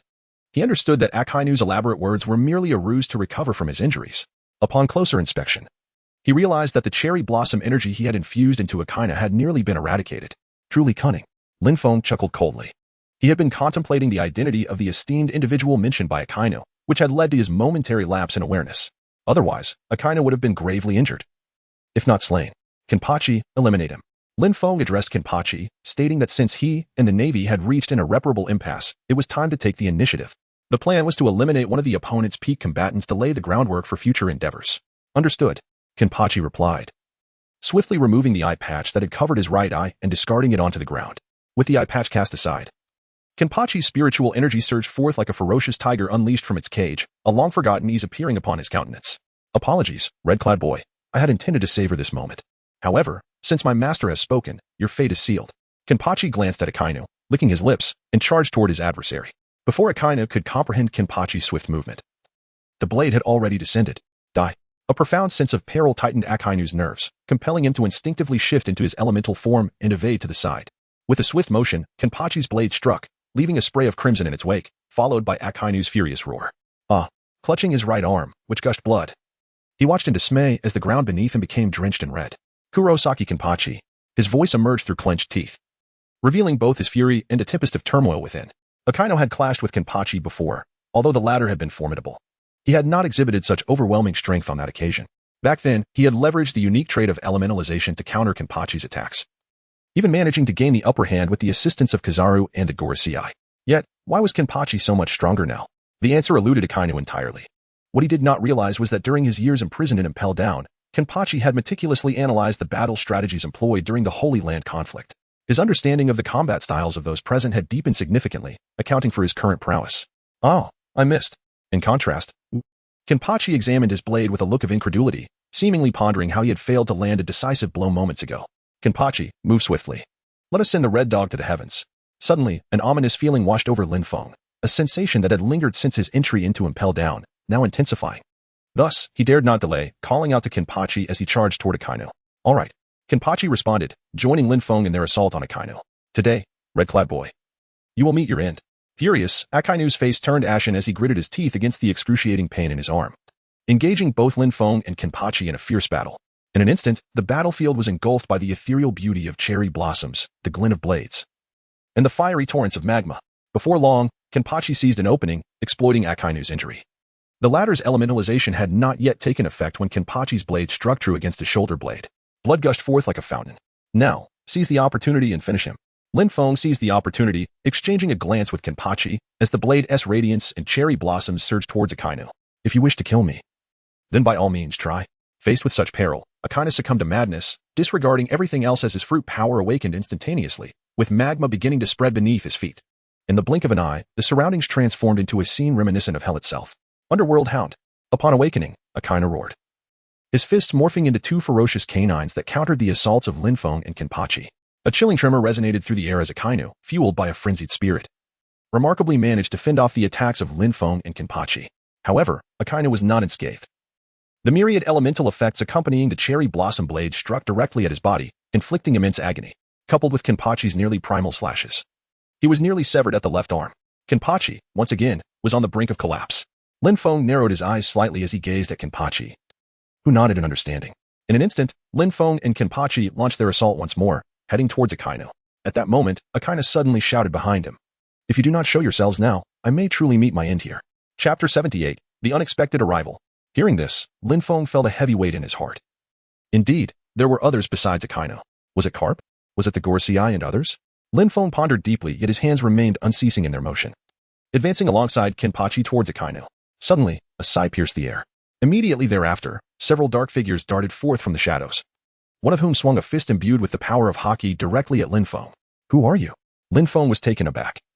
Before he could finish his words, the opponent's fist had already descended. The powerful strike cut through the air with a sound reminiscent of the wind howling in the night, as if it sought to rend the very atmosphere. Observing this, Lin Feng swiftly altered his offensive stance, condensing the cherry blossom blade into 1,000 cherry blossom forms, which he gripped firmly in hand and slashed towards the incoming fist. At the moment of contact, an astonishing sound akin to iron clashing echoed forth. It was evident just how formidable those fists were. At that moment, Lin Feng also discerned the visage of the approaching figure.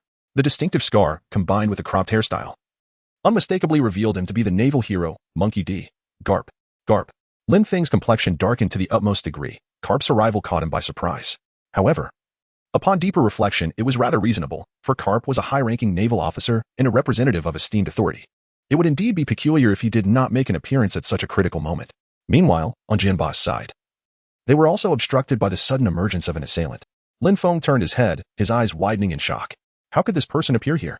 With a black blade, a checkered shirt, and a gaze as sharp as that of an eagle, his identity became unmistakable. "Hawkeye, my hawk." Lin Feng could scarcely believe his eyes. The solitary Hawkeye was unexpectedly in the company of the Navy, an occurrence that defied all logic. "Long time no see." Sensing Lin Feng's gaze, Hawkeye turned to look, a smile gracing his lips. Lin Feng, taken aback, was utterly bewildered. What was the meaning of this? "Long time no see? Spare me the pleasantries. Fahai. You won't be leaving here today." Just as Lin Feng was lost in thought, Carp's voice suddenly boomed, and another fist came crashing down towards Qianbening, the immense force nearly causing Lin Feng to lose grip. Then, with a powerful kick in midair, Carp instantly appeared beside Lin Feng, his unmatched iron fist descending upon him. "This is bad." A sudden jolt coursed through Lin Feng's heart, as a crimson radiance erupted from his palm, striking Carp with tremendous force. The assault of the red fire cannon caused Carp to falter momentarily. Seizing the opportunity, Lin Feng swiftly advanced towards Kin 8, shouting urgently, "Kin 8. We must leave at once." Upon hearing this, Kin 8 unleashed a powerful strike towards Hawkeye, channeling his spiritual energy into a formidable aim to repel his adversary, thereby granting himself a chance to escape. In the face of the incoming attack, Hawkeye remained composed, murmuring, "I regret to inform you, escape is not an option." In an instant, Hawkeye retaliated with a slash that matched Kin 8's in strength. The two strikes, one dark and one light, collided, ultimately dissolving into nothingness in midair. Such formidable power. Lin Feng paused, his gaze fixed on Hawkeye, and uttered two words. Indeed, the opponent had grown significantly stronger since their initial encounter. Otherwise, it would have been impossible to withstand the onslaught of Kenpachi. It is worth noting that even Akainu must tread carefully when faced with Kenpachi's assault. A caution that can be attributed to Kenpachi's 2 years of relentless strategizing following the battle at the Holy Land. However, this does not diminish Kenpachi's formidable prowess. In many respects, he may even surpass Akainu. The fact that such power was effectively countered by Hawkeye left Lin Feng in disbelief. "You have made considerable progress over the past 2 years, Hawkeye," Lin Feng remarked coldly. "You have not disappointed." Upon hearing this, Hawkeye turned his attention to Lin Feng and replied coolly, "Indeed, our battle has significantly enhanced my skills." "Haha." Lin Feng sneered, clearly unconvinced by Hawkeye's words. To elevate oneself to such a level based on a single encounter, does he truly consider himself to be the son of destiny like Luffy? As for Bai Zai, Hawkeye, undeterred by Lin Feng's disbelief, spoke calmly, pausing momentarily before continuing, "No, it may be more fitting to refer to you as Fahai. What business is it of yours to label me?" Lin Feng yearned to express his thoughts, yet the current circumstances did not permit such freedom. He understood that only by elevating his progress to 80 or above, akin to Fahai, could he afford to speak his mind. Otherwise, he would undoubtedly face a reprimand from the system. Noticing Lin Feng's silence, Eagle Eye continued on his own, "Fahai, for the sake of our past acquaintance, allow me to offer you a word of caution." "Speak." Lin Feng replied in a low voice, his tone frigid. It would be wise for you to surrender to this individual. I have no desire to stain my blade with blood. Eagle Eye lifted his gaze towards Lin Feng, his hawk-like eye seemingly capable of piercing through the very soul of a person. Surrender? A faint smile appeared at the corner of Lin Feng's mouth, as if he had just heard the greatest joke. He then turned to Kenpachi, saying, he has asked me to surrender. What do you think? I will heed my master's command, Kenpachi replied with a wide grin. After a moment, as if struck by a thought, he looked at Lin Feng and remarked nonchalantly, in fact, I have an immature suggestion to offer. Speak. Lin Feng glanced at Kenpachi, intrigued by his suggestion. However, to his surprise, Kenpachi's expression suddenly turned fierce as he swept his gaze across everyone present except Lin Feng, coldly declaring, slay these scoundrels. Lin Feng was rendered speechless. This suggestion was indeed lacking in maturity. At that moment, Carp's figure appeared not far from Lin Feng, gazing at Kenpachi and declaring, if you wish to slay us all, you must first see if your blade is swift enough. With that, Carp vanished from his position in an instant, his figure resembling a phantom. In the next moment, he materialized beside Lin Feng, his obsidian fist hurtling directly toward his face. Lin Feng nearly spat blood in exasperation, cursing inwardly, this is absurd. The hatred is directed at Kenpachi. Why are you attacking me? On Kenpachi's side, witnessing Lin Feng being assaulted by Carp, he immediately intended to rush to his aid. However, before he could take a single step, a black blade entered his line of sight, none other than Hawkeye. Still wish to play with me? Kenpachi remarked coldly, unleashing his Zanpakuto as it descended towards Hawkeye, and the two were instantly engulfed in a fierce clash. Meanwhile, Akainu had also recovered from his previous state, regaining about 50 to 60% of his combat prowess. Kenpachi, Fahai. He gazed at Lin Feng, who was embroiled in battle with Hawkeye and Carp, a killing intent flickering across his face, before launching himself at Lin Feng. Inu Bite, Crimson Lotus. With Akainu's roar, a wave of intensely scorching magma surged towards Lin Feng. Red Dog. A chill flickered in Lin Feng's eyes. He already held a considerable disparity in strength compared to Carp, managing only to withstand the pressure with great difficulty. The addition of Akainu now placed immense strain upon him. He was certain that it would not be long before his defeat became inevitable. What should he do? Lin Feng wore a solemn expression, skillfully fending off the assaults of the two adversaries while contemplating his next move. Suddenly, his gaze fell upon Magellan in the distance. How could I have forgotten you? Lin Feng thought to himself as he executed successive Shuanbu moves towards Magellan. Chapter 79. The Mysterious Carp. Block him. Mr. Carp, Akainu exclaimed, realizing Lin Feng's intentions as he glanced in his direction. Upon hearing this, Carp did not respond, yet he advanced relentlessly towards Lin Feng, his fists as dark as ink poised to strike. At that moment, Kenpachi, who was engaged in battle with Hawkeye, witnessed the unfolding scene.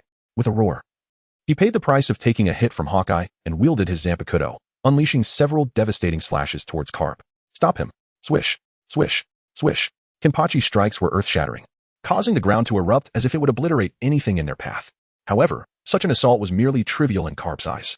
He merely cast a fleeting glance at Kenpachi, his momentum towards Lin Feng undeterred. His formidable fist bore down on Lin Feng's vital points. Simultaneously, a golden flash surged from the distance, racing towards the slashes Kenpachi had unleashed. It was Kizaru. Kenpachi, do not disturb Mr. Carp. Kizaru's tone remained languid, yet the underlying murderous intent was unmistakable. Damn it. Kenpachi gritted his teeth, realizing he was caught between Kizaru and Hawkeye, rendering any attempt to assist Lin Feng futile. Was he left with no choice but to employ his Bankai? Kenpachi pondered, reluctant to resort to such a state unless absolutely necessary, for in that form, friend and foe alike could fall victim. If Lin Feng were to be caught in the crossfire, it would be a grave miscalculation. Meanwhile, Lin Feng, undeterred by Carp's overwhelming strike, grit his teeth and charged towards Magellan. He understood that in this critical moment, subduing the opponent was their only chance of survival. Senbenzakura Kageyoshi. Final form, White Emperor's Sword. Lin Feng let out a roar, the 1,000 cherry blossoms in his hand radiating a brilliant white light as he turned to lunge at Carp. This is. For the first time, astonishment appeared on Carp's face in response to Lin Feng's assault. He swiftly evaded to the side, recognizing the formidable power of the White Emperor's Sword. Even he had to retreat. Seizing this opportunity, Lin Feng executed a swift movement, lifting Magellan from the ground and placing him at a distance. Carp, allow us to depart. Lin Feng's expression was frigid as he fixed his gaze upon Carp, an aura of murderous intent emanating from his eyes. Is this your method, Fahai? Carp replied with indifference, his eyes shifting towards the Magellan in his grasp. Indeed. Lin Feng spoke in a deep voice, though it may seem somewhat despicable, you and the Navy cannot disregard the lives of your comrades. This is my bargaining chip. Either release me in Jianba, or Magellan will perish here. As he spoke, Lin Feng pressed the White Emperor's sword against Magellan's throat. The threat unmistakable. Fahai. Carp pondered, remaining silent. He could not neglect the fate of his comrades. This was a trait common among the older generation of the Navy, one that valued loyalty and righteousness, unlike Akainu and others, whose hearts were solely devoted to a warped sense of justice.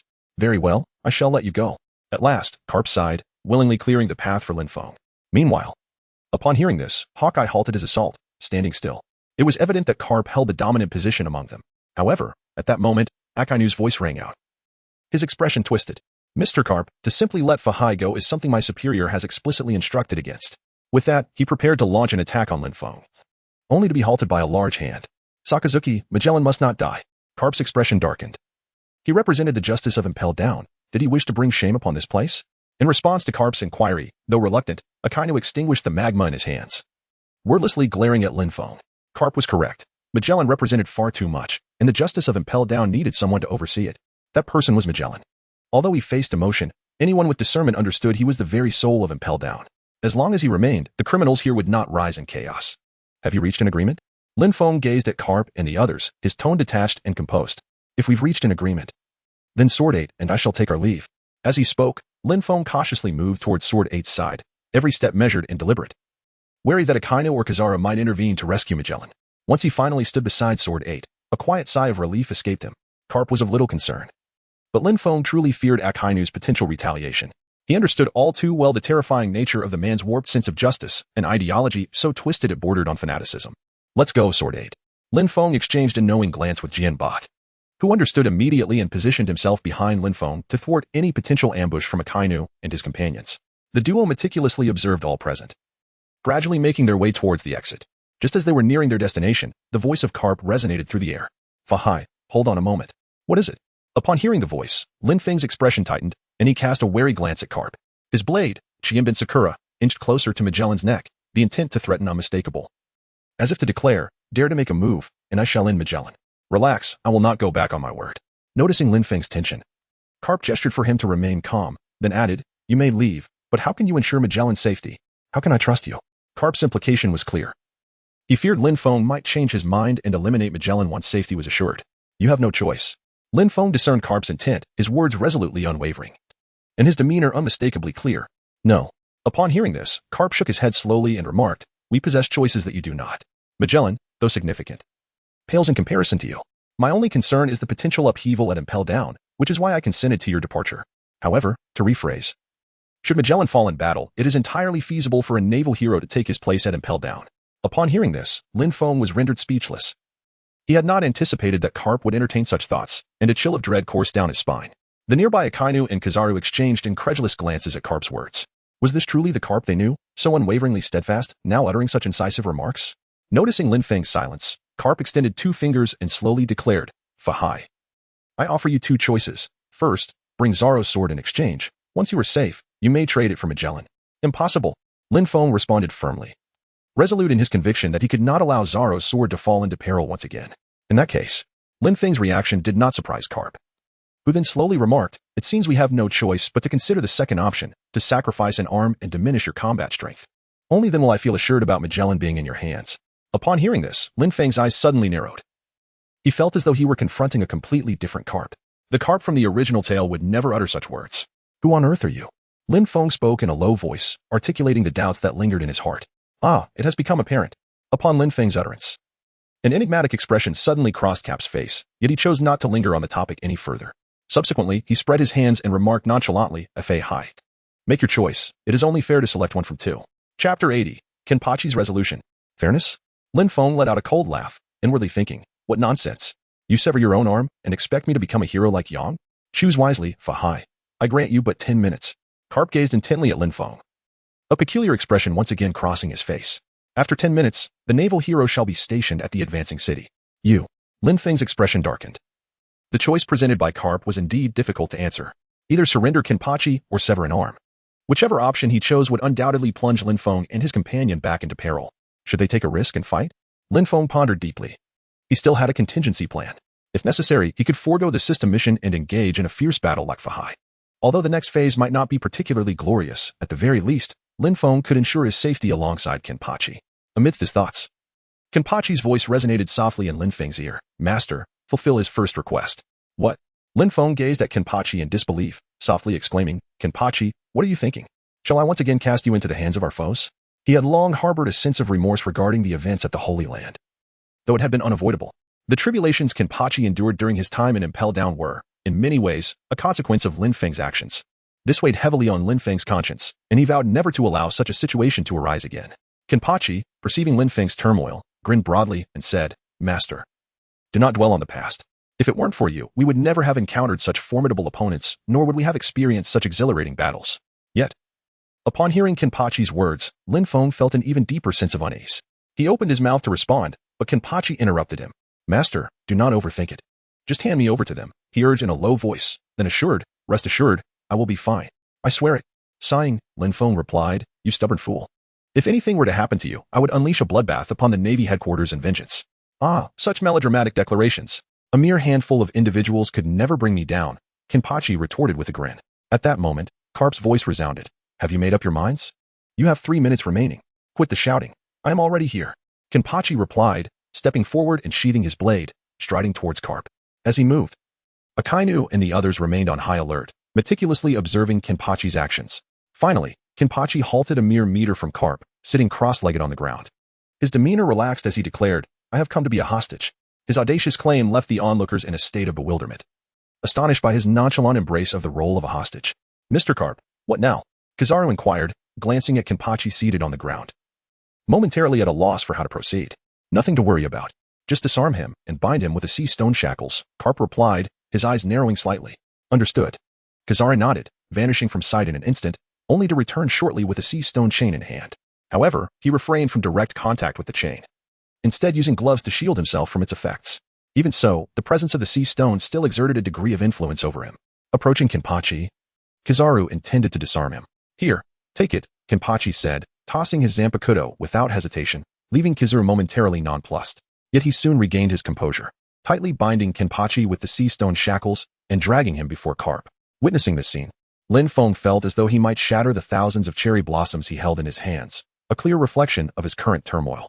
For the second time, Kenpachi had fallen into enemy hands.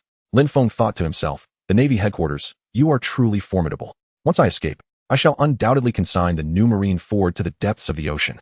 "Very well," the yellow ape spoke slowly after completing his task. "Indeed," Carp nodded slightly, then turned his gaze towards Lin Feng and said calmly, "You may depart from me. Once we reach the exterior of Impel Down, we shall negotiate our exchange. I trust that you will not go back on your word."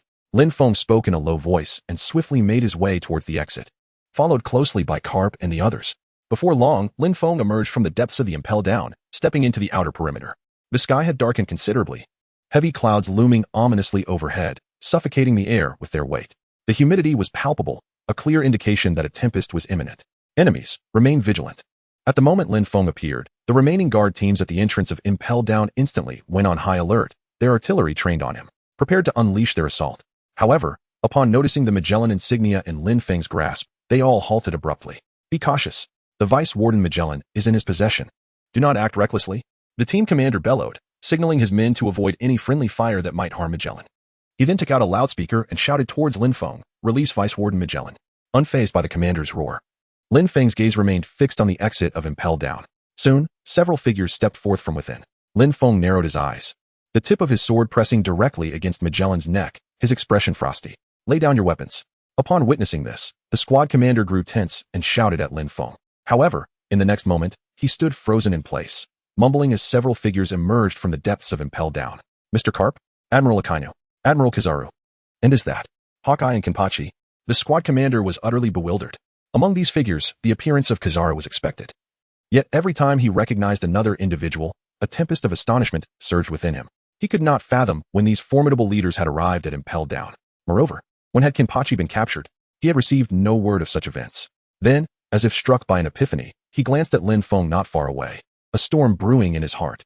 Could it be that these titans had come specifically for him? Coupled with the earlier presence of Mr. Sengoku, Warden Magellan, and vice admirals like the Mole, this assembly was even more extravagant than the Marine Ford War 2 years prior. Who on earth is this person? Lost in thought, the squad commander was rendered speechless, his mouth agape as he struggled to articulate his thoughts, but the words were stuck in his throat.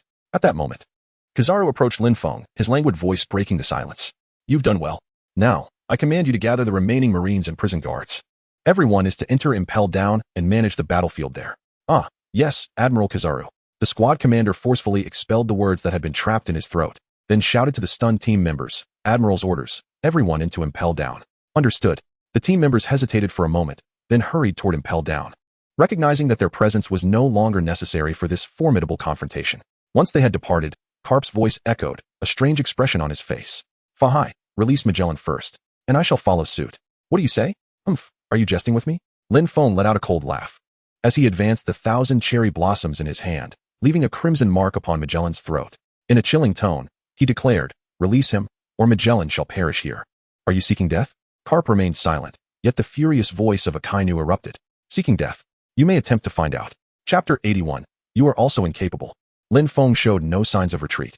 In his words, the blade of Simbinzakura had already grazed Magellan's neck, and blood trickled down the sharp edge. Do you dare? Akainu exclaimed coldly, unable to fathom that Lin Feng would dare to act in such a manner, unless he was unconcerned about Kenpachi's fate. Why wouldn't I dare? Lin Feng let out a cold laugh, advancing his blade, the 1,000 cherry blossoms, further, with the tip already piercing into the flesh. Just a few more inches, and it would surely spell the end for Magellan. You.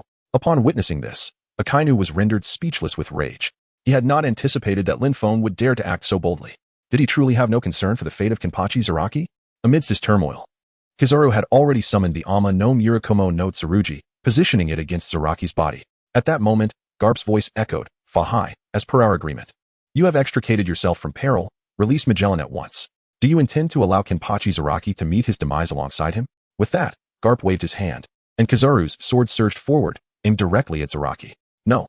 Lin Feng felt a surge of tension and shouted, ready to retract Qianbining.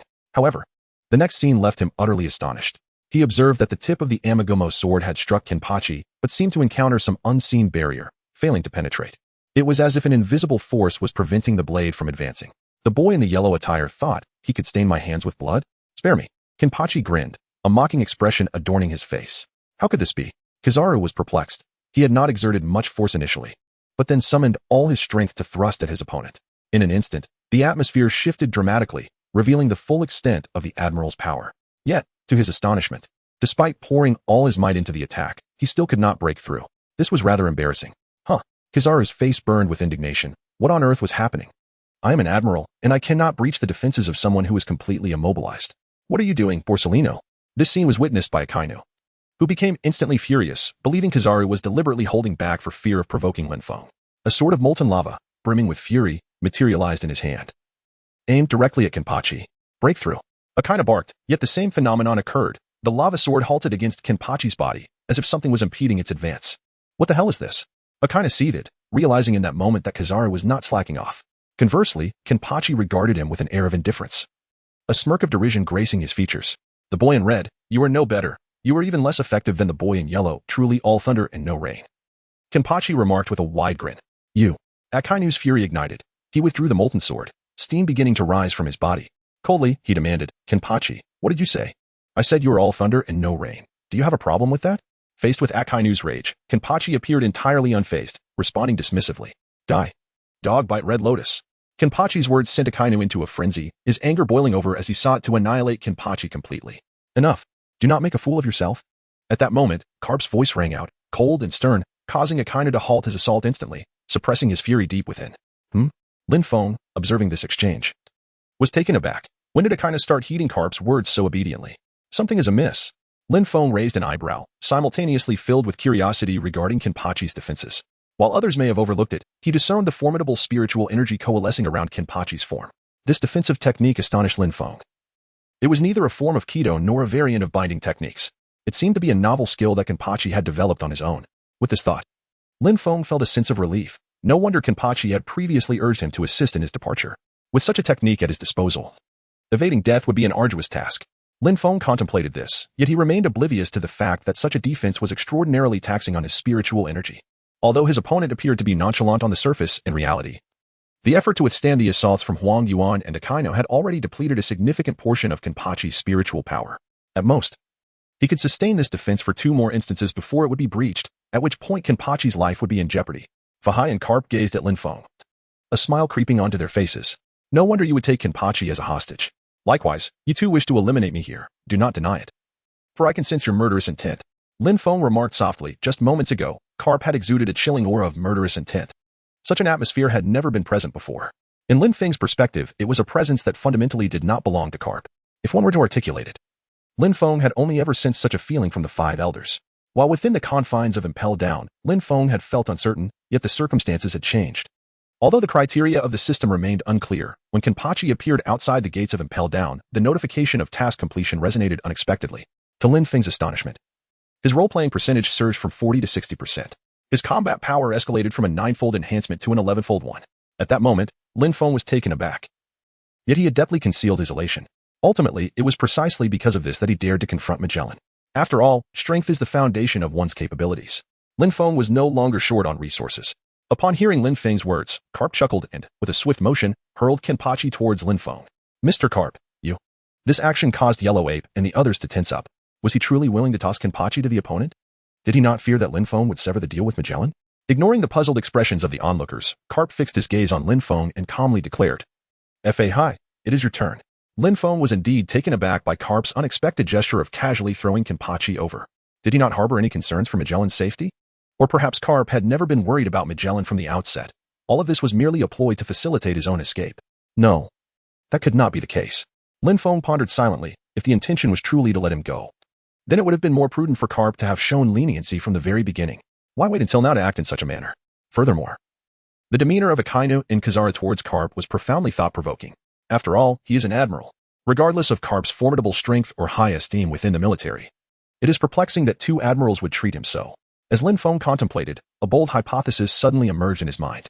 Could it be that Carp was indeed under someone else's control, his will completely usurped? If this were the case, who could possibly be the one to dominate Carp? Perhaps the master that Akainu mentioned? Lost in these thoughts, Lin Feng was abruptly drawn back to reality by Carp's voice. Fahai, you wouldn't dare breach our agreement, would you? Carp's tone was unruffled, yet his voice resonated with remarkable clarity, as if he were whispering directly into Lin Feng's ear. Chapter 82. Escape from Impel Down. Rest assured. Lin Feng raised an eyebrow as the man unshackled the binds on Kenpachi, subsequently seizing Magellan and hurling him towards Carp. However, at the very moment Lin Feng released Magellan, an eerie smile suddenly appeared on Carp's face, and his figure instantaneously vanished from sight. This is bad.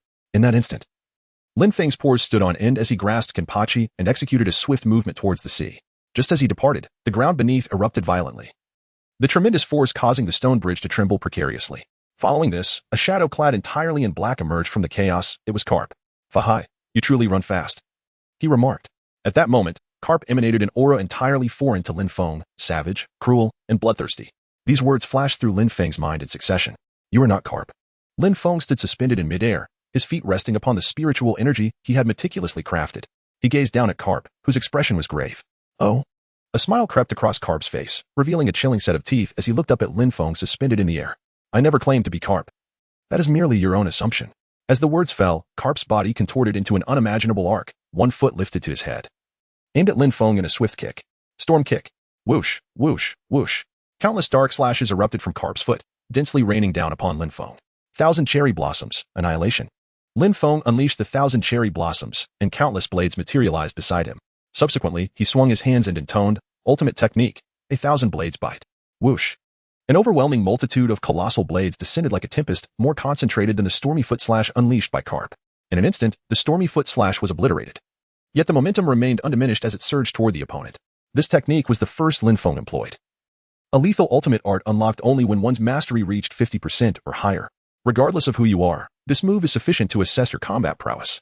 Lin Feng's expression was grave. His objective was not to eliminate Carp and the others, but rather to assess their combat capabilities, to discern the nature of the adversaries he faced.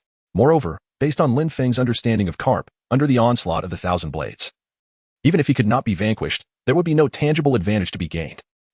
In the face of the overwhelming onslaught of gigantic blades, Carp maintained an unwavering demeanor, though a hint of curiosity flickered across his features upon closer inspection.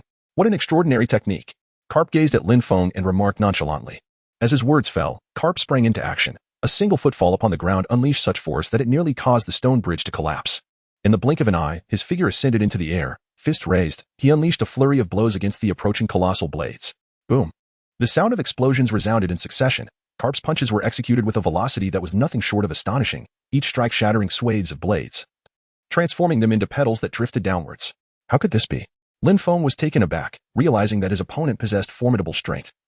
Yet he had not anticipated it to this extent. At this moment, Carp resembled a humanoid behemoth, instilling a sense of dread. Is this all you can do, Fahai? Just as Lin Feng was in shock, Carp's voice resonated, tinged with a hint of disappointment, while Lin Feng remained unfazed by Carp's taunt. The nearby Kenpachi could no longer contain himself, his temper flaring as he shouted, "What are you pretending for? Let me have a go at you." With that, he brandished his weapon, ready to confront Carp. Lin Feng muttered under his breath, grasping the sword tightly. "For heaven's sake, it was no easy feat to rescue you. Let us not cause any more trouble. Master, he is mocking you. Are you not going to do anything about it?" Lin Feng's actions left Kenpachi bewildered, as he pointed angrily towards the distant figure of Carp. "No, we must leave first." Lin Feng shook his head and, having spoken, soared into the distance. Jian Ba was momentarily taken aback. Though displeased, he chose to follow. In the blink of an eye, the two vanished from Carp and the other sight.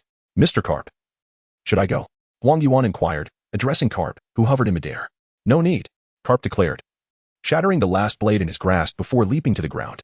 He turned to Huang Yuan and the others, stating, "At your current level, you are not his match." A hint of shame crossed the faces of Huang Yuan and the others. "There's no need for such concern. I shall undoubtedly vanquish Fahai," Carp asserted with a grave tone. He had developed a clear understanding of Lin Feng's strong, yes, but not overwhelmingly so.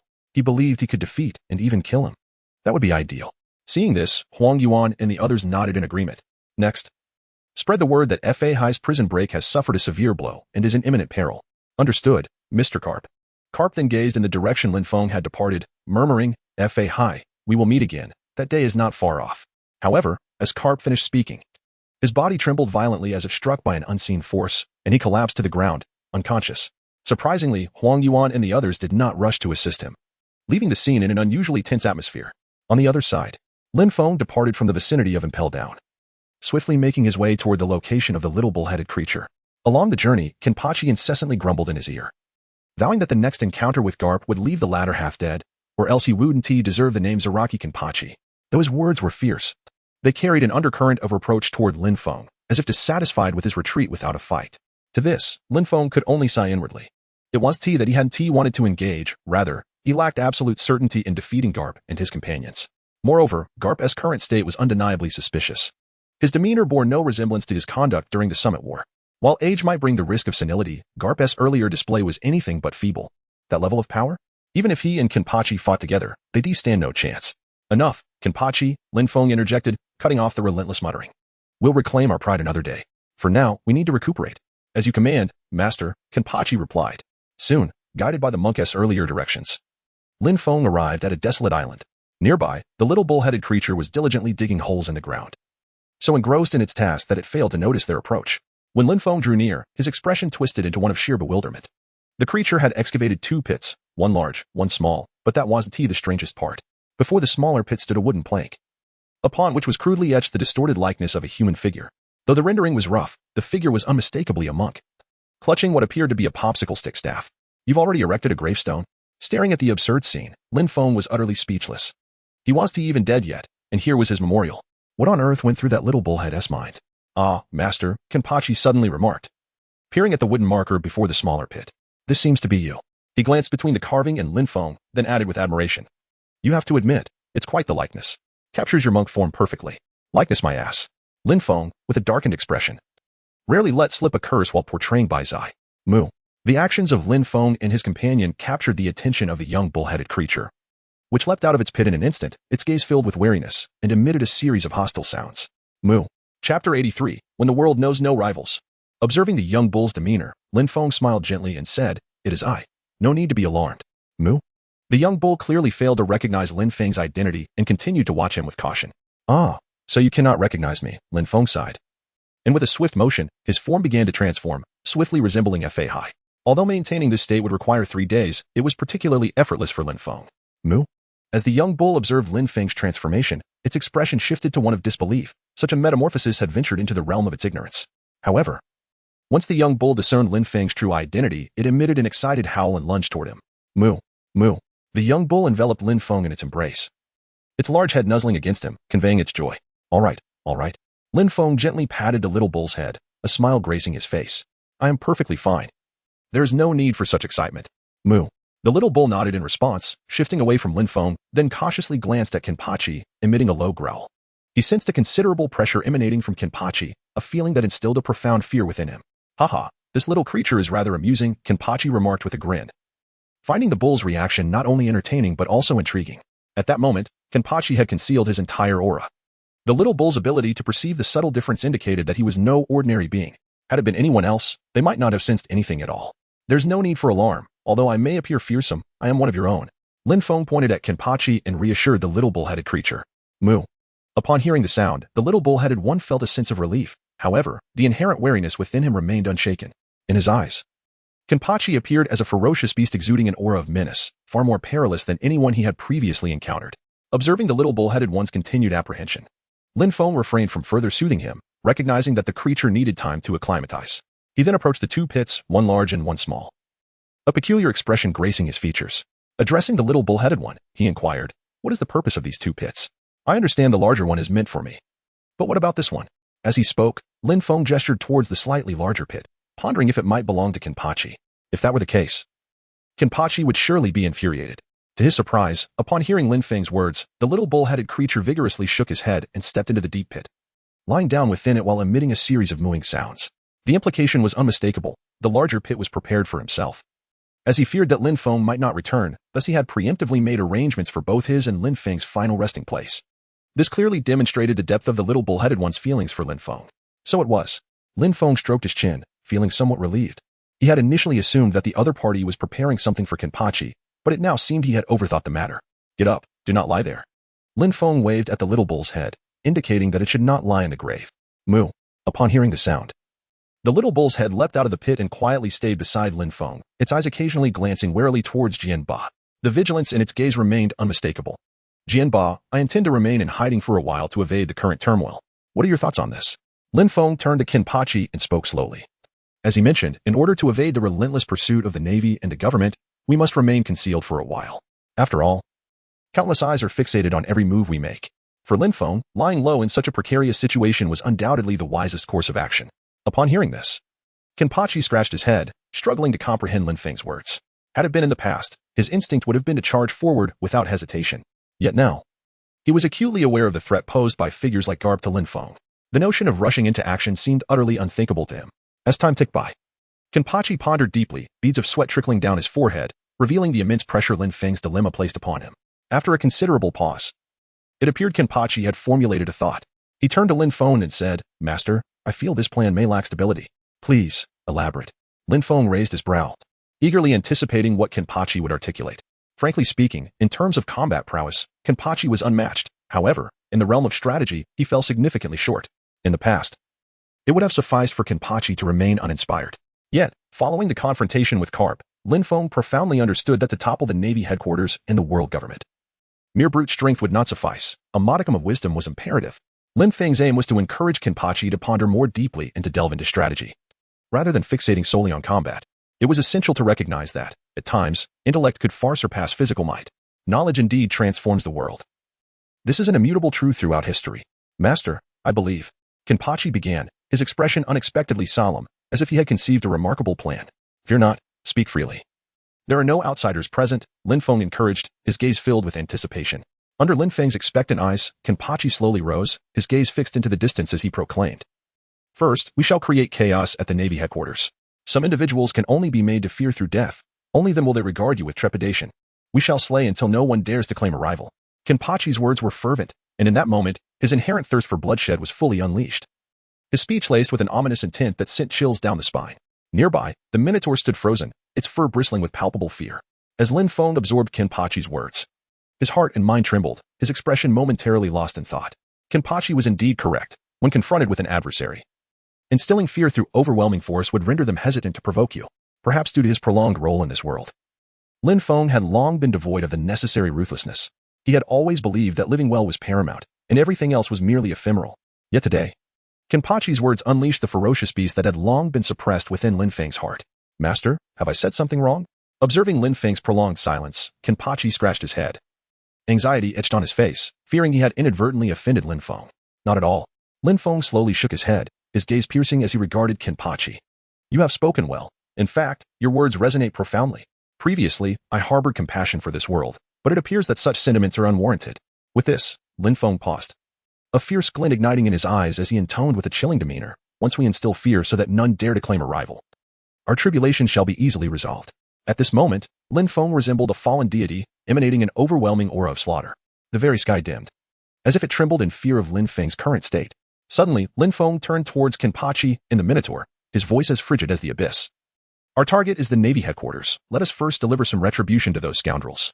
With a grand gesture, Lin Feng summoned his robe to hover in the air and stepped forward. Kenpachi and the Minotaur exchanged glances, both perceiving the fear reflected in each other's eyes. At your command, Kenpachi growled, his excitement overshadowing his fear, as he followed Lin Feng onto the floating robe. Moo. The Minotaur, witnessing this, let out a low bellow and joined them on the robe, choosing to obey Lin Feng's orders unconditionally. Let us proceed. Seeing their resolve, Lin Feng's eyes sparkled with delight, and he laughed heartily as the robe sliced through the air towards the new Navy headquarters. Chapter 84. An unexpected encounter, the appearance of red-haired Shanks. On the journey to the Navy headquarters, Lin Feng maintained a serene expression, though a chilling brilliance emanated from the depths of his eyes. Master, how shall we exact our vengeance? Shall we obliterate them directly, or? Kenpachi gazed at Lin Feng, excitement evident in his voice. For none relished combat more than he did. Let us unleash our fury. I shall ensure the world remembers the consequences of provoking me. Lin Feng spoke coldly, then closed his eyes as if to feign sleep. At that moment, a voice from the system echoed in his mind, indicating that in order to fulfill Bai Zai's mission, he must recruit team members in Bai Zai's form. Lin Feng paid little heed to this. He believed there would be ample time to accomplish those tasks after today. For now, he merely wished to demonstrate to the world government the dire consequences of provoking him. Meanwhile, at the Navy headquarters, the return of Akainu and Kizaru's warships incited a jubilant cheer from the naval personnel at the port. However, Mihawk and Garp did not share a vessel with Akainu. Their ship trailed at the rear of the fleet. Garp stood on the deck, gazing at the new Navy headquarters, his eyes shrouded in contemplation, leaving no one aware of his thoughts, while Mihawk stood behind him. Mihawk, with this, your dealings with the government are considered complete. What are your plans next? Garp inquired, his gaze laden with unspoken implications. I have yet to decide, Mihawk replied, shaking his head lightly. He understood the meaning behind Garp's words. According to the decisions made by the government's upper echelons, the identity of the 7 warlords would surely be revoked. When that time came, Mihawk would find himself in opposition to the government, a scenario Garp was keen to avoid. Why not join my side? Garp suggested casually, though the simplicity of his words made Mihawk's pupils constrict in surprise. I prefer my freedom. I am not fond of being bound by others, Mihawk responded slowly, though a sense of tension began to rise within him. Oh, that is truly a pity, Garp remarked, his expression one of feigned regret. Yet the chilling tone of his voice betrayed an underlying threat. Mr. Garp, if there is nothing further, I shall take my leave. As my identity as a pirate imposes considerable restrictions here, Mihawk said, bowing to Garp before leaping from the warship onto his small boat. Ah, how cautious you are, Mihawk. Garp mused, narrowing his eyes as he watched Mihawk depart, his expression revealing a different sentiment. His voice trailed off into an inaudible whisper. But Mihawk seemed to sense something, glancing back at the warship with a profound gaze. Garp. Mihawk murmured softly, then steered his small boat away without looking back. On the warship, Garp's eyes gleamed with a cold light as he fixated on Mihawk's retreating figure, his fists darkening ominously as if lost in thought. Perhaps I should extend a courtesy to Red-Haired. After all, he is one of them, Garp finally concluded, muttering to himself as he made his way toward the Navy headquarters. The meaning behind his words remained inscrutable to all. Meanwhile, Lin Feng encountered an unexpected situation while soaring through the skies. He and Kenpachi were intercepted by a group of individuals. With a scar over his left eye and short crimson hair, it was none other than Shanks, one of the 4 emperors. Shanks stood aboard his ship, calling out to Lin Feng suspended in mid-air, Fahai, I wish to speak with you. Speak? Lin Feng's gaze darkened. How the red-haired individual located them was no longer of consequence. What mattered was that the other party surprisingly wished to converse with him, and at such a critical juncture. It was evident that this was a deliberate act. What is there for us to discuss, red-haired one? Lin Feng stood atop the Kasaya, gazing down at the red-haired figure with an icy tone. Though I know not how you've tracked my movements, I pray this shall be the final instance. As he spoke, Lin Feng prepared to command the Kasaya to depart. Wait. Seeing this, the red-haired one hastily called out to Lin Feng. We truly must converse. This concerns the fate of the world itself. Lin Feng smiled, veins protruding on his forehead. What concern do I have with the world's affairs? Time and again you attempt to obstruct me. Do you truly believe that this monk dares not take action? As his words reached their culmination, the staff in Lin Feng's grasp radiated a blinding brilliance, while Jianba and the young Minotaur behind him instantly assumed a defensive posture. The atmosphere was charged with impending conflict. Why resort to this? At that moment, the red-haired figure let out a deep sigh and remarked, Fahai. I truly harbor no ill intentions. With a swift motion, the renowned sword, Griffin, was drawn by the red-haired one, gazing at Lin Feng and imploring, Fahai. I beseech you to grant me a favor and descend for a conversation. Ha, is this truly the demeanor of one making a request? Lin Feng chuckled coldly. Since the red-haired individual had drawn their blade, it signified their stance as an adversary. In the face of an enemy, Lin Feng had no words to spare. He would directly unleash the formidable Great Thunder Dragon. Whoosh! Lin Feng radiated an ethereal glow, his staff swirling in his grasp, its tip expanding exponentially in an instant, resembling a colossal hammer. The sight left the red-haired individuals in a state of astonished disbelief. What on earth? Should that thing come crashing down? It could obliterate the entire vessel. Jesus Boo and his companion swallowed hard, apprehension evident in their expressions. At that moment, Beckman approached the red-haired captain, his demeanor grave. Captain, if it comes to that, we may have no choice. Beckman. The red-haired captain glanced at him, then shook his head firmly. No. We must clarify the matter with him. Very well. Acknowledging the captain's unwavering stance, Beckman recognized that further persuasion would be futile and stepped back. Joining the captain and gazing at Lin Feng, red-haired, I offer you one last chance, step aside. At this moment, Lin Feng had fully gathered his strength. With a mere wave of his hand, he could likely obliterate the opponent's vessel. However, Lin Feng hesitated to take such action. For the red-haired Shanks shared a profound connection with Rayleigh. Furthermore, he had indirectly benefited from their favors. The imprisonment of Kizuna and Rayleigh's numerous hints were likely orchestrated by them. Initially, Lin Feng felt a sense of gratitude, but upon arriving at Impel Down, his sentiments had shifted dramatically. The circumstances that lured him into Impel Down were such that even the chief warden, Hannibal, an insider within the Navy, was unaware. Where could a Yonko possibly acquire such information? That was one aspect. Moreover, every scene within Impel Down nearly led Lin Feng to his demise. Had it not been for the delayed arrival of Karp and his associates, he would have been apprehended by the Navy long ago.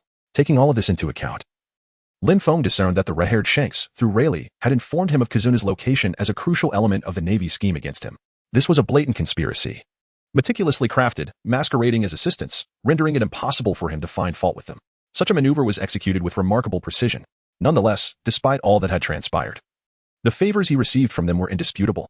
It was precisely for this reason that Lin Feng allowed red-haired Shanks a chance for negotiation. Fahai, I shall not yield. We must converse. In the face of Lin Feng's assertiveness, red-haired Shanks chose not to retreat, his expression remaining unchanged, seemingly genuinely desiring a meaningful discussion. However, Lin Feng would not be so easily swayed. Being deceived once was sufficient. He would not afford them a second opportunity. Bid farewell to your ship. Lin Feng spoke indifferently, as his massive staff descended towards the red-haired figure with an overwhelming force. Chapter 85, The Duel Against the Red-Haired Pirates. Fahai. The red-haired captain's expression darkened, gripping his weapon tightly as he focused on the approaching staff. Even he knew he had to tread carefully in the face of Lin Feng's onslaught. After all, his opponent was capable of contending with the pinnacle of the Navy's might. Such achievements do not lie. Leave the ship. The red-haired captain issued the command instantaneously, wishing to confront Lin Feng's staff alone. Yet, none aboard the ship heeded his order. Every crew member had gathered around him, eager to face the threat together. How could we abandon our captain and flee? Our captain is one of the four emperors. What kind of spectacle hasn't he witnessed? Can Amir Fahai take us down? The crew gazed at their captain, their faces devoid of any apprehension. You all. For a moment, the red-haired captain was at a loss for words. But soon a smile graced his features. Griffin soared through the air, aiming his strike at Lin Feng's staff. The conqueror's haki enveloped the tip of his sword, as if it sought to pierce the very heavens.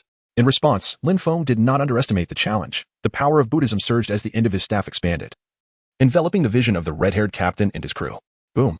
The initial clash between Griffin and the staff produced a tremendous shockwave, startling both Lin Feng and the red-haired captain. The red-haired captain was taken aback to find himself at a disadvantage in this first confrontation with Lin Feng. Meanwhile, Lin Feng was astonished that, despite wielding a strike potent enough to send a marine admiral flying, his adversary could withstand it. Truly, the four emperors are worthy of their title. Lin Feng pondered deeply, exerting greater force with his hands. He then executed the great Sumerus step to its fullest, leaping forth from the robe towards the red-haired adversary. Abandoning the Zen staff, he resorted to the most primal form of combat, the great dragon of might. A golden fist erupted with an intense aura of danger, causing the red-haired opponent to momentarily falter. The red-haired warrior, equally decisive, enshrouded his griffin in a veil of darkness, transforming it into the semblance of a black blade. With a deft flick, he used the momentum to send the Zen staff flying from Lin Feng's grasp. Without Lin Feng's control over the staff, the red-haired combatant executed his move with remarkable fluidity. In the next instant, he sidestepped and swung the griffin to parry Lin Feng's golden fist. A resounding thud echoed as the red-haired figure was sent sprawling backwards, crashing heavily onto the deck, blood seeping from his mouth. Captain Shanks. The crew gasped in excitement, raising their weapons towards Lin Feng, adopting a stance of deep-seated animosity. You are no match for him. Stand down. Beckman and Jesus Burgess were about to launch their assault when the voice of the red-haired captain resonated behind them. Captain, what of Fahai? We are the four emperors. Jesus Burgess retorted defiantly, his sniper rifle already aimed at Lin Feng. Bang. In the next instant, before the red-haired captain could intervene, the bullet from the Sniper King's weapon was already hurtling towards Lin Feng's head. Jesus Burgess, filled with confidence, believed that even an admiral would hesitate to take such a hit. He envisioned Lin Feng's grim demise in his mind. Yet, an astonishing scene unfolded before him. Lin Feng did not flinch or evade the incoming bullet, his body radiating a blinding golden light. In that fleeting moment, Just as the bullet was about to strike Lin Feng's head, a massive hand intercepted its trajectory, grasping it firmly. Lin Feng then opened his palm, revealing the crushed bullet nestled within, his expression devoid of emotion as he regarded Jesus Burgess. Is this truly what you call a sniper king? The voice of Lin Feng resonated, causing a burning sensation on Jesus' face. He had always held disdain for underhanded tactics. And although killing Lin Feng would be merely a matter of consequence, his ambush not only failed but was also met with Lin Feng's merciless mockery. In that moment, Jesus longed to find a corner to hide in. With your red hair, it seems the strength aboard your ship is rather mediocre. Lin Feng cast a sweeping glance around, observing the Iron Wall pirates, the most balanced crew of the warring states. In his eyes, these individuals were rather unremarkable. Most balanced? Please, amidst the red-haired pirates. There were quite a few slacking off. In Lin Feng's view, only a handful possessed true strength. Suddenly, red-haired Shanks appeared behind Jesus Burgess, coldly fixing his gaze upon Lin Feng, uttering the phrase that had ensnared Luffy. You may do as you please with me, but if you insult my comrades, you shall pay a grievous price. As his voice resonated, the conqueror's haki surged forth from red-haired Shanks, disturbing the previously darkened sky. Dense clouds suddenly parted above him, allowing sunlight to stream through the fissure and illuminate his figure, creating an entirely different effect. The aura of a king. Lin Feng maintained his expression, and upon witnessing the current demeanor of the red-haired man, he found himself at a loss for words to describe him as a tyrant. While somewhat cliché, it could not be more fitting for the red-haired figure at this moment. Griffin, the nation. The red-haired warrior swung his pitch-black longsword down toward Lin Feng with great ferocity. The conqueror's aura enveloped the blade, projecting an image of invincibility. Those of timid disposition would have succumbed to the overwhelming presence at the instant the red-haired man unleashed his strike, falling into unconsciousness. Yet, who was Lin Feng? The conqueror's aura bore little effect on him. With a simple gesture, he summoned his staff back to him, directly confronting the red-haired man's assault. The clash between the black blade and the staff erupted into a fierce collision, sending shockwaves that rendered the nearby apprentice crew members faint. Beckman and Jesus Burgess could only watch, unable to intervene in the fierce struggle between the red-haired warrior and Lin Feng, even if they wished to assist. A pair of battle-hungry eyes from above had already locked onto them. Any slight movement would result in a thunderous attack from Kenpachi. Young calf, we shall descend. Kenpachi remarked to the small bull-headed figure, a designation that provoked intense displeasure, causing the latter to bellow in outrage. Is it merely a title? What is wrong with it? Unfazed by the small bull's indignation, Kenpachi leapt down from the robe, landing on the ship. Moo. The small bull roared, following suit, brandishing his massive hammer in an attempt to strike Kenpachi. However, at that moment, Kenpachi's voice rang out. Young calf, you may strike me, but not at this moment. Kenpachi spoke coolly, turning to the small bull-headed figure, an aura of battle intent emanating from him. Once this battle concludes, we shall have ample time for sparring. Moo. The small bull was struck with terror, his face paling as he realized the grave danger posed by Kenpachi, a notorious warrior. Ignoring the small bull's distress, Kenpachi surveyed Beckman and the others, ultimately fixing his gaze on Jesus Burgess, licking his lips and speaking ominously. Were you the one who ambushed my master? Huh. A chill ran down Jesus Burgess's spine. Faced with Kenpachi's overwhelming presence, he instinctively felt fear, yet remembering that this was his territory, he steadied himself. It was I. What will you do about it? What will I do? Kenpachi laughed, unsheathing his Zanpakuto, aiming it at Jesus Burgess. I hope your tone remains this defiant when I cleave you in two. With that, he unleashed his powers, instantly releasing his spiritual energy. Whoosh. Kenpachi utilized his Shuinpa with unparalleled precision, vanishing from sight in the blink of an eye. Chapter 86. Kenpachi strikes. Beckman's dread. Sword pressure. When Kenpachi reappeared, he stood beside Jesus Burgess, his Zanpakuto poised for a devastating strike. This is bad. Jesus Burgess's expression shifted, his body freezing in fear. At that moment, Beckman materialized before him. Hey, your sword's murderous intent is overwhelming. It's quite terrifying. Beckman, wielding a spear crafted from an unknown metal, swung it against Kenpachi's blade. Boom. A tremendous sound erupted as Beckman surprisingly held his ground against Kenpachi, their weapons clashing without yielding an inch. I am curious, how did you detect my movements? Kenpachi inquired, grinning. It was known that Kenpachi's Shuinpa had reached extraordinary levels. He could match and even surpass Kizaru's speed. At such velocities, it was expected that no one could evade his strikes. To his astonishment, Beckman had perceived him and managed to block his attack. I mentioned earlier that your murderous aura is too strong. Beckman replied, maintaining his composure. In truth, he had remained vigilant since Kenpachi boarded the ship. Anticipating the moment Kenpachi would strike, Beckman had positioned himself beside Jesus Burgess just in time. TCH, Kenpachi scoffed, clearly dismissive of Beckman's words. He then shifted the angle of his blade, aiming for Beckman's other side. Beckman was taken aback, not expecting Kenpachi to alter his assault, and he quickly retreated to evade the strike. However, Kenpachi was relentless. For every step Beckman took back, Kenpachi advanced, staying glued to him. The battle appeared intensely stalemated. At that moment, Beckman made a bold move, standing his ground and allowing Kenpachi's blade to approach. Get out of the way, Beckman. The sight shocked the red-haired crew, who hurriedly warned him. Kenpachi too was puzzled. Did Beckman truly intend to forego resistance? He certainly did not seem the type. Kenpachi's focus sharpened, regardless of Beckman's intentions. He would show no mercy. His Zanpakuto, imbued with formidable spiritual pressure, aimed for Beckman's vital point. This is it. At the instant the Zanpakuto descended, a glimmer sparked in Beckman's eyes. His body contorted in an extraordinary manner, reminiscent of the life restoration process on Justice Island. His twisted form evaded the blade's strike.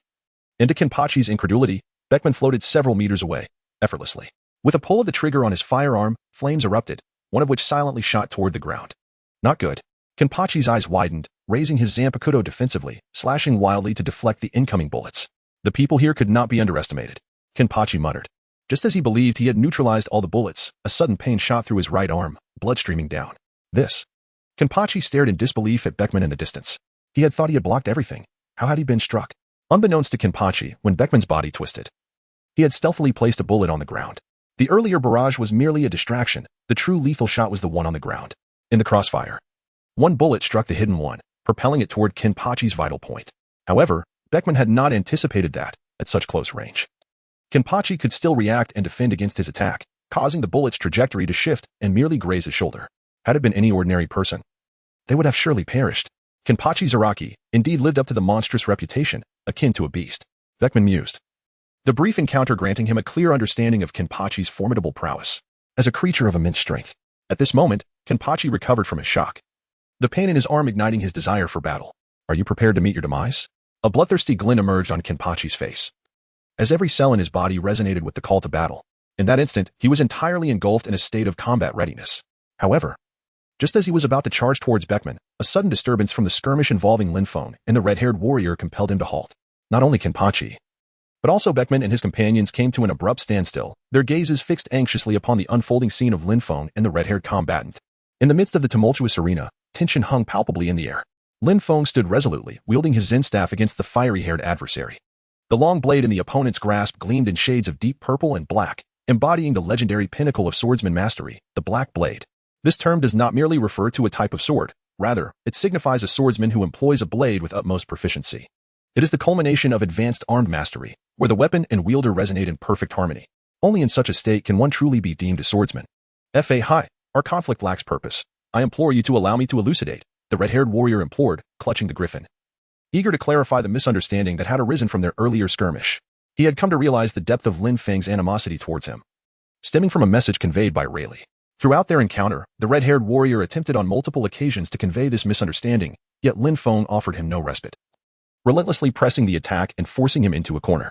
There is little to clarify. However, in deference to Mr. Rayleigh, I shall grant you one final opportunity. Lin Feng slightly shook his head, then extended his finger, fixing his gaze on the red-haired individual, and coldly stated, leave or perish. The choice is yours.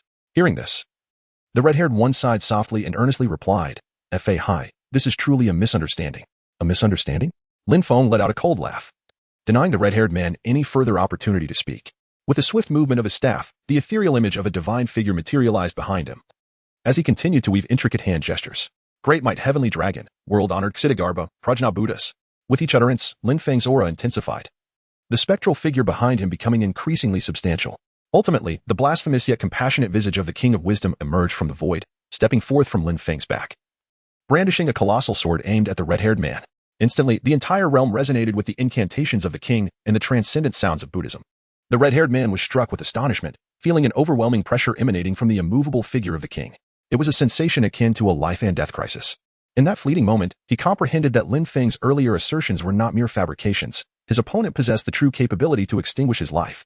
The King of Wisdom cleaves through malevolence, severing the ties of worldly attachments. The immovable figure uttered sacred sounds, eroding the red-haired man's psychological defenses. With a swift motion, accompanied by the whisper of the divine figure, the azure giant sword descended. In that instant, the red-haired man envisioned his own demise. No, I cannot perish yet. Not until the moment Luffy claims his throne. His eyes narrowed, and the instinct for survival, previously shattered by the divine presence, reignited within him. The mission entrusted to me by the captain remains unfulfilled. I cannot die. The red-haired man roared, unleashing an overwhelming burst of conqueror's haki that enveloped his sword, Griffin, as he struck back against the oncoming giant sword.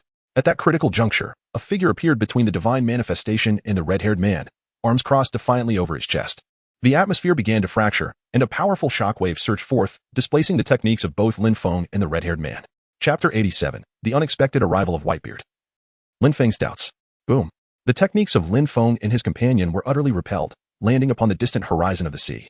The immense force unleashed rendered the ocean restless.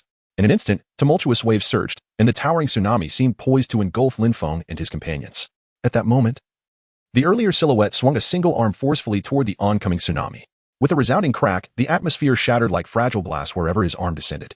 The monstrous wave, as if confronted by its nemesis, was dispersed by the shockwave he generated, transforming into a deluge of cascading raindrops. Master, I hope this finds you well.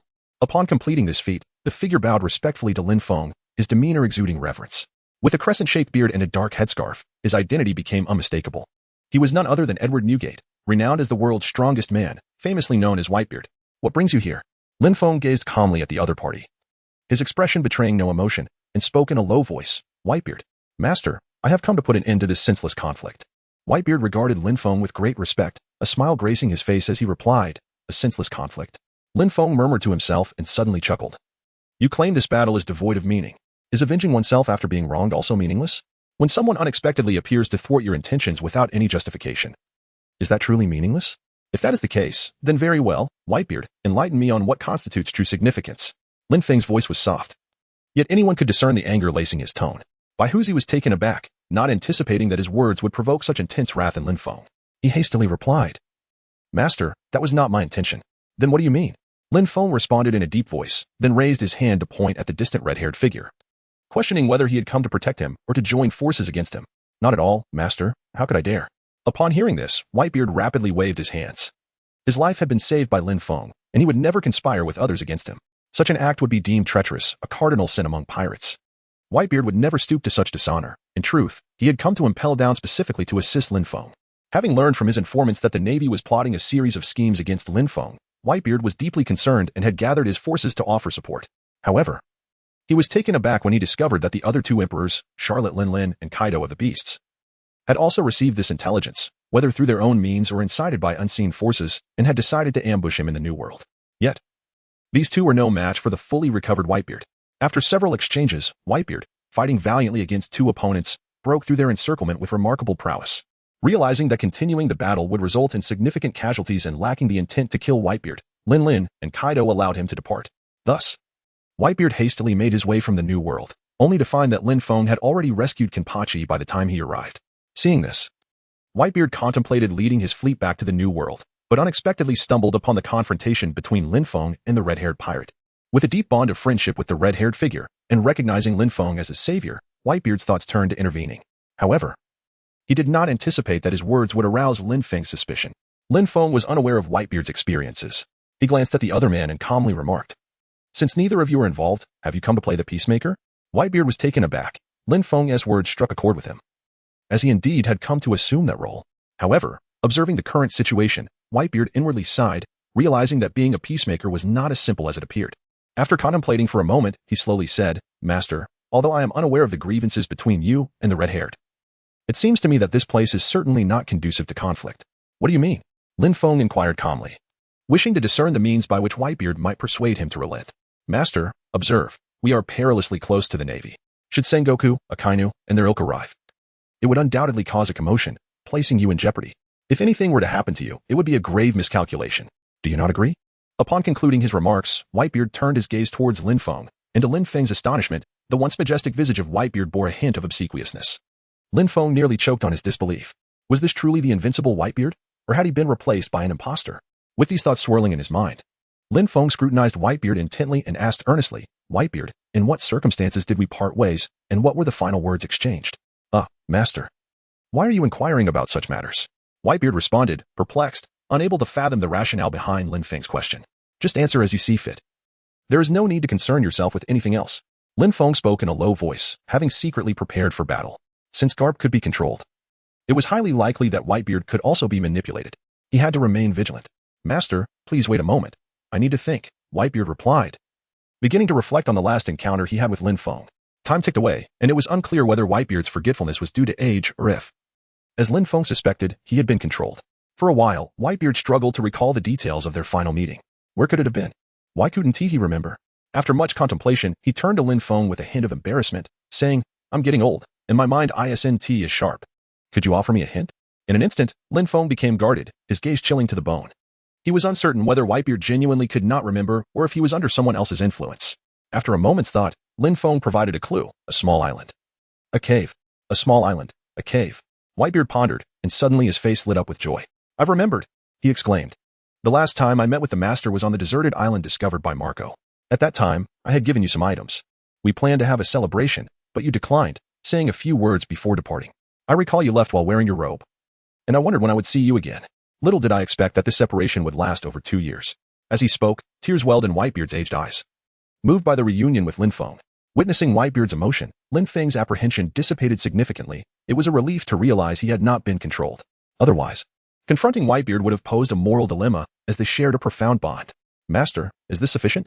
"I truly cannot recall any more details," Whitebeard said, noticing Lin Feng's silence, fearing he had overlooked something. Chapter 88. Both Emperors shocked. Lin Feng's conditions. "That is enough. No need for further elaboration." A smile broke across Lin Feng's face as he bowed respectfully to the white-bearded man, sincerely expressing, "I apologize for doubting you earlier." The white-bearded man appeared somewhat perplexed by Lin Feng's words, but casually replied, "It's nothing. It's nothing. As long as the master is happy, that's what matters." Upon hearing the white-bearded man's laughter, Lin Feng joined in with a chuckle. He then turned to the white-bearded man, speaking earnestly. "Do you genuinely wish to mediate the matter between me and the red-haired one?" "To some extent, yes. However, if the master truly is unwilling, I shall remain a mere observer in your affairs." The white-bearded man nodded, acknowledging his desire for Lin Feng and the red-haired one to reach an amicable resolution, though it must stem from mutual consent. Yet, if Lin Feng were resolute in his intentions against the red-haired one, the white-bearded man would not vehemently oppose him. For Lin Feng was undeniably his true savior. The white-bearded man had already made a concession by not aiding Lin Feng against the red-haired one. Had it been any of the other 4 emperors, he would have brandished his 10-meter long sword and charged forth, showing no concern for the red-haired man's plight. However, to the white-bearded man's astonishment, Lin Feng pondered for a moment and declared, "For your sake, I can refrain from engaging in battle with the red-haired one." "Really, master? If that is the case, it would indeed be splendid," the white-bearded man exclaimed, taken aback by Lin Feng's willingness to grant him such a favor. "Yet do not rejoice too soon. I have one more condition. Only if you and the red-haired one agree to my terms will I cease hostilities." Lin Feng's words fell like a bucket of cold water, sending a shiver through Baihuzi's entire being. He turned to face Lin Feng, a cautious expression gracing his features. "Master, you cannot possibly intend to leave the red-haired boy half dead, for such conditions are beyond what he could ever accept." "Impossible." Lin Feng shook his head, then beckoned Whitebeard to approach. He whispered a few words into the latter's ear. Upon hearing this, Whitebeard's eyes widened in astonishment as he incredulously replied, "I have no objections, but are you certain that the red-haired lad will agree?" Lin Feng responded, "Let us give it a try. If it fails, I shall suffer no loss. At worst, we can continue our confrontation with the red-haired one." Lin Feng spoke slowly, his tone remarkably calm. "Very well. I shall give it a try." Observing this, Whitebeard refrained from further comment, his expression peculiar as he approached red-haired Shanks. At that moment, Shanks was keenly observing the interaction between Lin Feng and Whitebeard. Initially, when Whitebeard appeared, he believed the latter could pacify the conflict. After all, with Whitebeard's stature and his past connection with Lin Feng, it seemed plausible that they could negotiate peace. However, Whitebeard's subsequent actions left Shanks bewildered. The connection between them was not one of camaraderie, but rather a profound debt of gratitude owed by Whitebeard to Lin Feng. Instantly, Shanks felt a chill in his heart, preparing himself for a desperate fight. Even he realized it was impossible to confront both Whitebeard and Lin Feng simultaneously, should an unexpected turn of events arise. He would have no choice but to make a stand. With each step Whitebeard took towards him, Shanks felt a weight settle deeper within him. Just as he thought he would have to face both Whitebeard and Lin Feng alone, Whitebeard suddenly halted before him and, with an odd expression, said, "Red-haired, the master has stated that he can help resolve the misunderstanding, but there is one condition." "What condition?" Shanks' eyes darkened, a multitude of thoughts racing through his mind as he contemplated what Lin Feng might use to coerce or trouble him. "The condition is..." Whitebeard leaned in, his head close to Shanks' ear, relaying Lin Feng's words verbatim. With each phrase spoken, Shanks' complexion shifted, and by the time Whitebeard had relayed the entirety of Lin Feng's message, Shanks' expression was one of utter astonishment. His mouth gaped open, as if he could swallow an entire sea king. After a moment, Shanks regained his composure, incredulously looking at Whitebeard and inquiring, "Is that all?" "Indeed," Whitebeard nodded, "that is all the master has conveyed. If you can agree to it, then we shall cease hostilities. Otherwise, you may continue, and I will simply observe. Consider your response carefully before speaking to the master." With that, Whitebeard turned and departed, just as he had indicated, settling himself on the ship's deck, awaiting Shanks' decision. "Fahai, what exactly do you intend to do?" After hearing Whitebeard's transmission, Shanks fixed his gaze on Lin Feng in the distance, attempting to decipher any indication of intention from his visage, yet regardless of how intently he scrutinized, he gleaned nothing. Lin Feng waited expressionlessly for his response. "Red-haired one, You have the time it takes to burn an incense stick to consider. At that moment, Lin Feng spoke. Producing an incense stick from seemingly nowhere and igniting it with a flicker of Buddhist light, hovering it between himself and the red-haired individual. As if to remind the other that his time was limited, Fahai, the red-haired one murmured, first glancing back at his companions before falling into deep contemplation. As though weighing the conditions Lin Feng had presented, strangely, the passage of time felt swift in this moment of deliberation. Before long, the incense stick standing between him and Lin Feng had burned down to less than half, with only a small tip still alight, poised to extinguish at any moment. It seemed the red-haired one could not acquiesce. On the deck, Whitebeard spoke to himself, a flicker of sympathy flashing in his eyes. Were it not for Lin Feng's past kindness towards him, such a mad proposal would have been inconceivable. Lin Feng proposed a condition to unite the two of them to assault the Navy headquarters. What a madcap notion. Once the war ignites, the entire world may be drawn into its tumult. Fortunately, Lin Feng mentioned that they would only mobilize elite forces, targeting vice admirals and above, rather than engaging in indiscriminate slaughter. This alleviated some of Whitebeard's concerns. Yet, even this plan is sufficiently audacious. After this war, regardless of their victory or defeat, the relationship between the Navy and the four emperors will undoubtedly reach an extremely tense juncture. The previously established unspoken rules will no longer hold sway, and the dynamics of the Grand Line will undergo a complete transformation. Have you made up your mind? Just as Whitebeard was lost in thought, Lin Feng's voice broke through the silence. He looked up to find Lin Feng already prepared for battle, his staff poised like a sword, radiating sharpness. Should Shanks refuse, a monumental clash between the two would be inevitable. Are you only bringing your officers? Shanks inquired, not directly responding to Lin Feng but seemingly indicating his acceptance of Lin Feng's terms. However, Lin Feng paid him no mind. His gaze fixed intently on the incense burning between them. Calmly, he stated, "You have 10 seconds. His tone was remarkably indifferent, as if only the incense mattered to him. Once it extinguished, it would signify the commencement of battle. Lin Feng's demeanor rendered the atmosphere intensely charged. Fahai, if you are merely bringing your subordinates, I can acquiesce to your request." Observing Lin Feng's disregard, the red-haired man remained unperturbed and continued, "Attacking the naval headquarters is indeed a formidable task. You must ensure the safety of my companions. You have 5 seconds. Despite the red-haired man's words, Lin Feng chose to maintain his silence. He was not engaging in casual conversation, but rather compelling the other party to acquiesce to his terms. One might call it negotiation, yet less charitably. It could be deemed a threat. Chapter 89, The Demon Subduing Method, the red-haired man concedes. Fahai, I am genuinely seeking a dialogue with you. Could you please refrain from adopting such a stance? The red-haired man fixed his gaze upon Lin Feng. While he could tolerate being overlooked, the disregard for his companions was intolerable. You have 3 seconds. Lin Feng's expression remained unchanged, his voice as cold as snow. You. Upon hearing the words, the red-haired individual was momentarily taken aback, rendered speechless by the anger that surged within him. Lin Feng's actions truly irked him. Just 2 seconds remain. Lin Feng paid no heed to the crimson-haired man's state, continuing to speak with an air of serene detachment. As he uttered his words, the monk's staff in his grasp erupted with a dazzling radiance. Prayer beads orbited around his form, each imbued with formidable power. A mere second, a fleeting instant, and Lin Feng's eyes narrowed sharply. The staff in his hand hummed with resonant energy as the Buddhist power within it transformed at an astonishing rate, coalescing into the tangible might required to manifest the Vidi or Ja's form. Boom. A deafening roar shook the heavens as another spectral figure of a wrathful deity materialized behind Lin Feng. Unlike the steadfast Akala, this Vidi or Ja bore 3 heads and 6 arms, each wielding sacred implements, blades, swords, Vajra pestles, crystal vases, golden parasols, all gripped with divine authority. His identity was unmistakable, the slayer of demons, the Vidi or Ja who presided over the annihilation of evil in the Buddhist realm. What? The emergence of the slayer of demons cast an oppressive shadow over the onlookers, a suffocating mist of dread settling upon their hearts. Fahai. Just who are you? The crimson-haired man stared fixedly at the wrathful deity hovering mid-air, his pupils trembling with undisguised terror. For the first time, he felt genuine fear toward Lin Feng. What kind of force could nurture such a being? At that moment, the crimson-haired man surrendered utterly, not for any other reason, but because he glimpsed in Lin Feng the aura of invincibility, a sensation he had only ever encountered once before in his lifetime. Yet before he could dwell further, the slayer of demons descended upon him, its 6 arms brandishing divine weapons in an overwhelming assault. I yield. The crimson-haired man's voice rang out in desperation, just as the Vidi or Ja's strike was about to land. Too late. Lin Feng gazed indifferently at the red-haired youth and slowly spoke. I have already given you an opportunity, yet you failed to cherish it. I merely wish to converse with you earnestly, but you treat me as if I am easily persuaded. Truly, you show no signs of repentance. As he spoke, the demon-subduing king moved all 6 arms in unison, wielding the sacred artifact with resplendent brilliance, a vibrant ring of flowing colors materializing at his chest. This was none other than the Buddhist technique for subduing demons, an unparalleled skill passed down by Ksitigarbha Bodhisattva, known to be wielded by only a select few within the entire Buddhist realm. To be struck by this technique would condemn one to the eternal torment of AVCI hell. forever trapped in the crevices of the six realms, where time ceased to exist and sensation faded away, leaving only the abyss of complete self-forgetfulness. Fahai, I have acquiesced. What more do you desire? Upon witnessing this, the red-haired youth hastily called out to Lin Feng, a flicker of terror surfacing in his eyes. He felt a pulse of dread emanating from the vibrant ring. Though he could not discern its nature, his instincts warned him that if struck, he would vanish from this world. Disregarding the red-haired youth's plea, Lin Feng commanded the demon-subduing king to hurl the flowing ring towards his adversary. However, just as the ring was about to be released, a voice resonated from a distance, causing Lin Feng to hesitate. Master, the red-haired youth has already consented. Please, spare him. It was Whitebeard. Upon hearing the voice, Lin Feng turned his gaze toward the source, murmuring under his breath, confirming that the speaker was indeed Whitebeard.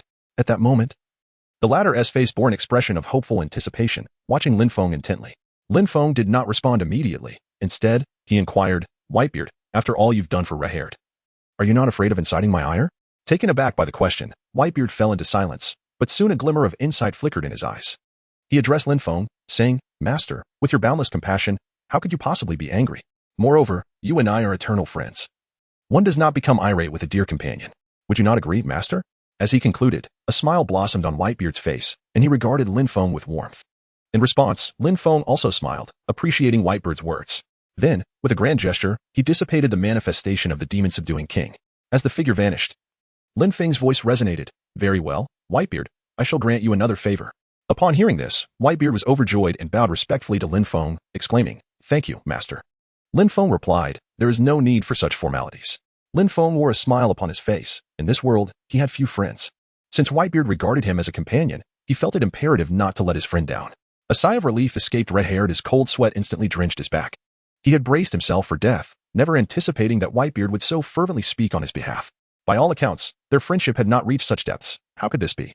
Lost in contemplation, red-haired reflected on his various encounters with Whitebeard, the feeling of having survived a calamity sharpening his mind. Vivid memories flashed through his thoughts like a revolving lantern. Just then, Lin Feng's voice resonated from ahead. Red-haired, you have 1 hour to recuperate. We shall depart for Sabaody Archipelago in 1 hour. Acknowledging the call, red-haired emerged from his reverie, nodding in response to Lin Feng. Observing his demeanor, Lin Feng paid it no mind. Being threatened with force was unpleasant for anyone, especially for a formidable emperor of the sea. Having finished his statement, Lin Feng leapt beside Whitebeard and remarked, It must be quite arduous to protect the bloodline of the former captain. Whitebeard instinctively nodded, but then, as if struck by a sudden realization, he fervently shook his head, his movement resembling a rattle. He then gazed at Lin Feng with an expression of bewilderment. Master, what did you say? I failed to comprehend. Whitebeard stammered, his voice trembling with unease. Nothing of consequence. Consider it merely a jest, Lin Feng replied. Lin Feng smiled gently, patting the robust arm of the white-bearded man to soothe his emotions, before finding a spot to sit cross-legged. Observing this, Kenpachi and the young bull-headed figure swiftly leaped to Lin Feng's side, standing like guardians of the Buddha, one on each side. No need for such formality, just sit. Lin Feng said with a smile, discerning that the recent events had deepened Kenpachi and the young bull's respect for him. All right, Master, Kenpachi replied, comfortably taking a seat beside Lin Feng. In contrast, the young bull remained standing, feeling that being positioned next to Lin Feng was a privilege. With a dismissive glance at Kenpachi, the young bull seemed to convey that the latter lacked discernment. This young bull, Kenpachi thought, sensing the young bull's disdain. A flicker of annoyance crossed his face as he muttered a curse under his breath. Chapter 90. Startling Revelations, a secret hidden for 40 years.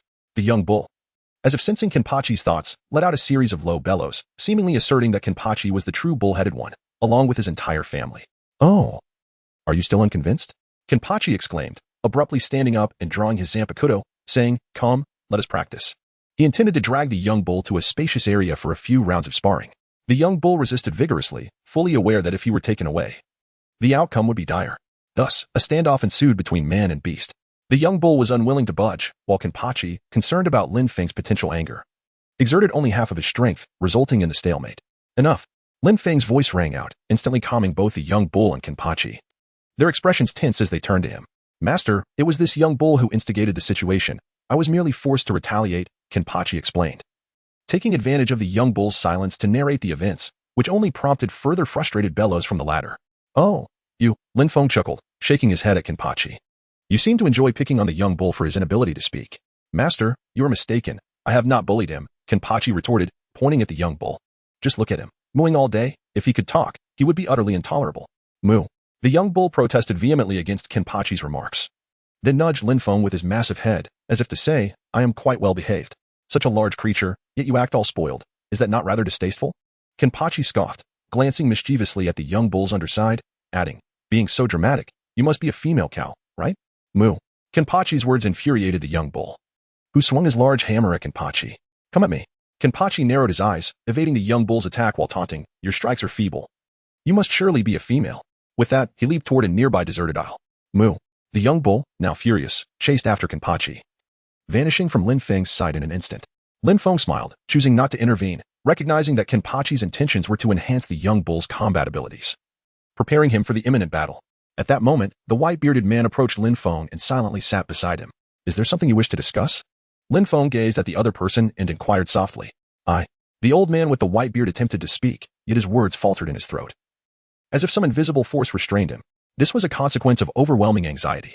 Do not be apprehensive. If you have something to ask, feel free to do so. I shall speak candidly with you. Lin Feng spoke slowly, his calm tone alleviating much of Whitebeard's tension. Well, Whitebeard began, seemingly having made a decision, and turned to Lin Feng, asking, Master, what did you perceive? Perceive what? Lin Feng feigned ignorance, fully aware of the inquiry posed by Whitebeard. His earlier statement, protecting the captain's lineage is arduous, was precisely the reason for the latter's visit. Do not pretend to be oblivious with me, Master. It is rather unbecoming, Whitebeard remarked, a hint of exasperation coloring his tone. Then, as if struck by a sudden realization, he seemed somewhat deflated and asked in a subdued voice, From where did you learn about the protection of the captain's lineage? I merely guessed, came the reply. Lin Feng spoke candidly, yet his gaze lingered on the figure with crimson hair in the distance. What an astute guess. He truly is a master. The old man with the white beard felt helpless, for Lin Feng's response was akin to saying nothing at all. Do not be so disheartened, dear elder. In truth, this matter is not difficult to deduce. Lin Feng gazed at the white-bearded man and spoke slowly. Is it really that difficult to guess? The old man was taken aback, responding with a hint of resignation. Master, are you insulting my intelligence? After keeping this secret for over 40 years, you say it's easy to deduce? Aha. The old man's expression elicited hearty laughter from Lin Feng, who then remarked, It must have been quite a challenge for you to keep such a secret for 4 decades. Sighing softly, the white-bearded man fell silent, his gaze drifting towards the distant figure with red hair, as if he could perceive the likeness of another person within. A figure powerful, reckless, and unafraid to obliterate everything in their path. Very well, no need to sigh. I shall keep this matter confidential. Lin Feng consoled Whitebeard and then slowly spoke. In truth, I had not anticipated this earlier, yet your actions have betrayed you. As one of the 4 emperors, you stand on equal footing with red-haired Shanks, and it would not be an exaggeration to describe you as adversaries. However, you have chosen to provoke my ire for the sake of the other, acting as a mediator. There must be some hidden agenda at play. Initially, I refrained from delving deeper into these suspicions, considering your profound friendship with Roger.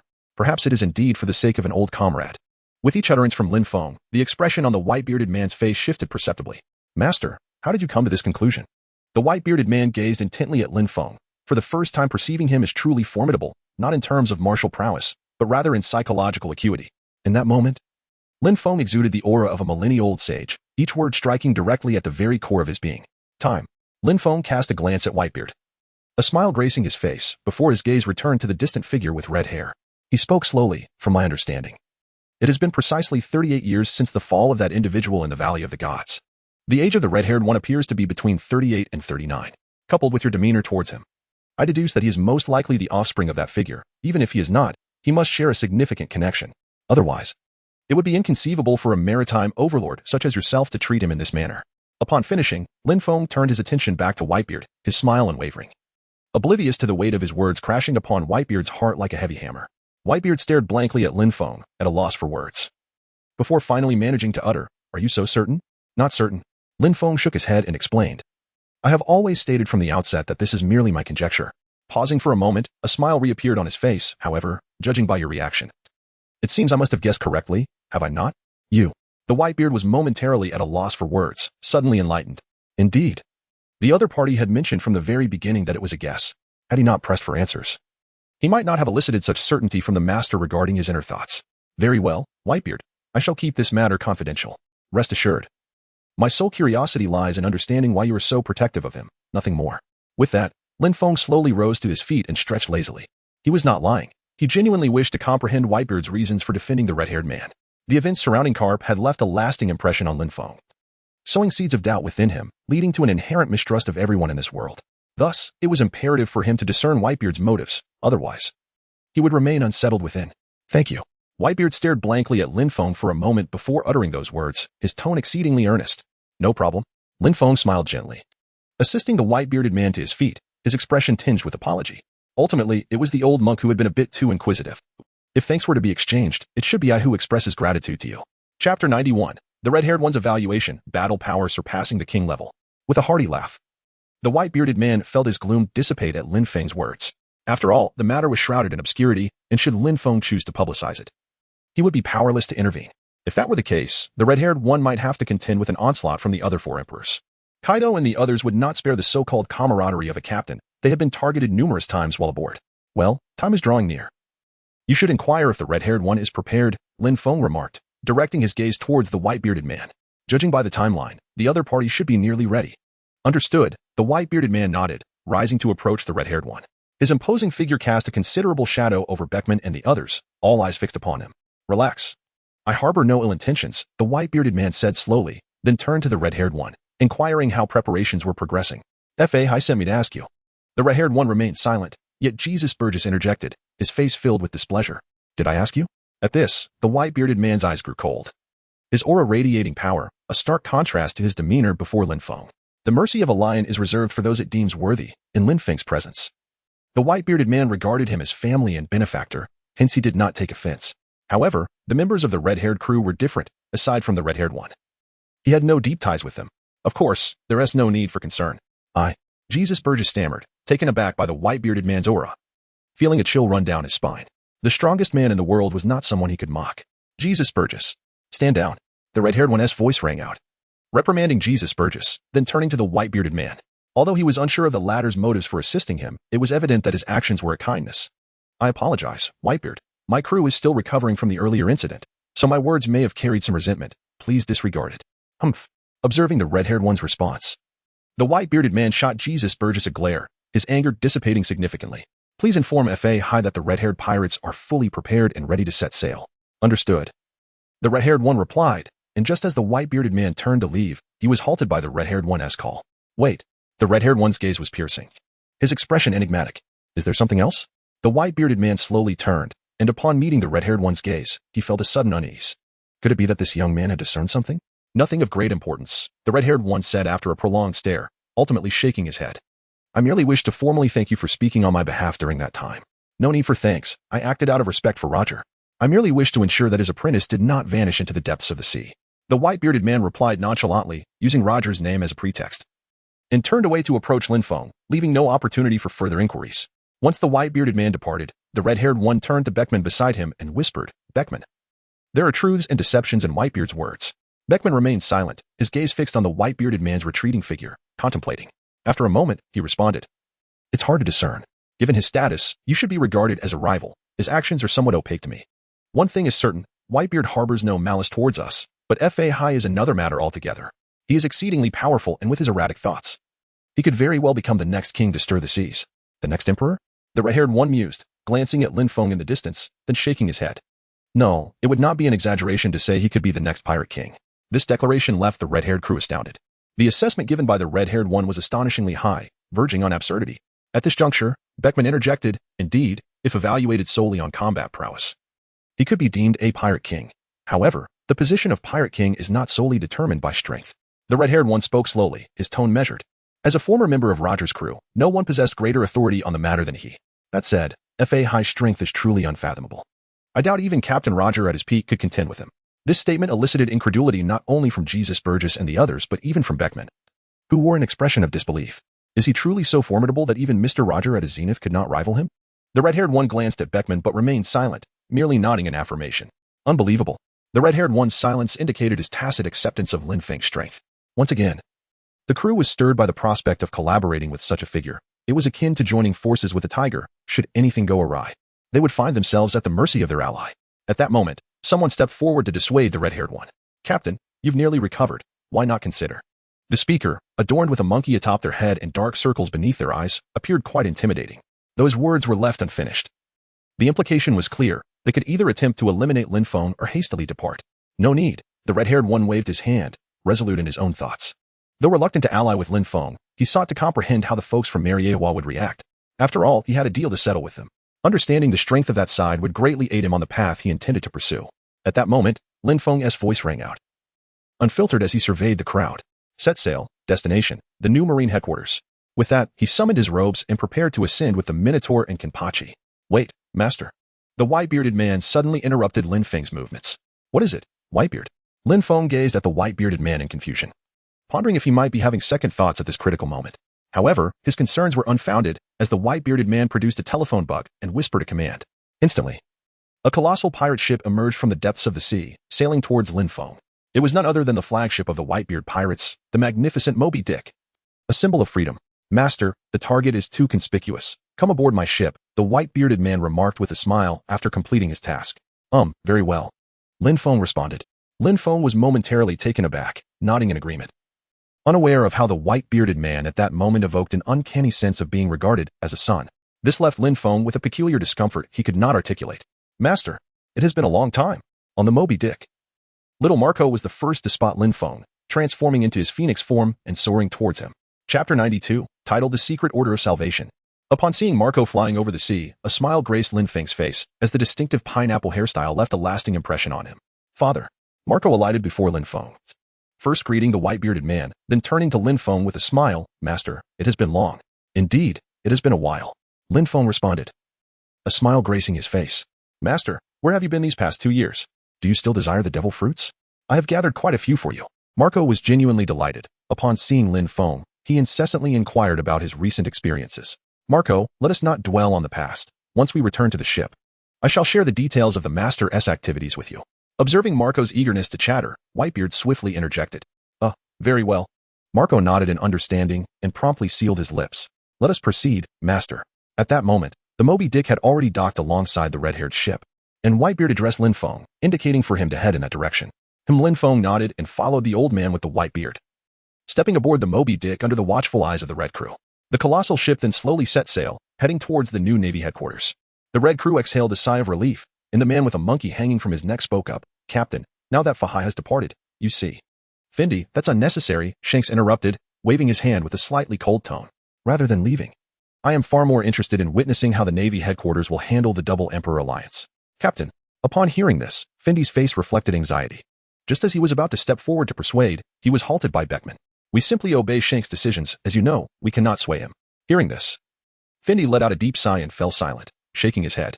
As Beckman stated, they could not dissuade Shanks from his decision. Let us proceed. Regardless of the outcome of this battle, the world's landscape will undergo a significant transformation, Shanks declared solemnly, his imposing aura unmistakable.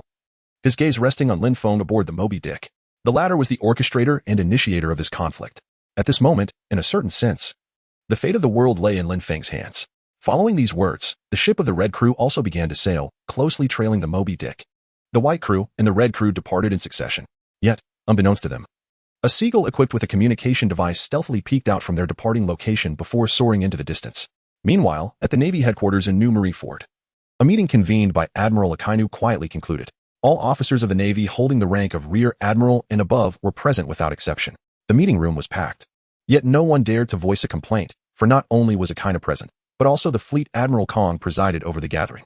The sole topic of their discussion, how to eliminate Fahai, namely Lin Feng. The meeting continued for a considerable duration, and each attendee bore a visage of shock to varying degrees.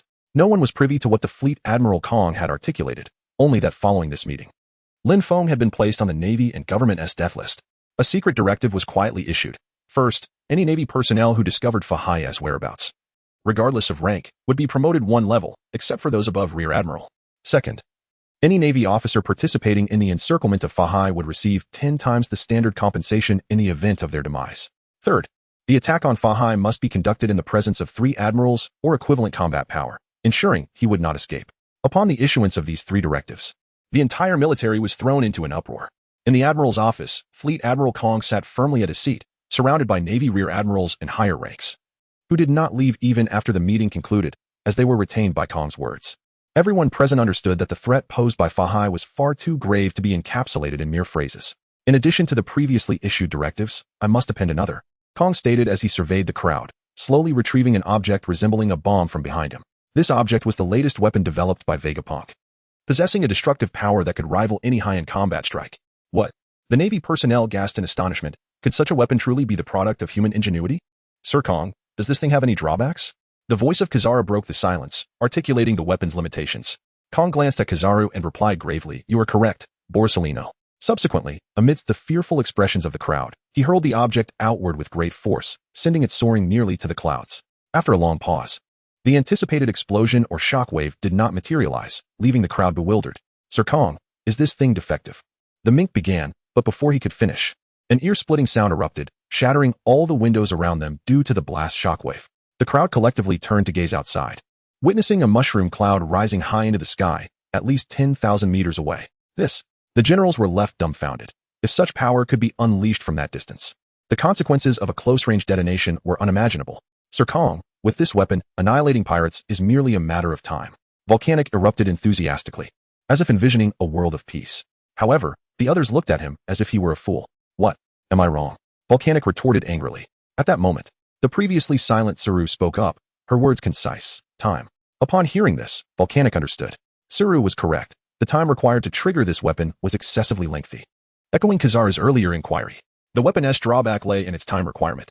Suru was indeed right. The conditions this device demanded regarding time were nearly stringent, and it could only be activated manually. Kong surveyed the assembly and slowly stated, then uttered a shocking directive. "I hereby decree that all rear admirals must each possess one of these devices, and when engaging Fahai, they must detonate it." Kong's words pierced the chill of winter, sending a shiver down the spines of all present. "Sir Kong, do you mean?" The mink stared at Kong, an indescribable gravity on his face, a dreadful premonition surging within him. "What I mean is, when necessary, you may perish alongside Fahai," Kong declared with an icy seriousness. Indeed, the mink thought, aligning with his suspicions, Sir Kong intended to use the rear admirals as a suicide squad. After all, ordinary Navy officers could not hope to contend with Lin Feng. Only those of moderate strength among the rear admirals could undertake such a formidable task. This directive was termed rescue. No one could defy it. Chapter 93. The contents of the bag understood. Faced with Kong's resolute words, the assembly could only acquiesce, albeit reluctantly. Of course, for Kizaru, Akainu, and other frontline powerhouses, Kong's directive felt inconsequential. Their own formidable strength rendered them indifferent to such orders. However, the expressions of the remaining stalwarts of the Navy, particularly the elder rear admirals like the mink, were far from pleased. "Since there are no objections, I announce that the rescue operation is now in effect," Kong proclaimed, casting a sweeping glance around the room, his voice grave, solidifying the operation, and concluded, "Meeting adjourned." With that, he was the first to exit the room. As the leader departed, Akainu and Kizaru followed suit, leaving only the mink and a few veteran rear admirals behind. Lingering in the room, "Mink, do you think Sir Kong is deliberately targeting us with this operation?" Volcanic whispered to the mink, keeping his voice low. "Do not utter nonsense." The mink's expression darkened instantly, glaring coldly at Volcanic. "As Navy officers, we must be prepared to sacrifice ourselves at any moment. If we lack even this awareness, how can we uphold the justice we believe in?" After speaking, without waiting for the response from the volcano, the mole turned away with a grim expression. As the mole departed, the other generals also began to leave. The conference room was left with only Volcano. Watching the mole's retreating figure, Volcano sighed deeply, contemplating. "You are not wrong, but if justice undergoes a certain distortion, can it still be considered the justice we uphold? Regarding this warped sense of justice, how shall we navigate our future?"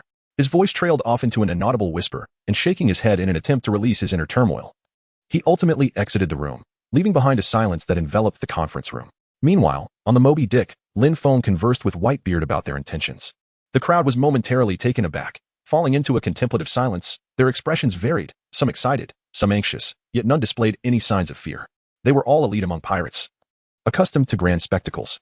Their gazes soon turned to Whitebeard, the meaning clear. Wherever the old man went, the spearhead would follow. Facing the eyes of Marco and the others, Whitebeard's spirit surged, declaring, "Children, are you afraid?" "Not afraid. Wherever the old man ventures, we shall follow to our demise." Marco and the others responded in unison, their voices resonating like thunder, their overwhelming presence scattering the clouds above. "Good." Upon hearing this, Whitebeard's iconic mustache quivered as he erupted into hearty laughter. "Ha ha ha.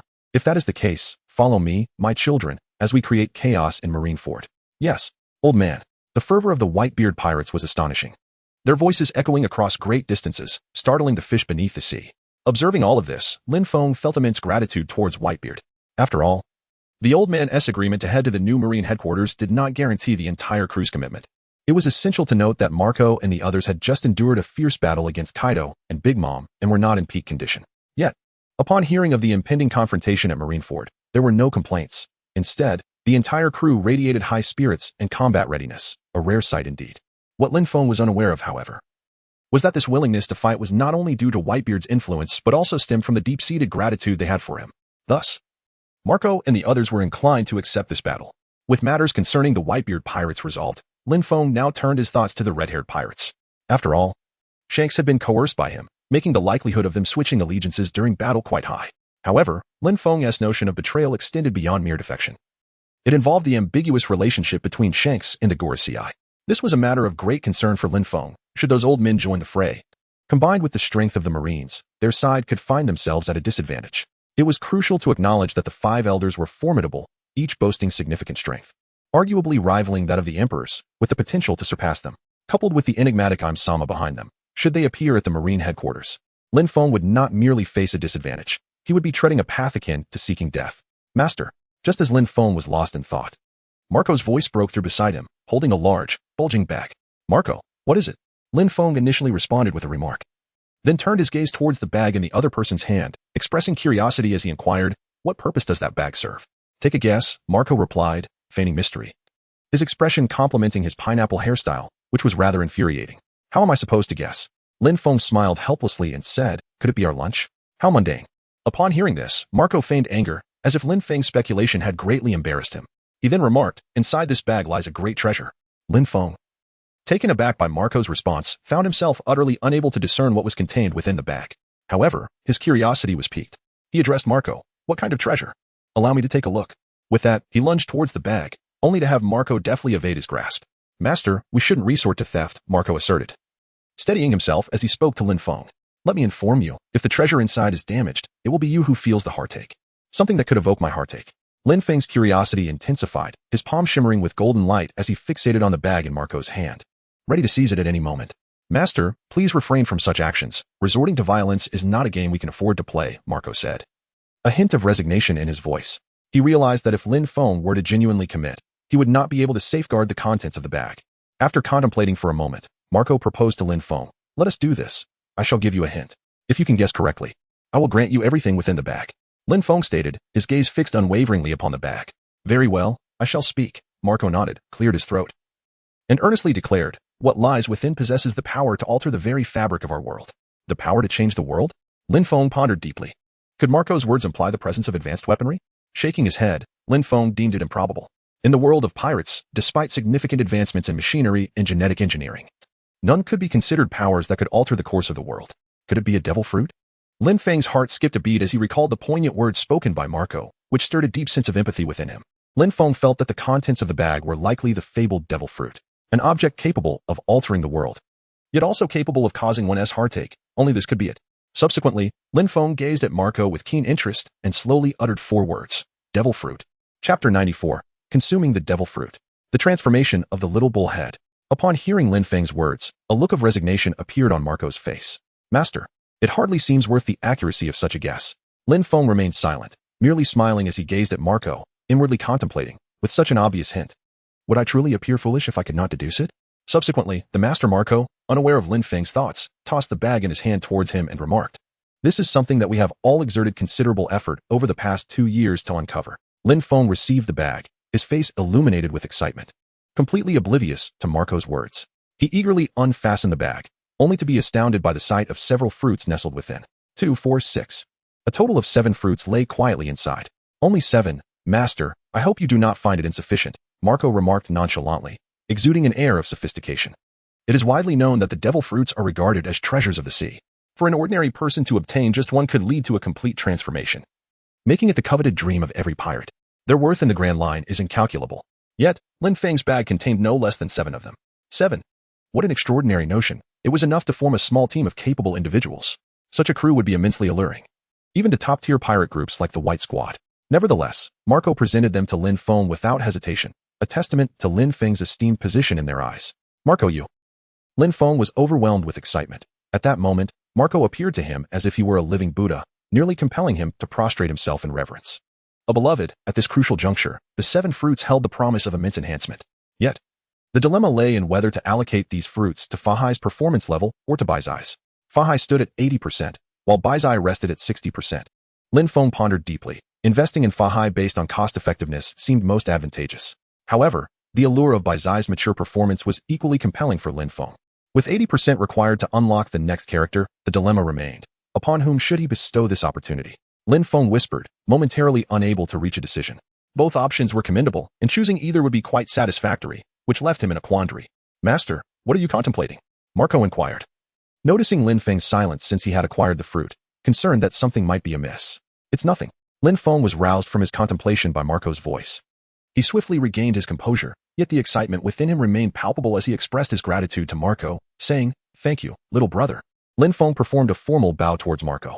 Haha, it's nothing, really. Didn't we promise the master? Naturally, we must exert our utmost efforts to search.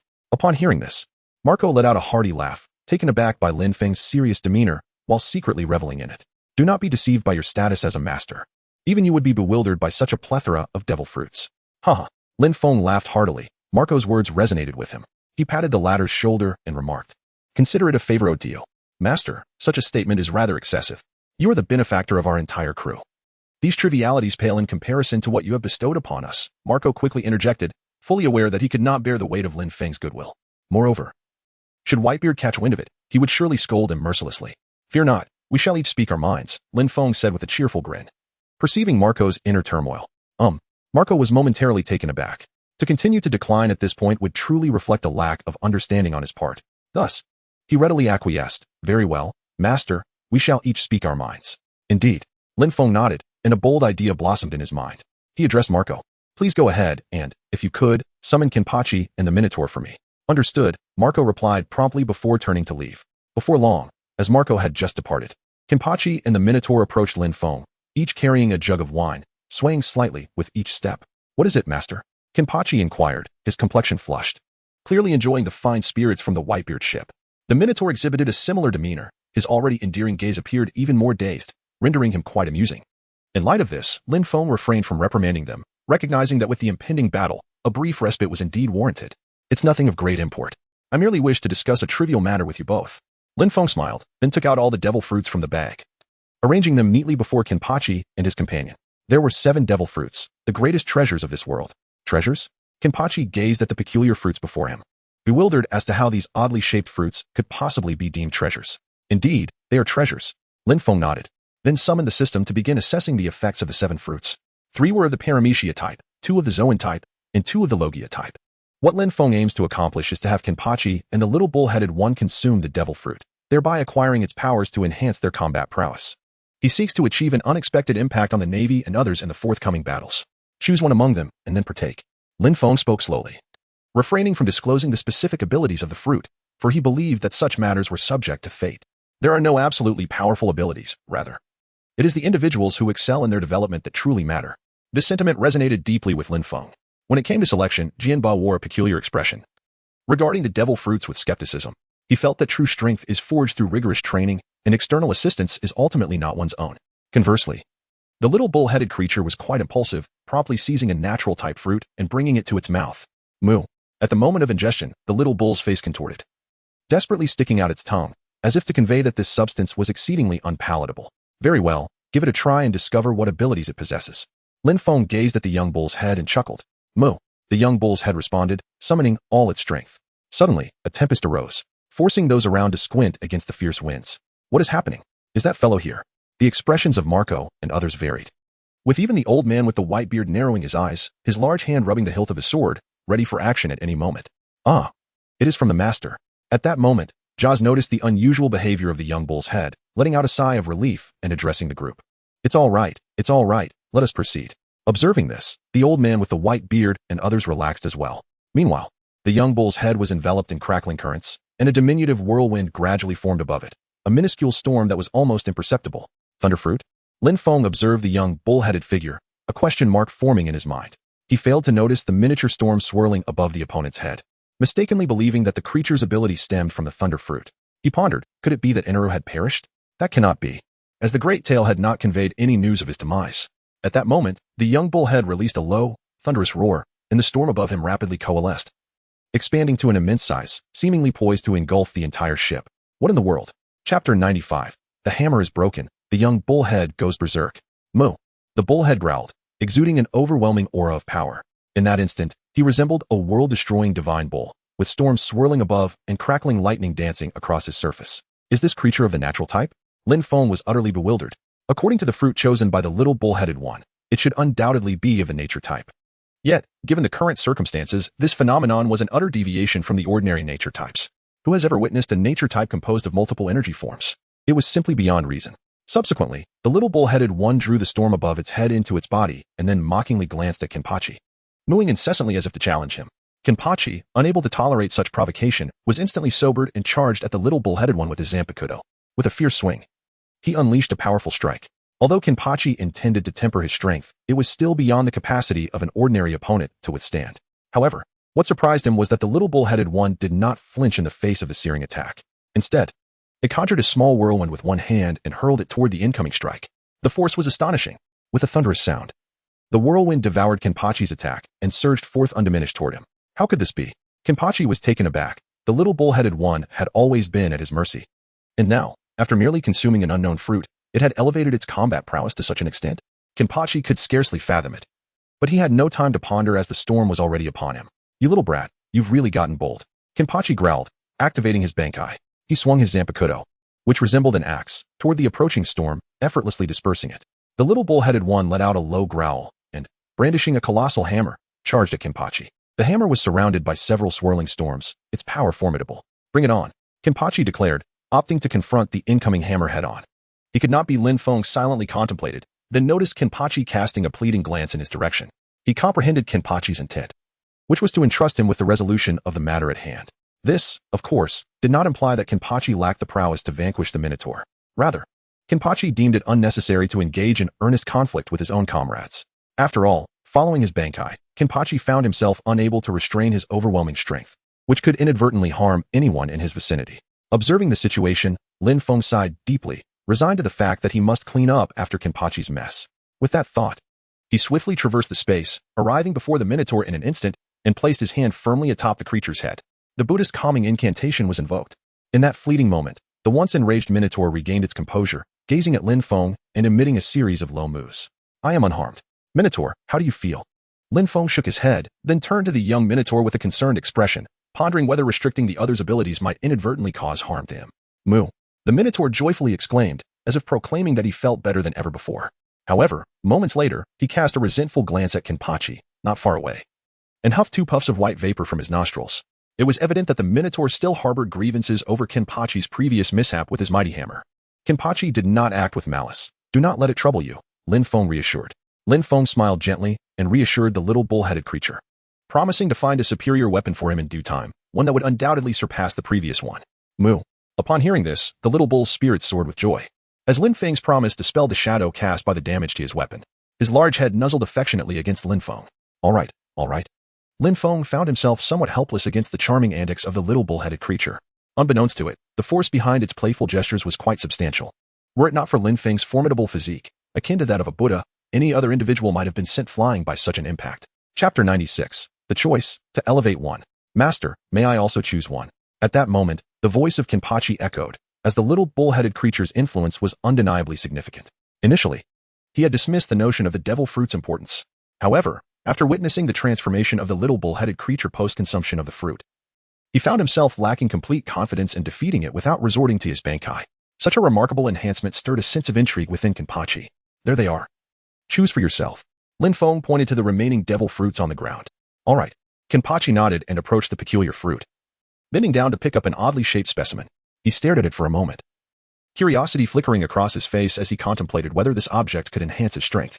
Then, Kenpachi took a hearty bite of the devil fruit, prompting the nearby Minotaur to cover his eyes in shock. Such a large mouthful. Even if the Minotaur held some reservations about Kenpachi, he couldn't help but admire his audacity. How dreadful must it taste? The Minotaur mused silently. Lin Feng, observing from the side, gave Kenpachi a thumbs up, fully aware of how unpalatable it must be. Kenpachi, however, wore a grim expression. The instant it touched his tongue, he felt a numbing sensation. Sweet, sour, bitter, spicy, and salty, all flavors mingled chaotically.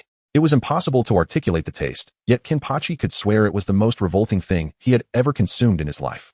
Noticing his reaction, Lin Feng looked at Kenpachi with concern and inquired, So, Kenpachi, how do you feel?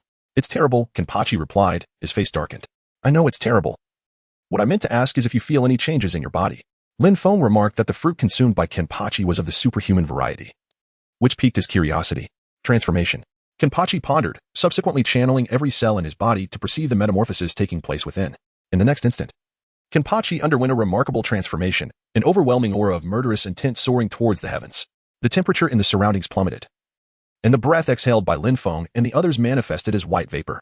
At that moment, Kenpachi was utterly transformed, spines protruding from his skin, and a ghastly mask appeared upon his face, resembling a humanoid Azura, as if he were a true denizen of hell.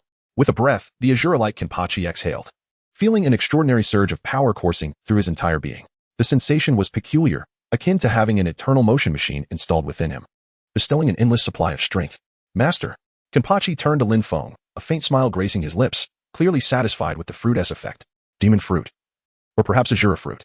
Observing Kenpachi's transformation, Lin Feng contemplated the implications. The superhuman variety could endow the host with a unique form, infinitely amplifying according to one's inherent qualities. Judging by Kenpachi's transformation, it was likely either the demon fruit or the Azura fruit. Master, come, let us engage in a duel. Just as Lin Feng was lost in thought, Kenpachi made the unprecedented proposal to spar with him, seeking to test the enhancement of his abilities. However, Lin Feng would certainly decline. Engaging in combat at such a moment would be a frivolous waste of energy. The time for battle would be when they sought out Kizaru and the others back at headquarters. Lin Feng spoke softly. Sword 8, taken aback by Lin Feng's resolute refusal, momentarily froze, directing his gaze towards the young bull-headed creature. Young bull, let us engage in battle. Sword 8 gestured for the creature to confront him. The young bull, naturally unwilling to yield, let out a fierce roar and charged towards Sword 8, only to be intercepted by Lin Feng. Enough of this. We will have ample time to expend our energy once we reach the Navy headquarters. Upon hearing this, Sword 8 fell silent, promptly retracting his powers and reverting to his original form. As Sword 8's abilities dissipated, the surrounding temperature returned to normal. The young bull, too, found its miniature storm dissipated, gazing innocently at Lin Feng with wide eyes. Lin Feng was at a loss for words, questioning the absurdity of the situation. He then turned his gaze towards Kenpachi and the Minotaur. Judging by their current states, the Minotaur seemed to possess a composite natural fruit ability, wielding powers of storms along with a hint of lightning. Previously, the Minotaur's combat prowess was at the level of a vice admiral, but now, with the fruit's enhancement, he should be capable of engaging in battle with formidable opponents like Kizaru in his standard form, although the likelihood of defeat remains substantial. His power has undeniably increased beyond recognition. As for Kenpachi, he appeared to possess a superhuman fruit akin to that of Sengoku's. Based on his physical transformation and the aura emanating from him, it could be surmised that he was either a demon or an Azura. According to Lin Feng's assessment, Kenpachi's current strength was likely the strongest among them, rivaling that of Shanks and Whitebeard, perhaps even surpassing many. Kenpachi, take the Minotaur and rest. We still have a considerable distance to the Navy headquarters. Regain your strength and prepare for the impending battle. Lin Feng addressed Kenpachi. Very well. Kenpachi nodded in acknowledgement, calling out to the young bull before striding towards Whitebeard and the others. Come on, little calf. The young bull appeared somewhat reluctant but, under Lin Feng's command, followed closely behind Kenpachi as they departed together. Meanwhile, Lin Feng's gaze settled upon the remaining fruits. After accounting for those consumed by the young bull and Kenpachi, 5 fruits remained. System, please assess to what extent these fruits can enhance my role-playing ability. Lin Feng calmed his mind and began to communicate with the system. After a brief pause, the ethereal voice resonated within his mind. According to the ranking of abilities related to the fruit, each character would yield different effects based on their respective performance levels. For Fahai, the performance level could be enhanced by 7.3%. For Byakuya, the enhancement would be 21%. The system prompted the host to decide which character would benefit from this enhancement. Upon hearing the voice, Lin Feng did not respond immediately. Instead, he contemplated internally. If he were to allocate it to Fahai, his strength would undoubtedly undergo a transformative change, which would be immensely advantageous for the imminent battle. However, the benefits of enhancing Byakuya were equally significant, as his performance level had already reached 60%.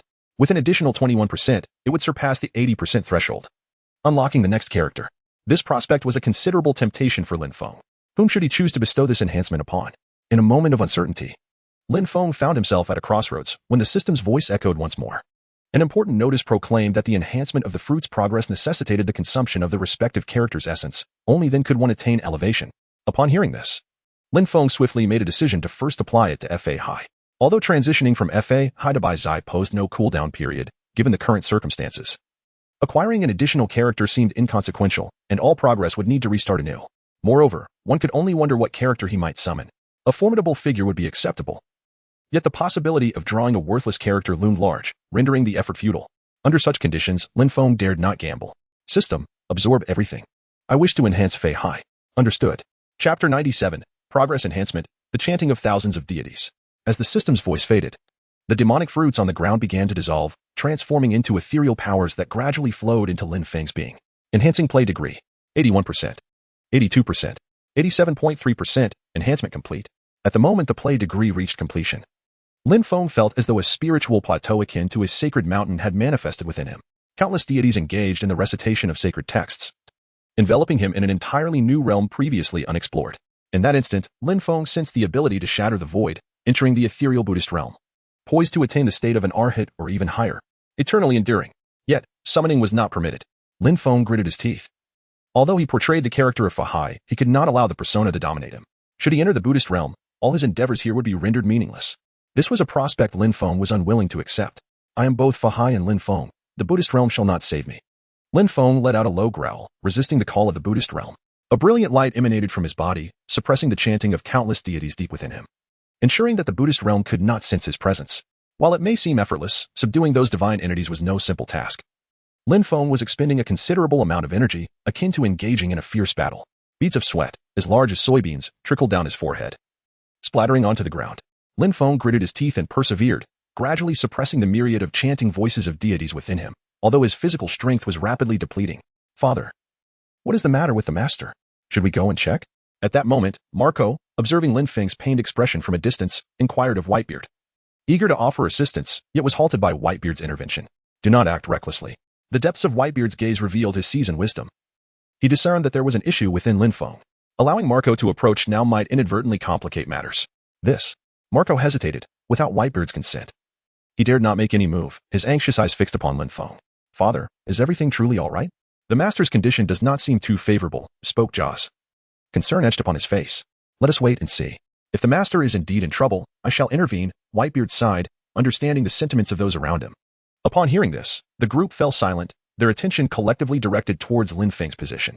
Meanwhile, Kenpachi and the bullhead were in a state of urgency, ready to rush to Lin Feng's aid, but were restrained by Lin Feng himself. Kenpachi, summoned by Lin Feng, felt a subtle connection with him, within the distance. He clearly received Lin Feng's message, do not move, I will handle this. Complying, Kenpachi held back and conveyed Lin Feng's words to the bullhead. Thus, the two remained steadfast, calming their restless spirits. At this juncture, Lin Feng had successfully suppressed a significant portion of the countless chanting voices within him. The summons resonating from the ethereal Buddhist realm had also weakened considerably. That was close. I almost transcended to the afterlife. Lin Feng exhaled deeply, his gaze fixed on the void. He had not anticipated that absorbing the fruit would yield such profound consequences, even summoning the Buddhist call to this realm. Fortunately, it was within the pirate world. Had it been Blue Star or another realm, Lin Feng might have found himself in a dire predicament. Perhaps even in the realm of the dead. At the very least, he could have become a mere arhat. However, truth be told, had it not been for the enmity with the Navy, Lin Feng might have genuinely considered accepting the summons to become a true monk in the afterlife. Yet, at this moment, circumstances did not permit such indulgence. He needed to address the latent threats posed by the Navy before contemplating other matters. He pondered whether his current strength could allow him to defeat Garp and those who stood behind him. Feeling the unusual power coursing through him, Lin Feng reflected that, given his combat prowess, defeating Garp should not pose a significant challenge. However, he lacked complete confidence in confronting the forces behind him. The unknown is always daunting. Without thoroughly assessing Garp's backing, it would be unwise to make a definitive judgment. What Lin Feng could ascertain was that in this world, there were nearly no beings capable of bringing her to her demise. If such beings existed, they surely hailed from her own realm. This was precisely what troubled Lin Feng. For Garp's current state bore the hallmarks of possession or being overtaken by another. Yet, this remained merely a conjecture, regardless of the nature of the situation. One fact was undeniable. Events surrounding Garp transcended the common understanding of this world. He resolved to observe the situation further upon reaching Navy headquarters. Lin Feng whispered, uncertain of the events transpiring with Garp, deciding to reserve his judgment for the appropriate moment. At that instant, Kenpachi and the bull-headed one approached Lin Feng. Master, what just transpired? What manner of energy envelopes you? Even I felt a profound sense of trepidation. Kenpachi inquired first, his expression filled with concern. Moo. The bull-headed one chimed in, emitting a sound that conveyed his worry for Lin Feng. It is nothing. Lin Feng slowly shook his head. He did not wish to disclose the events occurring within him, not wanting to burden the others with concern. It is well enough. Jianba, sensing Lin Feng's reluctance to speak, refrained from further inquiries, yet the occurrences that had transpired with Lin Feng remained etched in his mind. Master, no matter what transpires, I shall remain the blade in your hand, severing all foes that dare to approach. Jianba silently vowed. Very well, you may return to rest. It is nearly time to arrive at the Navy headquarters. Lin Feng addressed Kenpachi and the Minotaur, urging them to cultivate their vitality to its utmost state in preparation for the impending battle. Without a word, Kenpachi led the Minotaur towards the ship's resting area. No sooner had they departed than Whitebeard and Marco approached Lin Feng. Master, Are you feeling well? Whitebeard inquired, concern etched upon his face, having witnessed Lin Feng's recent tribulations, including the beads of sweat trickling from his forehead and the expressions of agony that marred his features. There's nothing to worry about, Lin Feng replied, warned by Whitebeard's words. Unlike the loyalty exhibited by Kenpachi and the Minotaur, Whitebeard's concern stemmed purely from personal sentiment, for which Lin Feng felt immense gratitude. Before Whitebeard could respond, Marco's voice interjected, laced with apprehension, as long as you are all right, master. You nearly frightened us to death. I thought something terrible had happened. Haha, rest assured, I am quite well. Lin Feng chuckled, amused by Marco's anxious demeanor. That's a relief, Whitebeard chimed in, nodding in agreement before addressing Lin Feng, master. We are less than an hour away from the new Navy headquarters. I have dispatched several captain-level individuals to eliminate the hidden sentinels of the Navy. Excellent. Thank you for your efforts, Whitebeard. Lin Feng expressed his gratitude, acknowledging that he had not anticipated the removal of the hidden sentinels. Indeed, Whitebeard, being a seasoned pirate, was thorough in his approach. It's nothing, Whitebeard replied, shaking his head. Since we have chosen to confront the Navy, it is imperative that our preparations are meticulous. This is a necessity. Just then, Lin Feng's gaze sharpened as he turned towards the bow of the ship. What is the matter, master? Whitebeard inquired in a hushed tone, adopting a vigilant stance upon noticing Lin Feng's sudden change in demeanor. An acquaintance has arrived. Lin Feng withdrew his gaze and proceeded towards the bow of the ship. Familiar faces? Whitebeard exchanged glances with Marco, astonished that there could be acquaintances in this world beyond themselves. Pondering this, they followed Lin Feng's lead towards the front of the vessel. Chapter 98.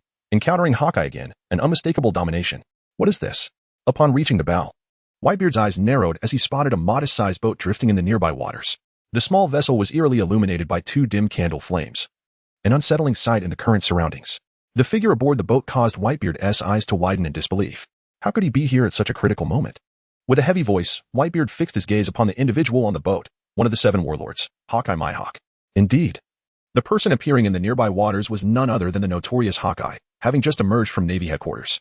A red-haired pointer had guided him here, facilitating their eventual encounter. However, he was taken aback to find that the man was in the company of Whitebeard. Shanks, what is your true intention? Hawkeye's eyes glimmered with intrigue, perplexed by his dear friend's actions. At that moment, the red-haired pirates, who had been trailing behind the Moby Dick, caught up and sailed alongside them.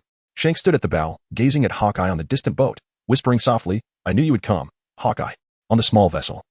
Hawkeye also spotted Shanks and, with a sudden surge of energy, leapt from his boat towards the red-haired pirate ship. Unexpectedly, a figure sprang from Whitebeard's ship. Enveloped in a flowing robe, it was Lin Feng. With an enhanced disguise, his perception had significantly sharpened. No, it could no longer merely be referred to as perception. It was akin to divine consciousness, or perhaps even more refined. It was this heightened awareness that allowed Lin Feng to sense Hawkeye's approach. Fahai. In an instant, Hawkeye recognized Lin Feng's identity, drawing his black blade with a defensive posture. What a coincidence, Hawkeye. Lin Feng spoke slowly, suspended in mid-air, while Hawkeye floated alongside him. Also in the air. However, in contrast to Lin Feng's calm demeanor, Hawkeye bore a grave expression. He acutely sensed that Lin Feng's strength had increased by several magnitudes. Without further ado, Hawkeye swung his black blade towards Lin Feng. The dark slash tore through the void, hurtling towards Lin Feng with greater force than during his confrontation with Kenpachi. It was evident that Hawkeye was prepared to fight with all his might. Knowing that Lin Feng would not spare him, especially considering the significant obstacles he posed during the rescue operation and impel down, Hawkeye did not believe Lin Feng to be magnanimous, hence he took the initiative to strike first. In battles between formidable opponents, seizing the initiative is of utmost importance. Indeed, Lin Feng had grown considerably stronger. It seemed the words spoken and impelled down were not mere bluster. As he felt the force of Hawkeye's slash, Lin Feng reflected upon the earlier threats to his life, which he had previously dismissed. Under such a terrifying attack, even Whitebeard would suffer immensely from a moment's carelessness, let alone his past self. At that time, Lin Feng's progress in his abilities was merely at 40%. Even with a 9-fold enhancement, he could only match an admiral. Had he not completed his mission and increased his progress to 60% after exiting Impel Down, he would have likely perished at the hands of Hawkeye and Carp. However, that was merely a memory. At present, Hawkeye posed little threat in Lin Feng's eyes. Great Buddha Dragon. As the slash approached, Lin Feng casually unleashed a beam of Buddhist light, revealing a colossal dragon coiling within it. After advancing his power, this technique unveiled its true form. A substantial manifestation of the Great Buddha Dragon, starkly contrasting with his previous attacks. The dragon, composed of Buddhist light, charged toward the slash with a fearsome roar. Upon contact, the anticipated explosive clash did not reverberate. Instead, the spectators witnessed an unforgettable spectacle. The Buddhist light dragon seized Hawkeye's slash in its jaws, its serrated teeth gnashing at the attack. The crowd was left in utter astonishment. Father, am I dreaming? Hawkeye's slash has been neutralized by the master. Jozo could hardly believe his eyes, wiping them in disbelief, attempting to ascertain whether he was in a hallucination. He was acutely aware of Hawkeye's terrifying prowess. Their battle seemed like yesterday, and had it not been for his natural diamond-like defenses, Joza doubted he could have withstood even a single blow from Hawkeye. If Hawkeye had chosen to strike him at that moment, the consequences were too dreadful to contemplate. Understanding Joza's shock, Whitebeard remained silent, gazing at Lin Feng suspended in the air, profoundly astonished. Hawkeye's swordsmanship was universally acknowledged as the strongest, even surpassing that of red-haired Shanks, a fact that was indisputable. Not to mention, even Whitebeard himself had to approach a duel with caution. The slash Hawkeye unleashed now was even more formidable than what he had witnessed before. To treat it with the same ease as Lin Feng was utterly implausible. Master, just how strong have you become? Whitebeard could not help but swallow hard. Internally grateful that he had intervened to prevent a confrontation between Lin Feng and red-haired Shanks. Otherwise, that fellow would have faced dire consequences. Contemplating this, Whitebeard turned to glance at Shanks, who was equally taken aback. Although he had known Lin Feng was powerful enough to defeat him with full force, red-haired Shanks found it hard to accept the reality unfolding before him. When Hawkeye appeared, he believed that the addition of such formidable strength would allow him to adopt a more assertive stance against Lin Feng. He did not seek to overpower Lin Feng, but thought that treating him as an equal would be achievable. Yet, witnessing the clash between Lin Feng and Hawkeye shattered all of Shanks' expectations. Captain, what we are witnessing cannot be real, Jesus Burgess murmured, his gaze fixed on Lin Feng, his face a canvas of shock. The others shared similar expressions. Apart from Beckman, astonishment was etched on their faces, with some even exhibiting signs of fear. Hawkeye, having sparred with red-haired Shanks over the years, understood his capabilities better than anyone else. He was someone who could dominate their captain in swordsmanship, and recently, he had further honed his skills. At that time, Shanks had confidently asserted that if he were to face Hawkeye again, he would undoubtedly be defeated. Yet, here was this fierce warrior, who had once made them feel inferior, now being overwhelmingly overpowered by Lin Feng. The red-haired crew found themselves at a loss for words. Meanwhile, Hawkeye, engaged in battle with Lin Feng, wore an increasingly solemn expression. He had unleashed his full strength, only to find it effortlessly neutralized by Lin Feng, who appeared utterly unfazed. This realization caused a sinking feeling in Hawkeye's heart. Will I perish here? He whispered to himself, for the first time truly understanding the meaning of terror. Chapter 99. A startling realization. Hawkeye's speculation. Hawkeye, surrender. I shall not allow you to die here. Lin Feng spoke slowly. Although the voice of Eagle Eye was faint, his keen perception enabled him to hear it distinctly. Fahai. Upon hearing this, a grave expression once again enveloped Eagle Eye's countenance. Lin Feng's intention was not to defeat or eliminate him. What, then, could it be? Eagle Eye could not fathom the answer, and the more he pondered, the more turmoil brewed within his heart. Lost in thought, Lin Feng's figure suddenly appeared before him, his gaze piercing as it locked onto him. Eagle Eye, you have just emerged from the Navy headquarters, have you not? Lin Feng inquired, and then continued, please tell me, who are the commanding officers currently stationed at the naval headquarters? Lin Feng spoke with remarkable rapidity, catching Hawkeye off guard, causing him to retreat repeatedly.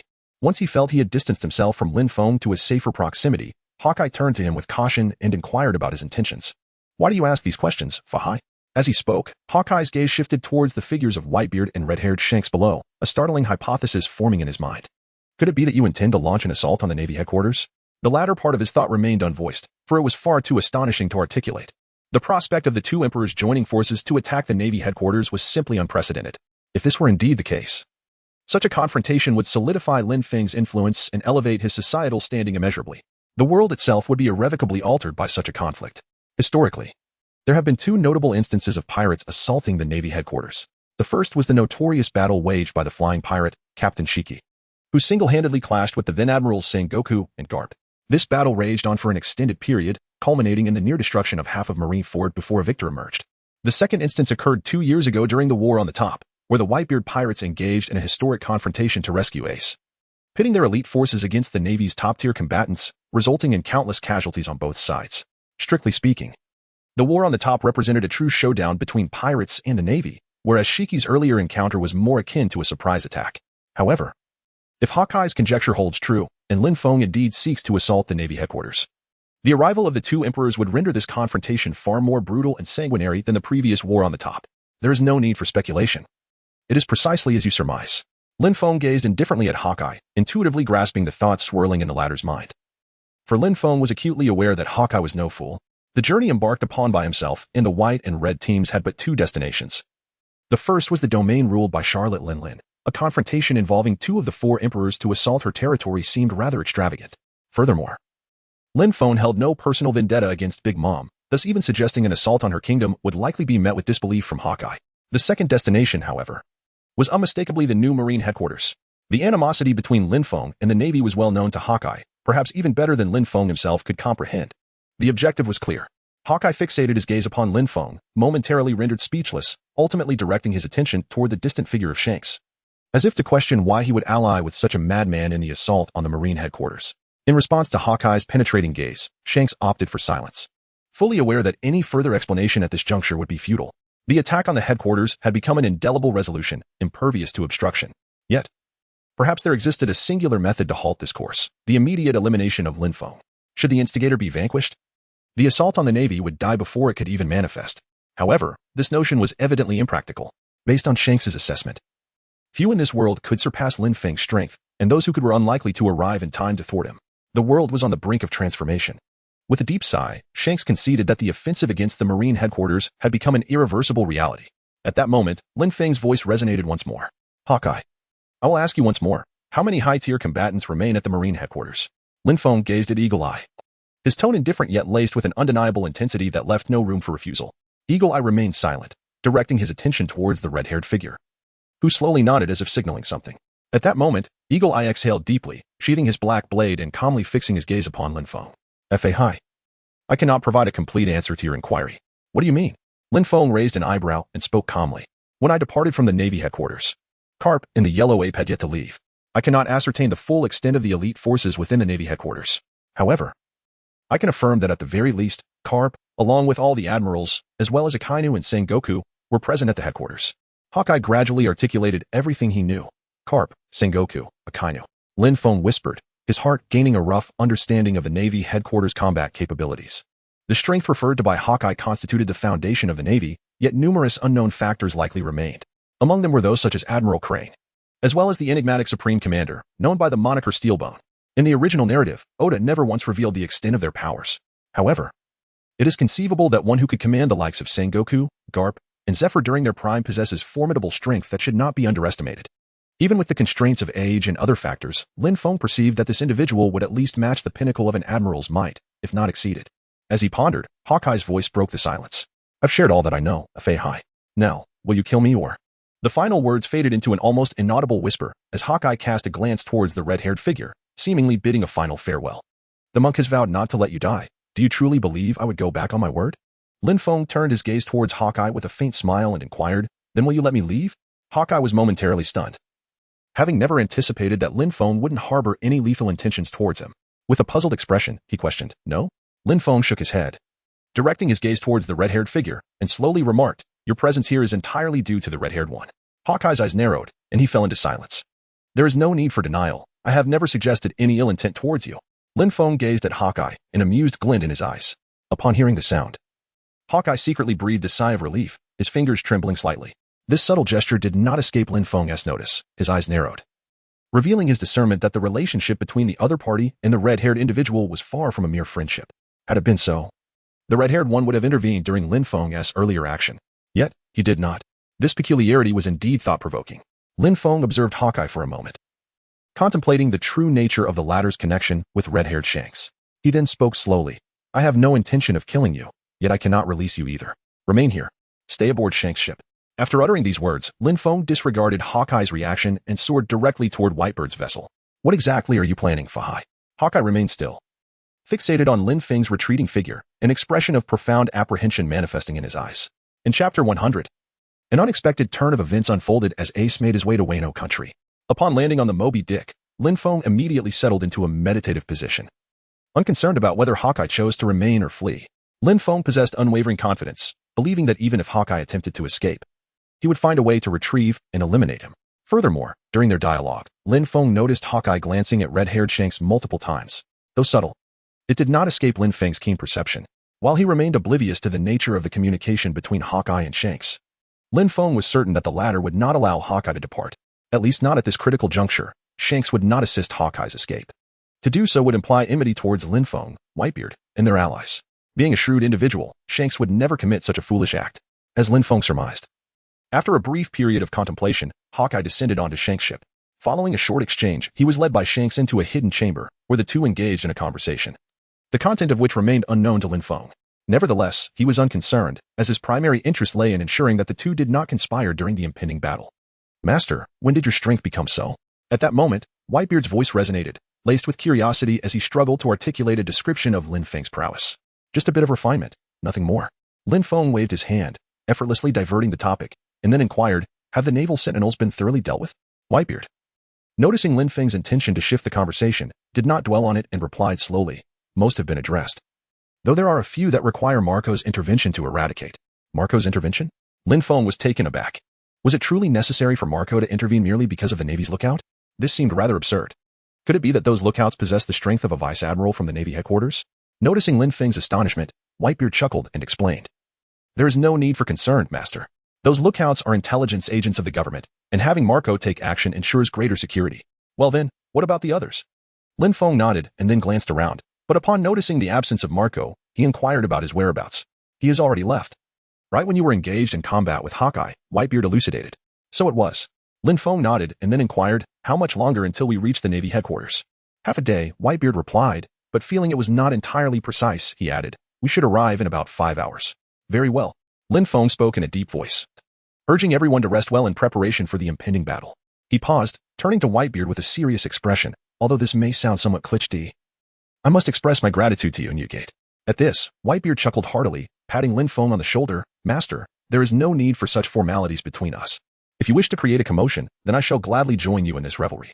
His tone was filled with pride, and the carefree demeanor he exuded left Lin Feng in awe.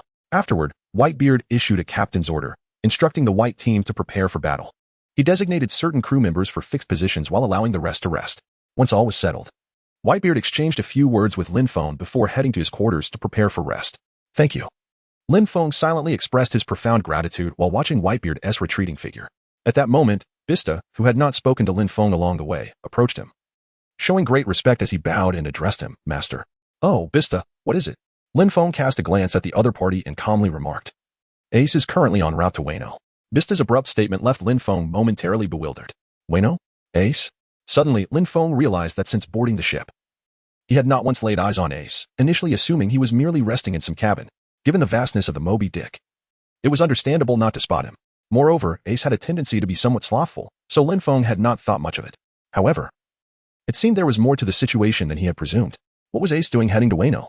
Was it to avenge Odin? Or perhaps to fulfill a promise to Yamato? Regardless of the reason, Ace's journey to Wano at this moment would undoubtedly lead him to encounter Luffy.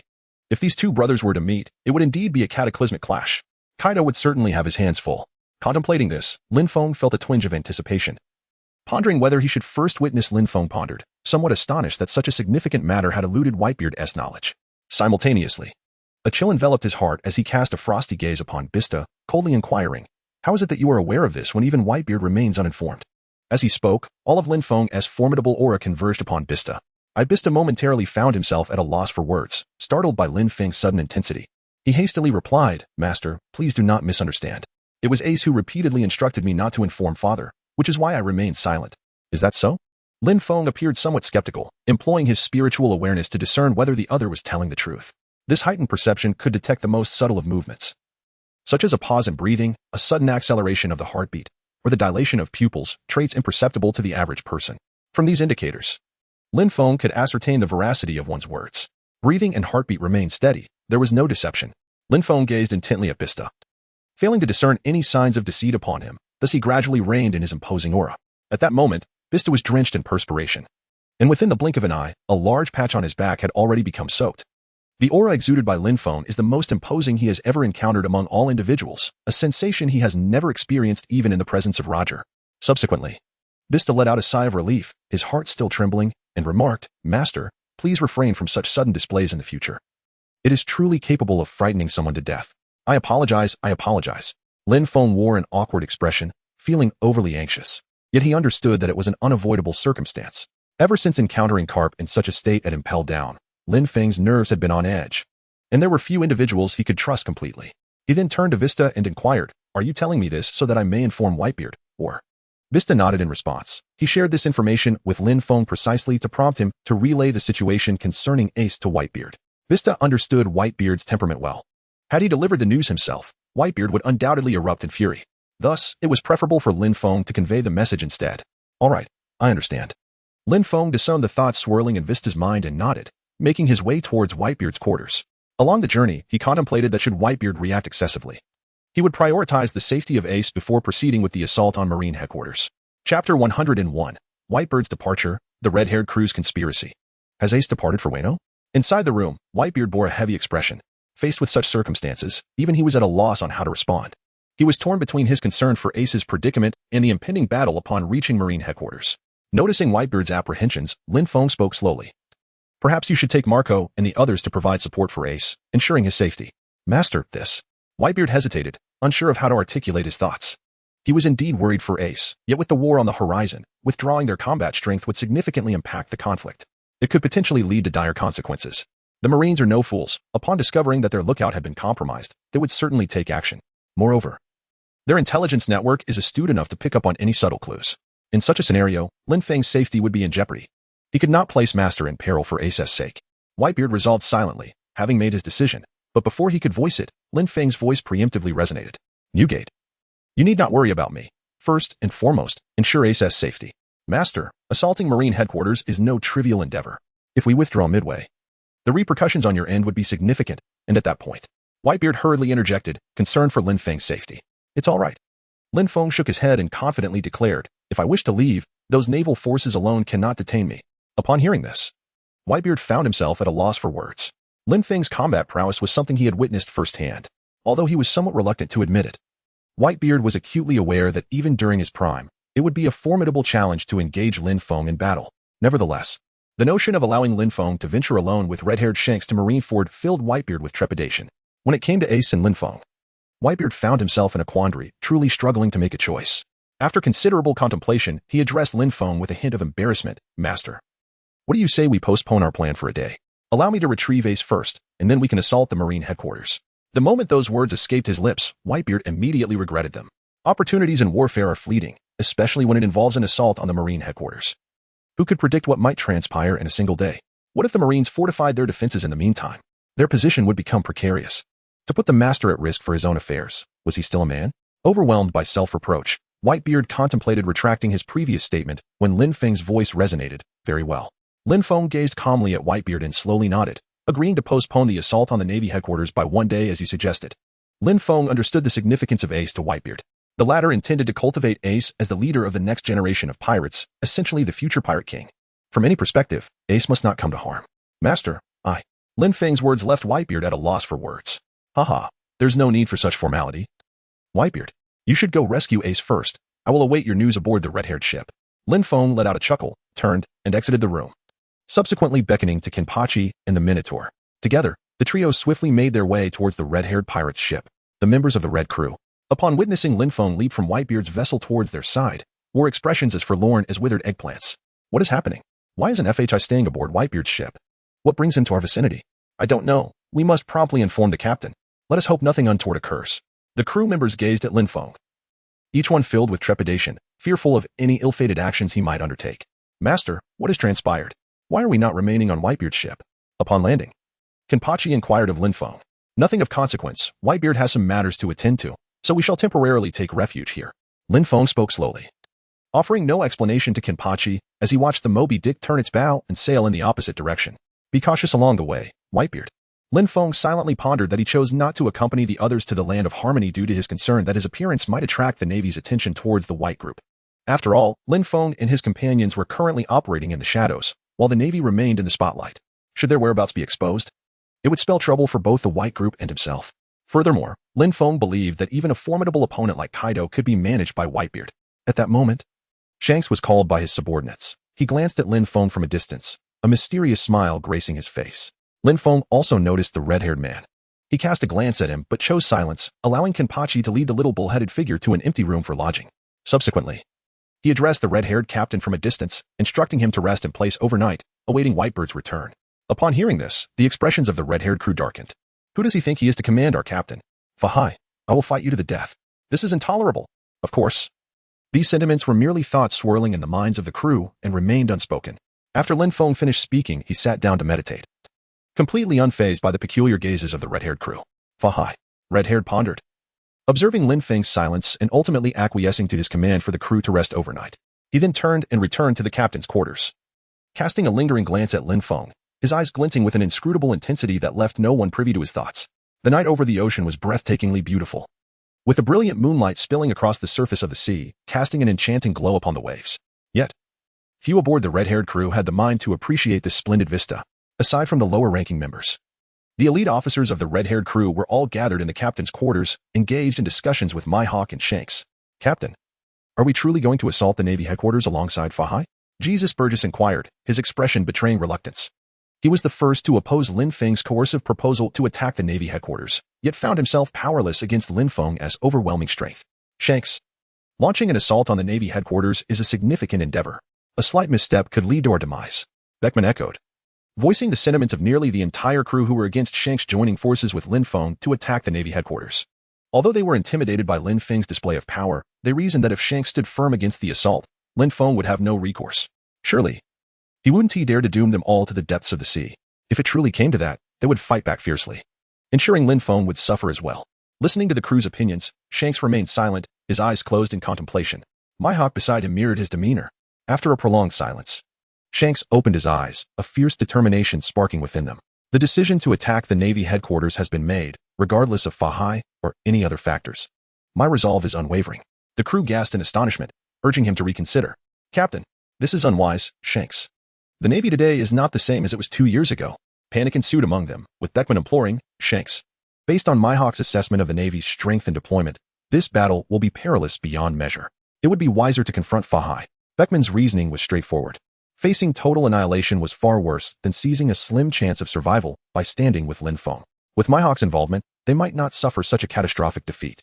Chapter 102, Mihawk Shock, Shanks' Plan. While the red-haired crew deliberated, they remained oblivious to Lin Feng's presence just outside the room. His piercing gaze seemingly capable of penetrating walls, fixated on Shanks.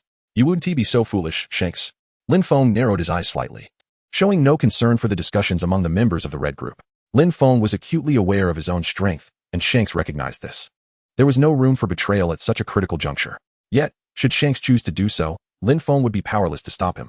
He could only summon Kid and Kenpachi to crush the Red Brigade.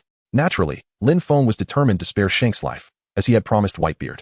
As for the others, their fate would depend on their performance. With this thought, Lin Feng turned away from the door and departed. At that moment, a glimmer of insight flashed in Shanks' eyes as he gazed in the direction Lin Feng had vanished.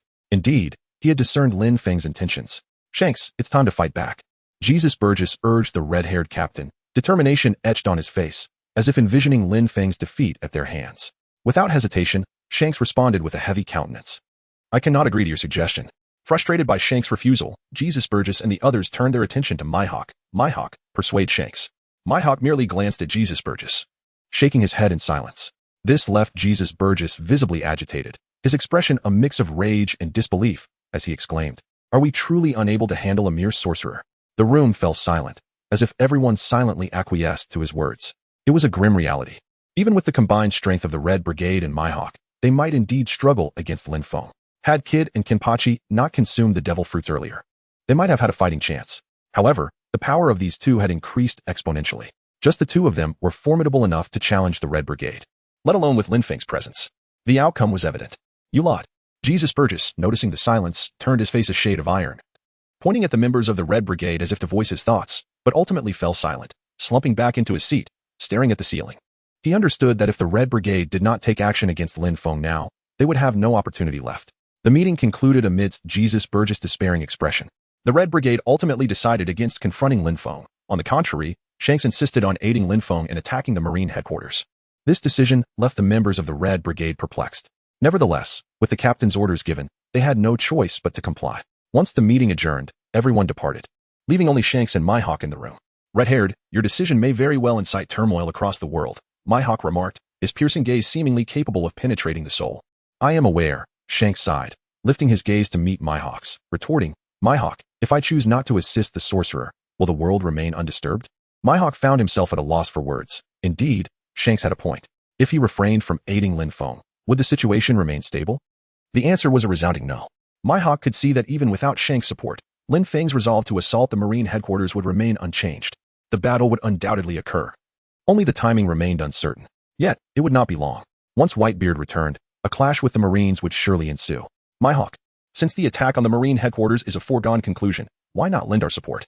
Regardless of how the world's situation unfolds, it would benefit both you and me," Shanks asserted, enunciating each word carefully. In response, Mihawk fell silent, then regarded Shanks with a serious expression, cautioning, "Do not forget your pact with that individual." Once the war ignites, how will you explain your actions to him? At the mention of that individual, Shank's demeanor grew significantly somber, his gaze fixating on a distant point as he fell into contemplation. After a long pause, he looked back at Mihawk, his tone resolute. Do not concern yourself with that. If the sorcerer prevails in this battle, I shall sever the pact I forged with him. Have you lost your mind? Mihawk exclaimed, his face reflecting unease as he admonished, Shanks, consider the consequences of betraying that individual. I am aware. Shanks responded defiantly, undeterred by Mihawk's fervent warning. He continued, I see in the sorcerer something beyond this world. With his strength, should it continue to grow, he could undoubtedly defeat that individual. You. Mihawk was taken aback, staring at Shank's earnest expression, realizing that he was utterly serious, not jesting in the slightest. Before Mihawk could gather his thoughts, Shanks pressed on. Will you assist me with this plan, Mihawk? His voice was soft, yet each word weighed heavily on Mihawk's heart. The terror of that individual had reached unfathomable heights. To even contemplate defeating him was beyond audacity. Mihawk, at his current strength, could not hope to maintain his composure in the presence of such power. It was a suppression that transcended bloodlines, existing on a higher plane. Simply put, that individual's strength was on an entirely different dimension from anyone else in this world. Should he break free from his confines and marry Ehua, no force would remain in the world apart from the Marine headquarters. In the face of such nearly invincible terror, Shanks dared to entertain the notion of outmaneuvering the predator. This idea was simply too reckless, far beyond mere folly. Shanks, have you truly thought this through? Mihawk finally recovered from his shock, looking intently at Shanks. What do you think? Shanks replied with a smile, appearing remarkably at ease, in stark contrast to Mihawk's tension. Mihawk understood Shanks' intent and nodded gravely. After a moment of silence, he said, Shanks, you are undeniably a madman. An absolute lunatic. Haha. Shanks laughed heartily, knowing that Mihawk was on board with his plan. He then approached Mihawk, patting him on the shoulder. Old friend, you will be grateful for this decision years from now. Get lost. Mihawk rolled his eyes, replying with mock exasperation. How did I not notice sooner that you were a madman? Haha. Shanks laughed heartily, placing a hand on Mihawk's shoulder. What great endeavors are accomplished without a touch of madness? Indeed, Mihawk mused, glancing at Shanks with resignation. The two shared a knowing smile before they left the room, oblivious to the pair of eyes that slowly emerged from the shadows outside. It was Lin Feng. He had concealed his presence, remaining motionless and hidden. Heh, do they think they can use me as a pawn? In Lin Feng's eyes, a glimmer of brilliance emerged, as if two colossal dragons were spiraling within his gaze. He attentively absorbed the conversation between the red-haired man and the hawk-eyed figure, although he remained unaware of the true extent of that individual's prowess. However, since the red-haired one intended to employ him as a weapon, he must be prepared to bear the peril of such a volatile instrument. Chapter 103, The Hope of Life. In the blink of an eye, a sleepless night had passed. The dawn's rosy hues cascaded over the ocean, illuminating the waters with an extraordinary vibrancy. A myriad of colors danced upon the surface, creating a sight that was truly delightful to behold. Lin Feng slowly opened his eyes from a feigned slumber, having spent the night in meditation. Ever since he became aware of the plans laid out by the red-haired man and the hawk-eyed figure, he had been contemplating a singular question. Who exactly is that esteemed individual? At first glance, Lin Feng instinctively thought of him. However, based on the reactions of the two men, he harbored doubts. If it were indeed him, there would be no reason for the hawk-eyed one to exhibit such a response. From the tone of their conversation, Lin Feng discerned numerous hints: dread, terror, fear, and other negative sentiments. The person capable of evoking such emotions in the hawk-eyed figure must possess extraordinary strength. Im undoubtedly falls into this category, yet based on Lin Feng's understanding, Im should not wield the power to instill such feelings in the hawk-eyed man. Lost in thought, Lin Feng delved deeper into the golden bowl. Zigwen and Gordon were still bound within it, which was precisely why Lin Feng refrained from exerting its power. Should he lose control over the bowl's force, it could potentially release the two men, leading to a dire situation. Once immersed in the golden bowl, Lin Feng surveyed his surroundings, noticing that Zigwen and Gordon were huddled in separate corners, staring intently at the endless expanse of gold before them. It was evident that both had relinquished hope for survival yet lacked the courage to end their own lives, thus retreating into isolation. Such is the nature of humanity. After the initial surge of impulsiveness fades, hope for life persists. After all, no one truly desires to embrace death, especially for individuals like Zigwen and Gordon, who have long held positions of power. The yearning for hope is often more profound than that of ordinary people. For humankind, death is not to be feared. What is truly terrifying is the absence of hope. Gordon. Suddenly, Lin Feng's voice resonated in Gordon's mind. Fahai. In an instant, a glimmer of light erupted in Gordon's eyes as he scanned his surroundings frantically, yet he found no trace of Lin Feng, which piqued his curiosity. However, curiosity could not linger, and Gordon's voice immediately rang out, knowing that Lin Feng could hear him. Release me from this place. I am open to any terms. Whether it be the secrets of the Holy Land or the mysteries of the D family, I am willing to trade for anything. I would even betray the world government if it meant my freedom. Gordon's tone was imbued with urgency, as he had long awaited communication with Lin Feng. Upon hearing his plea, Lin Feng remained silent, finding Gordon's behavior exceedingly peculiar compared to their earlier encounters. This divergence instilled a sense of caution within Lin Feng, prompting him to respond coolly, "How can I trust you?" Anticipating Lin Feng's skepticism, Gordon clenched his teeth and declared, "Fahai. I swear by the name of the ancestors of the celestial dragons." Lin Feng scoffed with disdain. The ancestors of the celestial dragons swore an oath? What significance does that hold? It would be far more practical to don a self-detonating collar instead.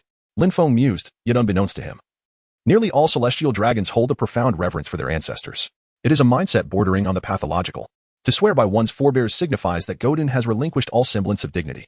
Do not attempt to deceive this old monk, in my eyes. The name of one's ancestors holds little worth. Lin Feng said lightly, "I shall pose but a single question to you. Answer it well, and I shall grant you your freedom within 10 years. 10 years. Gordon felt a heavy weight settle in his heart. To remain here for a decade was a torment far worse than death itself. 1 year. Gordon gritted his teeth, drastically reducing the term to a mere fraction. Haha. Lin Feng chuckled coldly, "Old man, you must comprehend the current situation. I am not here to haggle with you. 10 years is 10 years. Gordon was momentarily rendered speechless by Lin Feng's retort. Though a simmering anger brewed within him, he could not deny the truth in Lin Feng's words. He was merely a pawn in this game, with little leverage to negotiate. Taking a deep breath, Gordon endeavored to steady his emotions before responding, "Fahai. Please articulate your concerns, and then we shall discuss the duration of the agreement." Despite his outward demeanor, Gordon had already calculated his strategy. The moment Lin Feng revealed his issue, he would feign difficulty, regardless of its nature, in hopes of negotiating more favorable terms. Seeing this, Lin Feng offered a faint smile. Fully aware of Gordon's intentions, during their exchange, he was simultaneously in communication with Chigowan. He had hoped to create friction between the two, yet was taken aback to discover their attitudes were remarkably aligned, even their manner of speaking strikingly similar. This surprised Lin Feng, leading him to believe that Gordon and Chigowan had conspired on their rhetoric and approach prior to his arrival. Such unity was indeed commendable. By speaking with one voice, they could ensure their survival. "Gordon, you are quite astute," Lin Feng remarked. Lin Feng smiled and remarked that he did not believe such a scheme could have originated from that reckless fellow, Zigwan. It could only be attributed to the calm and composed Gordon. What does this imply? Gordon feigned ignorance, fully aware that at this juncture, he could not concede. To admit it would signify that all his previous calculations would come to naught. "It is nothing." Lin Feng spoke calmly, then posed his question. "Is there anyone above him among the 5 elders?" At the sound of Lin Feng's voice, Gordon and the distant Zigwan's pupils contracted sharply. "Where did you hear the name him?" Gordon struggled to contain the shock within. After all, there were but a few in this world who knew the name him. However, he soon found solace, for given Lin Feng's strength, he must have already entered the circle of elite powers. The knowledge of Lord M's name should not have been too surprising. Yet, what astonished him was why Lin Feng would inquire about individuals above him. "Answer me. Aside from him, are there others above you?" Seeing Gordon remain silent, Lin Feng asked once more, his tone growing colder. Gordon hesitated. He was unaware if there were others above Lord M. However, judging by Lin Feng's demeanor, he seemed convinced that there were indeed others above him. Just as he contemplated how to navigate this predicament, Zigwan suddenly erupted from afar, his tone ferocious. "Fahai, if you seek to uncover the secrets of the celestial dragons, I will never reveal them, even if it costs me my life." With that, Zigwan raised his fist to strike at his own head. "No." Gordon's eyes widened in horror. With only Zigwan accompanying him in the Golden Bowl, if the latter were to perish, his hope for survival would be drastically diminished. In this critical moment, a voice of enlightenment resonated. Just as Zigwan was about to strike, time within the Golden Bowl seemed to halt, and Lin Feng's spiritual form gradually materialized. "Fahai, scum." Both Gordon and Zigwan turned their gazes towards Lin Feng, their eyes reflecting a myriad of emotions. "Do not be overly agitated. Did you not earlier assert that you would answer any question I pose?" Lin Feng advanced leisurely towards Zigwan, gently lifting the opponent's hand from his head with a single touch, then pointed towards Gordon. Instantly, Gordon's body floated uncontrollably towards him. Terror flickered in the eyes of both Gordon and Zigwan. Such power was utterly unprecedented. Yet Lin Feng remained indifferent, for within the realm of the Golden Bowl, he was a deity. Unless one surpassed his strength, they could only submit to his will. Chapter 104. Possessing the power to sweep away all. Fahai. Gordon stared at Lin Feng in shock, disbelief flooding his gaze. Such ability, such technique, it was even more terrifying than that of that man. This forced Gordon to ponder just how formidable had Lin Feng become during his imprisonment, though uncertain of the exact extent. One thing was undeniable: Lin Feng had transcended the common understanding of this world. Still thinking of how to deceive me? Lin Feng bound both Gordon and his companion before him, a smile gracing his face. Upon hearing this, Gordon broke into a cold sweat, his eyes darting wildly. Without Lin Feng's permission, he was rendered speechless, resorting to the frantic movement of his eyes to convey his thoughts. However, what was he trying to express? It left me utterly bewildered. Lin Feng expressed his disdain, and with a flourish of his hand, he lifted the restraints placed upon Gordon. However, he chose not to release the bindings on Zigwan. A person like him could not be constrained by mere life and death. This was evident from the earlier scene. Zigwen's unwavering adherence to his beliefs was apparent, as he could not have possibly accepted self-destruction nor responded to Lin Feng's inquiries. In comparison, Gordon appeared considerably more composed. Despite being confined, his attire remained impeccably neat. A person who places such importance on their appearance could not genuinely desire to end their own life. Lin Feng seized upon this very point to release the other's restraints. Without a doubt, Gordon would undoubtedly voice all his earlier questions once freed from confinement. What Lin Feng aimed to do was to grasp the opponent tightly, push despair to its absolute limit, and then offer a glimmer of hope to break Gordon down completely and thereby extract the information he desired, as anticipated by Lin Feng. The moment the restraints were lifted, Gordon's voice immediately rang out. Fahai, I'll talk. I'll tell you everything. Gordon was terrified, genuinely terrified, under Lin Feng's uncanny abilities. The last line of defense in his heart had been shattered. Lin Feng merely chuckled in response. Lin Feng let out a cold sneer, a chilling aura emanating from him as he addressed Gordon. Do you truly believe I can still trust your words? As he spoke, a radiant light enveloped his hand, and a menacing glint filled his eyes. Observing this, Gordon felt a shiver run down his spine, at a loss for words. Indeed, his earlier statements to Lin Feng had been meticulously orchestrated, intended to lower Lin Feng's guard while he and Chiga once sought a means of escape. However, Lin Feng's recent display of power left him utterly astounded. Faced with such terrifying strength, Gordon felt no hope of fleeing alongside Chiga. Was he destined to perish here? A heavy expression clouded Gordon's face. He did not wish to die, having faced dire straits before. He yearned for life more than anyone else. He looked at Lin Feng with an almost pleading gaze, a look he had never worn before. Fahai, grant me another chance. Another chance? Lin Feng scoffed, observing Gordon's demeanor. Opportunities are reserved for the honest, not for you. Embrace eternal slumber. Dying by my hand is hardly a loss. With these words, Lin Feng raised his hand, the divine light intensifying, poised to strike Gordon down. Just then, Gordon, his eyes flashing with determination, suddenly shouted, Fahai. There are others above Lordum. Oh? Lin Feng halted his motion, a curious glint in his eye as he regarded Gordon. Do go on. Gordon, staring at the imminent light, swallowed nervously and continued. Before I speak of that esteemed individual, let me clarify the relationship between Lord M and us. It is well known that the highest power of the world government is the Five Elders. However, this is merely the external designation within our own circles. Individuals like myself and Chiga are referred to as divine guards. And the one who commands us, Lord M, is known as the divine envoy. Divine guard? Divine envoy? A glimmer of insight flickered in Lin Feng's eyes, for such titles inevitably conjure vivid associations. A divine guard? A celestial envoy? The protector of the deity? And who, precisely, is this envoy? Before Lin Feng could delve deeper into his thoughts, Gordon's voice resonated once more. I believe it is unnecessary for me to elaborate. You can undoubtedly surmise that the esteemed individual you inquired about is indeed the deity we serve. A deity? Upon hearing this, Lin Feng erupted into laughter, for he could not fathom the existence of divine beings within the realm of pirates. Even if his transmigration were to induce some unforeseen anomalies in the pirate world, it would not warrant the presence of such transcendental entities. Are you truly speaking the truth? Lin Feng gazed at Gordon, his eyes narrowing slightly.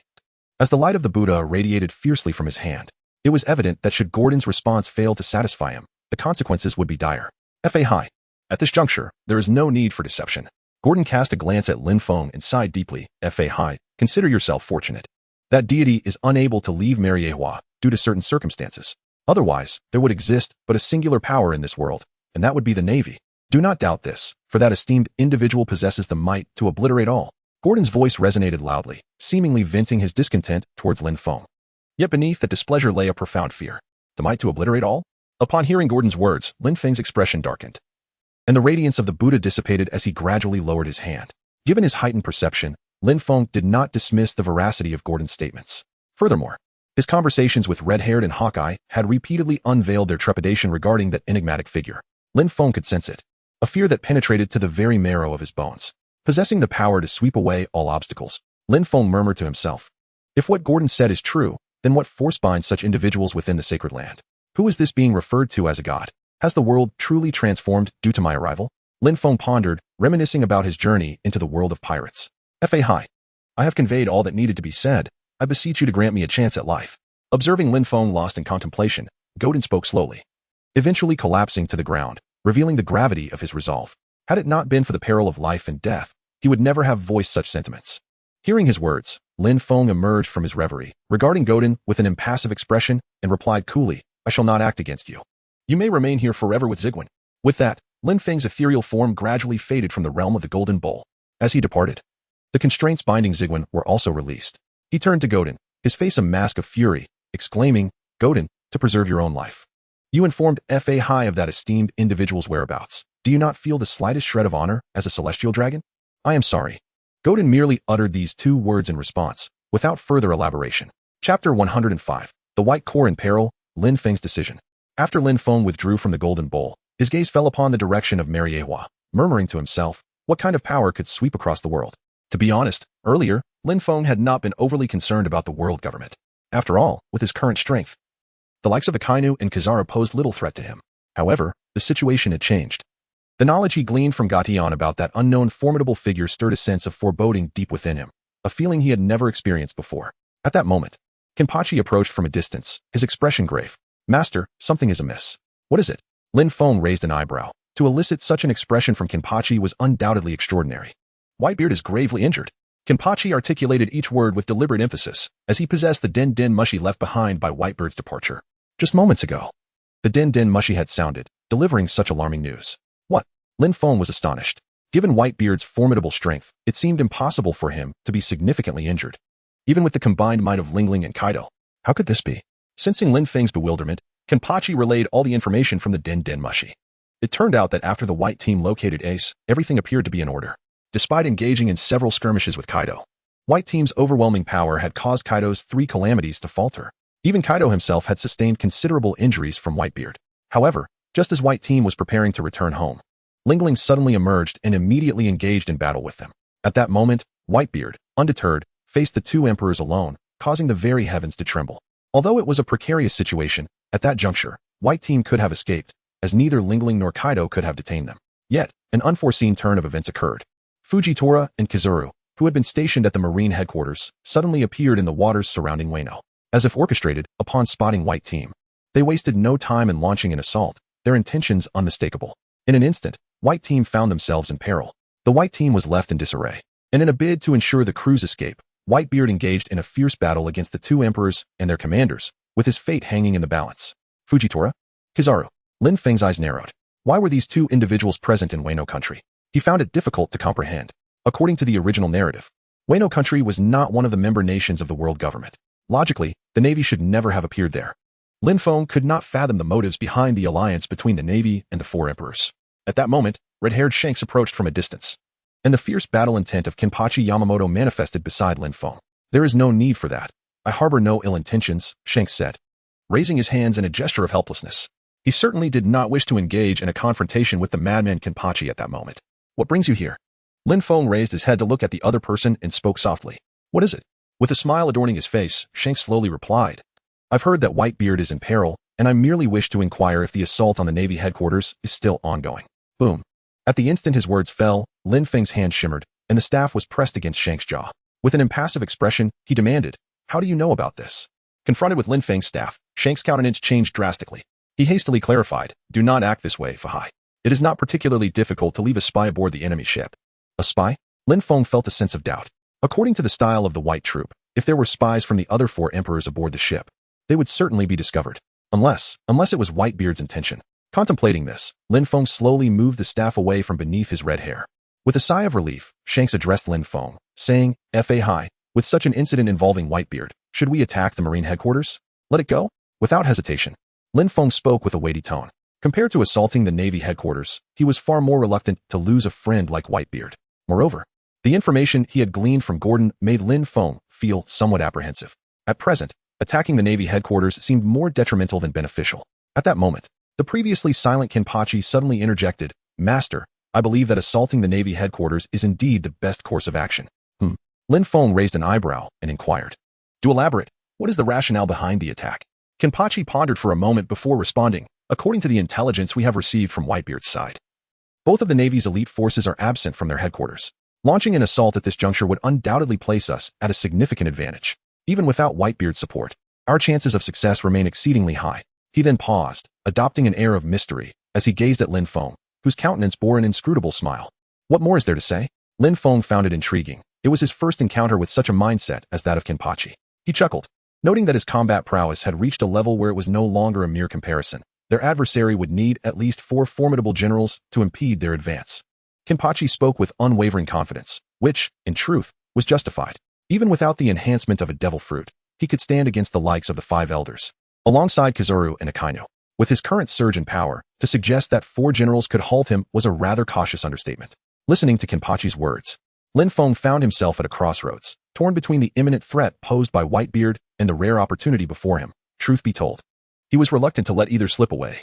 After much contemplation, a spark ignited in Lin Feng's eyes as he turned to Kenpachi and suddenly inquired, "If I were to entrust you with the task of leading the young bull and the red-haired pirates, do you possess the confidence to dismantle the Navy headquarters?"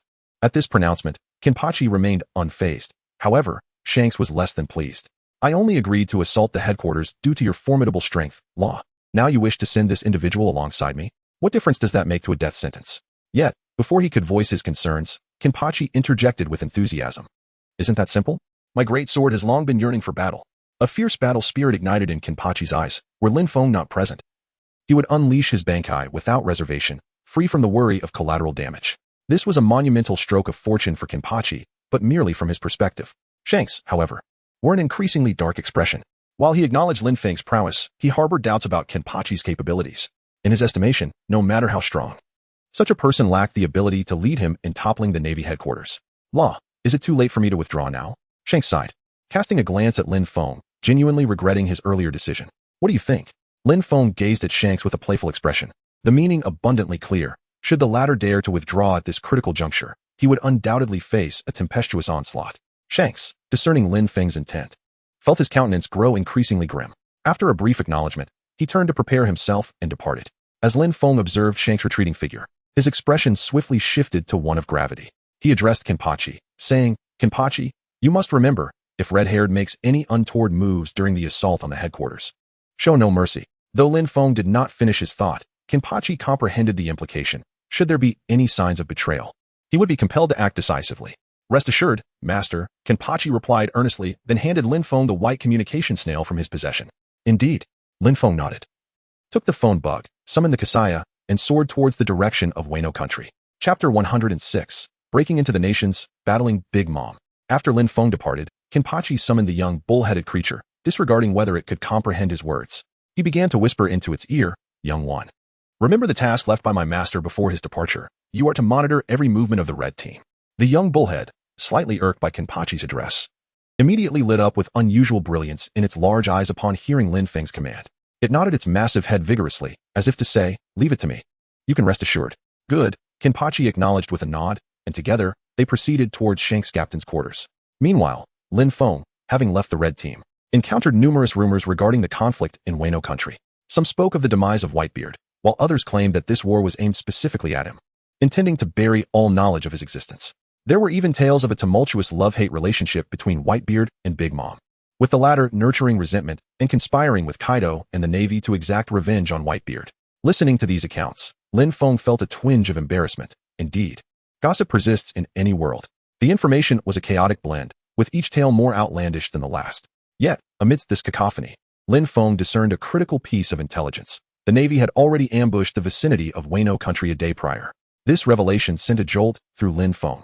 For just a day ago, he had been strategizing with the white team on how to assault the Navy headquarters. It was astonishing that the enemy had managed to reposition their forces at such a time. Subsequently, Whitebeard had ventured to Wano to support Ace. The timing of these events was far too coincidental enough to instill fear in Lin Feng. If it were merely coincidence, it would be manageable. However, what truly troubled him was the possibility that all of this was part of someone's intricate scheme, manipulating them like puppets on a string. The more Lin Feng pondered, the more apprehensive he became, causing the speed of his vessel to accelerate as it swiftly sailed towards the land of harmony. Before long, Lin Feng traversed the waters of the myriad nations, a crucial passage en route to the land of harmony. While he could have chosen to navigate around it, he was acutely aware that Big Mom, the sovereign of the nations, was one of the principal instigators behind the assault on Whitebeard. Lin Feng harbored numerous inquiries he wished to extract from his counterpart. Thus, he deliberately ventured to this place.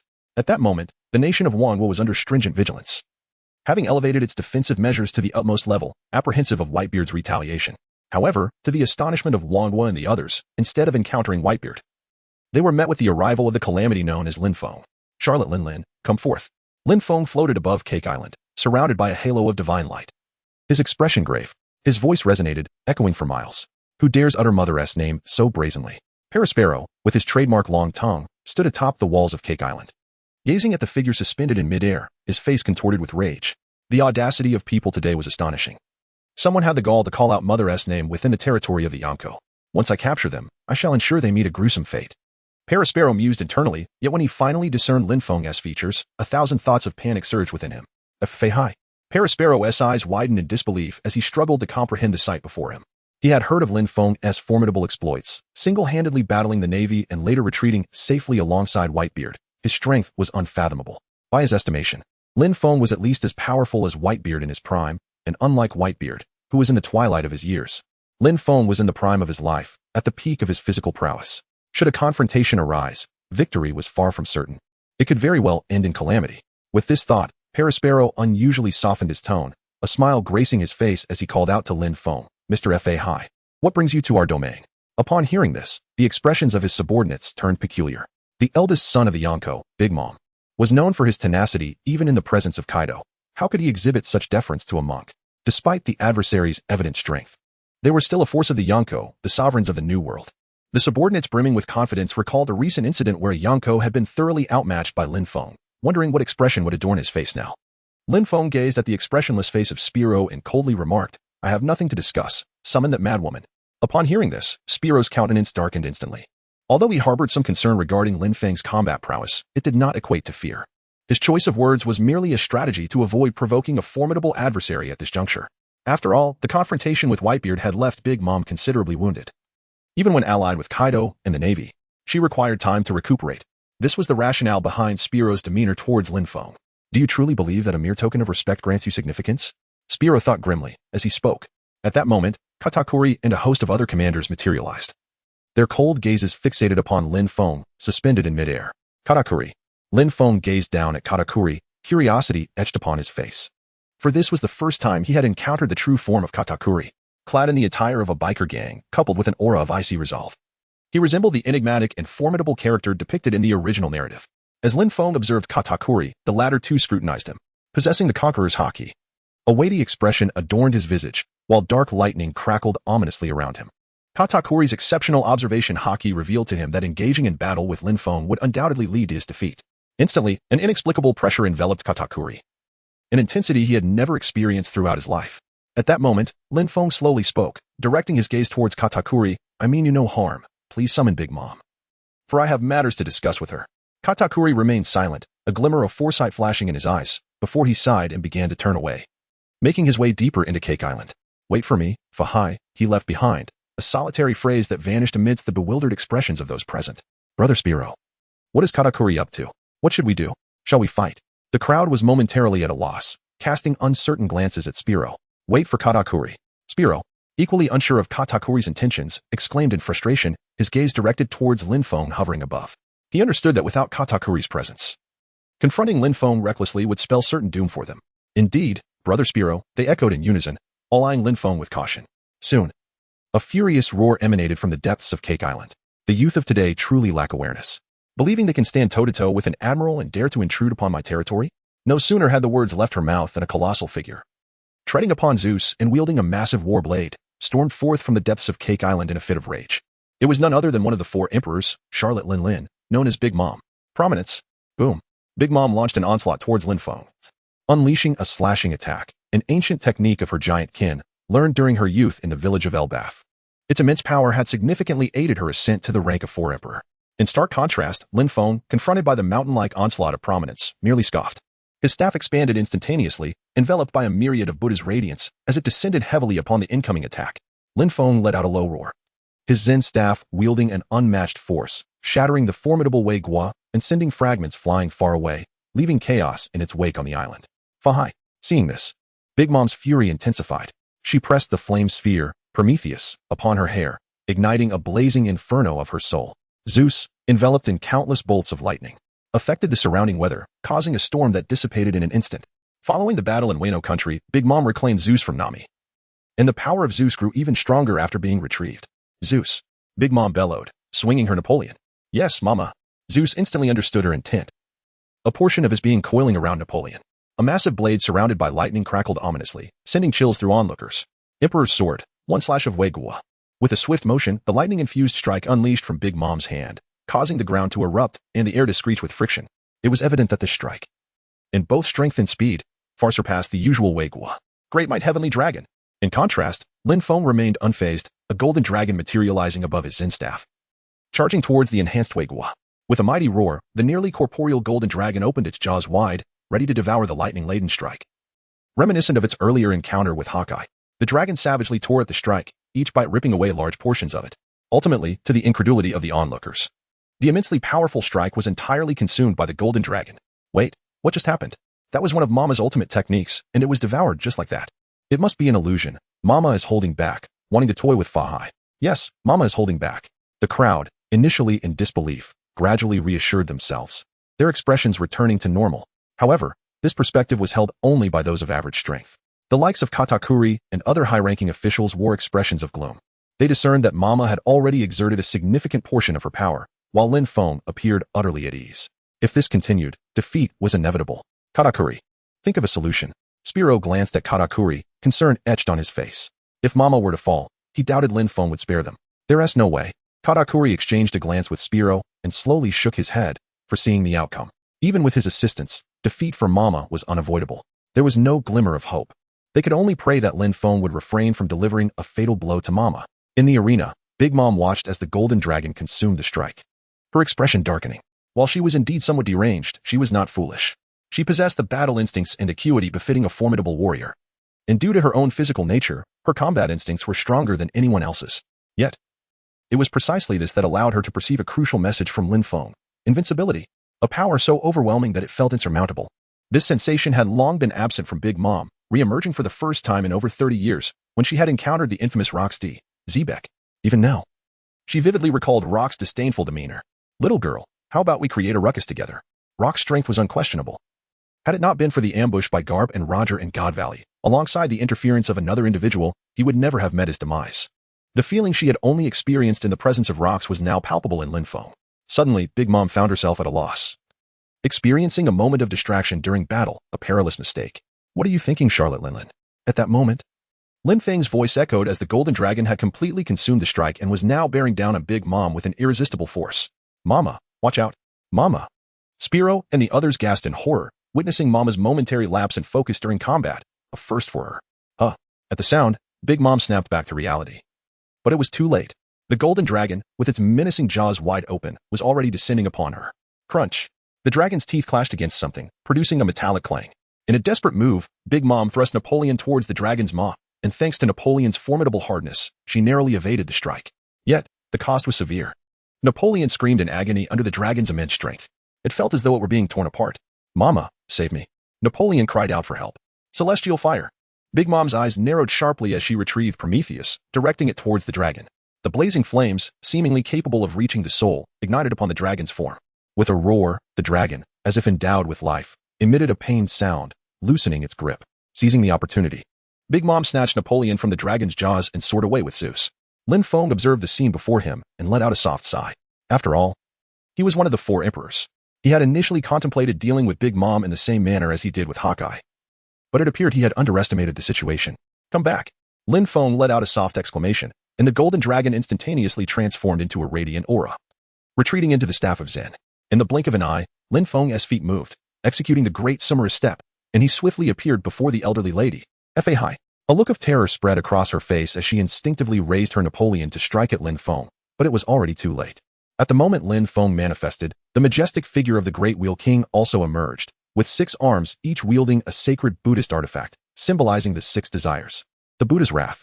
Lin Feng let out a low growl, and behind him, the arms of the Great Wheel King appeared to come alive, attacking Big Mom from various angles. 6 arms spun in a relentless cycle, each strike leaving scars upon Big Mom's seemingly impenetrable skin. Big Mom went into a frenzy. The intense pain drove her nearly to madness, exacerbating the injuries sustained during her battle with Whitebeard. Her body was drenched in blood. Even her signature pink dress stained a deep crimson. Yet even so, Big Mom continued to seek opportunities for counterattack. In the instant the 6 arms alternated, she found her chance. Napoleon was encircled by Zeus and Prometheus, marking the first time the 3 homies joined forces. Emperor's sword, heavenly fire, and thunder. With a whoosh, the blazing and thunderous blade slashed towards Lin Feng, causing the clouds above Cake Island to part, revealing a cerulean sky. The combined assault of the 3 homies was immensely powerful. Those most acutely aware of such terrifying might were none other than Lin Feng, who faced the onslaught. However, despite the impending danger, his expression remained calm. At the moment the attack was about to reach him, a radiant light emerged from his hand. The Great Will King's avatar seemed to come alive, merging the 6 arms into one, charging towards the incoming Emperor's sword. Chapter 108. The Overwhelming Power of the Immutable King. The wrath of the Buddha clashed against an attack from the soul, resulting in an explosive confrontation. In an instant, everyone on Cake Island was thrown to the ground by the residual force of the collision, with only a few powerful generals remaining unscathed. Is the apocalypse upon us? Exclaimed a slightly formidable pirate, slumped on the ground, trembling at the sight of Lin Feng and Big Mom's battle. The clouds, no. At that moment, it seemed as though the very sky had been pierced by such might. Not far from him, Sparrow stood in a daze, fear evident in his eyes. He never imagined Lin Feng could be this strong, forcing Big Mom to merge the 3 homies. Yet, even with this amalgamation, it offered no advantage. To his shock, the Emperor's sword began to crack under the pressure of the Great Will King's assault. Napoleon's agonized cries echoed around them. "Mom, I'm going to break. Mom." Observing this, a grave expression crossed Big Mom's face. She realized that if this continued, Napoleon would surely shatter into pieces. However, if she retracted it, she would have to confront the direct assault of the Great Will King's avatar. Despite her innate defensive prowess, she dared not face the avatar head-on. Still reeling from the wounds it had inflicted earlier, blood oozing from her body. Considering all these factors, Big Mom ignored Napoleon's pleas. The fury of Zeus and Prometheus intensified. Regardless of whether Napoleon could withstand it, all their powers surged onto the blade, bolstered by her own conqueror's haki. Subsequently, Big Mom amplified her strength, striking down towards the Great Will King's avatar. Emperor's sword, national destruction. With a whoosh, the pitch-black conqueror's haki radiated an unparalleled brilliance. As the soul fire and apocalyptic thunder conjured by Zeus and Prometheus surged forth through Napoleon. In that moment, the world itself seemed to change color. The already formidable attack of the 3 homies was further amplified by the addition of Conqueror's haki. Faced with such an onslaught, even Lin Feng had to take it seriously. Buddha's light surged within him, and once again, a manifestation of the Great Will King rose behind him, representing the judgment of evil, the Immutable King. The moment the Immutable King appeared, its form solidified into a tangible entity, stepping forth from behind Lin Feng. Faced with the towering presence of the Immutable King, Big Mom steeled herself. Regardless of Napoleon's anguished cries, she cast him aside towards Lin Feng. "No, Mom!" Napoleon screamed in terror, hurtling toward Lin Feng in the wake of her strike, destined to be shattered regardless of the outcome. In response to Big Mom's relentless assault, Lin Feng waved one hand, and instantly the Immutable King's avatar rotated its right arm, the sword of judgment aimed at the incoming strike and Napoleon. This marked the first time Lin Feng earnestly unleashed the Immutable King's avatar after enhancing his strength. In an instant, the Immutable King's sword met the national destruction. Surprisingly, the anticipated violent explosion and residual force did not occur. As the Immutable King's sword descended, the national destruction simply vanished in midair, silent and without a trace. Following this, Napoleon's eyes widened in horror. No, overwhelming fear caused it to break free from Big Mom's control, forcibly altering its path away from Lin Feng. With a clang of shattering metal, Napoleon shot off into the distance, its immense force obliterating countless buildings before finally coming to a halt. This scene left the onlookers in sheer disbelief, jaws nearly hitting the ground. Napoleon has betrayed her. What kind of ability is this?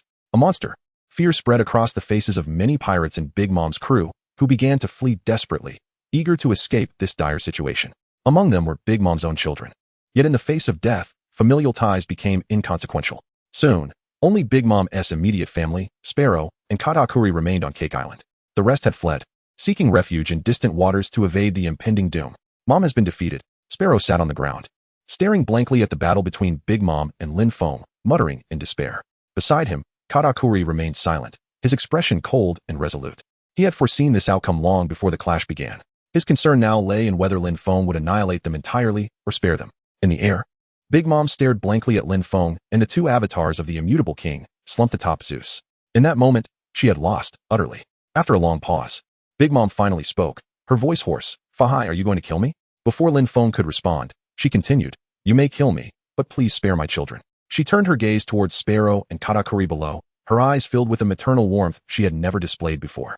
In the face of death, this once despotic ruler, the nearly insane queen, the natural destroyer, Charlotte Lin, finally revealed her maternal glow. Below, Sparrow and the others, hearing Big Mom's words, felt tears welling up in their eyes.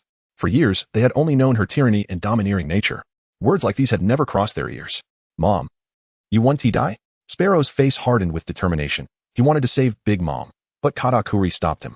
"What are you doing, Katakuri?" Sparrow exclaimed, glaring at him, fury blazing in his eyes. "Mom will not die," Katakuri calmly replied, not looking back. "What?" Sparrow was momentarily taken aback, given the circumstances. Was the opponent not intent on targeting his mother? As if to respond to his confusion, Lin Feng's voice suddenly resonated, raising his gaze towards the matron and stating, "I never said I would kill you." A look of disbelief crossed the matron's face. In that instant, not only he but also the others present wore expressions of bewilderment. Not killing the mother? Then what was the purpose of his aggressive intrusion into the realm of nations? Was it merely to deliver a beating to her? It hardly seemed worth it. Are you truly not going to kill me? The matron scrutinized Lin Feng with suspicion. Uncertain of his intentions, she cautiously inquired. "I will not kill you." Lin Feng slowly nodded, then withdrew the two manifestations of the Ming Wang. He stepped forward to stand before Big Mom, gazing down at her, and demanded, "Tell me, where's Whitebeard? After your battle with him, where did he go?" Upon hearing this, Big Mom instantly understood, her expression shifting as she realized that the reason for Lin Feng's earlier assault was to seek vengeance for that old man, Whitebeard. Chapter 109, Mother. We respect your choice. Is it all just for this? Big Mom appeared somewhat incredulous. I fought you two to the bitter end, and it turns out it was all because of Whitebeard? I thought I had some grievance with you. Speak quickly. Lin Feng's expression darkened as he spoke in a cold tone, the staff beside him radiating a dazzling Buddhist light, seemingly reminding the elderly woman of the gravity of the situation. I say. Upon noticing this, the elderly woman immediately responded loudly, raising her hand and adopting the demeanor of a docile old lady. Just as she was about to speak, Lin Feng suddenly interjected, "Fahai, what is your race?" Huh. Lin Feng's expression turned cold as he met the curious gaze of the elderly woman, feeling a wave of disgust wash over him. The great. Without uttering a word, Lin Feng charged towards the matron, unleashing two dazzling golden dragons that forcefully knocked her down from Zeus. With a thud, the robust matron crashed onto the ground, creating a substantial crater in the earth, revealing the remarkable sturdiness of her physique. Observing this, Spyro and the others rushed forward, collectively pulling the matron from the depths of the pit. "Mother, are you all right?" Spyro's face was etched with concern as he gazed at the bloodied matron, a surge of anger swelling within him. Yet, he dared not voice his feelings, for Lin Feng stood quietly nearby, watching intently. "Now, may I speak?" Lin Feng fixed his gaze on Big Mom, his voice icy. I said.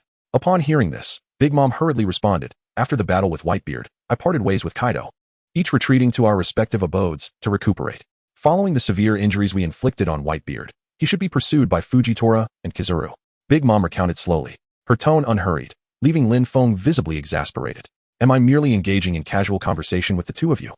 Lin Feng cast a fierce glare at the other party, causing the elderly woman to feel a chill surging from her feet to her heart, prompting her to hastily condense her words. "When I departed, Whitebeard was gravely injured. However, I am unaware of his final whereabouts." As she spoke, the elderly woman sensed a terrifying intent to kill, which frightened her into altering her tone.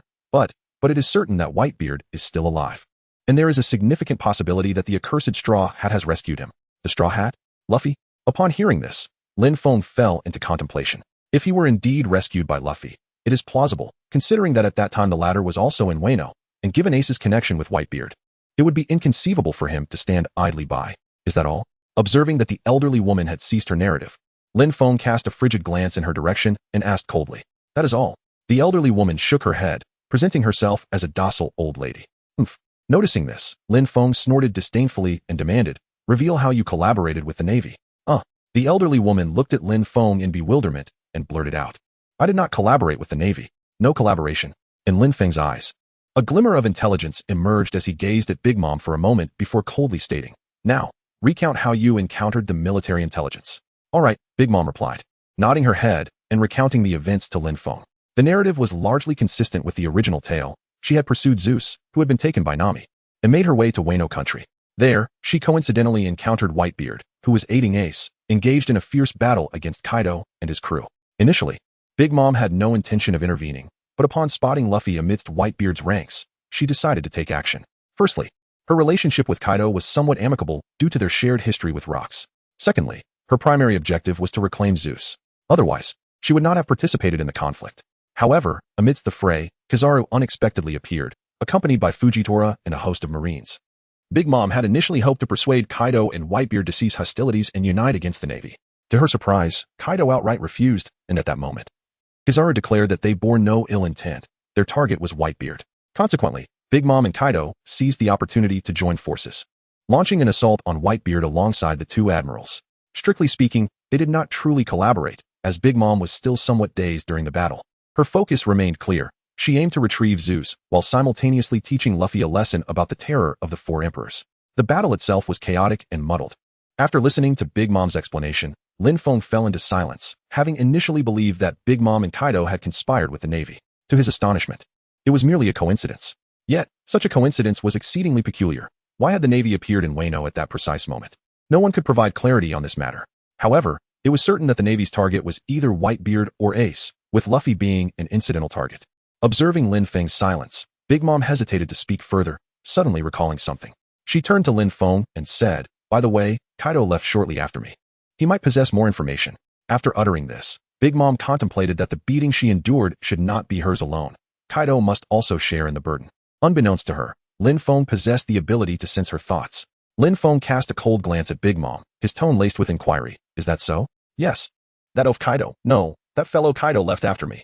Upon hearing this, Big Mom appeared exceedingly anxious, clearly having been thoroughly subdued by Lin Feng.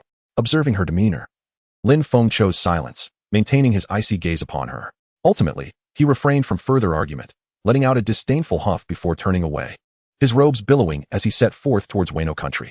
Although Big Mom harbored intentions of redirecting animosity, she did not utter falsehoods, which was why Lin Feng chose not to press her further.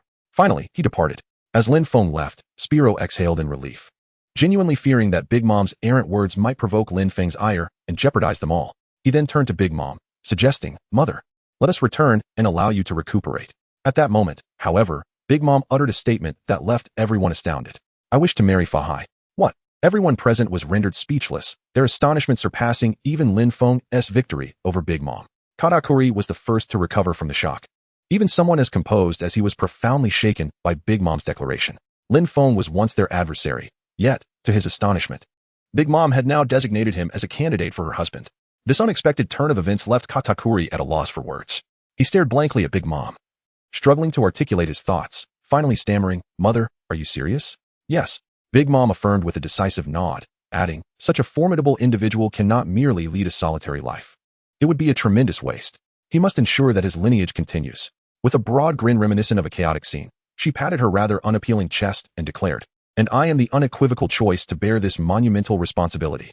Upon hearing this, the still recovering Spiro and the others fell into a state of shock, utterly bewildered.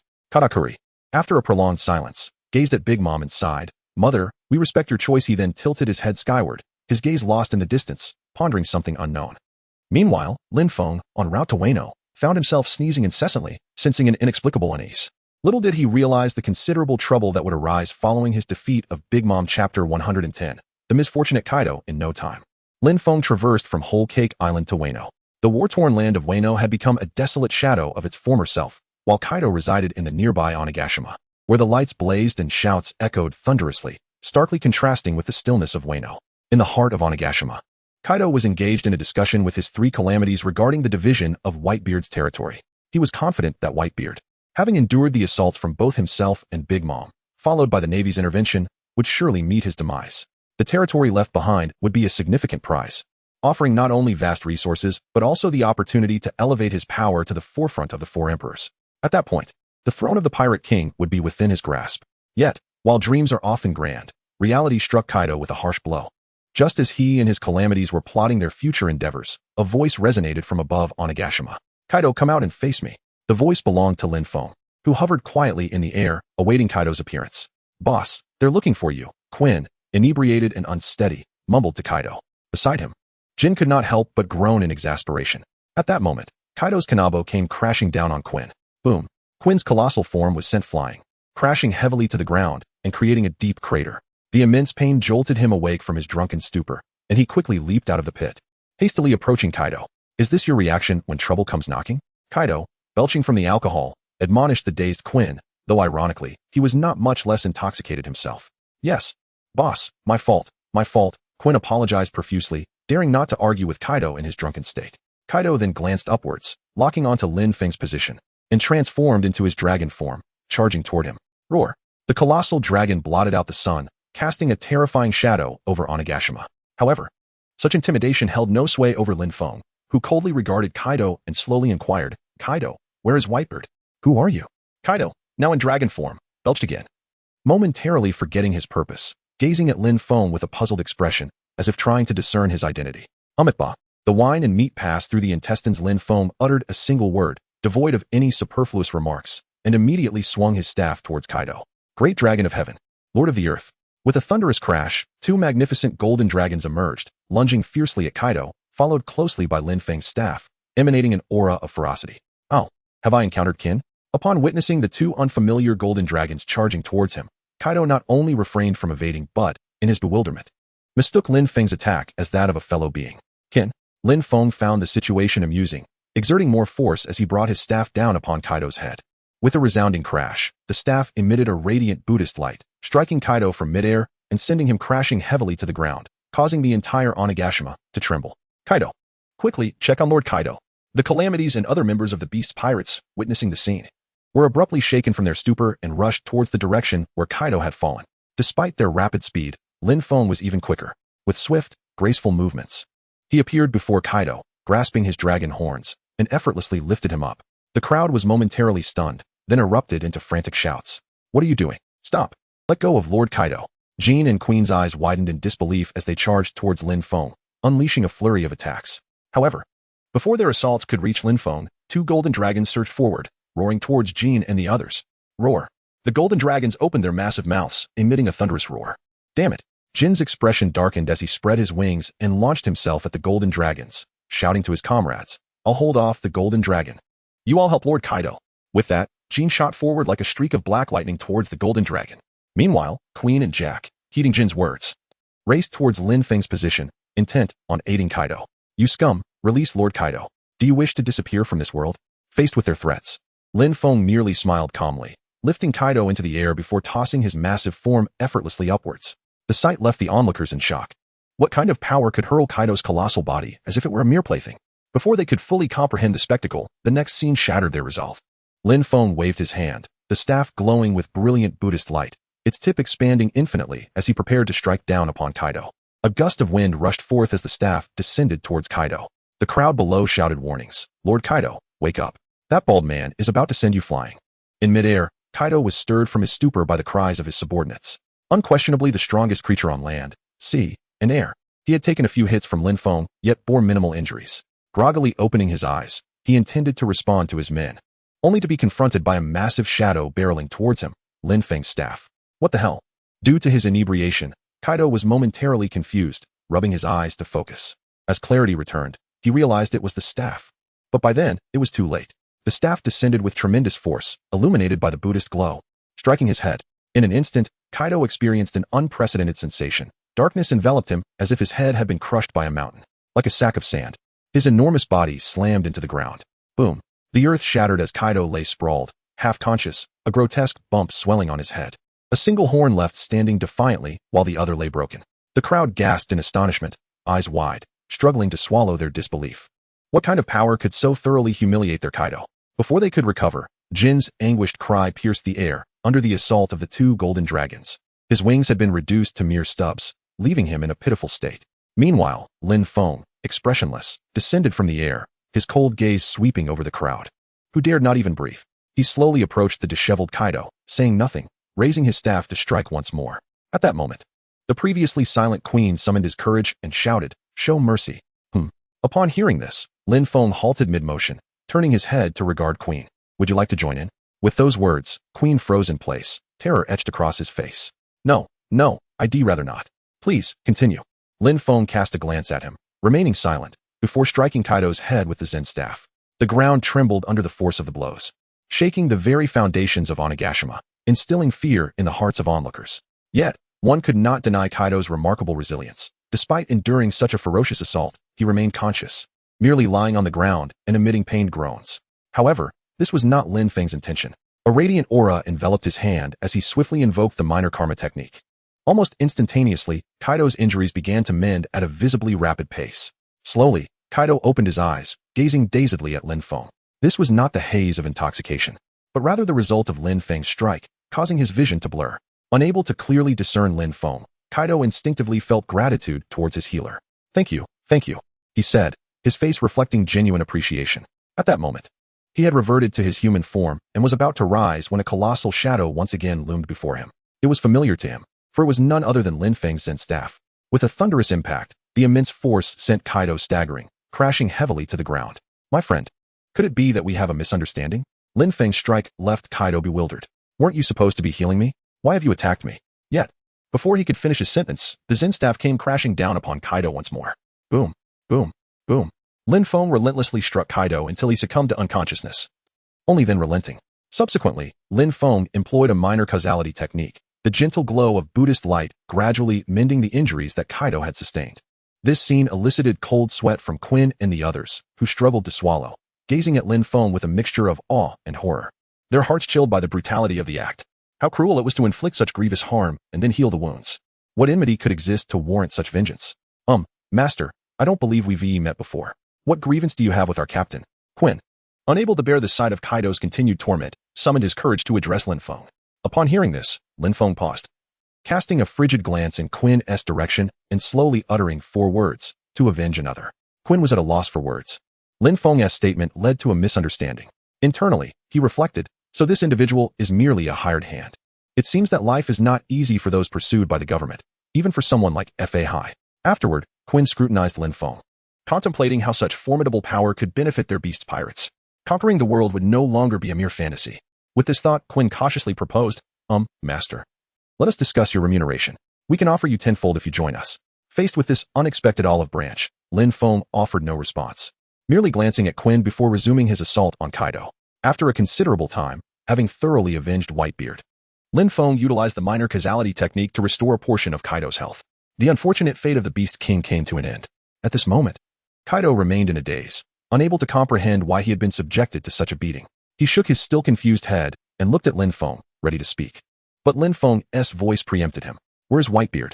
Kaido stared at Lin Feng in silence, realization dawning upon him that this beating was indeed due to the old man, Whitebeard. However, before Kaido could respond, Quinn's voice rang out from a distance. Whitebeard was pursued by Kizaru and others. The last time I saw him was on Zou. Is that so? Lin Feng did not acknowledge Quinn, but instead focused on the slumped Kaido. I don't know. Kaido's frustration bubbled beneath the surface. He was unwilling to divulge information to Lin Feng. After all, who wouldn't he have a temper after receiving such a thorough beating? If only he had asked sooner. He might have avoided this predicament. Lin Feng gazed at the defiant Kaido, pausing momentarily before letting out a sigh, realizing that he had yet to sway him. With that, Lin Feng raised his staff, ready to strike Kaido. Wait. Kaido shouted hastily, the sight of Lin Feng igniting a sudden temper within him. Who is this person? A monk no less, yet so lacking in civility? Kaido expressed his exhaustion. Do you have any final words? Lin Feng gazed at Kaido and spoke with a calm demeanor. Upon hearing these